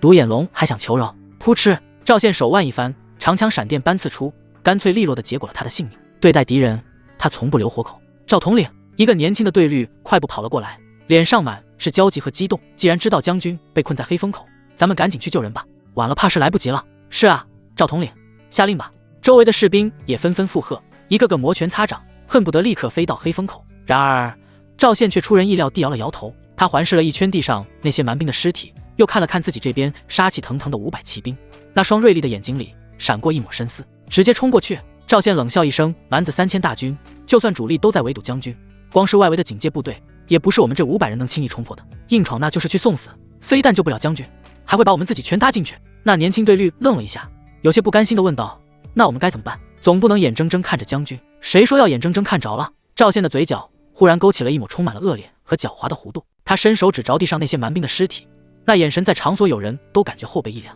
怎么办？扒了他们的衣服，咱们自己穿上。赵宪的声音里带着一股子让人心惊肉跳的疯狂。老子亲自挑15个胆子最大不怕死的，咱们换上蛮子的衣服，装成他们的人，大摇大摆地混进他们的包围圈里去。他顿了顿，那双在火光下跳跃着兴奋火焰的眸子扫过每一个目瞪口呆的士兵，一字一顿地说道：等混进去了，老子在里面直接动手搅他个天翻地覆，你们在外面听我信号，到时候里应外合，杀他个人养马饭。不仅要把将军救出来，老子还要让蛮子那个什么狗屁统领把脑袋留在那儿。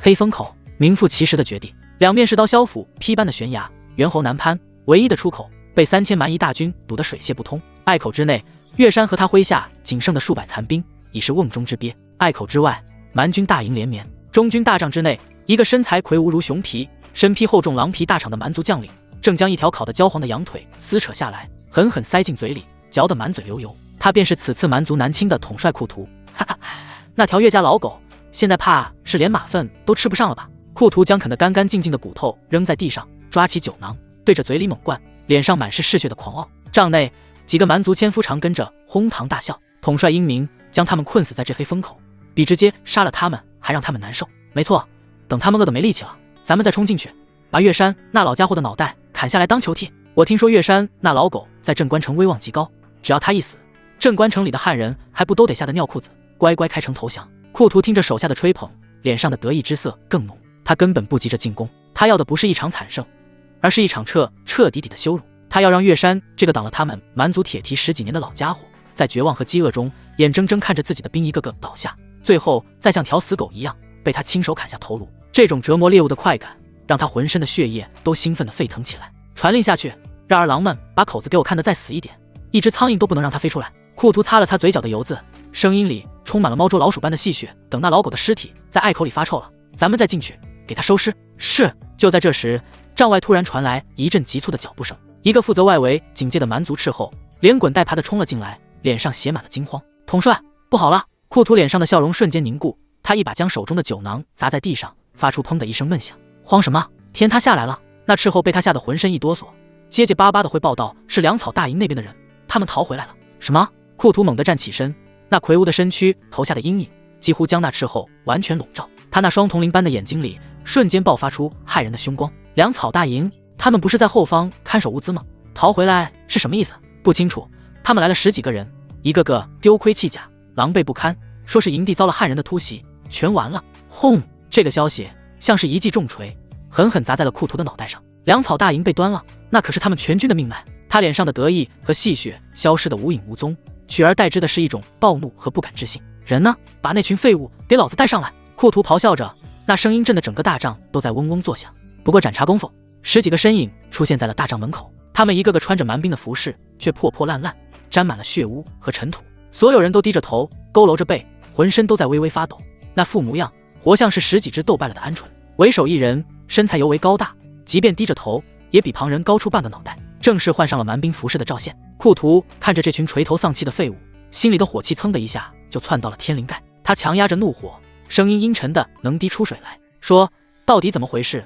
营地怎么会被突袭？几百辆大车的粮草都到哪儿去了？赵宪依旧低着头，一言不发。他身旁一个同样化了妆、身材瘦小的岳家军士兵往前挪了一步，这人是赵宪特意挑出来的，懂几句蛮语。他模仿着蛮人那蹩脚的汉话，声音里带着哭腔，颤颤巍巍地回应道：董帅，我们也不知道哪儿来的汉狗，他们人太多了，从林子里突然杀出来，我们拼死抵抗，可还是没守住啊！兄弟们都死光了，就我们几个侥幸才逃了出来。这番话说的是声泪俱下，充满了劫后余生的恐惧。库图听完，那张本就黝黑的脸瞬间长成了猪肝色。人太多了，他派去看守粮草的虽然不是精锐，但也有几10号人，怎么可能被人无声无息的就给端了？这群废物分明就是临阵脱逃。一股无法遏制的怒火彻底冲垮了库图的理智，他现在只想杀人。废物，一群没用的废物！库图猛地拔出腰间那柄镶嵌着宝石的弯刀，刀尖遥遥指向赵宪等人，脸上满是狰狞和暴力。连粮草都看不住，老子留着你们还有什么用？来人，拖下去，全都给老子砍了，用他们的脑袋去祭奠那些被烧掉的粮草。命令下达，守在帐外的几个亲卫立刻狞笑着围了上来，手中的钢刀在火光下闪烁着森然的寒芒。那几个假扮蛮兵的岳家军士兵身体都下意识地绷紧了，手已经悄悄摸向了藏在衣服里的兵器。成了，赵宪心中默念一句，他要的就是这个机会，他要的就是在最近的距离确认这个发号施令的家伙就是蛮子的统帅。现在对方的身份已经明了，正是自己动手的最佳时机。眼看着那几个蛮族亲卫就要扑上来，就在这千钧一发之际，主角终于动了。他整个人抬起头来，一股凶悍之气骤然迸发，一股恐怖到极点的杀气如同苏醒的远古凶兽轰然席卷了整个大帐。扑哧，一道血光毫无征兆的在帐内炸开，冲在最前面的那2个蛮族亲卫脸上的狞笑还未散去，咽喉处便多了一道深可见骨的血线。他们甚至没看清对方是如何出手的，便捂着脖子难以置信的倒了下去。变故发生的太快，库图的瞳孔在这一瞬间缩成了针尖，他只看到一道残影从那群废物中一闪而出，紧接着一股冰凉刺骨的寒意便死死地贴在了他的脖子上。库图浑身的汗毛根根倒竖，他僵硬地低下头，只看到一柄样式古怪的短刃，不知何时已经架在了他的大动脉上，那锋利的刃口已经割破了他的皮肤，一丝鲜血顺着刀锋缓缓渗出，而持刀的那只手稳如磐石。库图缓缓抬起头，对上了那双近在咫尺的眼睛。你，库图的声音第一次出现了颤抖。与此同时，赵宪身后那10几个溃兵也同时发难，他们如同猛虎出笼，从破烂的衣衫下抽出雪亮的兵刃，以一种悍不畏死的姿态扑向了帐内那些还没反应过来的蛮族千夫长。惨叫声瞬间响彻大帐。看着眼前这惊天逆转的一幕，看着那些被砍瓜切菜般屠戮的手下，库图的脑子里一片空白，脸上写满了荒谬和茫然。他怎么也想不明白，这群明明是吓破了胆的溃兵，怎么会突然变成了一群从地狱里爬出来的杀神？赵宪看着他那复见了鬼的表情，嘴巴一咧，露出一口白森森的牙齿。他将嘴唇凑到库图的耳边，用一种充满了恶劣和嘲弄的语气轻轻地说道：你以为老子是来送死的？不，老子是来宰了你的！黑风口风声呜咽，像是无数冤魂在哭嚎，隘口之内一片死气沉沉。岳山拄着那柄陪伴了他半生的长刀，刀尖深深地插在冻土里，支撑着他几乎要垮掉的身体。他身上那副玄铁重甲早已失去了往日的光泽，上面布满了刀劈斧凿的痕迹，好几处地方都向内凹陷，边缘还凝固着暗红色的血块。他环顾四周，身边仅剩的数百名岳家军残兵，一个个背靠着冰冷的石壁，神情麻木，不少人身上都带着伤，撕下的布条胡乱地包扎着，嫣红的血迹渗透出来，在寒风中冻成了硬邦邦的黑块。饥饿和寒冷像2条毒蛇，无情地啃噬着他们最后的体力和意志。再加上身后蛮夷所带来的威胁，精疲力尽的众人所遭受的可不仅仅只是肉体上的折磨，精神上更是如同鞭笞一般。岳山的喉结艰难地滚动了一下，嘴唇干裂得像是皲裂的土地。他错了，错得离谱。当密探传来蛮子运粮队的消息时，他以为这是上天赐予的良机，是他扭转战局的唯一希望。他怎么也没想到，那支看似防守空虚的运粮队后面，竟然还跟着一支3000人的精锐主力。他就像一头一头扎进陷阱的猛虎，被狡猾的猎人死死地困在了这里。岳山缓缓抬起头，望向隘口外那连绵不绝、灯火通明的蛮军大营。他能想象得到，那个叫库图的蛮族统帅，此刻正在大帐里大口吃肉，大碗喝酒，像看一场猴戏一样，欣赏着自己的狼狈和绝望。一抹浓得化不开的悲哀与不甘涌上心头。他岳山纵横沙场半生，何曾受过这等奇耻大辱？与其在这里被活活饿死、困死，最后被敌人砍下头颅挂在城门上羞辱，还不如他的手缓缓地握紧了刀柄。冰凉的触感传来，一股决绝的念头在他心中升起。大丈夫，宁为玉碎，不为瓦全。将军！就在岳山眼底闪过一抹死志，准备横刀自刎的瞬间，一个虚弱却又带着几分急切的声音从不远处传来。一名负责警戒的亲兵连滚带爬地跑了过来，他脸上满是尘土，嘴唇发白，那双眼睛里却燃烧着一种奇异的光。将军，您看！他指着隘口之外，声音因为激动而剧烈地颤抖着。蛮子的大营着火了！什么？岳山浑身一震，猛地抬起头，只见隘口之外那片原本灯火通明的蛮军大营后方，此刻竟有数道火光冲天而起。那火势极大，在漆黑的夜幕下，像几柄烧红的利剑，狠狠地刺破了苍穹，将半边天都映照得一片通红。隐约之间，甚至能听到从那个方向传来的阵阵喊杀声和混乱的喧嚣。所有残兵都挣扎着站了起来，伸长了脖子，难以置信地看着这突如其来的一幕。岳山那双因为疲惫和饥饿而显得有些浑浊的眼睛，在这一刻骤然亮了起来。那不是普通的萤火，那是火势失控才有的场面。他的脑子开始以一种前所未有的速度飞快转动。他想起了自己出城前留给李正的那封信，信上说明了时间，也留下了一个转机。李正那个滚刀肉，再过了子时还收不到自己的消息，绝对会闹个天翻地覆。这把火就是镇关城的回应。是李正，他们来了！一股滚烫的热流从岳山冰冷僵硬的身体中猛地窜起，瞬间点燃了他那颗几乎已经沉寂下去的心。传我将令！岳山猛地拔出插在冻土里的长刀，那一声暴喝，中气十足，哪还有半分之前的颓唐和绝望？全军集结，准备随我冲出去！这道命令如同一块巨石砸入死水，让所有人都愣住了。将军，不可啊！一个断了手臂的副将挣扎着上前，脸上满是焦急和不解。我们现在人困马乏，冲出去就是送死啊！是啊，将军。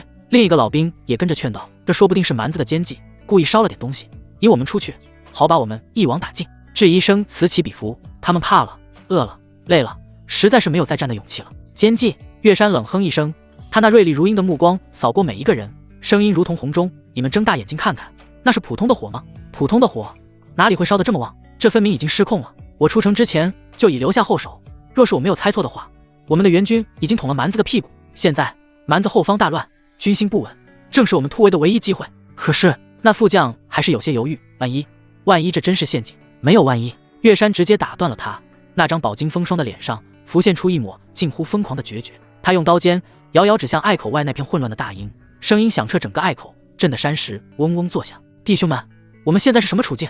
你们比我清楚。留在这里是活活饿死，冲出去九死一生，反正左右都是一死。你们是想当个饿死鬼，还是想跟着老子在蛮子的阵里杀出一条血路来？这番话像一桶滚油，浇进了所有士兵的心里。是啊，留下来是死，冲出去也是死，那还怕个鸟？死也要站着死，也要拉够了垫背的再死。一股被压抑到极致的血性在每个人的胸膛里轰然炸开，所有士兵的眼睛都重新变得赤红，他们一个个挺直了腰杆，握紧了手中那早已卷刃的兵器，麻木的脸上重新浮现出属于岳家军的悍勇与不屈。愿随将军死战！死战！山呼海啸般的怒吼在狭窄的隘口内回荡，竟硬生生将那呜咽的风声都给压了下去。岳山看着眼前这重新燃起斗志的数百残兵，脸上露出了欣慰的笑容。这才是他的兵。他缓缓举起手中的长刀，刀锋直指前方那片被火焰包裹的营地。全军随我杀！大帐之内，那10几个假扮溃兵的精锐在赵宪的带领下如同出闸的猛虎，刀刀致命，招招见血。帐内剩下的几个蛮族千夫长，上一秒还在哄堂大笑，下一秒便捂着飙血的脖子，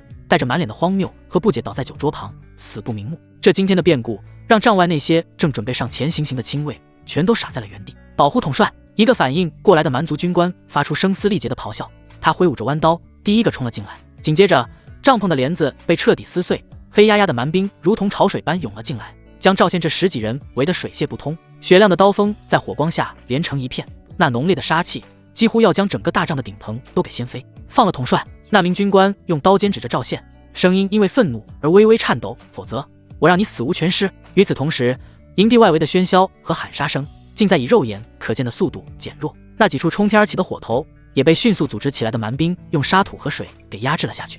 陷阱正在收紧，赵宪身后那10几个岳家军士兵一个个背靠着背，握紧了手中的兵器，脸上没有半分惧色，只有一种将生死置之度外的决然。他们很清楚，一旦外面的大军回防，他们这10几个人连给对方塞牙缝都不够。然而作为这一切焦点的赵宪脸上却没有丝毫的慌乱，他甚至还有闲心低头看了一眼怀里那个浑身僵硬抖得跟筛糠似的蛮族统帅，然后咧开嘴露出一个白森森的笑容。看到了吗？你的兵好像不太听话啊。他用一种近乎调侃的语气在库图耳边轻声说道。库图的牙齿在打颤，他能感受到脖子上那柄短刃传来的刺骨寒意。你到底是谁？库图的声音干涩沙哑。我是谁不重要，赵宪的笑意更浓了，重要的是今天你们在场的所有人一个都活不了。话音落下，他看都懒得再看那个满脸狰狞的蛮族军官一眼，只是将2根手指放进嘴里。嘘！一声尖锐到极致的呼哨毫无征兆地划破了夜空，那哨音穿透了层层人浪，穿透了帐篷的阻隔，清晰地传向了远方黑暗的山林。那蛮族军官一愣，还没明白这声口哨是什么意思。下一秒，轰隆隆，大地开始剧烈地震颤起来，一阵沉闷如雷的轰鸣由远及近，是骑兵，是汉人的骑兵。营地外围，一个负责瞭望的蛮兵发出了变了调的惊叫，紧接着喊杀声再起，这一次不再是零星的骚扰，而是山崩海啸般的全面冲锋。杀！怒吼声汇成一股钢铁洪流，一个队律此刻正一马当先，挥舞着长刀，眼中燃烧着复仇的火焰，狠狠地撞进了蛮军那仓促组织起来的阵列之中。400多名憋了一肚子火的岳家军精锐骑兵，如同一柄烧红的利刃，毫不留情地捅进了蛮军那柔软的后腰。措手不及的蛮兵瞬间被冲得人仰马翻，血肉横飞。大帐之内，所有蛮兵的脸上都写满了惊骇和茫然，他们怎么也想不通，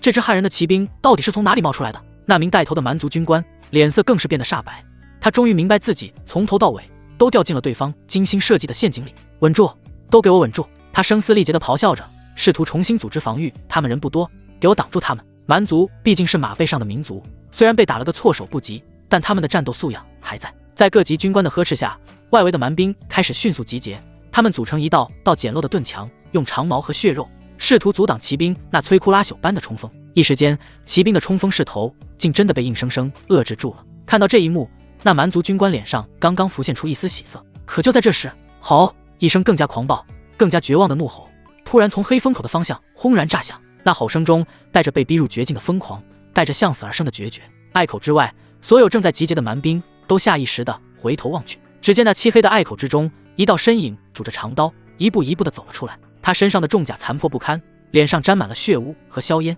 那双眼睛却亮得吓人，如同2团熊熊燃烧的火焰。正是岳山。在他身后数百名同样衣衫褴褛、形容枯槁的残兵，握着早已卷刃的兵器，沉默地跟随着他们的将军。他们没有战马，没有精良的武器，甚至连填饱肚子的力气都没有，但他们有一样东西，是此刻那些阵脚大乱的蛮兵所没有的，那就是必死的决心。弟兄们！岳山缓缓举起手中的长刀，刀锋直指前方那片陷入混乱的蛮军大营。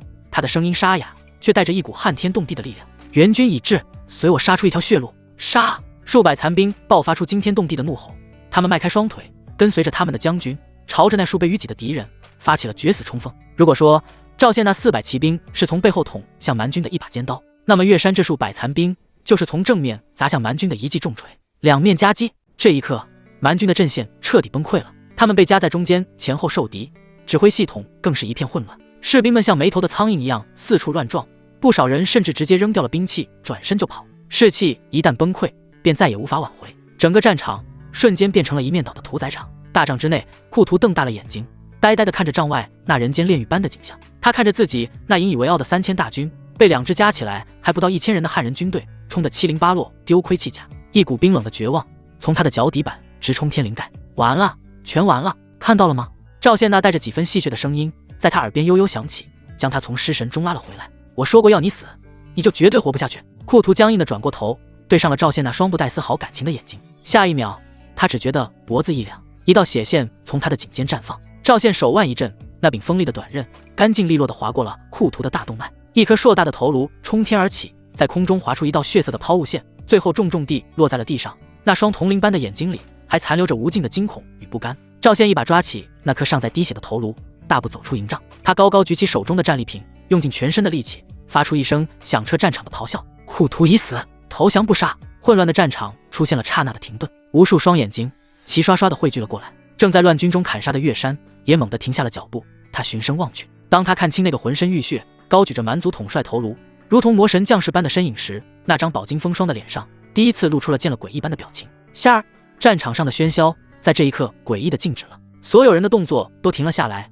无论是正在砍杀的岳家军，还是溃不成军的蛮兵，都像是被施了定身法，目光汇聚在那个高举着蛮族统帅头颅的身影上。那身影浑身浴血，甲胄不全，像一尊从九幽地狱里爬出来的魔神。岳山拄着刀，大口大口地喘着粗气，他死死地盯着那张熟悉又陌生的脸，那张饱经风霜的老脸上写满了难以置信。夏儿，怎么会是他？赵宪将手里的头颅随手一扔，像是扔掉一个不值钱的破烂。他大步流星地穿过尸横遍野的战场，径直走到岳山面前，然后在那数百名残兵震撼的注视下，单膝跪地，长枪拄在身前，声如洪钟：义父，孩儿救驾来迟！一声义父，让岳山那颗早已坚如磐石的心猛地一颤。他看着眼前这个半身浴血的年轻人，那双总是带着几分玩世不恭的眼睛里，此刻却满是关切和后怕。一股难以言喻的暖流从心底涌了上来。他扔掉手中的长刀，伸出那双布满老茧的大手，一把将赵宪从地上拽了起来，用力地拍了拍他的肩膀，那力道大的让赵宪身上的甲片都哗哗作响。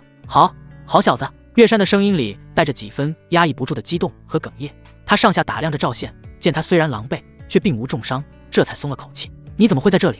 说来话长。赵宪咧嘴一笑，露出一口白牙，将之前的经历三言两语的快速说了一遍。从他如何发现蛮子粮草大营的空虚，到他如何判断出岳山是在用自己当诱饵，再到他如何斩杀王冲夺取兵权，最后又是如何乔装改扮混入中军大帐阵斩敌酋。他说的轻描淡写，可听在周围那些士兵的耳朵里却不亚于惊涛骇浪，每一步都是在刀尖上跳舞，每一步都充满了常人难以想象的胆魄和智慧。尤其是当赵宪说到王冲畏缩不前，甚至污蔑他伪造都督令时，岳山那张刚刚缓和下来的脸瞬间又布满了寒霜。王冲那个混账！岳山一拳砸在旁边的石头上，震得碎石飞溅。平日里看他还算忠勇，没想到竟是这等贪生怕死、贻误战机之辈。他转头看向赵宪，那眼神里充满了毫不掩饰的赞许和欣赏。你杀得好！临阵阻挠军机，动摇军心，便是叛徒，死等败类，死有余辜！岳山的声音响彻全场，为赵宪斩杀同僚之事彻底定了性。他深吸一口气，环视了一圈那些劫后余生的士兵们，然后他做出了一个让所有人都意想不到的决定：传我将令！岳山的声音再次变得威严而洪亮。百夫长赵宪临危不乱，智勇双全，阵斩敌酋，救全军于危难，此乃不世之功。自今日起，擢升赵宪为镇关城千夫长，统领本部兵马，位在李都督之下。轰！这个任命像是一颗炸雷，在人群中轰然炸响。千夫长从一个上任不足半月的百夫长，直接跳到了仅次于李正的千夫长，这简直是天大的封赏。短暂的沉寂之后，不知是谁第一个反应过来，振臂高呼：将军英明！赵千夫长威武！山呼海啸般的拥戴声冲天而起。这一刻，再也无人质疑，再也无人不服。赵宪用一场堪称奇迹的胜利和蛮族统帅的头颅，奠定了自己在这支军队中无可撼动的地位。哈哈哈！岳山看着眼前这军心可用的场面，发出了劫后余生以来最为畅快的大笑。他大手一挥，豪气干云：都别愣着了，打扫战场，清点俘虏和物资，咱们回家。与此同时，镇关城将军府，李正吊着胳膊，像一头被困在笼子里的老虎，在议事堂里焦躁地来回踱步。时间已经过去了2个多时辰，城外却依旧没有半点消息传回来。赵宪那小子还有那500精锐，就像是石沉大海，杳无音信。他娘的，不会真出事了吧？李正心里头七上八下，那只独眼里布满了血丝。就在他心烦意乱，恨不得亲自带人冲出去看看的时候，李都督，您可得为我们做主啊！伴随着一阵哭天抢地的哀嚎，2个穿着华贵官服，身后跟着一大群家丁的胖子，连滚带爬地冲了进来。正是县令张伟的爹张德海，和县丞孙浩的爹孙福。李正一看这俩老狐狸，眉头顿时拧成了个疙瘩。哭什么丧？将军府是你们撒野的地方吗？李正没好气地吼道。李都督啊！张德海一把鼻涕一把泪地扑了上来，抱住李正的大腿。我那苦命的孩儿，他从春风阁回来之后就一病不起了，嘴里一直念叨着什么2万两银子，什么爬出去，这可怎么办啊？旁边的孙福也跟着附和，哭得比死了亲爹还惨。是啊，李都督，我那浩儿的腿又断了，大夫说这次是彻底废了，这都是被那赵宪给逼的呀。2个老狐狸一唱一和，名为哭诉，实为试探。帅府令中响了一夜，城中兵马调动频繁，他们早就嗅到了一丝不寻常的味道。李正心里跟明镜似的，他一把甩开张德海，独眼中寒光一闪，少他娘的在这里跟老子演戏！有屁就放。见李正不吃这套，张德海和孙福对视一眼，脸上的悲戚之色瞬间收敛了不少。张德海凑了上来，压低了声音，那双小眼睛里闪烁着精明的光。李都督，咱们明人不说暗话，今夜城中如此大的动静，是不是岳将军他老人家在城外遭遇了不测？这话问得极为刁钻。李正的心猛地一沉，他看着眼前这两个满脸写着投机二字的老狐狸，瞬间就明白了他们的来意。如果自己承认岳山出事了，这两个家伙绝对会在第一时间反水。他们盘踞镇关城多年，根基深厚，一旦他们带头作乱，后果不堪设想。可若是否认自己这副焦躁不安的模样，又如何解释得通？李正的脑子飞快转动，一时间竟陷入了两难的境地，久久没有开口。张德海和孙福见他这副模样，心里顿时有了底，看来岳山八成是真没了。两人眼中同时闪过一抹狂喜和贪婪。孙福再次凑了上来，声音压得更低，充满了蛊惑的意味。李都督，所谓良禽择木而栖，岳将军一死，这镇关城是万万守不住了，您又何必为他陪葬？依下官之见，不如咱们打开城门，弃了这死地，带着城中的金银。他的话还没说完，一个中气十足如同惊雷炸响的声音突然从议事堂的大门外滚滚而来。李正，我回来了。那声音雄浑如山，带着一股子金戈铁马的煞气。李正那焦躁踱步的身子猛地一僵，整个人像是被雷劈了一样，呆立当场。他那只独眼死死地瞪着大门的方向，脸上的肌肉疯狂抽搐。过了足足3息，他那张布满了血丝的老脸上瞬间爆发出一种难以形容的狂喜。他娘的！李正一声怪叫，吊着的那条胳膊都忘了疼，像一头疯牛般朝着大门就冲了过去。而跪在他脚边的张德海和孙福则是完全不同的光景。那声我回来了对他们而言不至于9天神雷当头炸响。两人脸上的狂喜和贪婪瞬间凝固，然后以肉眼可见的速度退得干干净净，化作一片毫无血色的死灰。他们像是被掐住了脖子的鸡，张着嘴却发不出半点声音。那双闪烁着算计光芒的小眼睛里只剩下无尽的惊骇和茫然。这声音是岳山，他怎么回来了？他不是被3万蛮军围困插翅难飞了吗？他怎么可能回来？就在两人脑子一片空白，几乎要当场下瘫过去的时候，议事堂的大门被人从外面一把推开，一股浓烈到极致的血腥味和硝烟气混杂着冰冷的夜风瞬间席卷了整个大堂。岳山大步流星地走了进来，他身上的玄铁重甲破烂不堪，左肩上甚至还有一个深可见骨的窟窿，整个人看起来狼狈到了极点。可他那双眼睛却亮得吓人，那是一种从尸山血海中杀出来劫后余生的锐利与锋芒。在他身后，赵宪扛着那杆依旧在滴血的长枪，同样一身血污地跟了进来。在后面是数百名衣衫褴褛却个个挺直了腰杆，眼神中燃烧着狂热火焰的岳家军残兵。这群人就像一群从地狱里杀回来的恶鬼。将军！李正冲到岳山面前，看着他身上的伤口，那只独眼瞬间就红了，声音都带着颤音。岳山看着自己这个生死与共的老兄弟，那张坚毅的脸上也露出了一抹温情。他伸出没受伤的手，重重地在李正的肩膀上擂了一拳。死不了！千言万语尽在不言中。随即岳山的视线越过李正，落在了大堂中央那两个面如土色抖得跟筛糠似的胖子身上，眉头微微一皱，但他没有立刻理会那两个跳梁小丑，而是转过身，一把将身后的赵宪拉到了自己身边。他当着所有人的面指着赵宪，那洪亮的声音里充满了毫不掩饰的赞许与骄傲。李正，还有你们，都给老子看清楚了，我给你们介绍一下，这位就是我们镇关城新晋的千夫赵宪，此次能够大破蛮军，阵战敌酋库图，全靠我这一子。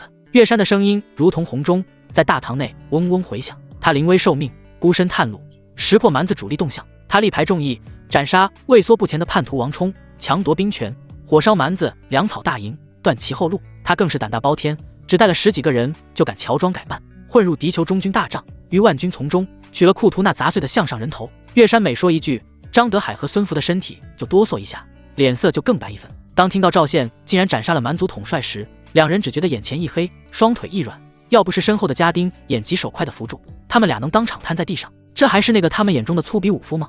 这分明就是个杀神啊！岳山的声音还在继续，他环视全场，目光最后落在那两个老狐狸身上，语气中带着几分意味深长。此等智勇，此等胆魄，别说是百夫长，就是给他个将军当他也受得起。我岳山有此一子，何愁蛮夷不破？这番话掷地有声，彻底给赵宪的功绩定了性，也把他捧到了一个前所未有的高度。大堂内外，无论是李正还是那些劫后余生的残兵，看着赵宪的眼神充满了最纯粹的敬畏和幸福。足足过了半晌，张德海和孙福才从那巨大的惊骇中回过神来，求生的本能让他们的大脑飞速运转。恭喜岳将军，贺喜岳将军凯旋归来啊！张德海一把推开扶着他的家丁，脸上瞬间堆满了谄媚到极点的笑容，那变脸的速度比翻书还快。他连滚带爬地凑到岳山面前，深深地做了一个揖。下官早就知道将军您吉人天相，神威盖世，区蛮夷不过是土鸡瓦狗，断然不是您的对手。这不，下官和孙大人特意在此等候，就是为了第一时间给您道贺啊。旁边的孙福也反应了过来，忙不迭的附和，那张肥脸上挤出的笑容比哭还难看。是啊是啊，张大人说的对，我们还特意让家里备下了酒宴，就等着为将军和各位得胜归来的将士们接风洗尘，好好庆贺一番呢。他眼珠子一转，目光又落在了赵宪身上，那语气亲热的像是见到了亲儿子。尤其是赵千夫长，少年英雄，居功至伟，今晚可一定要赏光，让下官敬您几杯。两人一唱一和，把一场精心策划的试探硬生生说成了一片赤胆忠心。岳山看着这俩活宝拙劣的表演，那双锐利的眼睛里闪过一抹冷冽的讥诮。他缓缓地俯下身，凑到两人耳边，声音不高，却带着一股子让人胆寒的压迫感。哦，是吗？可我刚才在门外怎么听见你们在哭我那苦命的孩儿，还说什么银子，什么爬出去？两位大人，不如跟我说说，你们到底想让谁爬出去？这话如同一盆冰水从两个老狐狸的头顶浇了下来，让他们从里到外凉了个通透。两人脸上的笑容瞬间僵住，冷汗唰的一下就湿透了后背的官服。没有的事。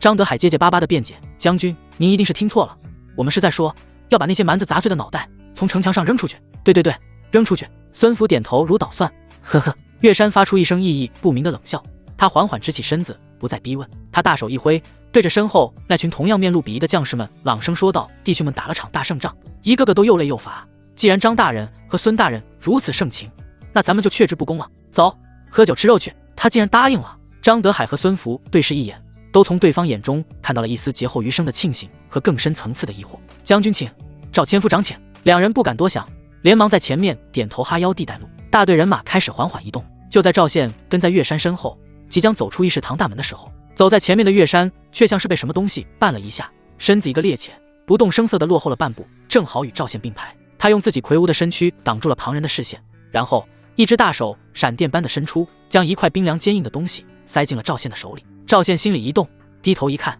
竟是一块刻着月字的虎头军令。这是岳山的帅令。仙儿。岳山目不斜视，嘴唇微动，用一种只有两人能听到的声音飞快地说道：这两个老狐狸不是什么好东西，今晚的酒宴怕是鸿门宴，一会若有变故，老子会给你创造机会，你立刻脱身，凭此令牌接管城中所有兵马，封锁四门。岳山的声音里带着一股山雨欲来的凝重。记住，但凡有任何异动，不用请示，先斩后奏。赵宪不动声色地将令牌塞入怀中，紧贴着胸口。他抬起头，正好对上岳山投来的一瞥。赵宪微微颔首，表示自己已经明白。大堂之外，张德海和孙福两个胖子正点头哈腰的在前面引路，那妇产妹的姿态活像是两只训练有素的哈巴狗。他们借着一个拐弯的空当，身子凑到了一起，落后了岳山等人几步。老张，这可如何是好？孙福的声音压得极低，带着哭腔，额头上的冷汗跟下雨似的往下淌。但岳山竟然没死，还打了这么大个胜仗，这下咱们全完了。哭什么哭？现在是哭的时候吗？张德海的脸色比孙福好不到哪去，惨白一片，但他毕竟是县令，脑子转得更快一些。他咬着牙，眼底闪过一抹怨毒，他娘的，就差一点，咱们就能带着家当远走高飞了。谁能想到这老狗命这么硬？现在说这些还有什么用？孙福急得直跺脚，那姓赵的小畜生现在成了千夫长，又是岳山的义子，咱们之前那么得罪他，他能放过我们？放过？张德海冷笑一声，那笑声比哭还难听。你看他刚才那副样子，像是能放过咱们的吗？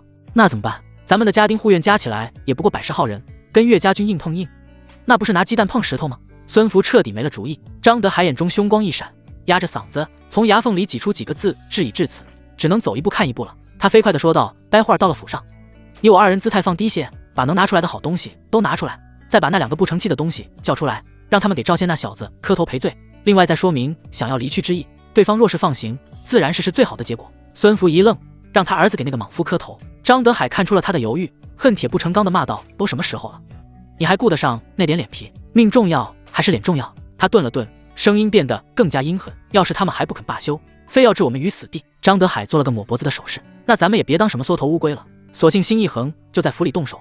咱们的府邸高墙深院，机关重重，趁他们酒酣耳热，把他们3个一锅端了。到时候3人一死，这镇关城还是你我说了算。孙福被他这番话激得浑身一颤，眼中重新燃起了一丝疯狂的赌性。没错，横竖都是死，不如拼一把。两人迅速达成共议时，脸上的神情再一变，又恢复了那妇产妹讨好的模样，紧赶几步追了上去。将军，前面就快到了，寒舍简陋，还望您和李都督、赵千夫长不要嫌弃啊。张德海的县令府邸确实称不上简陋，飞檐斗拱，雕梁画栋，一路走来，假山流水，奇花异草，无一不彰显着主人家的富贵。与身后那群衣衫褴褛、浑身浴血的岳家军士兵相比，这里简直是另一个世界。府内的大堂更是早已摆好了宴席，山珍海味，水陆俱陈，几十坛陈年佳酿被打开，浓郁的酒香飘满了整个院子。岳山大马金刀地坐在了主位上，李正和赵宪一左一右，其余的将士则被安排在了院子里的流水席上。一个个虽然还保持着警惕，但闻着那诱人的酒肉香气，喉结还是忍不住上下滚动。来来来，将军、都督、千夫长，张德海亲自拎着酒壶，给三人面前的酒杯满上。那腰弯的快要折了，大官先敬3位一杯，为将军喝，为大圣喝，为我镇关城喝。孙福也端着酒杯在一旁连声附和。岳山端起酒杯却不喝，只是放在鼻尖闻了闻，脸上没什么表情。李正则吊着胳膊，独眼里全是戒备，冷哼一声，根本不理会。赵宪更是直接，他拿起筷子夹了块肥得流油的烧鸡，塞进嘴里大嚼起来，看都懒得看那2个老狐狸一眼。场面一度十分尴尬。张德海和孙福端着酒杯僵在半空中，脸上的笑容比哭还难看。咳咳，张德海干咳2声，强行给自己找台阶下。下官知道犬子无状，冲撞了赵千夫长，让几位心里不痛快。他对着孙福使了个眼色，孙福立刻会意，对着门外候着的家丁怒吼一声，还愣着干什么？把那2个孽畜给我带上来！很快，2个身影被家丁连拖带拽的弄进了大堂，正是张伟和孙浩。几天不见，2人像是被抽了筋骨，彻底没了人形。张伟披头散发，眼神呆滞，身上那件华贵的丝绸长衫皱巴巴的，沾满了污渍，嘴里还念念有词，不知道在嘟囔些什么，整个人疯疯癫癫的。孙浩更惨，他那条断腿被胡乱的接上，用木板固定着，此刻被人架着，另一条好腿还在不停的打颤，脸色蜡黄，像是随时都会晕过去。当他们的目光接触到那个正坐在席间大口吃肉的赵宪时，2人的身体同时剧烈的颤抖起来。他们怎么也没想到会以这种方式再次见到这个毁了他们一切的男人。孽障，还不见过赵千夫长！张德海一声怒喝，飞起一脚，狠狠地踹在自己儿子张伟的腿弯上，扑通！张伟双膝一软，整个人不受控制地跪在了冰冷的地面上。爹，你打我！他抬起头，茫然地看着自己的父亲。啪！张德海反手就是一记响亮的耳光，直接将张伟抽得嘴角一血。混账东西，还不快给赵千夫长磕头赔罪！张德海指着赵宪，声色俱厉地咆哮。另一边，孙福也有样学样，他对着架着孙浩的家丁吼道：“按着他，让他跪下。”2个家丁不敢违抗，用力一按，孙浩那条好腿也跟着跪了下去。断腿处传来一阵钻心的剧痛，让他发出一声凄厉的惨叫：“爹，你不能这样对我！我的腿！”闭嘴！孙福也是一巴掌扇了过去，你还有脸说腿？要不是你招惹赵千夫长，会落到今天这个地步。赶紧磕头！2个曾经不可一世的公子哥，此刻如同2条死狗跪在赵宪的面前。这一幕让院子里那些正在喝酒吃肉的岳家军士兵都停下了动作，一个个看的是目瞪口呆，随即爆发出了一阵压抑不住的哄笑。痛快，实在是太痛快了！李正更是看得眉飞色舞，他拿起酒杯冲着赵宪挤了挤眼，那意思不言而喻：“小子，行啊你！”赵宪却像是没事人一样，他慢悠悠地啃完手里的鸡腿，用餐巾擦了擦手上的油，这才抬起眼皮扫了跪在地上的2人一眼，那眼神就像是在看2只无关紧要的蚂蚁。张大人，孙大人，这是做什么？赵宪的语气里带着几分玩味，这大好的日子让他们俩出来跪着，多晦气啊！张德海连忙陪着笑脸，应该的，应该的，是下官教子无方，让他们冲撞了千夫长您，今天就是让他们来给您赔罪，还望千夫长您大人有大量，别跟他们一般见识，化干戈为玉帛呀，化干戈为玉帛。赵宪重复了一句，他缓缓站起身，走到2人面前，居高临下的看着他们。他伸出脚，用靴尖轻轻地挑起了张伟的下巴，那张因为恐惧和屈辱而扭曲的脸上挂着2行浑浊的泪。赵宪笑了，想化干戈为玉帛也行。他的声音很轻，却让张德海和孙福的心都提到了嗓子眼。不过光磕头好像没什么诚意啊。赵宪的目光在2人身上来回扫视，最后落在了他们那华贵的官服上，嘴角的弧度变得愈发恶劣。不如这样吧，你们俩现在把官服脱了，在这大堂里给我学2声狗叫听听，叫得好了，之前的事情就算过去了。学狗叫这3个字轻飘飘地从赵宪嘴里吐出来，却像3座大山轰然压在了张德海和孙福的心头。整个大堂瞬间陷入了一片死一样的寂静。院子里那些正在大口喝酒大块吃肉的岳家军士兵一个个动作都僵住了，随即爆发出了一阵惊天动地的哄堂大笑。哈哈哈！学狗叫，赵千夫长威武，让这2个脑满肠肥的狗官学狗叫，这他娘的比杀了他们还痛快！叫啊，快叫啊，让爷爷们听听，是你们叫的像，还是真狗叫的像？嘲讽和起哄声如同潮水般涌来，将张德海和孙福2人淹没。他们的脸瞬间长成了猪肝色，奇耻大辱，这简直是把他们的脸皮连同他们祖宗18代的脸皮一起摁在地上，用脚狠狠地碾。他们是朝廷命官，是镇关城的父母官，就算岳山平日里也得给他们几分薄面。何曾受过这等羞辱？孙福的身体抖得像是秋风中的落叶，他看向张德海，那眼神里充满了哀求和绝望。张德海的拳头在宽大的袖袍下死死攥紧，指甲深深地嵌进了掌心的肉里。他能感觉到无数道细血、鄙夷、快意的目光像钢针一样扎在他的身上。他知道，只要他今天真的学了狗叫，他这辈子就彻底完了。可不叫呢？他偷偷抬眼看了一眼那个正似笑非笑看着他的年轻人，那张脸上没有半点开玩笑的意思，那双眼睛里带着一种猫捉老鼠般的戏谑和一种随时都能将他们撕碎的毫不掩饰的杀意。张德海或许可以不用畏惧赵宪，但是之后的计划万一受到影响，破坏大局又该怎么办？一时间，张德海的大脑在疯狂的运转，他甚至想到了自己刚刚跟孙福商量的那个鱼死网破的计划。就在这剑拔弩张、一触即发之际，一声不轻不重的咳嗽打破了这令人窒息的僵局。主位上的岳山缓缓放下了手中的酒杯，他那张古井无波的脸上看不出喜怒，只是淡淡的开口：“仙儿，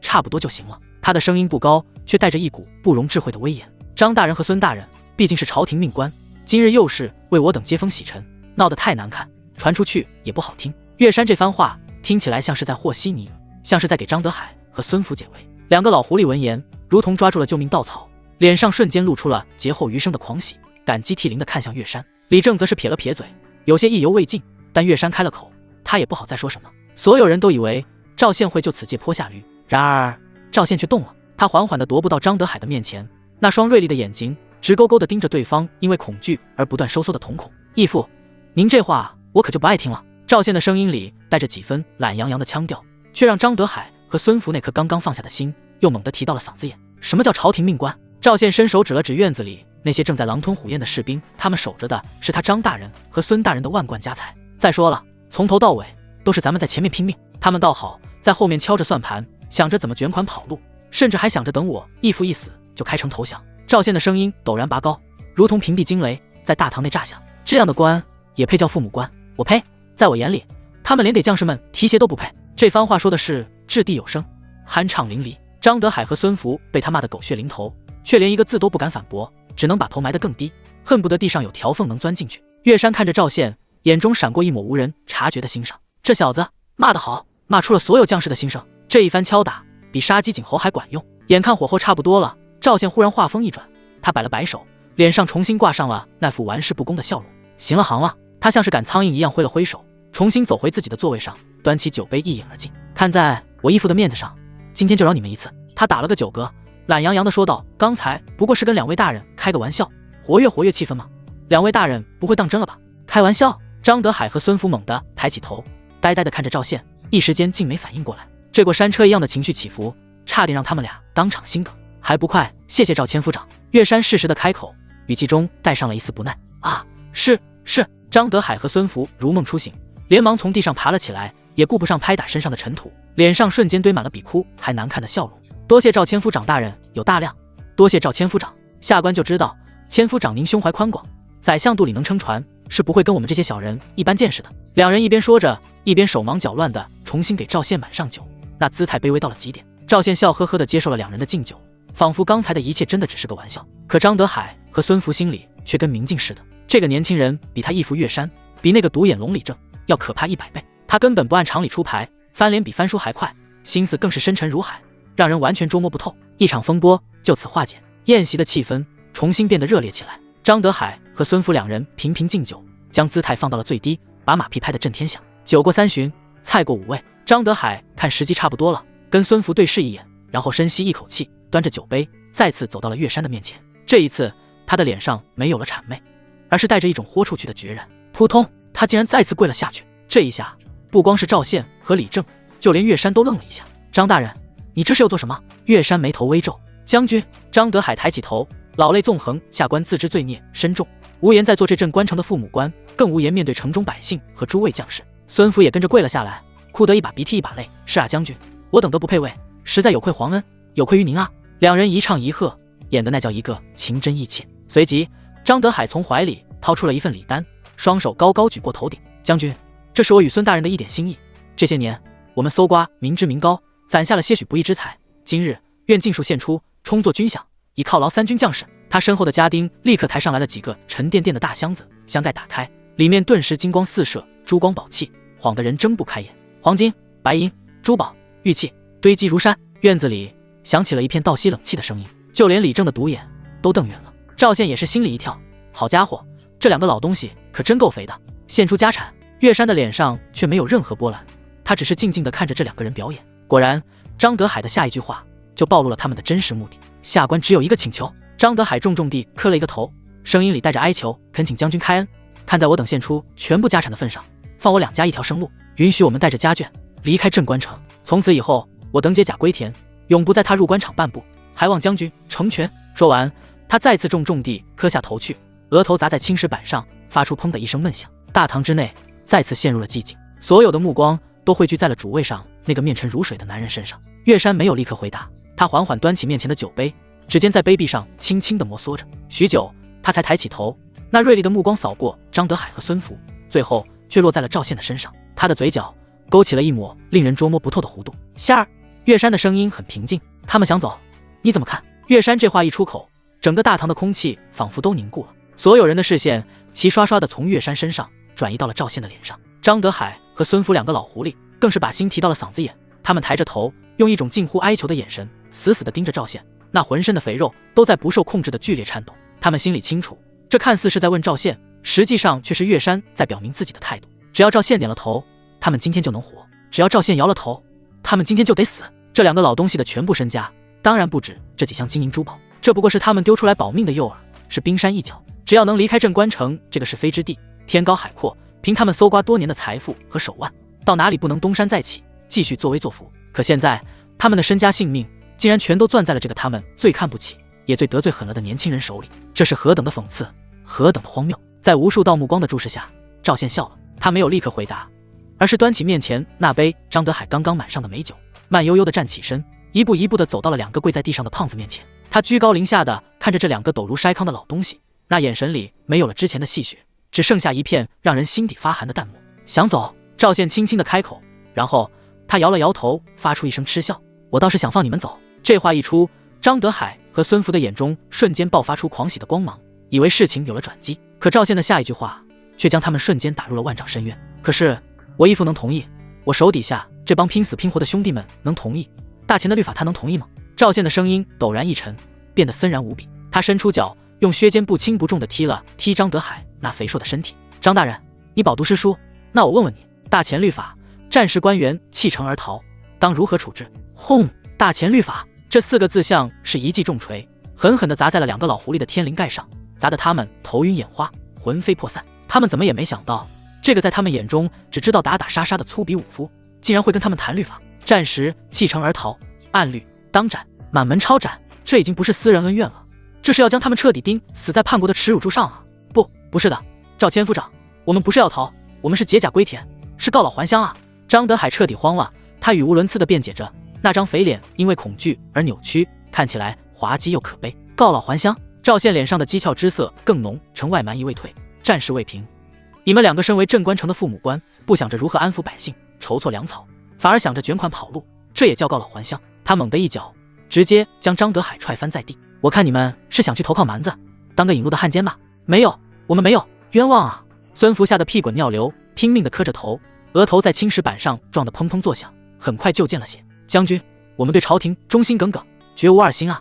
我们真的只是想离开这是非之地，求将军开恩，求将军开恩啊！两人彻底崩溃了，他们放弃了所有的尊严和伪装，像两条真正的死狗一样，趴在地上涕泪横流的哀嚎求饶。看着这丑态百出的一幕，岳山那张始终面沉如水的脸上终于露出了一抹毫不掩饰的厌恶。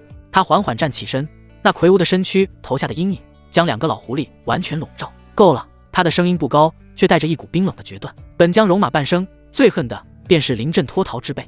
你们的家产我会着人清点，全部充作军饷，分发给守城有功的将士。岳山的话让两人心里一沉。至于你们，岳山的目光如同两把出鞘的利剑，死死地定在他们身上。想走？不行，不行！简简单单2个字，却像2道催命的符咒，彻底斩断了张德海和孙福最后的一丝希望。大堂之内再次陷入了一片死寂，两个老狐狸的哀嚎声戛然而止。他们缓缓地抬起头，那2张原本写满了恐惧和哀求的脸上，此刻却像是被冰霜覆盖，所有的表情都消失了，只剩下一片麻木的死灰。完了，彻底完了！不让他们走，等战事一了，岳山腾出手来，第一个要清算的就是他们。横竖都是一死。一股被逼入绝境的疯狂，如同毒蛇般从两人心底最阴暗的角落里猛地窜了出来，瞬间吞噬了他们最后一点理智。张德海和孙福在这一刻不约而同地对视了一眼，从对方那双同样变得赤红和疯狂的眼睛里，他们都看到了同一个念头：鱼死网破。张德海的身体停止了颤抖，他缓缓地从地上爬了起来，用袖子擦了擦脸上的鼻涕和眼泪，那动作慢条斯理，仿佛刚才那个磕头如捣蒜的人不是他。他那双总是眯缝着的小眼睛，此刻却完全睁开，里面不再有半点谄媚和恐惧，只剩下一种怨毒到极点的阴狠。他看着岳山，看着李正，最后目光落在了赵宪的脸上，嘴角勾起一抹狰狞的弧度。岳将军，这可是你逼我们的。话音未落，他猛地抬起右手，就要做一个隐晦的手势。他府中的高墙之内早已埋伏了上百名他重金豢养的死士和江湖高手，只要他信号一出，这些人就会从四面八方杀出来，到时候剑如雨下，刀剑齐出。岳山、李正、赵宪，就算他们是天神下凡，在这狭小的院子里也插翅难飞。可就在他的手即将抬到最高点的瞬间，爆！一个凄厉而又急促的呼喊声如同利剑般划破了夜空，从府邸的大门外滚滚而来。紧接着，一个负责守卫南门的岳家军斥候连滚带爬，神色慌张地冲进了大堂。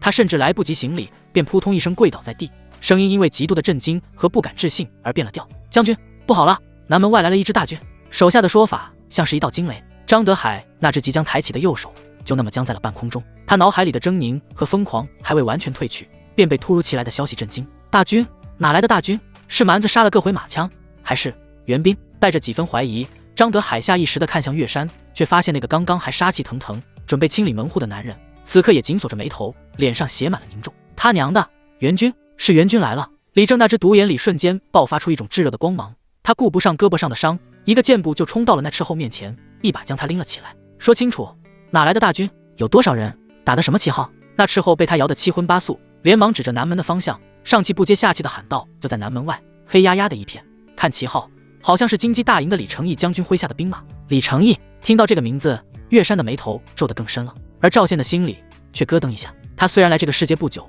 但也从平日的闲谈中听说过这个名字。李成义，大前王朝手握重兵的几大将军之一，与岳山素来不和，两人在朝堂之上分属不同派系，明争暗斗多年。如今边疆10几万兵马就在李成义的掌控之中，以他跟岳山之间的关系，绝对不可能在这种关头救援。他的兵马怎么会突然出现在这里？走去看看。岳山当机立断，便大步流星地朝着府外走去。李正和赵宪紧随其后，跪在地上的张德海和孙福对视一眼，都从对方眼中看到了一丝庆幸和希望。李成义的兵马来了，援军到了，总算是有救了。两人也顾不上再演戏，连滚带爬的从地上起来，带着一众家丁远远地跟了上去。一行人急匆匆地赶到南城门，城墙之上早已站满了闻讯赶来的岳家军士兵，他们一个个探着脑袋，朝着城外那片漆黑的旷野望去，脸上带着对援军最深切的渴望和期盼。岳山登上城楼，扶着冰冷的城垛向外望去，只见城外100丈开外，一支骑兵队伍正静静地伫立在夜色之中。火把的光芒下，可以清晰地看到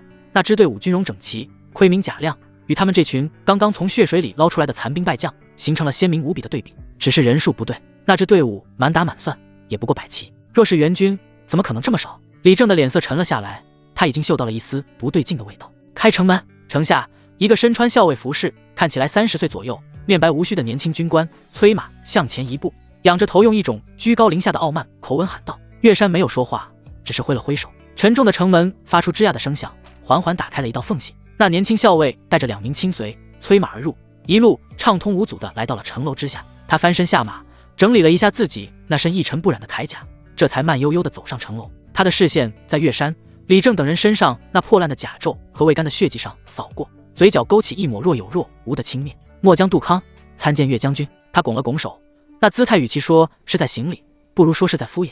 岳山面沉如水，声音听不出喜怒。李将军派你来，有何要事？自然是天大的要事。名叫杜康的校尉从怀中掏出一卷用明黄色绸缎包裹的令书，高高举起。李成义大将军，军令在此。岳山接令。他刻意加重了军令2字。岳山深吸一口气，上前一步，单膝跪地。末将岳山接令。他身后，李正和赵宪以及城墙上所有的岳家军将士也都齐刷刷的单膝跪了下去。杜康很满意这种所有人都跪在自己面前的感觉，他清了清嗓子，慢条斯理地展开令书，朗声宣读起来。这镇关守将岳山戴罪立功，务必于率令抵达之日起死守镇关3月，不得有失。若城池失守或蛮夷破关，提头来见。钦此。短短几句话，每一个字都像是一记重锤，狠狠地砸在城楼上每一个人的心头。死守3月，戴罪立功。城楼之上陷入了一片死一样的沉寂，所有士兵脸上的期盼在这一刻尽数化作了不敢置信的神色。他们盼星星盼月亮，盼来的不是援军，不是粮草，而是一道催命的符咒。那心里的怎敢落井下石？之前的消耗已经让岳家军损失惨重，以他们现在这点残兵，别说3个月，能不能守住3天都是个问题。这哪里是军令，这分明是让他们去死，根本就是阎王爷的索命符。你他娘的说什么屁话！一声压抑不住的怒吼打破了这片死寂。李正猛地从地上弹了起来，一个箭步冲上去，一把揪住了杜康的衣领，唾沫星子都喷到了对方的脸上。3月，你他娘的睁开你的狗眼看看！李正指着城下那些面黄肌瘦、衣衫褴褛的士兵，指着城墙上那些还未清理干净的血迹和残肢断臂，声音沙哑地咆哮着：我们还剩多少人？我们还有多少粮？这座城他娘的都快被打烂了，你让我们守3个月？李成义他安的是什么心？他就是想让我们所有人都死在这里。放肆！杜康被他这副凶神恶煞的样子吓了一跳，但随即一种被冒犯的愤怒涌了上来。他一把打开李正的手，脸上满是寒霜。李都督，请你注意你的言辞，这可是李大将军的军令，你当众咆哮质疑主帅，是想造反吗？造反！李正气得浑身发抖，他指着自己的鼻子，怒极反笑：老子为了守这座城，胳膊都断了一条，死了几千个弟兄，现在你跟老子说造反？我告诉你，今天你们要是不给个说法，不留下援军和粮草，谁他娘的也别想走出这座城！话音落下，城墙上那些原本还处于震惊和绝望中的岳家军士兵，一个个也都站了起来。他们默默地围了上来，手中内卷了刃的兵器再次被握紧，一道道冰冷而又充满了血性的视线死死地锁定了杜康和他那2个早已吓得面无人色的亲随。气氛瞬间剑拔弩张，杜康的脸色也变了。他没想到这群打了败仗的残兵竟然还有如此凶悍的血气，但他仗着有军令在身，依旧强撑着没有露怯。岳将军，杜康的视线越过李正，直视着那个从始至终都沉默不语的男人。你也是这个意思吗？也要抗令不成？岳山缓缓地站起身，他没有看杜康，而是环视了一圈自己手下这些面带悲愤的弟兄们。他看到了一双双赤红的眼睛，看到了他们脸上的绝望和不甘。他的心像被一只无形的大手狠狠攥住，疼得他几乎无法呼吸。他知道李成义这是要把他往死路上逼，他更知道只要他今天点了这个头，他麾下这最后一支忠于他的军队就会立刻分崩离析，甚至当场哗变。可他是军人，军令如山，是他刻在骨子里的东西。在众人的注视下，岳山站立原地，许久没有反应。足足过了10几个呼吸，他这才抬起头来，开口道：末将接令。这4个字，岳山说的异常艰难，却又异常清晰。李正的身体猛地一震，难以置信地看着岳山。城墙上所有士兵眼中的那最后一丝光亮也彻底熄灭了。完了，将军接令了，他们没有希望了。跟在人群最后面的张德海和孙福将这一切都看在眼里，两人脸上的神情也瞬间凝固，一种浓烈的悔恨和疯狂从心底涌了上来。后悔，他们后悔的肠子都青了。要是早知道岳山盼不来援军，反而等来了一道催命符，他们刚才在府里就该直接动手的。不过转念一想，两人又瞬间察觉机会。现在岳山威信大失，军心动摇，这不正是他们最好的机会吗？一股恶胆从两人心底猛地生出。孙福用胳膊肘狠狠地捅了一下张德海，张德海心领神会，他深吸一口气，猛地从人群中挤了出来，然后用尽全身的力气，发出一声悲愤交加、响彻整个城楼的嘶吼：将军，这么坚持下去，我们所有人都得死！你难道真的忍心看着这满城的军民都给你一个人陪葬不成？张德海这一声嘶吼，瞬间点燃了城楼上所有岳家军士兵心中的引线。是啊，他们是军人，马革裹尸是宿命，可他们的家人呢？他们的爹娘，他们的妻儿，他们都是无辜的百姓，他们凭什么要跟着一起死在这座注定守不住的孤城里？将军，张大人说的对啊！一个脸上带着刀疤的老兵扑通一声跪了下来，他朝着岳山重重地磕了一个头，声音里带着哭腔：我死了不要紧，可我家里还有个刚满月的娃啊，他还没见过他爹长什么样呢。将军，求求您了，让我们把家眷送走吧，我们给您卖命，我们不怕死，可不能让咱们岳家军断了根啊！求将军开恩！扑通扑通，一个接一个的士兵跪了下去。城楼之上黑压压的一片，全是低下的头颅和压抑的哭声，这是最卑微的哀求。岳山看着眼前这一幕，那颗坚如铁石的心像是被无数根钢针狠狠地扎着，鲜血淋漓。他那只握着城垛的手因为用力而指节发白，手背上的青筋一根根暴起，如同盘球的树根。他想发怒，想呵斥这群没了骨气的兵，可话到嘴边却一个字也说不出来。他能说什么？他能说为了大钱的江山，你们的家人也必须陪葬吗？他做不到。李正看着这番景象，那只独眼里也满是悲凉。他张了张嘴想骂几句，可最后也只是化作一声沉重的叹息，将头扭到了一边，不忍再看。见军心已乱，一旁的孙福立刻抓住了机会，他从人群中挤了出来，脸上带着一种悲天悯人的沉痛，对着众人拱了拱手：各位军爷，各位兄弟，孙福的声音提得很高，充满了煽动性，大家的心情，我和张大人都懂。你们为国戍边，流血牺牲，我们这些做地方官的，看在眼里，疼在心里啊。他捶着自己的胸口，演的那叫一个情真意切。大家放心，就算将军不同意，我孙福今天也豁出去了。他猛地转身，对着岳山深深一揖：将军，下官不才，愿意组织人手，亲自护送将士们的家眷出城，哪怕是拼了这条老命，也定要为我镇关城的英雄们保住最后一丝血脉，留下一线生机。这番话说的是大义凛然，掷地有声。不少士兵听了，眼中都露出了感激的神色。可躲在人群后的赵宪看着这两个一唱一和的活宝，嘴角却勾起了一抹森然的冷意。保住血脉，留下一线生机，说的比唱的还好听。这两个老东西分明是想借着护送家眷的名义，把自己和家当都混在队伍里，金蝉脱壳，逃出升天。他们这一走，城中人心尽失，这镇关城也就真的成了一座死城。眼看群情激愤，大势已去，岳山那挺得笔直的脊梁仿佛在这一刻被压弯了，他脸上浮现出一抹深深的疲惫和无力，缓缓地摆了摆手。此事本将会亲自安排。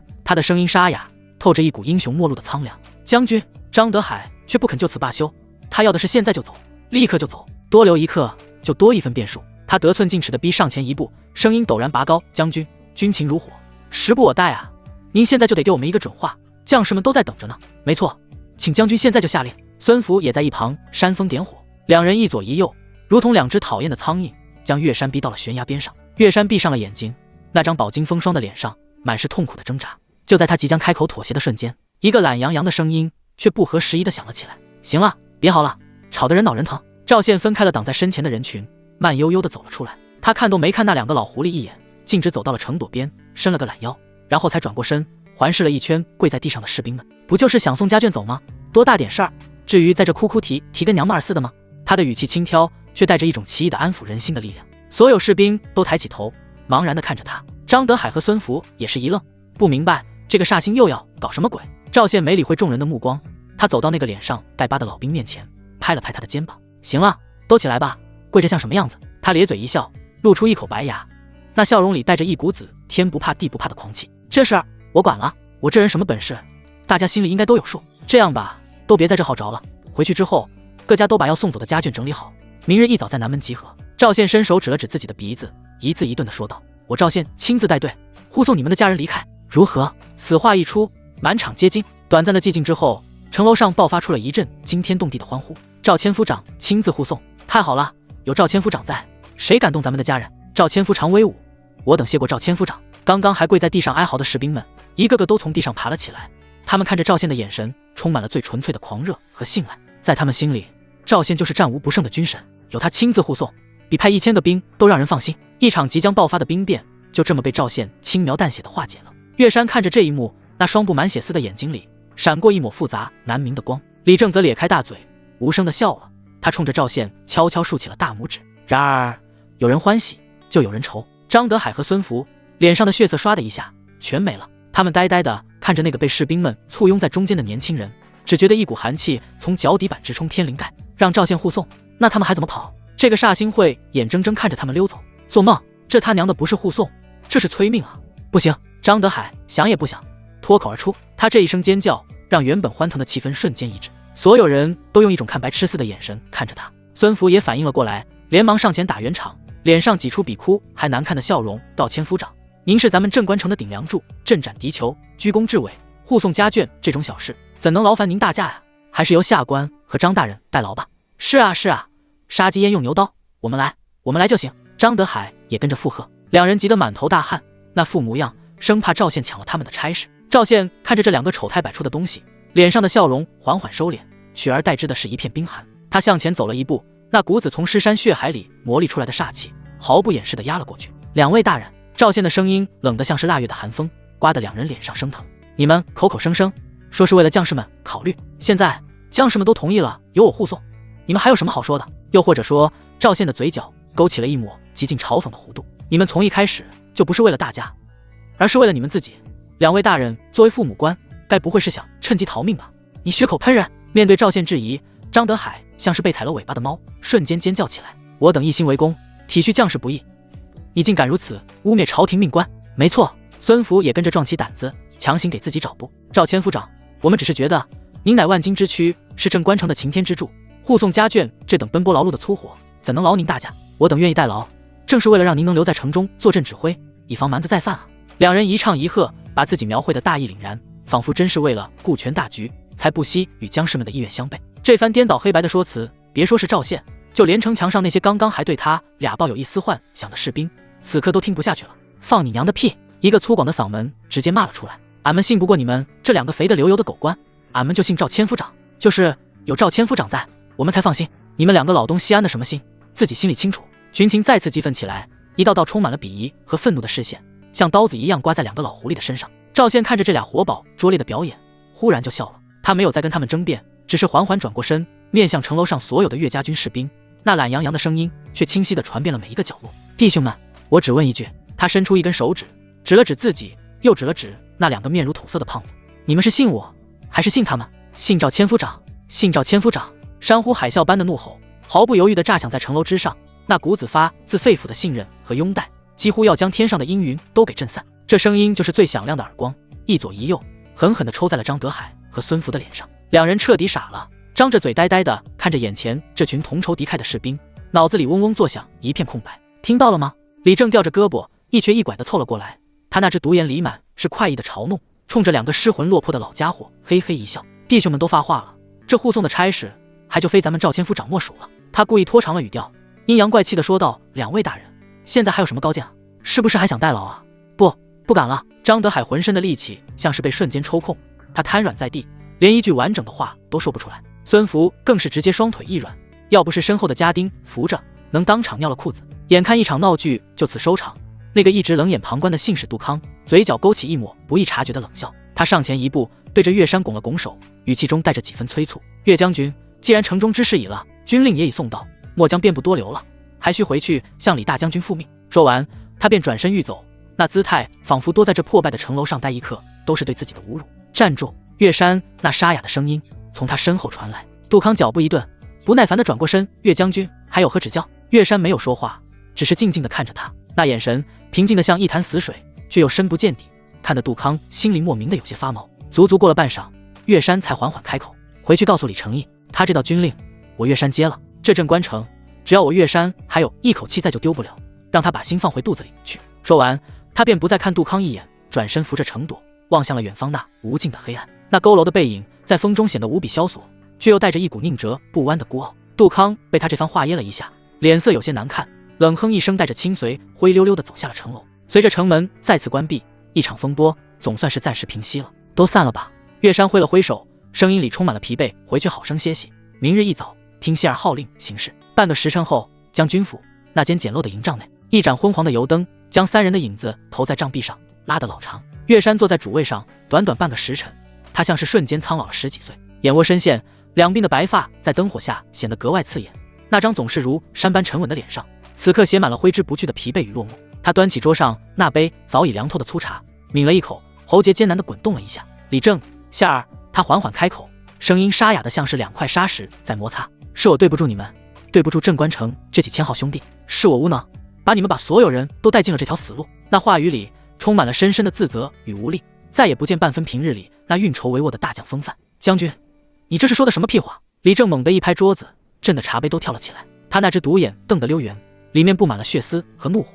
这他娘的跟你有什么关系？要不是你，这镇关城早他娘的被蛮子给踏平了。要怪就怪李承义那个卑鄙无耻、落井下石的狗娘养的，他就是想看着我们全死在这里，好把他的人换上来，把这天大的功劳揽到自己身上。我呸！他也配！李正越骂越气，胸膛剧烈的起伏着，恨不得现在就冲出城去找那李承义拼命。李叔说的对，赵宪也跟着开口，他的声音比李正平静，却更加坚定。义父，现在不是说这些丧气话的时候，兵来将挡，水来土掩，李承义想让我们死，我们偏不死给他看。他站起身，走到岳山面前，那双总是带着几分玩世不恭的眼睛，此刻却无比认真。您放心，只要我赵宪还有一口气在，就一定陪您守到最后。没错，大不了一死，18年后又是一条好汉。老子要是皱一下眉头，就不是你的兄弟。李正也跟着表态，那架势豪气干云。看着眼前这两个没有丝毫退缩之意，反而斗志昂扬的左膀右臂，岳山那双浑浊的眼睛里终于重新燃起了一丝光亮，一股暖流从他那颗几乎已经冰封的心底缓缓流过。他欣慰地点了点头，那张疲惫的脸上总算挤出了一丝笑容。好，有你们两个在，我岳山就算是被逼到绝路也值了。重重地吐出一口浊气，仿佛将胸中的郁结都吐了出去。岳山的神情再次变得严肃起来，目光落在了赵宪的身上。夏儿，明日护送家眷之事非同小可，这不仅关系到军心士气，更是我们稳住城内局面的关键一步。那2个老狐狸绝不会善罢甘休，我断定他们一定会想方设法把自己的家当和心腹混进队伍里，趁机溜之大吉。他顿了顿，一字一顿地叮嘱道：“你的任务就是把这颗钉子给我钉死了，务必仔细排查，绝不能让他们任何一个人、任何一箱财物溜出城去。”赵宪重重地点了点头，眼中寒光一闪：“义父放心，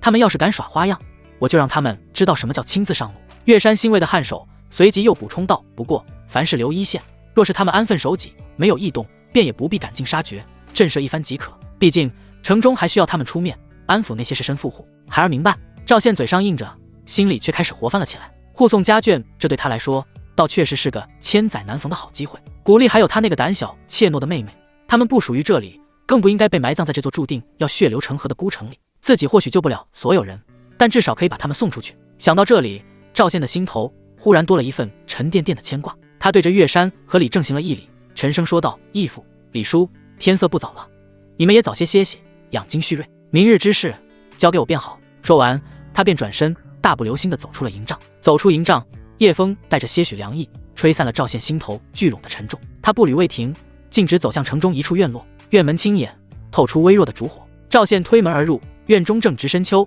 几株枯树在夜色中摇曳，更添几分萧索。古丽的身影在房门前闪现，他似乎一直守在门边，听到动静便急忙探出头来。他的视线落在赵宪身上，先是松了一口气，随后又被他衣甲上的血污和脸颊上的尘土所惊动。他迅速奔上前，丝毫不顾他身上的脏污，伸出双手轻轻扶住他的臂膀，声音里满是担忧：“公子，你没事吧？怎么这么多血？”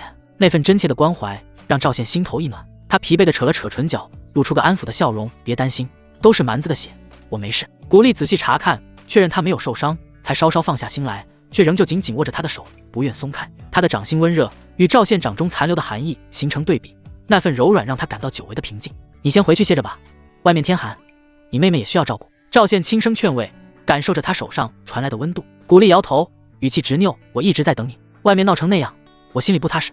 你是不是又要走了？”他敏锐地察觉到了赵宪神情中隐藏的某种决绝。赵宪沉默片刻，终究没有隐瞒。他轻轻拍了拍古丽的肩头，低声说：“明天一早，我会护送城中将士的家眷出城，你和你妹妹也跟着一起走。”古丽的脸颊瞬间明亮起来，喜悦溢于言表。他知道赵宪的本事，若他肯亲自护送，那便是最安全的保障。他猛地转身，就要冲进屋里去收拾行囊，可他的脚步在门槛前突然顿住，又缓缓转回身，脸上那份喜色已然消散，取而代之的是疑惑和不安。“公子，你送我们出去之后要去哪里？”赵宪抬眼，沉声回答：“送完你们，我还要回来。”“回来？”古丽的声音因惊愕而拔高，带着几分不可置信。“回来做什么？这里已经是个死地了。回来与岳将军并肩作战，与朕关城共存亡。”古丽身躯一震，他呆呆地看着赵宪，仿佛第一次真正认识眼前这个人。他曾在战火中见过他的凶悍，在军帐里见过他的狡黠，却从未见过他此刻这般将生死置之度外的决然。“不，你不能回去，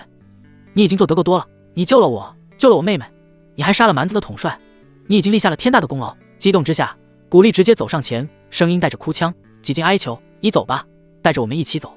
天大地大，总有我们容身之处。”赵宪的心头被他这番话狠狠触动，他何尝不想离开？可岳山、李正那些浴血奋战的将士，还有城中无辜的百姓，他们都是被他卷入这场命运漩涡的人。他不能走，否则恐怕这辈子都将心中难安。大丈夫有所为有所不为，若是临危退缩，跟小人有何差别？想到最后，赵宪轻轻摇头，声音低沉：“古丽，这是我的选择。”古丽的眼泪夺眶而出，顺着脸颊滑落，深吸一口气：“公子救我，更救了古英。”他哽咽着说，声音却带着一股不容置疑的力道：“若无公子，我此刻仍是俘虏，妹妹也必将被奸人所害。公子对我恩重如山，我不能知恩不报。公子明日将我妹妹送出城便好，我要留在这里与你共存亡。”说到最后，古丽带着一脸坚决，紧紧抓住赵宪的手臂：“你若死了，我便在黄泉路上与你作伴；你若是活着，我就在城中跟你一起共度难关。”这番话如同惊雷，在赵宪心头炸响。他从未想过，这个看似柔弱的女子，竟能说出如此壮烈的话语。一时间，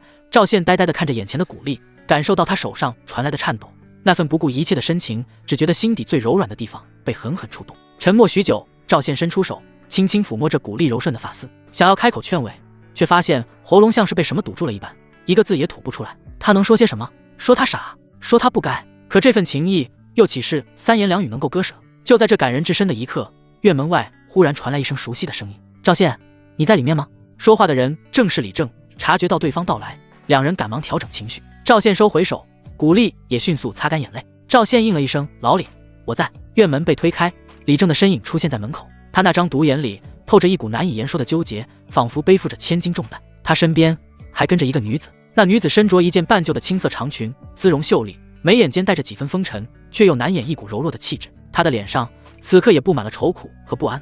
见到赵宪，他下意识地往李正身后缩了缩。兄弟，李正的视线在赵宪和古丽之间来回逡巡，脸上的表情越发复杂，欲言又止。他清了清嗓子，才扭扭捏捏地开了口，声音低沉的像是从喉咙里挤出来的一般。本日护送家眷出城，那啥，兄弟我有个不情之请。他伸出那只没受伤的胳膊，轻轻推了推身边的女子，语气里带着几分难以察觉的恳求：“这是你李叔的老相好，名叫翠儿，他在这城里也没个依靠，你能不能明早把他也一并带出城去？”眼看李正一脸扭捏的模样，赵宪只觉得有些好笑。之前赵宪怎么也没想到，李正不过跟自己去了青楼几次，就这么轻易被带歪了。如今更是有了相好，甚至愿意出面求情。单从李正这般行为，就能看出翠儿在他心中的分量。想到两人交情，赵宪自然没有拒绝的道理，拦着李正来到一旁，这才眨眼道：“好你个老不正经的东西，光说我不务正业，合着你也有相好了？不过咱俩谁跟谁，你放心，这件事我替你保密，回去告诉你的相好，晚上早做准备，明早南门，可千万别迟到了。”李正那张老脸难得的红了一下，他含糊的应了一声，像是得了什么天大的便宜，又怕被人瞧见似的，一瘸一拐的溜进了夜色里，背影都透着一股子做贼心虚。院子里重新恢复了安静。赵宪转过身，看着依旧站在原地默默垂泪的古丽，心头那份刚刚被李正勾起来的轻松荡然无存。他走到古丽面前，声音放缓了些许：“别哭了，去收拾一下东西，把你妹妹也叫醒。明天一早，我会安排你们跟着队伍一起出城。”古丽闻言，泪眼婆娑的抬起头，那双漂亮的眸子里满是错愕和不解。“公子，那你呢？”“我……”赵宪扯了扯嘴角，抬眼望向城墙的方向，那里岳家军的旗帜在夜风中猎猎作响，我自然是留下来陪我义父守城。不，古丽想也不想，脱口而出。他上前一步，死死抓住了赵宪的胳膊，指尖因为用力而发白。“公子，你不能留下，这里已经守不住了，你留下来就是送死。你已经为镇关城做得够多了，你杀了蛮子的统帅，你立下了天大的功劳，谁也不能说你什么。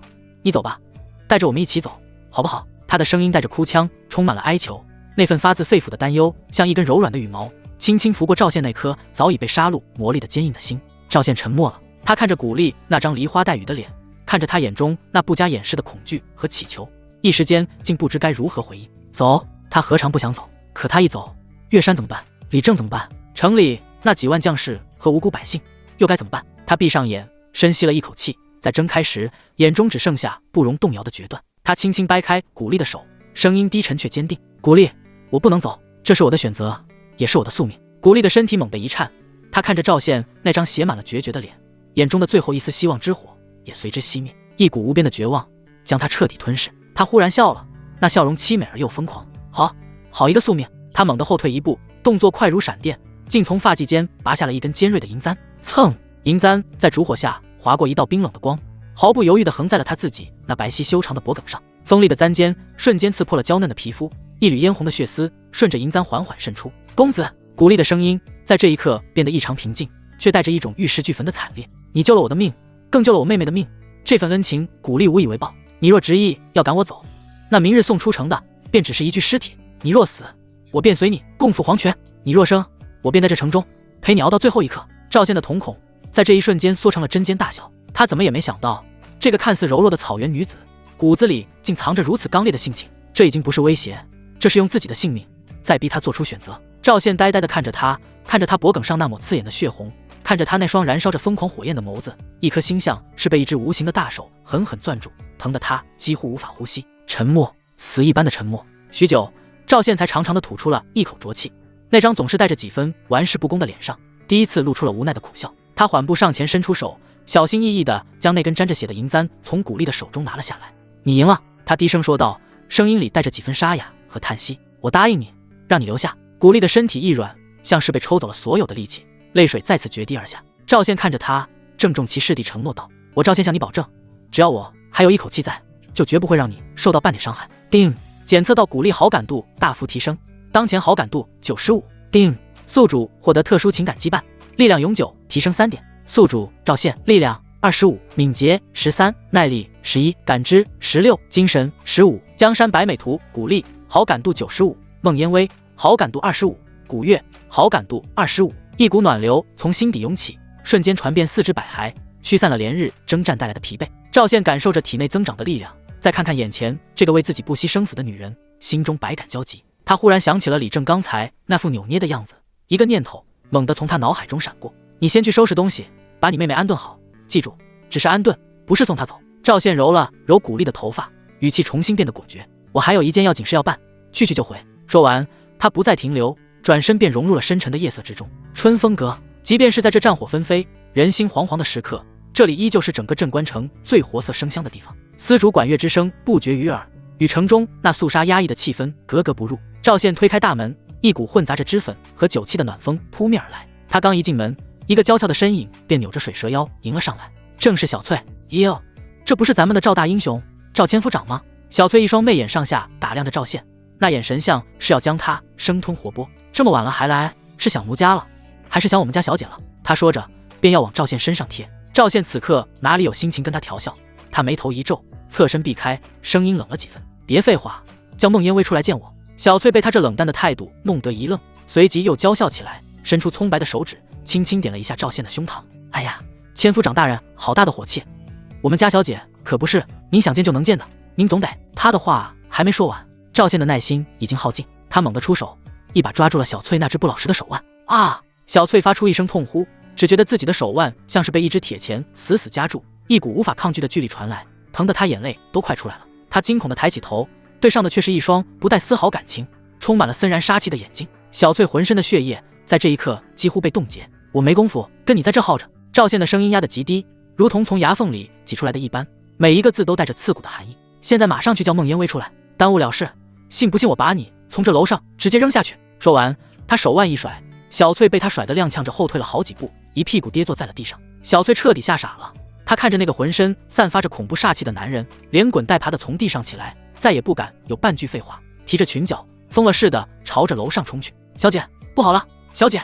一盏茶的功夫后，春风阁3楼一间雅致的厢房内，袅袅的檀香混杂着女儿家身上特有的清雅体香，将门外那股子血腥与喧嚣隔绝开来。孟烟薇一袭淡紫色长裙，安然地跪坐在茶案后，素手纤纤，动作行云流水般地烹着一壶新茶。她似乎完全没有被楼下那场骚乱影响，那张颠倒众生的绝美脸庞上平静的没有一丝波澜，仿佛刚才那个被吓得屁滚尿流、连滚带爬跑上来报信的人不是他的小翠。赵宪大马金刀地坐在他对面，身上的甲胄还带着未干的血迹，与这间闺房的精致氛围显得格格不入。他没有心情欣赏什么茶艺，那双锐利的眼睛一直紧紧地锁着对面那个气定神闲的女人。哗啦，滚烫的茶水被注入青瓷茶杯，升腾起一团白雾，模糊了孟烟薇的容颜。赵千夫长深夜造访，还闹出这么大的动静，想必是有什么天大的要事吧。他将一杯茶轻轻推到赵宪面前，声音婉转动听，像山涧清泉。赵宪没有碰那杯茶，他现在口干舌燥，只想杀人或者喝酒。我没时间跟你绕弯子。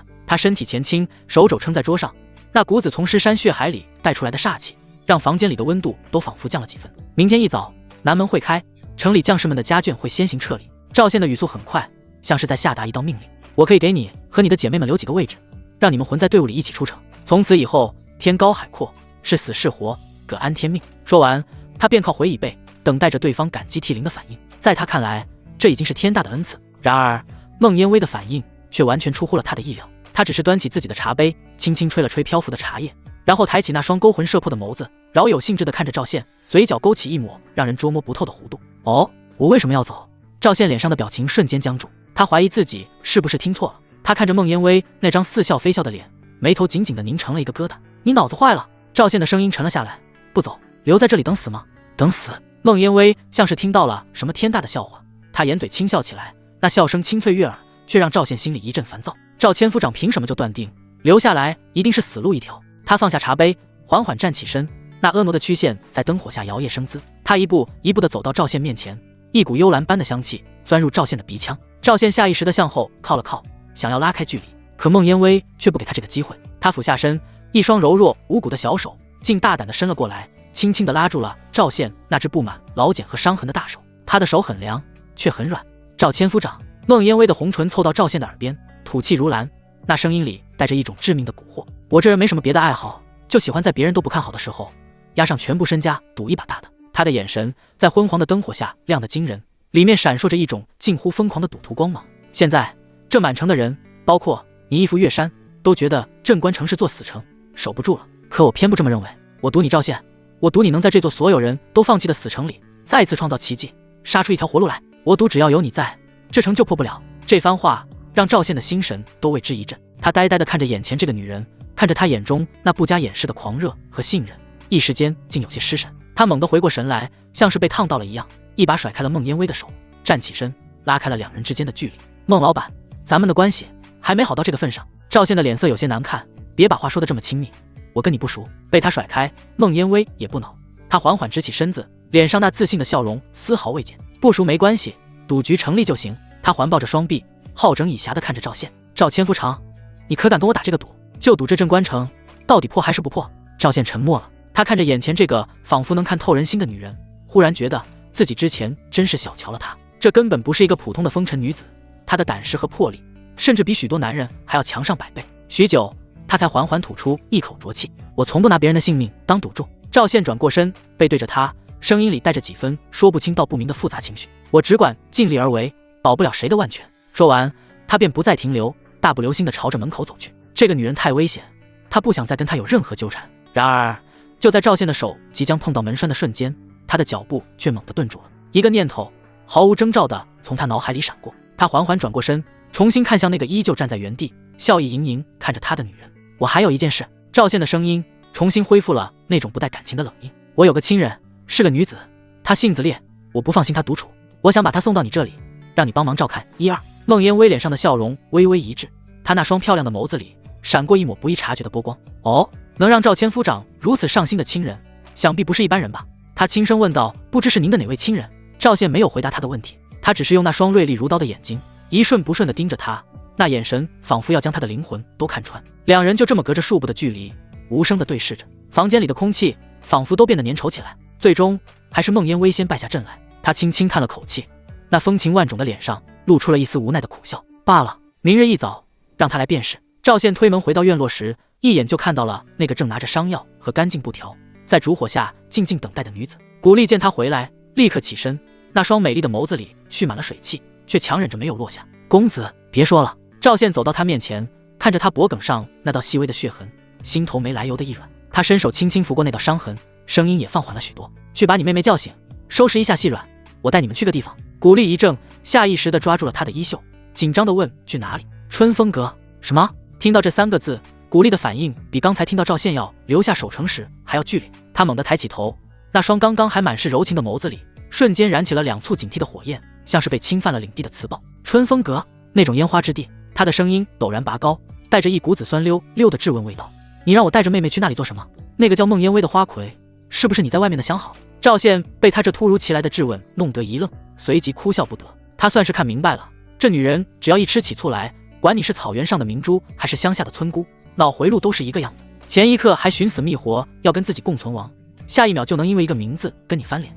你这小脑袋瓜里一天到晚都在想些什么？赵县没好气地伸出手指，在他光洁的额头上轻轻弹了一下。哎呦！古丽吃痛，捂着额头，眼中的警惕却丝毫未减。我跟他不是你想的那种关系。赵县懒得再绕弯子，干脆把话挑明了。那个女人不简单，春风阁也不是普通的青楼，那里是整个镇关城消息最灵通，也是鱼龙混杂之下最安全的地方。他看着古丽，神情变得严肃起来。你性子太烈，把你一个人留在这里，我不放心。把你送到他那里，有他照应，我才能安心去做我的事。记住，到了那里，万事小心。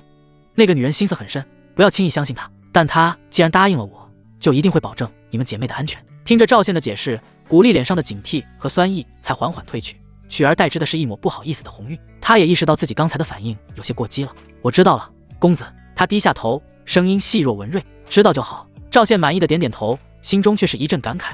安抚一个要寻死的女人，跟安抚一个吃醋的女人，难度竟然不相上下。他不再耽搁，叮嘱古丽去唤醒古月，自己则转身走出了院子，在夜色中安排后续的事宜。第二日天刚蒙蒙亮，镇关城的南门早已是人声鼎沸，数千名岳家军将士的家眷在士兵们的护送下汇聚于此，一张张写满了离愁别绪和未来茫然的脸上，带着对亲人的不舍和对前路的恐惧。哭声、叮嘱声、孩童的吵闹声混杂在一起，让这座饱经战火的城池更添了几分悲凉。赵宪骑在马上，身后是400名整装待发的精锐骑兵。他一出现，原本嘈杂的人群瞬间安静了不少，无数道目光汇聚过来，那里面有感激，有敬畏，更有将身家性命全盘托付的信赖。赵千夫长，千夫长，我婆娘和娃就拜托您了。赵千夫长，这是俺家里攒的几个鸡蛋，您带路上吃。一个个面容黝黑的士兵围了上来，他们将自己的妻儿老小推到前面，对着赵宪千恩万谢，有的甚至直接跪了下来。赵宪翻身下马，将一个要下跪的老兵一把扶住，都是自家兄弟，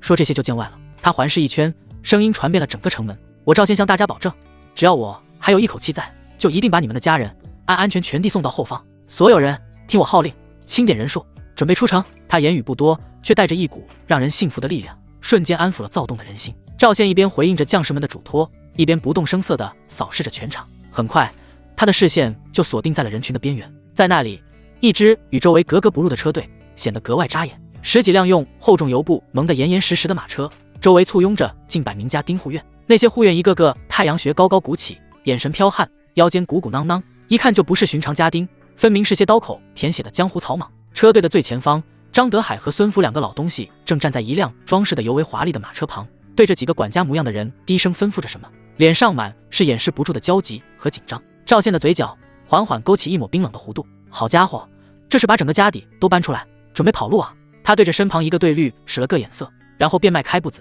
径直朝着那支车队走了过去。他走得不快，但每一步都像是踩在张德海和孙福的心尖上。2个老狐狸一看到赵宪朝他们走来，脸上的血色瞬间褪得干干净净，魂都快吓飞了。赵千夫长，张德海强行挤出一个比哭还难看的笑容，迎了上来，那腰弯的都快折了。您怎么过来了？我们这就准备好了，绝不耽误您的大事。是啊是啊，我们就是带了些换洗衣物和干粮，一切从简，一切从简。孙福也在一旁结结巴巴的附和。赵宪压根没理会他们，他径直走到那辆最华丽的马车前，伸出手在那蒙着厚重油布的车厢上敲了敲，咚咚，沉闷的声响证明了车厢里装的东西分量不轻。张大人，孙大人，赵宪终于开了口。他转过身，似笑非笑地看着2个已经汗流浃背的胖子，你们这是准备去哪儿啊？带这么多东西，是准备搬家吗？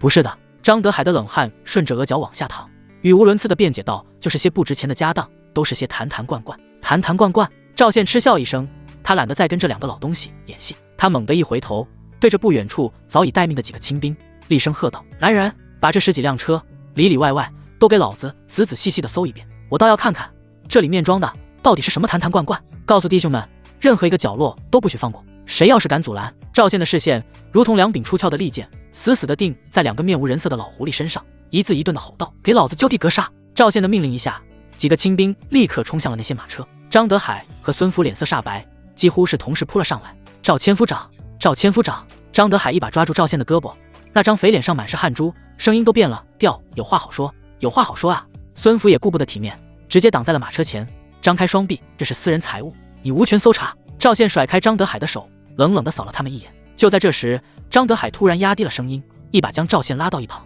赵千夫长，您听我说。张德海左右看了看，确认周围的士兵和百姓听不到，这才从怀里摸出一个沉甸甸的荷包，塞到赵宪手里。荷包沉得厉害，里面装的显然不是铜钱。赵千夫长，您看，大家都是为朝廷办事的，何必闹得这么僵呢？张德海脸上堆满了讨好的笑容，那双小眼睛里闪烁着精明的算计。这里面是50两黄金，您拿去喝茶。只要您今天睁一只眼闭一只眼，等到了后方，我们还有重险。孙福也凑了过来，同样从怀里掏出一个荷包，声音压得极低。赵千夫长，张大人说的对，您看，咱们何必为了这点小事伤了和气？这里也是50两黄金，您收着。他说着，还朝赵宪挤眉弄眼。您是聪明人，应该知道什么叫识时务。咱们这一路上还要仰仗您呢。赵宪低头看了看手里的荷包，又看了看2个老狐狸那妇产妹的嘴脸，他突然笑了，笑得张德海和孙福心里发毛。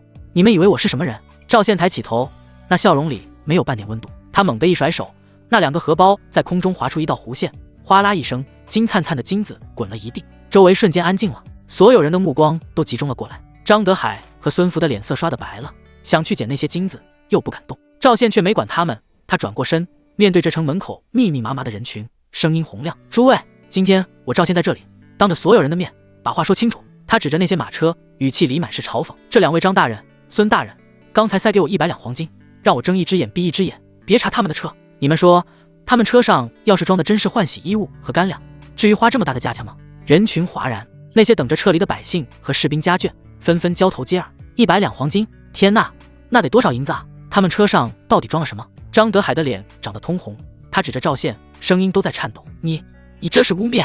污蔑！”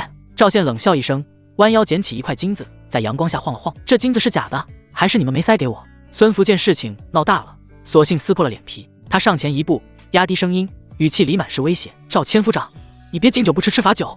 你以为你保护的那些人就能平平安安到后方？这一路上什么事都可能发生，马匹惊了，车轮坏了，半夜遇到土匪了，谁说得准呢？”赵宪的脸色瞬间沉了下来，他盯着孙福，一字一顿：“你在威胁我？”孙福冷笑一声，没有说话，但那表情已经说明了一切。张德海也恢复了几分镇定，因沉着脸：“赵千夫长，做人留一线，日后好相见。你今天要是真把事情闹大了，对你没好处，是吗？”赵宪突然笑了，笑得张狂，他往前走了一步，那股子杀气扑面而来，吓得张德海和孙福连退了好几步。“你们以为威胁我身边的人，我就会妥协？”赵宪的声音不大，但字字清晰，传遍了整个城门口。“我告诉你们，我赵宪手下的兵个个有种，我赵宪要保的人更个有骨气。你们要是真敢动手，那就试试看，是你们的手段厉害，还是我赵宪的刀快？”他说着，猛地转身，朝着那几个还在犹豫的清兵吼道：“还愣着干什么？给我搜！谁敢阻拦，直接拿下！”几个清兵对视一眼，这次没有再犹豫，他们冲上去，不顾那些家丁护院的阻拦，直接掀开了马车上的油布。第一辆车装的是成箱的绸缎，第二辆车装的是成箱的瓷器，第三辆车一个清兵突然停下了动作，他拿着刀在车厢底部敲了敲，发出空洞的回响。“赵千夫长，这里有夹层。”赵宪大步走了过去，那清兵已经找到了机关，咔嚓一声，夹层被打开，金光闪闪，整整1夹层的金银、金锭、银锭，还有成串的珍珠玛瑙，堆得满满当当。周围的人群再次哗然，这次声音更大了：“这得多少钱啊？天哪，这是要把整个县衙的库房都搬空吗？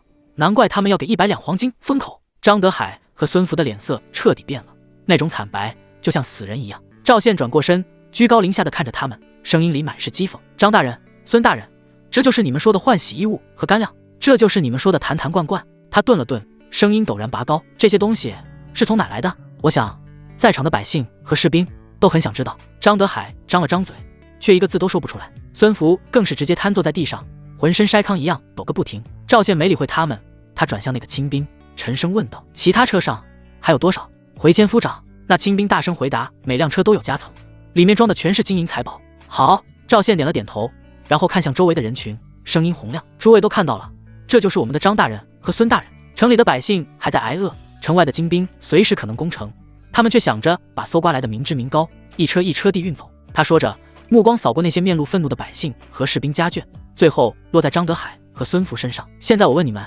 这些金银该如何处置？”人群的喧哗声越来越大，张德海的脸色白得像纸，额头上冷汗直冒。他猛地抬起头，嘴唇哆嗦着开口：“赵千夫长，你不要血口喷人，这些金银都是我们自己赚的，每一笔都有账目可查。”孙福也从地上爬起来，声音尖锐：“我们做生意这么多年，攒下些家底怎么了？难道有钱就是罪过？你们凭什么说这是搜刮来的？”两人越说越激动，仿佛受了天大的委屈。周围的百姓却炸开了锅：“放屁！张德海你个王八蛋，我家去年交税，你硬是多收了30%。孙福，你还记得我吗？我儿子当兵阵亡，你克扣抚恤金只给了一半，我家铺子被你们强行征用，说好的补偿到现在1文钱都没见着。这些狗官平时作威作福，现在还想把钱都带走。”一个接一个的声音响起，全是血泪控诉，有人甚至直接冲到马车前，指着那些金银大骂。张德海脸上青一阵白一阵，却硬着头皮不松口：“你们这是诬陷，空口无凭的事，谁能证明？”孙福也跟着叫嚷：“不是，这些都是我们正当所得，你们污蔑官员，小心我告你们！”两人说着说着，竟然理直气壮起来。赵宪站在原地，冷眼看着这一幕，他没有立刻说话，而是让百姓们的怒火继续发酵。等到声音渐渐平息，他才慢悠悠开口：“张大人，孙大人，你们说的倒是头头是道，这些金银是不是你们搜刮来的？我现在也说不清楚。”张德海和孙福眼中闪过一丝希望，却没想到赵宪话锋一转：“但是你们两位毕竟是朝廷命官，这种事情我一个千夫长确实无权处置。这样吧，既然你们说这些金银来路清白，那就把账目拿出来，交给岳大人定夺。”他顿了顿，语气变得玩味起来：“不过在此之前，你们两家原本要出城的人，这次就先别走了，都留在城里，把金银的来源交代清楚，等下次有机会出城再说。”这话一出，张德海和孙福的脸色瞬间变了，他们费尽心思，花了多少代价才排好今天这次出城，现在让他们留下来，那还不如要了他们的命。城外随时可能攻城，留在这里就是等死。张德海咬着牙，声音都变了调：“赵宪，你别欺人太甚，我们两家出城是早就安排好的，你凭什么扣留我们的家眷？”孙福也红着眼睛吼道：“你们两家出城是早就安排好的，你凭什么扣留我们的家眷？”赵宪，你这是公报私仇，你就是看不惯我们，故意找茬。我告诉你，我们两家可不是好欺负的。两人说着，朝身后的家丁护院使了个眼色，那些家丁护院立刻围了上来，手里都拿着刀剑棍棒，气氛瞬间紧张起来。张德海阴沉着脸，赵千夫长，我劝你识相点，让开道，大家相安无事，否则的话，别怪我们不客气。孙福也狞笑着，你手下就那么几个人，真以为能拦得住我们？今天这城门，我们走定了。赵宪听完，突然笑了，笑得张狂，笑得肆意。你们要动手？他往前走了一步，那股子杀气扑面而来。张德海和孙福下意识后退，但箭在弦上，不得不发。给我上！张德海一声令下，那些家丁护院立刻冲了上来。赵宪动了，他的速度快得惊人，几乎是瞬间就冲进了人群，一拳轰出，最前面的2个家丁直接飞了出去，撞倒了后面一片。紧接着他抬腿横扫，又是3、4个人被踢飞。整个过程不到3息时间，那些家丁护院还没反应过来，就已经倒下了一大半，剩下的人吓得连连后退，手里的刀剑都握不稳了。赵宪站在人群中央，衣袍飘飘，脸上没有一丝血迹。他转过身，盯着张德海和孙福，声音冰冷：“你们说要来硬的，行啊，那我今天就把话撂在这里。”他一字一顿：“你们2家的人，一个都走不出这座城。今天我说的。”张德海和孙福彻底慌了，他们没想到赵宪真敢动手，如今可是大庭广众之下，赵宪怎么有胆子不顾及2人的身份？平日里私下表现的肆无忌惮也就罢了，如今人证物证俱在，赵宪怎么还敢如此放肆？赵宪，你疯了吗？张德海声音都在颤抖，你这是要造反？赵宪冷笑：造反？我只是在执行军法，任何人不得私自携带大量财物出城，这是岳大人定下的规矩，你们2位大人难道不知道？他说着挥了挥手，那几个亲兵立刻上前，朝着张德海和孙福的家眷走去，把他们都扣下来，一个都不许走。那些家眷顿时慌了，哭喊声一片。张德海的夫人尖叫着：“你们干什么？放开我！”孙福的儿子也吓得脸色发白：“弟，救我！”张德海和孙福想要上前阻拦，却被赵宪一个眼神逼退。你们要是敢动，我连你们一起拿下！赵宪的声音不大，却让2人浑身一颤。他们站在原地，看着自己的家眷被押走，却什么都做不了。周围的百姓和士兵家眷都看呆了，他们没想到赵宪真的敢这么做，这可是当着这么多人的面，直接扣留2位大人的家眷啊！但不知道为什么，他们心里却觉得痛快。这些年，张德海和孙福作威作福，欺压百姓，早就该有人收拾他们了。赵宪转过身，看着那些被押走的家眷，又看了看瘫坐在地上的张德海和孙福，他突然开口：“累了，还有一件事忘了说，你们2位大人的府邸，我也要派人去搜一搜。既然你们说这些金银来路清白，那应该不介意让我查查账目吧？”张德海和孙福的脸色彻底变成了死灰色，他们知道这次真的完了。赵宪没再理会他们，而是转向那几个亲兵，去带人把他们2家的府邸封了，所有账目、所有财物一样都不许动，等岳大人回来再做处置。是。几个亲兵齐声应答，转身就要离开。就在这时，城门外突然传来一阵急促的马蹄声，马蹄声急促，卷起地上的尘土，城门口的人群自动让开一条道。一队约莫30骑的骑兵冲进城来，马蹄踏在青石板上，发出清脆的响声。为首之人正是昨日送军令的杜康，他依旧是那副高高在上的姿态，身上的甲胄在晨光下泛着冷光。赵宪眯起眼睛，这家伙怎么又来了？杜康勒住马，翻身下马，目光扫过城门口的混乱场面，那些被掀开的马车，散落一地的金银财宝，还有被压住的张德海和孙福2家的家眷。他的嘴角勾起一抹意味深长的笑。赵千夫长，这是在做什么？杜康走到赵宪面前，语气里带着几分玩味。清晨就闹出这么大的动静，这可不像是要护送家眷出城的样子。赵宪没有立刻回答，他上下打量着杜康，声音平淡：“杜校尉不是已经回去复命了吗？怎么又回来了？难道李将军又有什么新的军令要传达？”杜康笑了笑，正要开口，却见张德海和孙福像是抓住了救命稻草，连滚带爬的扑了过来。“杜校尉，杜校尉！”张德海的声音都变了调，那张肥脸上满是激动和委屈。“您可算来了，您要是再不来，我们2家可就完了。”孙福也跟着哭嚎：“杜校尉，您得给我们做主啊！这赵宪简直是无法无天，他扣押我们的家眷，还要查封我们的府邸，我们可是朝廷命官，他哪来的权利这么做？”2人一唱一和，把自己说得无比冤枉。杜康听完，脸上的笑容更深了，他转过身看着赵宪，语气里多了几分居高临下的意味：“抱千夫长，这2位大人说的可是真的？”赵宪冷笑一声：“你觉得呢？”张德海见杜康似乎站在自己这边，胆子也大了起来，他指着那些马车，声音尖锐：“杜校尉，您看到了吧？这些金银都是我们要献给李将军的。我们2家这些年省吃俭用，攒下这点家底，就是为了能在关键时刻为朝廷出一份力。”孙福也跟着点头：“对，这些金银大半都是要送给李将军的。可这赵宪硬说我们是搜刮民脂民膏，还要扣押我们的家眷。杜校尉，您可得为我们做主啊！”2人说着，眼中闪过一丝狡黠，他们早就和杜康有过接触，这些金银里确实有一部分是要送给李成义的，有这层关系在，杜康肯定会帮他们说话。果然，杜康听完，脸上露出恍然大悟的表情，他转向赵宪，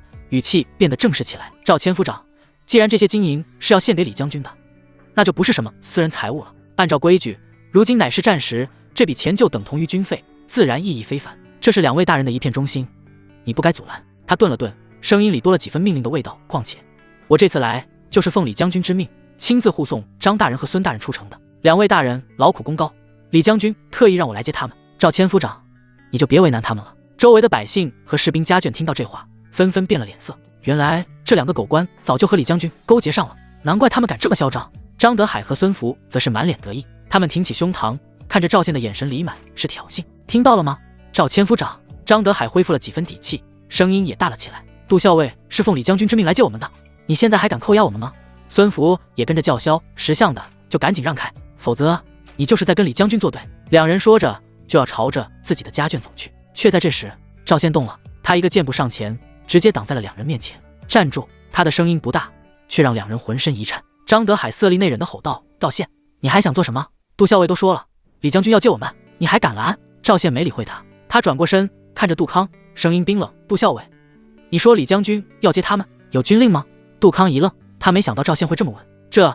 他犹豫了一下，还是硬着头皮说道：“这是李将军的口谕，我亲自前来就是最好的证明。”口谕？赵宪冷笑一声：“那不好意思，我只认军令，不认口谕。”他说着挥了挥手，那几个亲兵立刻上前，朝着张德海和孙福走去，把他们2个也给我拿下，一个都不许走。张德海和孙福吓得脸色煞白。赵宪，你疯了！杜校尉都说了，李将军要接我们，你还敢动手？赵宪根本不听，那几个亲兵已经冲了上来，直接将2人按在地上。杜康的脸色彻底变了，他没想到赵宪真的敢当着自己的面动手。赵千夫长，杜康的声音沉了下来，带着几分怒意：“你这是在做什么？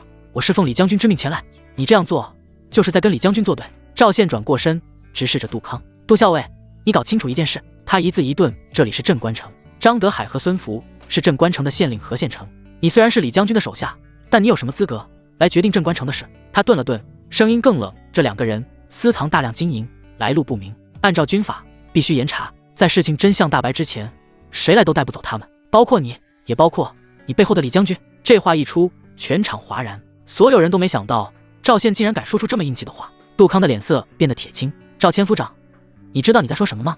你这是在挑衅李将军的权威，你信不信我现在就可以以抗命之罪将你拿下？”赵宪笑了，笑得张狂，笑得肆意：“拿下我？”他往前走了一步，那股子杀气扑面而来：“你可以试试。”杜康的脸色彻底阴沉下来，他没想到这个刚提拔上来的千夫长竟然敢当着这么多人的面直接顶撞自己，更让他难以接受的是赵宪那副不把李将军放在眼里的态度。“赵千夫长，你真以为凭你一个人就能翻了天？”杜康的声音压得很低，却带着一股子凛冽的杀意：“李将军的命令你敢不从？我看你是立了点功，就不知道自己姓什么了。”他说着猛地一挥手，身后那30名骑兵立刻翻身下马，齐刷刷地拔出了腰间的佩刀，雪亮的刀锋在晨光下泛着寒光，杀气腾腾。周围的百姓和士兵家眷吓得连连后退，生怕被殃及池鱼。张德海和孙福见状，脸上露出了幸灾乐祸的笑容：“赵宪，你完了！”张德海挣扎着从地上爬起来，指着赵宪，声音尖锐：“你敢跟李将军作对，今天你就走不出这城门！”孙福也跟着叫嚣：“杜校尉，您别跟他客气，这小子就是个不知天高地厚的莽夫，您直接拿下他，带我们走就是了。”赵宪扫了2人一眼，那眼神冷得像刀子。闭嘴！2个字让张德海和孙福瞬间噤声，浑身发抖。赵宪转过身，面对着杜康和他身后那30名骑兵，他没有半点惧色，反而笑了：“怎么，杜校尉这是要动手了？”杜康冷笑一声：“既然你不识抬举，那我就让你知道什么叫天高地厚。”他说着，突然从身后抽出一杆长枪，枪身通体漆黑，枪头寒光闪烁，一看就不是凡品。我倒要掂量掂量，你这个千夫长到底有几分本事。话音落下，杜康脚下一蹬，整个人如同离弦之箭，直接朝着赵宪冲了过来。长枪破空，发出尖锐的呼啸声，周围的人群发出一阵惊呼。这一枪又快又狠，直奔赵宪的咽喉而去。赵宪却纹丝不动，就在枪尖即将刺中他喉咙的瞬间，他猛地侧身，险之又险地避开了这致命一击。与此同时，他伸手朝着身旁一个亲兵一抓，那亲兵立刻将手中的长枪递了过来。赵宪接过长枪，手腕一抖，枪身发出一声嗡鸣。来得好！他脚下一踏，整个人如同炮弹般弹射而出，手中长枪直刺杜康的胸口。2杆长枪在空中相撞，发出一声刺耳的金属碰撞声，火花四溅。杜康的身体猛地一震，虎口发麻。他没想到赵宪这一枪的力道竟然这么大，他连退3步，才堪堪稳住身形。再看赵宪，却只是后退了半步，高下立判。周围的人群瞬间沸腾了。好，赵千夫长威武，打死这个狗东西！士兵们的呼喊声震天响，一个个攥紧了拳头，恨不得亲自上去帮忙。杜康的脸色变得难看起来，他没想到自己全力一击，竟然被赵宪这么轻松地挡了下来。这小子比他想象的要强得多，有点意思。杜康舔了舔嘴唇，眼中闪过一抹凶光。看来我小瞧你了，他说着再次挺枪而上。这一次他不再留手，枪影重重，如同暴雨梨花，密密麻麻地朝着赵宪笼罩而去。赵宪手中长枪一横，将所有攻击尽数挡下。两人在城门口战成一团，枪影交错，寒光闪烁，周围的人只能看到2道残影在不断碰撞，根本看不清他们的动作。10招过后，杜康的额头上渗出了细密的汗珠，他越打越心惊，这小子的枪法竟然这么厉害，不仅快，而且准，更要命的是力道大得吓人。每一次碰撞，他的虎口都被震得发麻，再这么下去，他恐怕要吃大亏。想到这里，杜康猛地一咬牙，枪身一转，使出了一招杀招破云式，枪尖如同毒蛇吐信，直奔赵宪的面门而去。这一枪快得几乎看不清轨迹，周围的人群发出一阵惊呼。然而赵宪却只是微微一笑，他手中长枪一抖，枪身如同灵蛇般扭曲，竟然后发先至，直接点在了杜康的枪身上。当一声脆响，杜康只觉得一股巨力袭来，手中长枪差点脱手而出，他连退数步，脸色变得煞白。赵宪却依旧站在原地，枪尖斜指地面，脸上带着一抹玩味的笑容。杜校尉，这就不行了。这话让杜康的脸色更加难看，他死死盯着赵宪，心中震惊无比。这小子到底是什么来头？这种枪法，这种实力，绝不是一个普通千夫长能有的。就在杜康心思电转之际，他突然想到了什么。既然打不过，那就拉拢。像这种人才，如果能为李将军所用，那可是天大的好事。想到这里，杜康深吸一口气，脸上的怒色渐渐褪去，取而代之的是一抹笑容。住手！他大喝一声，后退几步，与赵宪拉开距离。赵宪挑了挑眉，也停下了动作。杜康整理了一下衣襟，脸上堆起笑容。赵千夫长，我承认，我小瞧你了，你的实力确实不凡。他顿了顿，声音变得诚恳起来。像你这样的人才，留在这座死城里实在是太可惜了。不如这样，你跟我走，我保你离开镇关城，我会亲自向李将军禀报，为你谋一个更好的前程。到时候升官发财、荣华富贵都不在话下，岂不比在这里等死强得多？这话一出，周围的人群顿时哗然。张德海和孙福眼中闪过一抹嫉妒和不甘，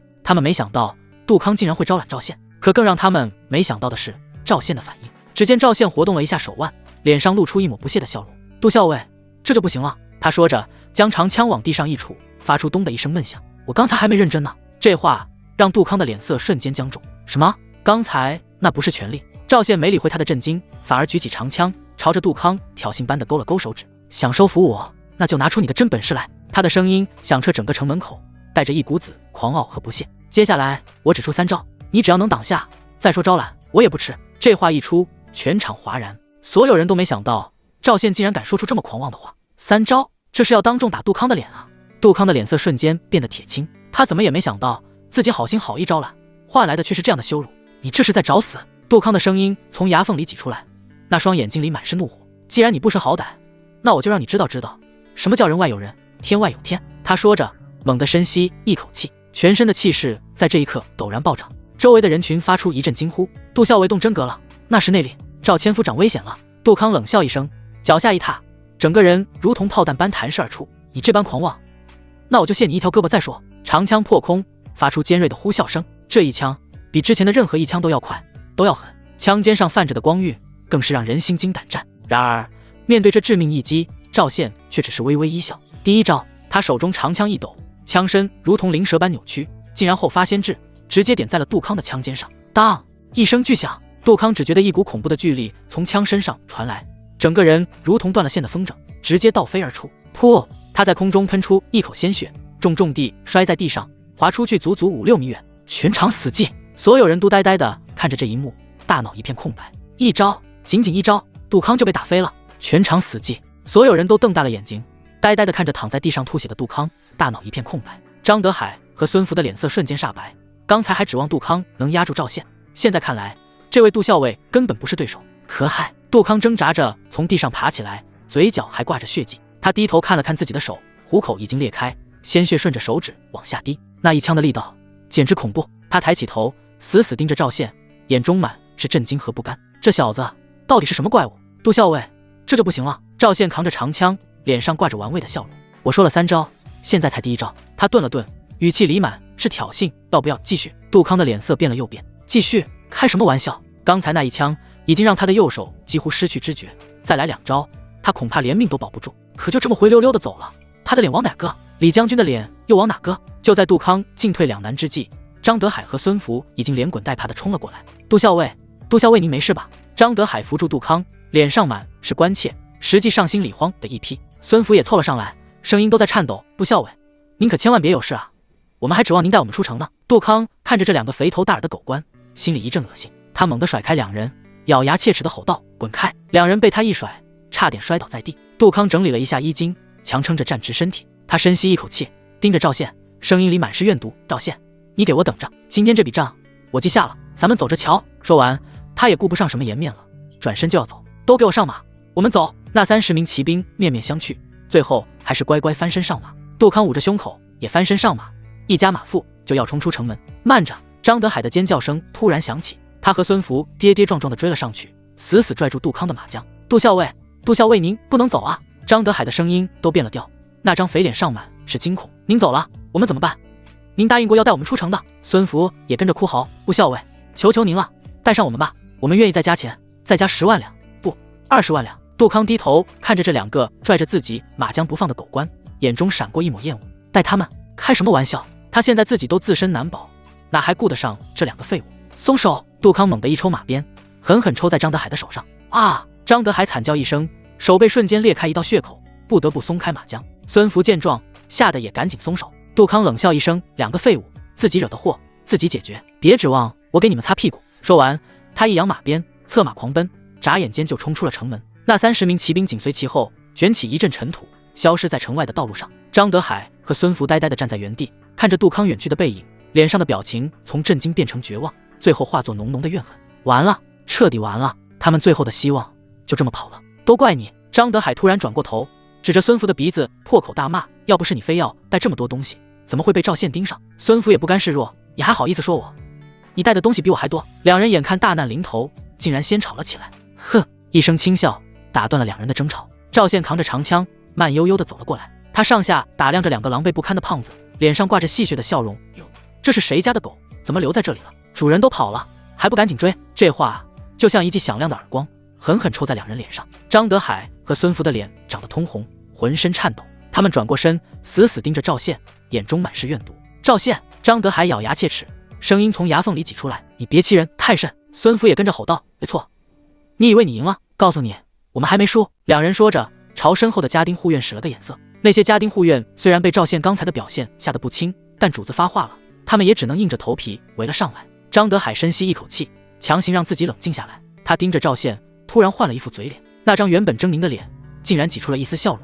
赵千夫长，咱们何必闹到这个地步？他搓了搓手，语气变得低声下气，说到底，大家不都是为了银子吗？这样吧，我和孙大人商量了一下，愿意拿出10万两银子献给岳将军作为军费，您看这样总行了吧？孙福也跟着点头，对，10万两，这可不是小数目。赵千夫长，您就当给我们一条活路，让我们回家去，好不好？2人说的诚恳，仿佛真的是在认错求饶。周围的百姓和士兵家眷听到这话，纷纷交头接耳。10万两银子确实不少了，要不就算了。赵宪却只是冷笑一声，他正要开口，张德海突然话锋一转，声音陡然变得阴冷。当然，如果赵千夫长还要逼迫，他环视了一圈周围密密麻麻的人群，嘴角勾起一抹恶毒的笑容，那我们也只能鱼死网破了。赵千夫长，您是厉害，可现场这么多人，这么多家眷。他顿了顿，声音里满是威胁，您真能保证每一个人都平平安安？万一出点什么意外，比如有人突然暴毙，有人半路遇到土匪，您说那些士兵会怎么想？他们还会信任您吗？孙福也跟着阴恻恻的笑，对呀，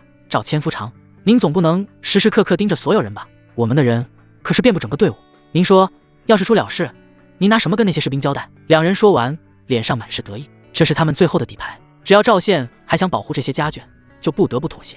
周围的人群瞬间骚动起来，那些士兵家眷脸上露出惊恐的表情，纷纷往后退，几个亲兵也变了脸色，握紧了手中的兵器。张德海和孙福见状更加得意，赵千夫长，您看到了吧？张德海摊开双手，一副无奈的样子，我们也不想闹成这样，10万两银子已经是我们最大的诚意了，您就给个痛快话，到底答不答应？孙福也跟着催促，是啊，赵千夫长，时间不等人，您要是再犹豫，万一真出了什么事，那可就不好收场了。两人一唱一和，把话说得明明白白，要么收钱放人，要么鱼死网破。周围的人群都屏住了呼吸，紧张地看着赵宪。赵宪会怎么选？然而出乎所有人意料的是，赵宪竟然笑了，笑得张狂，笑得肆意，哈哈哈！他仰天大笑，笑得张德海和孙福心里发毛。笑声渐渐平息，赵宪低下头，盯着两人，脸上的笑容缓缓收敛。10万两，他轻轻点了点头，行啊，我答应了。张德海和孙福眼中闪过一抹狂喜，成了。可下一秒，赵宪的话就让他们如坠冰窟。不过，赵宪的声音变得冰冷，我代表岳将军收下这10万两，但你们2个还是得留下。他转过身，朝着几个亲兵挥了挥手，来人，送2位大人家眷回家。记住，走的时候把10万两银子一起带上，1两都不能少。半个时辰后，城门外的队伍终于整顿完毕，数千名将士家眷，加上100余辆载满物资的马车，浩浩荡荡地排成一条长龙，蜿蜒着向南方延伸。赵宪骑在马上，走在队伍的最前方，他身后400名精锐骑兵分列两侧，护卫着这支庞大的队伍。而在他身旁，2匹马紧紧跟着，马上坐着的正是张德海和孙福。2个胖子此刻哪还有半点县令县城的威风，一个个耷拉着脑袋，脸上写满了生无可恋。张德海时不时地抬起头，朝着队伍后方张望，那双小眼睛里满是渴望和不甘。孙福更惨，他那条断过的腿还没完全好，颠簸在马背上，疼得他龇牙咧嘴，冷汗直冒。可他不敢喊疼，只能咬着牙硬撑。赵千夫长，张德海终于忍不住了，他凑到赵宪身边，陪着笑脸，您看，我们就这么跟着您，是不是不太方便？要不您让我们回城里照看家眷？孙福也跟着点头，对啊，赵千夫长，我们家里老的老，小的小，没人照看可不行啊。赵宪扫了2人一眼，嘴角勾起一抹冷笑，你们2个就别打那些小算盘了。他懒洋洋地说道，刚才你们不是说队伍里到处都是你们的人吗？还说什么万一出了意外，要我拿什么交代？赵宪转过头，笑得格外灿烂，既然这样，那我就把你们2个留在身边，随时盯着，这样一来，要是真出了什么事，我第一时间就能找你们算账，多方便啊。张德海的脸瞬间垮了下来，孙福更是差点从马上摔下去。他们这才明白，赵宪这是要把他们当人质扣在身边。赵千夫长，您这……张德海还想辩解，却被赵宪一个眼神逼了回去。怎么，有意见？赵宪的声音冷了下来，刚才你们不是挺能耐的吗？现在怎么就怂了？2人张了张嘴，最后还是把话咽了回去。队伍继续前行，一路上赵宪时不时的回头看看身后的队伍，确保没有任何异常。张德海和孙福则是一脸苦相，跟在他身边，连大气都不敢出。又走了一段路，赵宪突然开口，累了，你们刚才说队伍里到处都是你们的人？2人心头一紧，没有的事。张德海连忙否认，赵千夫长，我们就是随口一说，您别当真。随口一说。赵宪冷笑一声，那行，我就当你们是在威胁我。他顿了顿，语气变得玩味起来，既然你们这么有本事，那我倒要看看这一路上会不会真的出什么意外。要是真遇到了土匪拦路、流民冲突什么的。赵宪转过头盯着2人，一字一顿地说道，我就先把你们2个推出去，让你们自己去解决，怎么样？这主意不错吧？张德海和孙福的脸色瞬间变得煞白。赵千夫长，您开玩笑的吧？孙福的声音都在颤抖，我们2个手无缚鸡之力，真遇到土匪，那不是送死吗？张德海也跟着求饶，老千夫长，您大人有大量，别跟我们一般见识，我们刚才真的是胡说八道，队伍里根本没有我们的人，您就当我们放了个屁，别往心里去啊。2人说着，脸上满是悔意，他们现在肠子都悔青了，早知道会是这个结果，刚才就不该嘴硬。现在倒好，不仅没能逃出城，反而被赵宪扣在身边当人质，要是真遇到什么危险，这小子说不定真会把他们推出去。赵宪看着2人那副苦瓜脸，心里一阵好笑。行了，少废话。他挥了挥手，好好跟着，别耍花样，要是真遇到什么事，我可不管你们是县令还是县城，先保命要紧。2人听到这话，心里更慌了，他们对视一眼，都从对方眼中看到了深深的绝望。这次真的是搬起石头砸了自己的脚。队伍继续前行，太阳渐渐升高，晒得人浑身发热。张德海和孙福被颠得浑身难受，却不敢喊累，只能咬牙坚持。就在这时，前方突然传来一阵骚动，千夫长，前方有情况！一个斥候策马飞奔而来，翻身下马，单膝跪地，前方道路被人拦住了。赵宪眉头一挑，还真来了。他转过头看着张德海和孙福，脸上露出一抹戏谑的笑容。哟，你们2个还真是乌鸦嘴啊，刚说完就来了。张德海和孙福的脸色瞬间变得比死人还难看。赵千夫长，张德海的声音都在颤抖，这真不关我们的事啊。孙福更是吓得浑身发抖，对啊，赵千夫长，我们什么都不知道。赵宪没理会2人的辩解，他挥了挥手，对着身后的亲兵喊道，来人，把这2个家伙给我押上去，让他们去看看到底是什么人在拦路。是。几个亲兵立刻上前，一左一右的架住张德海和孙福。不要啊！张德海挣扎着，赵千夫长，您饶了我们吧。孙福更是直接哭了出来，赵千夫长，我们真的什么都不知道啊！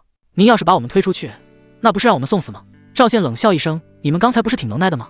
现在怎么就怂了？他顿了顿，语气变得玩味起来。行了，别演了，我就吓唬吓唬你们，还真以为我会把你们推出去？张德海和孙福一愣，随即两人如蒙大赦，瘫软在马背上，大口大口地喘着粗气。不过赵宪话锋一转，要是真遇到土匪，你们两个就祈祷自己命好吧。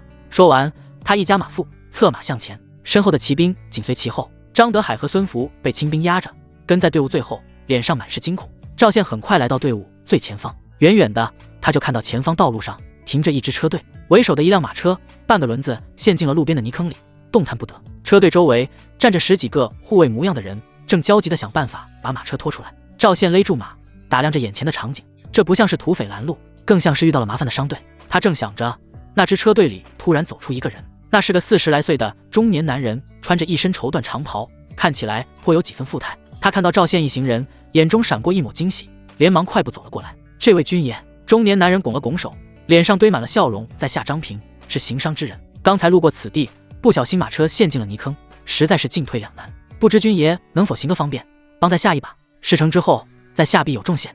赵宪没有立刻回答，他上下打量着这个叫张平的男人，又看了看那支车队。车队规模不小，足足有20来辆马车，护卫也有30-40人，看起来确实是个有钱的主。帮忙可以，赵宪开口道，不过我有个条件。张平眼中闪过一抹喜色，军爷请说。赵宪指了指前方，你们也是去落日城的？张平一愣，随即点头，没错，在下正是要去落日城做生意。那就好办了。赵宪笑了笑，我们也是去落日城，既然顺路，那就一起走吧，路上有个照应也安全些。张平闻言，脸上露出惊喜的表情，那真是太好了。他连忙拱手，多谢军爷，多谢军爷。赵宪挥了挥手，对着身后的清兵喊道，聚几个人，帮他们把马车拖出来。是。几个清兵翻身下马，走到那辆陷进泥坑的马车旁，合力将马车推了出来。张平看着这一幕，脸上满是感激，多谢军爷，多谢诸位。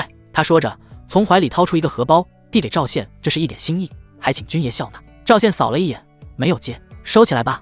他淡淡的说道，举手之劳，不值什么。张平见状，眼中闪过一抹意外，这年头还有不收钱的军爷？他试探性的问道，啊，在下能否请教军爷尊姓大名？赵宪。赵宪简单的报了个名字，没有多说。张平听到赵宪这个名字，愣了一下，他总觉得这名字有些耳熟，却又想不起来在哪里听过。不过眼下不是纠结这个的时候，马车已经被拖出泥坑，他的车队总算能继续前行了。多谢赵军爷。张平再次拱手道谢，然后招呼着手下，让车队跟在赵宪一行人后面。两支队伍就这样汇合在一起，浩浩荡荡地朝着落日城进发。太阳渐渐西斜，赵宪估摸着时间，挥手示意队伍停下扎营。这一路大多是步行的家眷，速度自然快不起来。按照这个进度，到落日城至少还要3天。士兵们动作麻利地开始搭建营地，生火的生火，架锅的架锅，很快就有了几分人气。商队那边也开始安营扎寨。张平吩咐完手下的事情，从马车上搬下2坛酒，亲自朝着赵宪的营帐走来。赵军爷。张平站在营帐外，笑呵呵地喊道，在下带了些薄酒，想跟军爷喝2杯，不知军爷可否赏脸？赵宪掀开帐帘，看了眼张平手里的酒坛，进来吧。张平大喜，连忙抱着酒坛钻进营帐。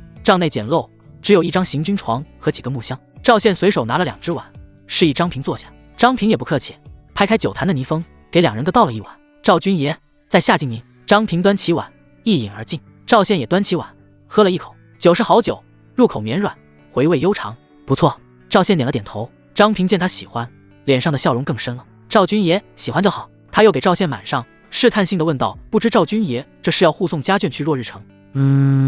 赵宪没有隐瞒，镇关城的将士家眷送去落日城安置。镇关城。张平一愣，随即恍然大悟，原来赵军爷是镇关守军。他端起酒碗，语气里多了几分敬意，赵军爷可真是辛苦了，守着边关，保家卫国，了不起。赵宪摆了摆手，分内之事。张平笑了笑，又问道，不过在下有些好奇，镇关城这边不是一直很平静吗？怎么突然要转移家眷？这话一出，赵宪的动作顿了一下，他抬起头盯着张平，你说什么平静？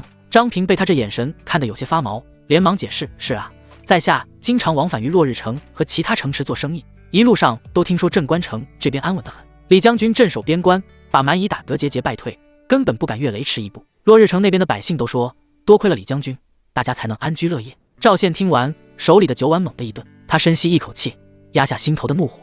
李将军，他的声音很轻，却让张平莫名地感到一股寒意。对啊，张平不明所以，继续说道，李成义李将军手握重兵，威震边关。在下虽然没见过李将军本人，但听说他英明神武，用兵如神。这些年边关能这么太平，全靠李将军坐镇啊。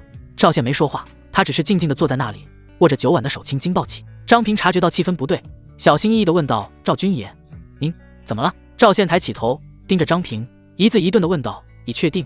外面的人都是这么说的。”张平被他这眼神吓了一跳，连忙点头：“是啊，大家都这么说。怎么了？难道不是这样吗？”赵宪冷笑一声：“不是这样。”他放下9碗，声音里满是嘲讽：“那我告诉你，真相是什么？就在半个月前，蛮族大军10万人压境，兵临镇关城下。镇关守将岳山带着不到5000人的岳家军死守城池。那一战打得天昏地暗，血流成河，城墙上堆满了尸体，护城河都被血染红了。将士们一个个拼死抵抗，有的断了胳膊还在挥刀，有的肠子流了一地还在厮杀。就是这样，才勉强守住了镇关城，挡住了蛮族的进攻。”赵宪说到这里，声音变得更冷：“而你口中那位英明神武的李将军在哪里？他带着10几万大军躲在后方，连个影子都不见。等到岳家军拼死拼活打退了蛮族，他才派人送来一道军令，让我们死守3个月，不得有失，否则提头来见。”张平听得目瞪口呆，他怎么也没想到真相竟然是这样。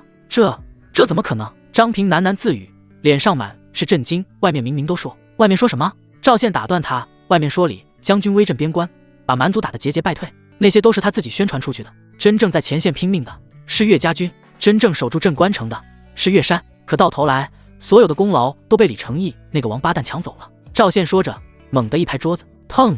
木桌被他拍得震了一下，9碗里的酒都溅了出来。张平吓得浑身一颤，他这才明白为什么赵宪刚才的反应那么大，原来真相竟然是这样。赵军爷，张平张了张嘴，却不知道该说什么。良久，他才深吸一口气，郑重地说道：“在下真的不知道。要是早知道真相是这样，在下绝不会说那些话。”他顿了顿，语气变得坚定起来：“赵军爷放心，等在下回到落日城，一定把真相告诉所有人，让大家知道，真正守住镇关城的是岳将军，是岳家军，而不是那个躲在后方抢功劳的李成义。”赵宪抬起头看着张平，他能看出来这个商人是真心实意的。“那就多谢了。”赵宪的语气缓和了几分。张平连忙摆手：“应该的，应该的。真正该感谢的是我们这些百姓，要不是有岳将军和岳家军守着镇关城，恐怕蛮族早就打过来了。到时候我们这些做生意的哪里还有活路？”两人又喝了几碗酒。张平见赵宪的情绪好转了不少，这才起身告辞：“赵军爷，时候不早了，在下就不打扰了。明日一早我们继续赶路。”赵宪点了点头：“去吧。”张平抱着酒坛走出营帐，回到自己的营地后，他吩咐手下好好休息，自己却坐在篝火旁，久久没有说话。他的脑海里不断回想着赵宪刚才说的那些话：镇关城的血战，岳家军的惨烈，还有那个躲在后方抢功劳的李将军。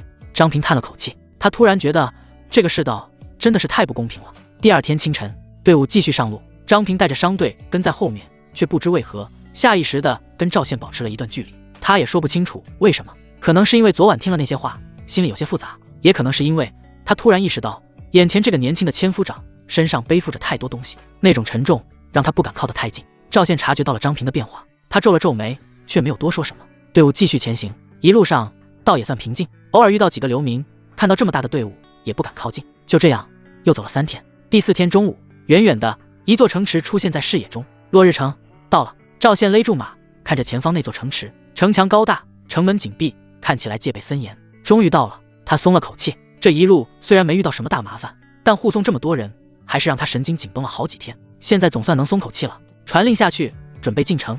赵宪挥了挥手，队伍开始加快速度，朝着落日城的城门而去。然而就在他们即将抵达城门时，城门口突然冲出一队士兵，拦在了队伍前方。为首的是个40来岁的校尉，脸上带着一股子傲慢。站住！校尉大喝一声，拦住了队伍。赵宪眉头一皱，他策马上前，沉声问道：“什么意思？”校尉上下打量了一番赵宪，又看了看身后那浩浩荡荡的队伍，脸上露出一抹不屑：“落日城不接收流民，你们从哪来的就回哪去，别想进城。”流民？赵宪嘴里轻轻咀嚼着这2个字，那张刚刚还带着几分松弛的脸上瞬间附上了一层寒霜。那名拦路的校尉看着赵宪一行人，脸上满是毫不掩饰的鄙夷和不耐烦，仿佛多看他们一眼都会脏了自己的眼睛。耳朵聋了吗？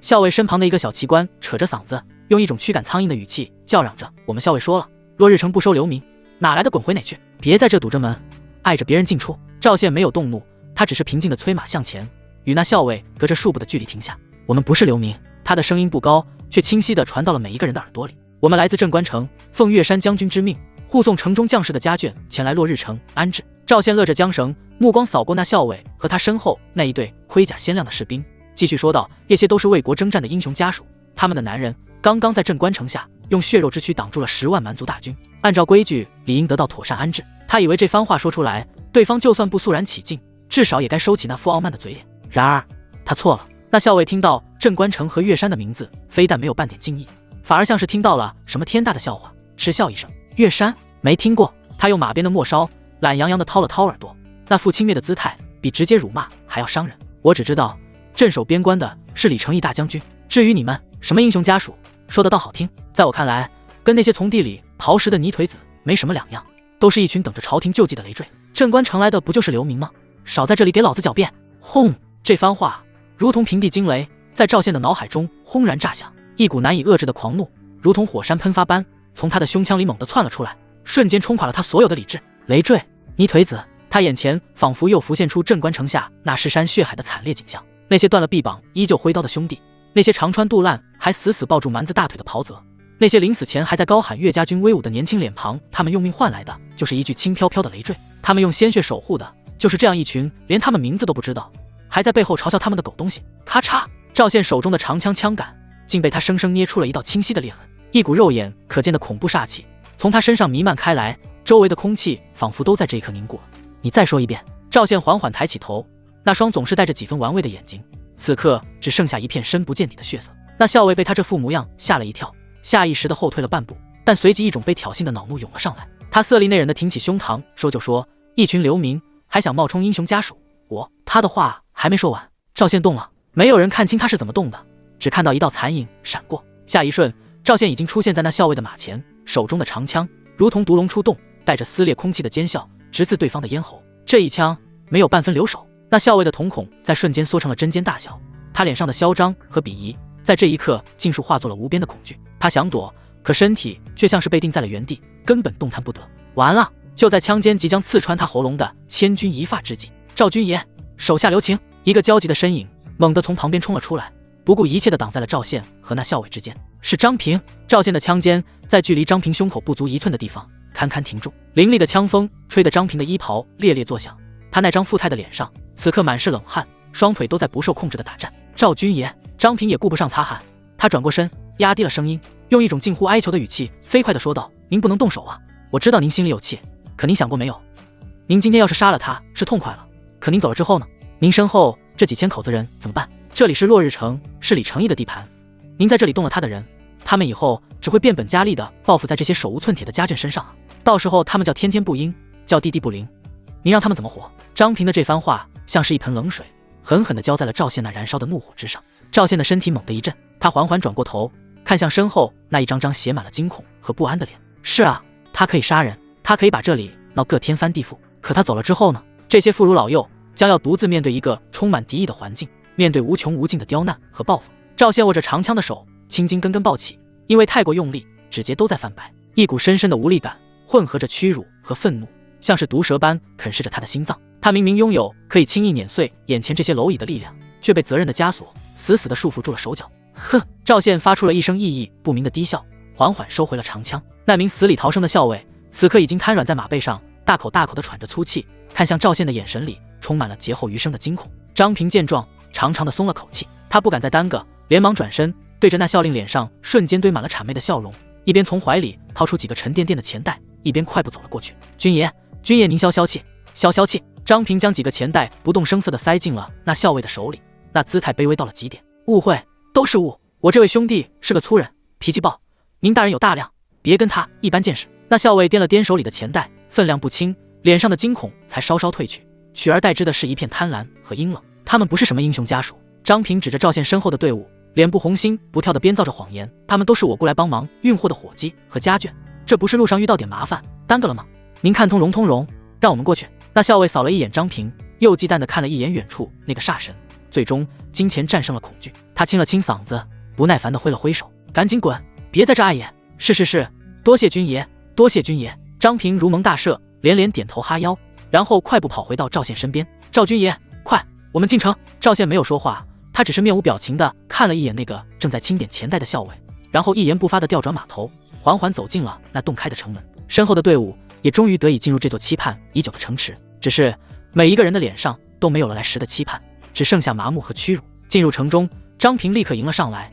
他看着赵宪那张阴沉的快要滴出水来的脸，长长的叹了口气：“赵军爷，我知道您心里憋屈。”张平的声音里带着几分真诚的沉重。可是没办法，人在屋檐下，不得不低头啊。他顿了顿，然后拍着自己的胸脯，用一种斩钉截铁的语气说道：“他们不认，我认。别人不把你们当英雄，我张平把你们当英雄。赵军爷，您放心，这几千口人的住处包在我身上，就算倾家荡产，我也一定给将士们的家眷找一个安身立命之所。”赵宪听着这番话，心中的那股子暴戾之气才稍稍平复了一些。他转过头，看着这个其貌不扬的商人，那张总是挂着市侩笑容的脸上，此刻却写满了真诚和敬意。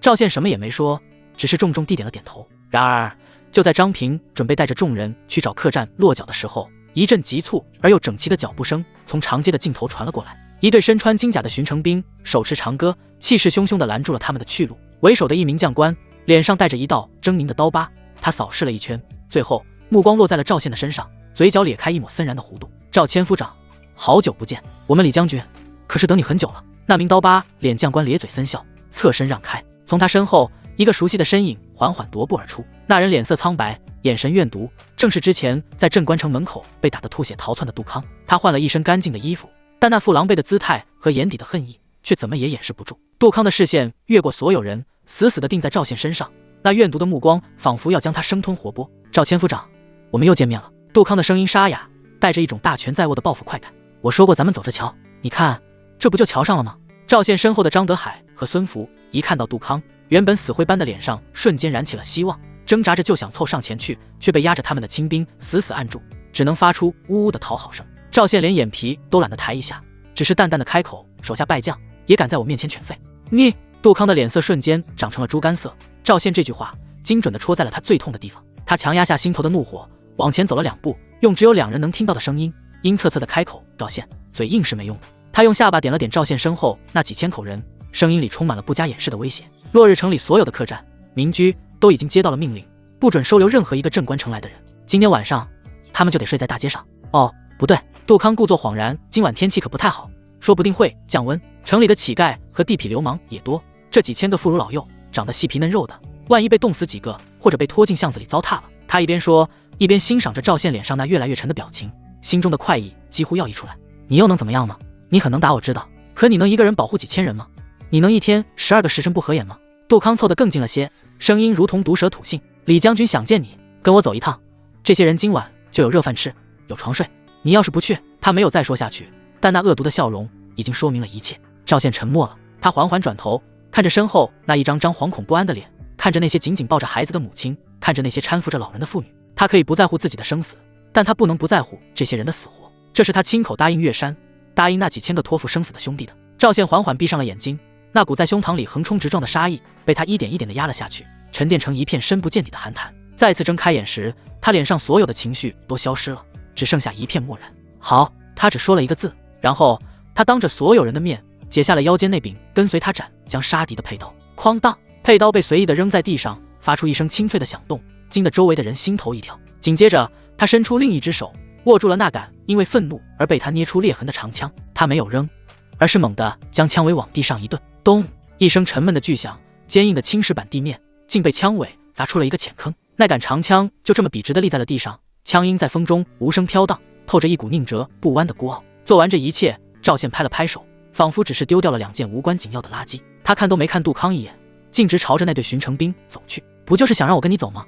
他的声音平静，却带着一股莫名的压迫感。前头带路。杜康看着那柄立在地上的长枪，又看了看赵宪那孤身一人的背影，眼底闪过一抹深深的忌惮。他本以为赵宪会暴怒，会反抗，却没想到他会用这种方式。这不像妥协，更像是一种无声的宣战。杜康冷哼一声，压下心头的不安，对着刀疤脸将官挥了挥手，带走。1个时辰后，落日城将军府奢华的府邸内，气氛压抑得让人喘不过气。张德海和孙福2人正以一种五体投地的姿势跪在大堂中央，浑身的肥肉抖得如同风中的落叶，连头都不敢抬。大堂主位上端坐着一个身穿黑色锦袍，面容儒雅，看起来不过40的中年男人。他手里端着一杯热茶，姿态闲适，仿佛在自家的后花园品茗，完全没有身处军机重地的威严。可他只是坐在那里，那股不怒自威的气势就让整个大堂的温度都降了几分。他就是手握边关10几万兵马，与岳山分庭抗礼的大将军李成义。赵宪被带进大堂时，看到的就是这样一幅景象。他扫了一眼地上那2个恨不得把脸埋进地砖里的活宝，嘴角扯了扯，露出一抹讥诮，然后他便将视线投向了主位上的李成义，没有畏惧，没有谄媚，甚至连一丝紧张都没有。他就那么平静地看着李成义，仿佛在看一个再普通不过的陌生人。镇关城千夫长赵宪见过李将军，他只是不咸不淡地拱了拱手，连腰都没弯一下。说完，便径自拉过一张椅子，大马金刀地坐了下来，那姿态比在自己的营帐里还要随意。跪在地上的张德海和孙福差点吓得魂飞魄散，这小子是疯了吗？见了李将军竟敢如此无礼！杜康站在一旁也是心头一跳，正要开口呵斥，主位上的李成义却突然放声大笑起来。他放下茶杯，饶有兴致地打量着赵宪，那双深邃的眼睛里闪烁着欣赏的光芒。好一个赵宪！李成义府长赞道：“都说岳山那老匹夫手下尽是些只知冲杀的莽夫，今日一见才知传言有误，有胆有识，不错，很不错。”他非但没有动怒，反而对赵宪的无礼大加赞赏。这一幕让张德海和孙福彻底懵了。李成义摆了摆手，示意杜康退下，然后才慢悠悠地开口：“杜康把你做的事都跟我说了，镇斩蛮族统帅，单枪匹马守住城门，确实是个人才。岳山老了，他那套同生共死的打法也过时了。”李成义的语气很平淡，像是在说一件无关紧要的小事。像你这样的人跟着他屈才了。张德海和孙福一听这话，立刻明白了李成义的意思，这是要招揽啊。两人对视一眼，瞬间抓住了这个拍马屁的绝佳机会。是啊是啊，张德海连忙抬起头，脸上堆满了谄媚的笑容。李将军慧眼识珠，赵千夫长少年英雄，正该追随您这样的当世人杰，才能一展抱负啊。孙福也跟着附和：岳山刚愎自用，早已是冢中枯骨，哪里比得上将军您雄才大略？赵千夫长弃暗投明，才是明智之举。两人一唱一和，把李成义捧上了天，又把岳山贬得一文不值。李成义很享受这种吹捧，他微笑着点了点头，视线重新落回赵宪身上。我的意思，想必你也明白了。李成义身体微微前倾，那儒雅的面容上浮现出一抹与气质截然不符的阴狠。岳山是我的眼中钉，肉中刺，他占着镇关城，就像一颗茅坑里的石头，又臭又硬，让我寝食难安。我给你一个机会。李成义的声音压得很低，却带着一种让人不寒而栗的魔力。你回去找个机会把他的人头给我带回来，事成之后，他岳家军的一切都归你，我保你官升3级，这镇关城守将的位置就是你的。至于朝廷那边，你不用担心，我会帮你把一切都摆平。就说他岳山是力战而亡，我再为你请功，到时候你就是名利双收的大英雄。大堂之内安静的落针可闻，张德海和孙福连呼吸都停住了，他们怎么也没想到李成义竟然会提出如此疯狂的要求，这已经不是招揽了，这是在策反，是让他们去试主。赵宪依旧面无表情，他只是静静地看着李成义，一言不发。李成义见他不动声色，以为他还在犹豫，便从腰间解下了一块通体乌黑的令牌，随手扔在了桌上。令牌与桌面碰撞，发出哒的一声轻响。这块虎符是我李家军的最高信物。李成义的嘴角勾起一抹胜券在握的弧度，拿着它，我麾下兵马，你可以随意调遣，只要你点头，从今往后你就是我李成义的人，在我这10几万大军中，一人之下万人之上。大堂之内空气仿佛凝固成了实质，张德海和孙福趴在地上，连大气都不敢喘一口，生怕自己发出的任何一点声响都会打破这死一般的宁静，引来杀身之祸。李成义的笑声还在回荡，那块代表着无上权力和滔天富贵的虎符就静静地躺在赵宪面前的桌案上，散发着诱人的黑色光泽。荣华富贵，一人之下，万人之上，只要杀了岳山，这条件足以让任何一个野心家疯狂。赵宪的脸上看不出任何表情，他只是垂着眼帘盯着桌上那块小小的令牌，仿佛在思考，又仿佛在走神。时间一分一秒的流逝，李成义也不催促，他端起茶杯，轻轻吹了吹浮沫，那副胜券在握的模样，仿佛已经看到了岳山人头落地的场景。跪在地上的张德海和孙福心里却像是被架在火上烤，这小子到底在犹豫什么？这么好的机会，换作是他们早就磕头谢恩了。终于在所有人的注视下，赵宪动了，他缓缓地伸出手，慢慢地伸向了那块虎符。他的动作很慢，慢到让张德海和孙福都觉得心脏快要从嗓子眼里跳了出来。终于他的指尖触碰到了那块冰凉的令牌。哼！赵宪忽然发出了一声低笑，他抬起头看向主位上的李成义，那张总是带着几分玩世不恭的脸上此刻浮现出一抹复杂难明的神情。李将军果然是快人快语。赵宪将那块虎符拿在手里，轻轻抛了抛，那随意的动作看得一旁的杜康眼皮直跳。识物者为俊杰。赵宪的声音不大，却清晰地传遍了整个大堂。岳山确实老了，他那一套也确实不合时宜了。这话一出，张德海和孙福顿时松了一口气，脸上立刻堆满了劫后余生的狂喜。成了，这小子终究还是选择了荣华富贵。李成义的脸上也露出了满意的笑容，他就知道没有哪个年轻人能抵挡住这样的诱惑。你做了个聪明的选择。李成义放下茶杯，身体向后靠去，姿态愈发放松。不过赵宪话锋一转，他把玩着手里的虎符，慢悠悠地开了口：将军想让我办事，总得先让我没有后顾之忧吧。李成义眉毛一挑：哦，你有什么条件？我的条件很简单。赵宪指了指外面我带来的那几千口子人，都是岳家军的家眷，是跟着我赵宪出来的，我不能让他们流落街头，吃不饱穿不暖。我走之后，他们的安危、吃穿用度，将军总得给个章程。李成义闻言不以为意地笑了起来，他还以为是什么了不得的条件，原来只是为了区几千个累赘，这有何难？李成义大方地一挥手：陆康、莫将在，你马上去安排城西有一处空置的营地，收拾出来，让那些家眷住进去，每日的粮草用度从军中拨付，务必好生安顿，不得有误。是。杜康立刻领命。赵宪看着李成义点了点头，将军爽快。他顿了顿，视线落在了地上那2个还在偷着乐的胖子身上，脸上忽然浮现出一抹苦恼的神情。只是这事怕是没那么容易办啊。李成义眉头微皱，怎么说？将军有所不知。赵宪叹了口气，一副推心置腹的模样。我那义父岳山虽然老了，但为人极其谨慎多疑，他手下的那些心腹一个个也都跟茅坑里的石头一样，又臭又硬，油盐不进。我一个人回去，身份敏感，一举一动都在别人的监视之下，想要找到机会下手，难如登天啊。李成义听着觉得有几分道理，便问道：拜依你之见。赵宪的目光在张德海和孙福身上来回扫视，那眼神像是在打量2件趁手的工具。我一个武夫玩不来那些阴谋诡计，想要神不知鬼不觉地办成这件事，还需要2个帮手。赵宪伸出手指，一左一右分别指向了地上那2个还在发懵的胖子。这2位大人乃是镇关城的父母官，在城中经营多年，根基深厚，人脉广博。更重要的是，他们深谙为官之道，心思缜密，最擅长在背后捅刀子。有他们2个回去，一个在明，一个在暗，帮我出谋划策，扰乱视听，制造混乱，我才有机会一击得手。扑通！张德海和孙福在听到这话的瞬间，只觉得眼前一黑，浑身的力气像是被瞬间抽空，双双瘫软在地。什么玩意儿？让我们跟你回去，帮你杀岳山？开什么玩笑！他们2个现在最想做的，就是离赵县这个煞星越远越好。现在竟然要让他们跟着这个煞星回到那个龙潭虎穴，去干掉那个同样不好惹的岳山，这不是让他们去送死吗？不行！张德海想也不想，脱口而出，声音都变了调：李将军，您明鉴啊！孙福也连滚带爬地跪行到李成义脚下，哭得一把鼻涕一把泪。这赵宪他跟我们有仇啊，他恨不得扒了我们的皮，抽了我们的筋。您让我们跟他回去，他半路上就得把我们给弄死啊！是啊，将军。张德海也反应过来，疯狂磕头：我们2个手无缚鸡之力的文官，哪里会什么阴谋诡计啊？我们留下，我们愿意留在您身边，为您当牛做马，求您别让我们跟他走啊！2人哭得撕心裂肺，那模样比死了亲爹还惨。他们怎么也没想到，自己刚刚逃出狼窝，转眼就要被送回虎口，而且还是被他们刚刚拼命讨好的新主子亲手送回去。李成义看着脚下这2个涕泪横流的废物，眼中闪过一抹毫不掩饰的厌恶。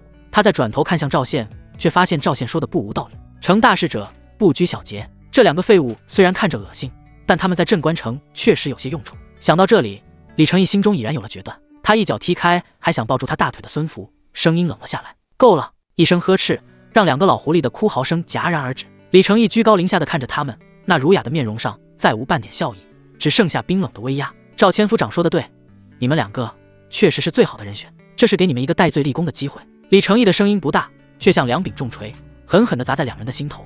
你们不是想为我效力吗？现在机会来了，回去好好辅佐赵千夫长，办成此事。事成之后，我保你们官复原职，荣华富贵一样都不会少。李成义的嘴角勾起一抹残忍的弧度。可要是办砸了，或者我听说你们2个在路上不太听话，你们2家的家眷可都在这落日城里。轰！这最后一句彻底击垮了张德海和孙福的心理防线。他们呆呆地抬起头，看着那个面带微笑却说着魔鬼般话语的男人，只觉得一股寒气从脚底板至冲天灵盖。完了，这次是真完了！不仅他们要被送回虎口，连家人都被扣在了这里当人质。赵宪看着这2个面如死灰的家伙，脸上的苦恼之色一扫而空，取而代之的是一抹灿烂到极点的笑容。他站起身，走到2人面前，亲手将他们一一扶起，那动作亲热的仿佛他们是多年的至交好友。2位大人，这是做什么？快请起！赵宪拍了拍2人身上根本不存在的灰尘，笑得如沐春风。看来咱们3个又要同路了，以后还请2位大人多多指教啊！将军府的大门在身后缓缓关上，隔绝了里面那令人窒息的威压。张德海和孙福2人几乎是同时长出了一口气，瘫软的身体靠着冰冷的石狮子，才勉强没有滑倒在地。劫后余生的庆幸让他们浑身的肥肉都在轻微的颤动。走吧，2位大人！赵宪的声音从前方传来，平淡无波，听不出喜怒。2人一个机灵，连忙从地上爬起来，小跑着跟了上去。此刻在他们眼中，赵宪已经不再是那个煞星，而是他们未来荣华富贵的唯一指望，是李成义将军面前的红人。走出了几条街，确认已经远离了将军府的监视范围，张德海那颗活泛的心思又开始转动起来。他凑到赵宪身边，脸上堆满了谄媚的笑容，那模样比在李成义面前还要恭敬3分。赵千夫长，不，现在该叫赵将军了。张德海搓着手，压低了声音，一副出谋划策的狗头军师嘴脸。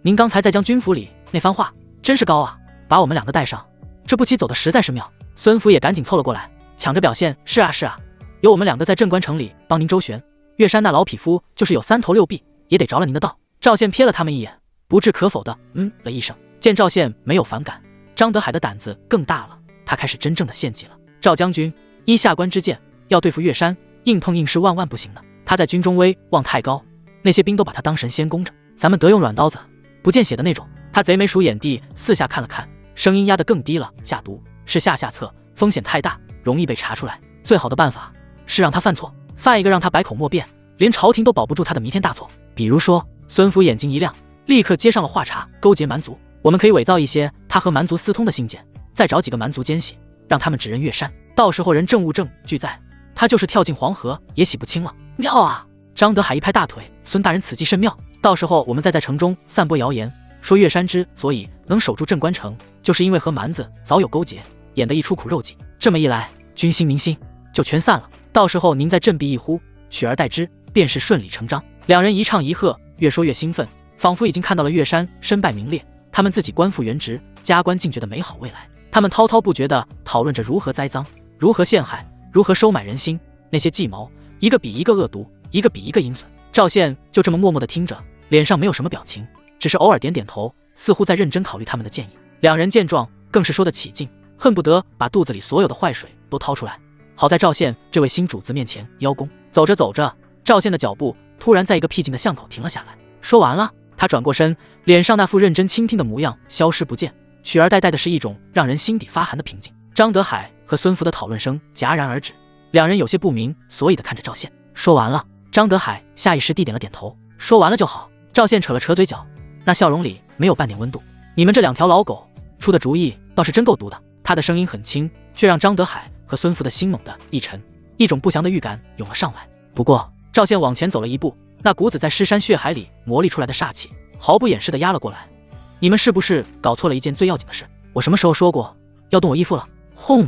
这句话如同2道晴天霹雳，狠狠劈在了张德海和孙福的天灵盖上。2人脸上的血色瞬间褪得干干净净，那谄媚的笑容僵在脸上，显得无比滑稽可笑。你张德海指着赵宪，嘴唇哆嗦着，一个完整的字都说不出来。你不是已经投靠了李将军？孙福的声音都在颤抖，眼中满是难以置信的惊恐。投靠？赵宪笑了，笑得无比讥讽。你们哪只眼睛看到我投靠他了？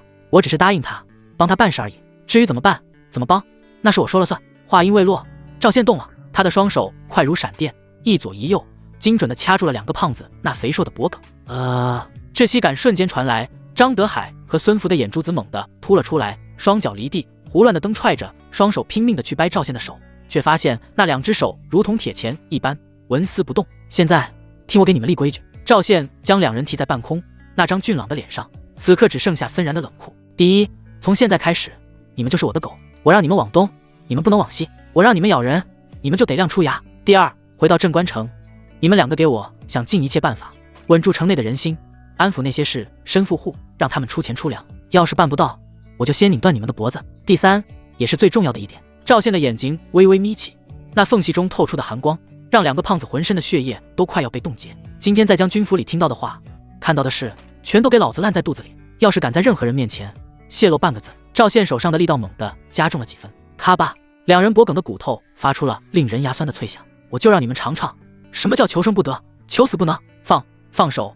张德海的脸已经憋成了紫红色，他从喉咙里艰难地挤出几个字。孙福更是已经翻起了白眼，眼看就要断气。赵宪冷哼一声，手腕一甩，将2人重重地扔在了地上。2人如同2条离了水的死鱼，趴在地上贪婪地呼吸着新鲜空气，剧烈地咳嗽着，眼泪鼻涕流了一脸，狼狈到了极点。过了好半天，他们才缓过劲来。无边的恐惧彻底吞噬了他们，他们终于明白了，自己根本没有选择。从头到尾，他们都只是赵宪手中的一颗棋子，一个工具。赵宪，孙福趴在地上，声音因为恐惧而嘶哑变形。你这么做是在玩火。他抬起头，那张涕泪横流的脸上带着一丝最后的疯狂。你以为你能骗得了李将军吗？他给了你期限的，到时候交不出岳山的人头，我们都得死，我们的家人也全都在他手上。张德海也反应了过来，他撑着地面，声音尖利的叫道：李错，你这是在拿我们所有人的命当赌注，你疯了，你就是个疯子。赵宪居高临下的看着地上这两条还在狂吠的狗，脸上没有丝毫动容。他当然知道自己在玩火，在李成义和岳山这两头猛虎之间走钢丝，稍有不慎就是粉身碎骨的下场。李成义要岳山的头，自己既不能给，又不能让他察觉，这其中的分寸该如何拿捏？硬拖肯定不行。李成义不是傻子，他等不了太久，必须想个办法，给他一个看起来合理的交代，一个让他暂时相信自己正在努力并且即将成功的假象。可这种阴谋算计、勾心斗角实在不是他的强项。思来想去，赵宪的脑海中忽然浮现出了一张颠倒众生的脸。春风阁、孟烟微，玩心眼、玩算计、玩弄人心，整个镇关城能在这方面跟得上自己思路，甚至比自己想的更深更远的，恐怕也只有那个女人了。他敢在所有人都认为镇关城必破的时候，押上全部身家赌自己赢。那这一次，他敢不敢再跟自己赌一把更大的，赌自己能在这两头猛虎的夹缝中杀出一条活路来？想到这里，赵宪不再犹豫，他转身朝着另一个方向大步走去。那方向正是之前张平为将士家眷们安排的临时营地。跟上，冰冷的两个字飘进了张德海和孙福的耳朵里。赵宪带着张德海和孙福两个老狐狸，穿过几条街巷，终于来到了城西的临时营地。还未走近，就听到了里面传来的嘈杂声，有孩童的哭闹，有妇人的呼唤，还有老人的咳嗽声。这些声音混杂在一起，让赵宪的心头一紧。他加快了脚步，走到营地门口。守门的士兵一看到赵宪，立刻站直了身子，恭敬的行礼。千夫长。赵宪摆了摆手，直接进了营地。营地里的情况比他想象的要好一些，虽然简陋，但至少每个人都有地方住，也有热饭吃。一些妇人正在生火做饭，孩子们在一旁追逐打闹，倒也算有几分生气。赵宪刚走进去，就有人认出了他，是赵千夫长。赵千夫长回来了。很快，营地里的人都围了上来。千夫长，俺们家老头子还在城里呢，他还好吗？千夫长，这里虽然简陋，但比俺们想象中好多了，多亏了您。千夫长，您什么时候回去？能不能帮俺带句话给俺男人？一张张写满担忧和感激的脸庞，让赵宪的心头涌起一股暖流。大家放心，我这次回去一定把你们的话带到。赵宪安抚了众人几句，然后问道：张平在哪？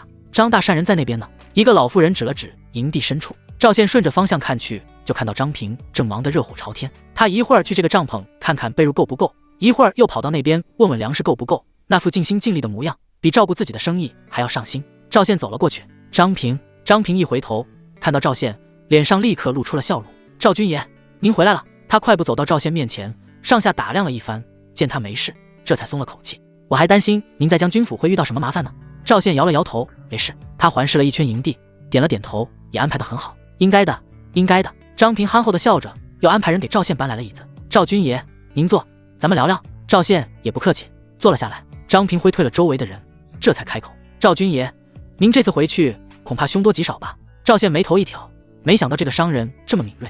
你怎么知道？张平苦笑一声，在下虽然是个商人，但这些年走南闯北，什么样的人没见过？李成义那种人，我虽然没见过本人，但他手下的那些各校尉将官，我见得多了。赵宪沉默了片刻，然后开口：我明天就要回镇关城了。张平一愣，随即点了点头。我走之后，这些人就拜托你了。赵宪的语气很平静，却带着一种郑重。吃穿用度，你尽管安排，所有的花费，等我回来必定10倍奉还。张平闻言却是摆了摆手：赵军爷，您这话说的就见外了。他抬起头，那张总是带着几分市侩的脸上，此刻写满了认真。我帮您照顾这些人，不是为了银子。赵宪有些意外，那是为了什么？张平沉默了片刻，那双精明的眼睛里闪过一抹深深的痛苦。在下的父母都是死在蛮夷手里的。他的声音很轻，却带着一种刻骨的恨意。20年前，蛮夷攻破了我家所在的小城，烧杀抢掠，无恶不作。我爹为了保护我和我娘，被他们活活砍死在门口。我娘为了不受辱，撞柱而死。要不是林君茂死把我藏了起来，我也早就没命了。张平的拳头紧紧攥着，指节都在翻白。这些年我做生意攒钱，就想着有朝一日能报仇。可我一个商人，手无缚鸡之力，能做什么？他抬起头看着赵宪，眼中满是恳求。所以赵军爷，您帮我多杀几个蛮子，就算是报答了。至于这些家眷，您放心，我一定会照顾好他们。他拍了拍自己的胸脯，语气无比坚定。倾家荡产，我也绝不会让他们受委屈。赵宪看着眼前这个商人，心头涌起一股敬意。他站起身，郑重地朝着张平抱了抱拳：多谢。张平连忙还礼：应该的，应该的。两人又聊了几句，赵宪这才起身离开。第二天清晨，天刚蒙蒙亮，赵宪就带着张德海和孙福两个还在瑟瑟发抖的胖子踏上了归途。这次回去没有浩浩荡荡的队伍，只有3个人，倒也省了不少麻烦。一路上，张德海和孙福战战兢兢，不敢说一句话。他们昨晚被赵宪掐的那一下，到现在脖子还疼。更重要的是，他们不知道赵宪到底想干什么。既然不肯投靠李将军，那为什么还要回去？回去之后又该怎么跟岳山交代？两人想破了脑袋也想不明白。就这样，3天后，镇关城终于出现在了视野中。赵宪勒住马，远远地看着那座熟悉的城池。可当他看清城墙上的情况时，瞳孔猛地一缩。城墙上到处都是新补的痕迹，有些地方甚至还能看到焦黑的血迹。护城河的水泛着一种不正常的暗红。城门紧闭，城头上的士兵一个个如临大敌，那紧绷的状态比他离开时还要严峻。赵宪的心猛地一沉，他加快速度，策马直奔城门。开门，我是赵宪。城头上的士兵一听到这个名字，立刻像是见到了救星。是赵千夫长，快开门！城门缓缓打开，赵宪冲了进去，直接朝着将军府奔去。他把张德海和孙福2个累赘随手扔给了守门的士兵，自己则快步走进了营帐。李正正坐在里面，那张总是带着几分玩世不恭的脸上，此刻写满了疲惫。他的胳膊还吊着绷带，脸上也多了几道新伤。一看到赵宪，李正的眼睛亮了亮：“你小子总算回来了。”赵宪快步走到他面前，扫了一眼他的伤势：“怎么回事？”李正苦笑一声：“还能怎么回事？蛮子又攻城了。就在你走后的第2天，那些畜生像疯了一样，连着攻了3天3夜。要不是弟兄们拼了命，这城早就破了。”赵宪的脸色阴沉的可怕。伤亡如何？死了300多，伤了500多。李正的声音很轻，却让赵宪的心猛地一沉。你这次出去，家眷都安置好了？赵宪点了点头，都安置好了。他没有说李成义的事，只是说了一句一切顺利。李正闻言松了口气，可紧接着他又摇了摇头，长长的叹了口气。顺利？他抬起头，那只独眼里满是苦涩。咱们这边可不顺利啊。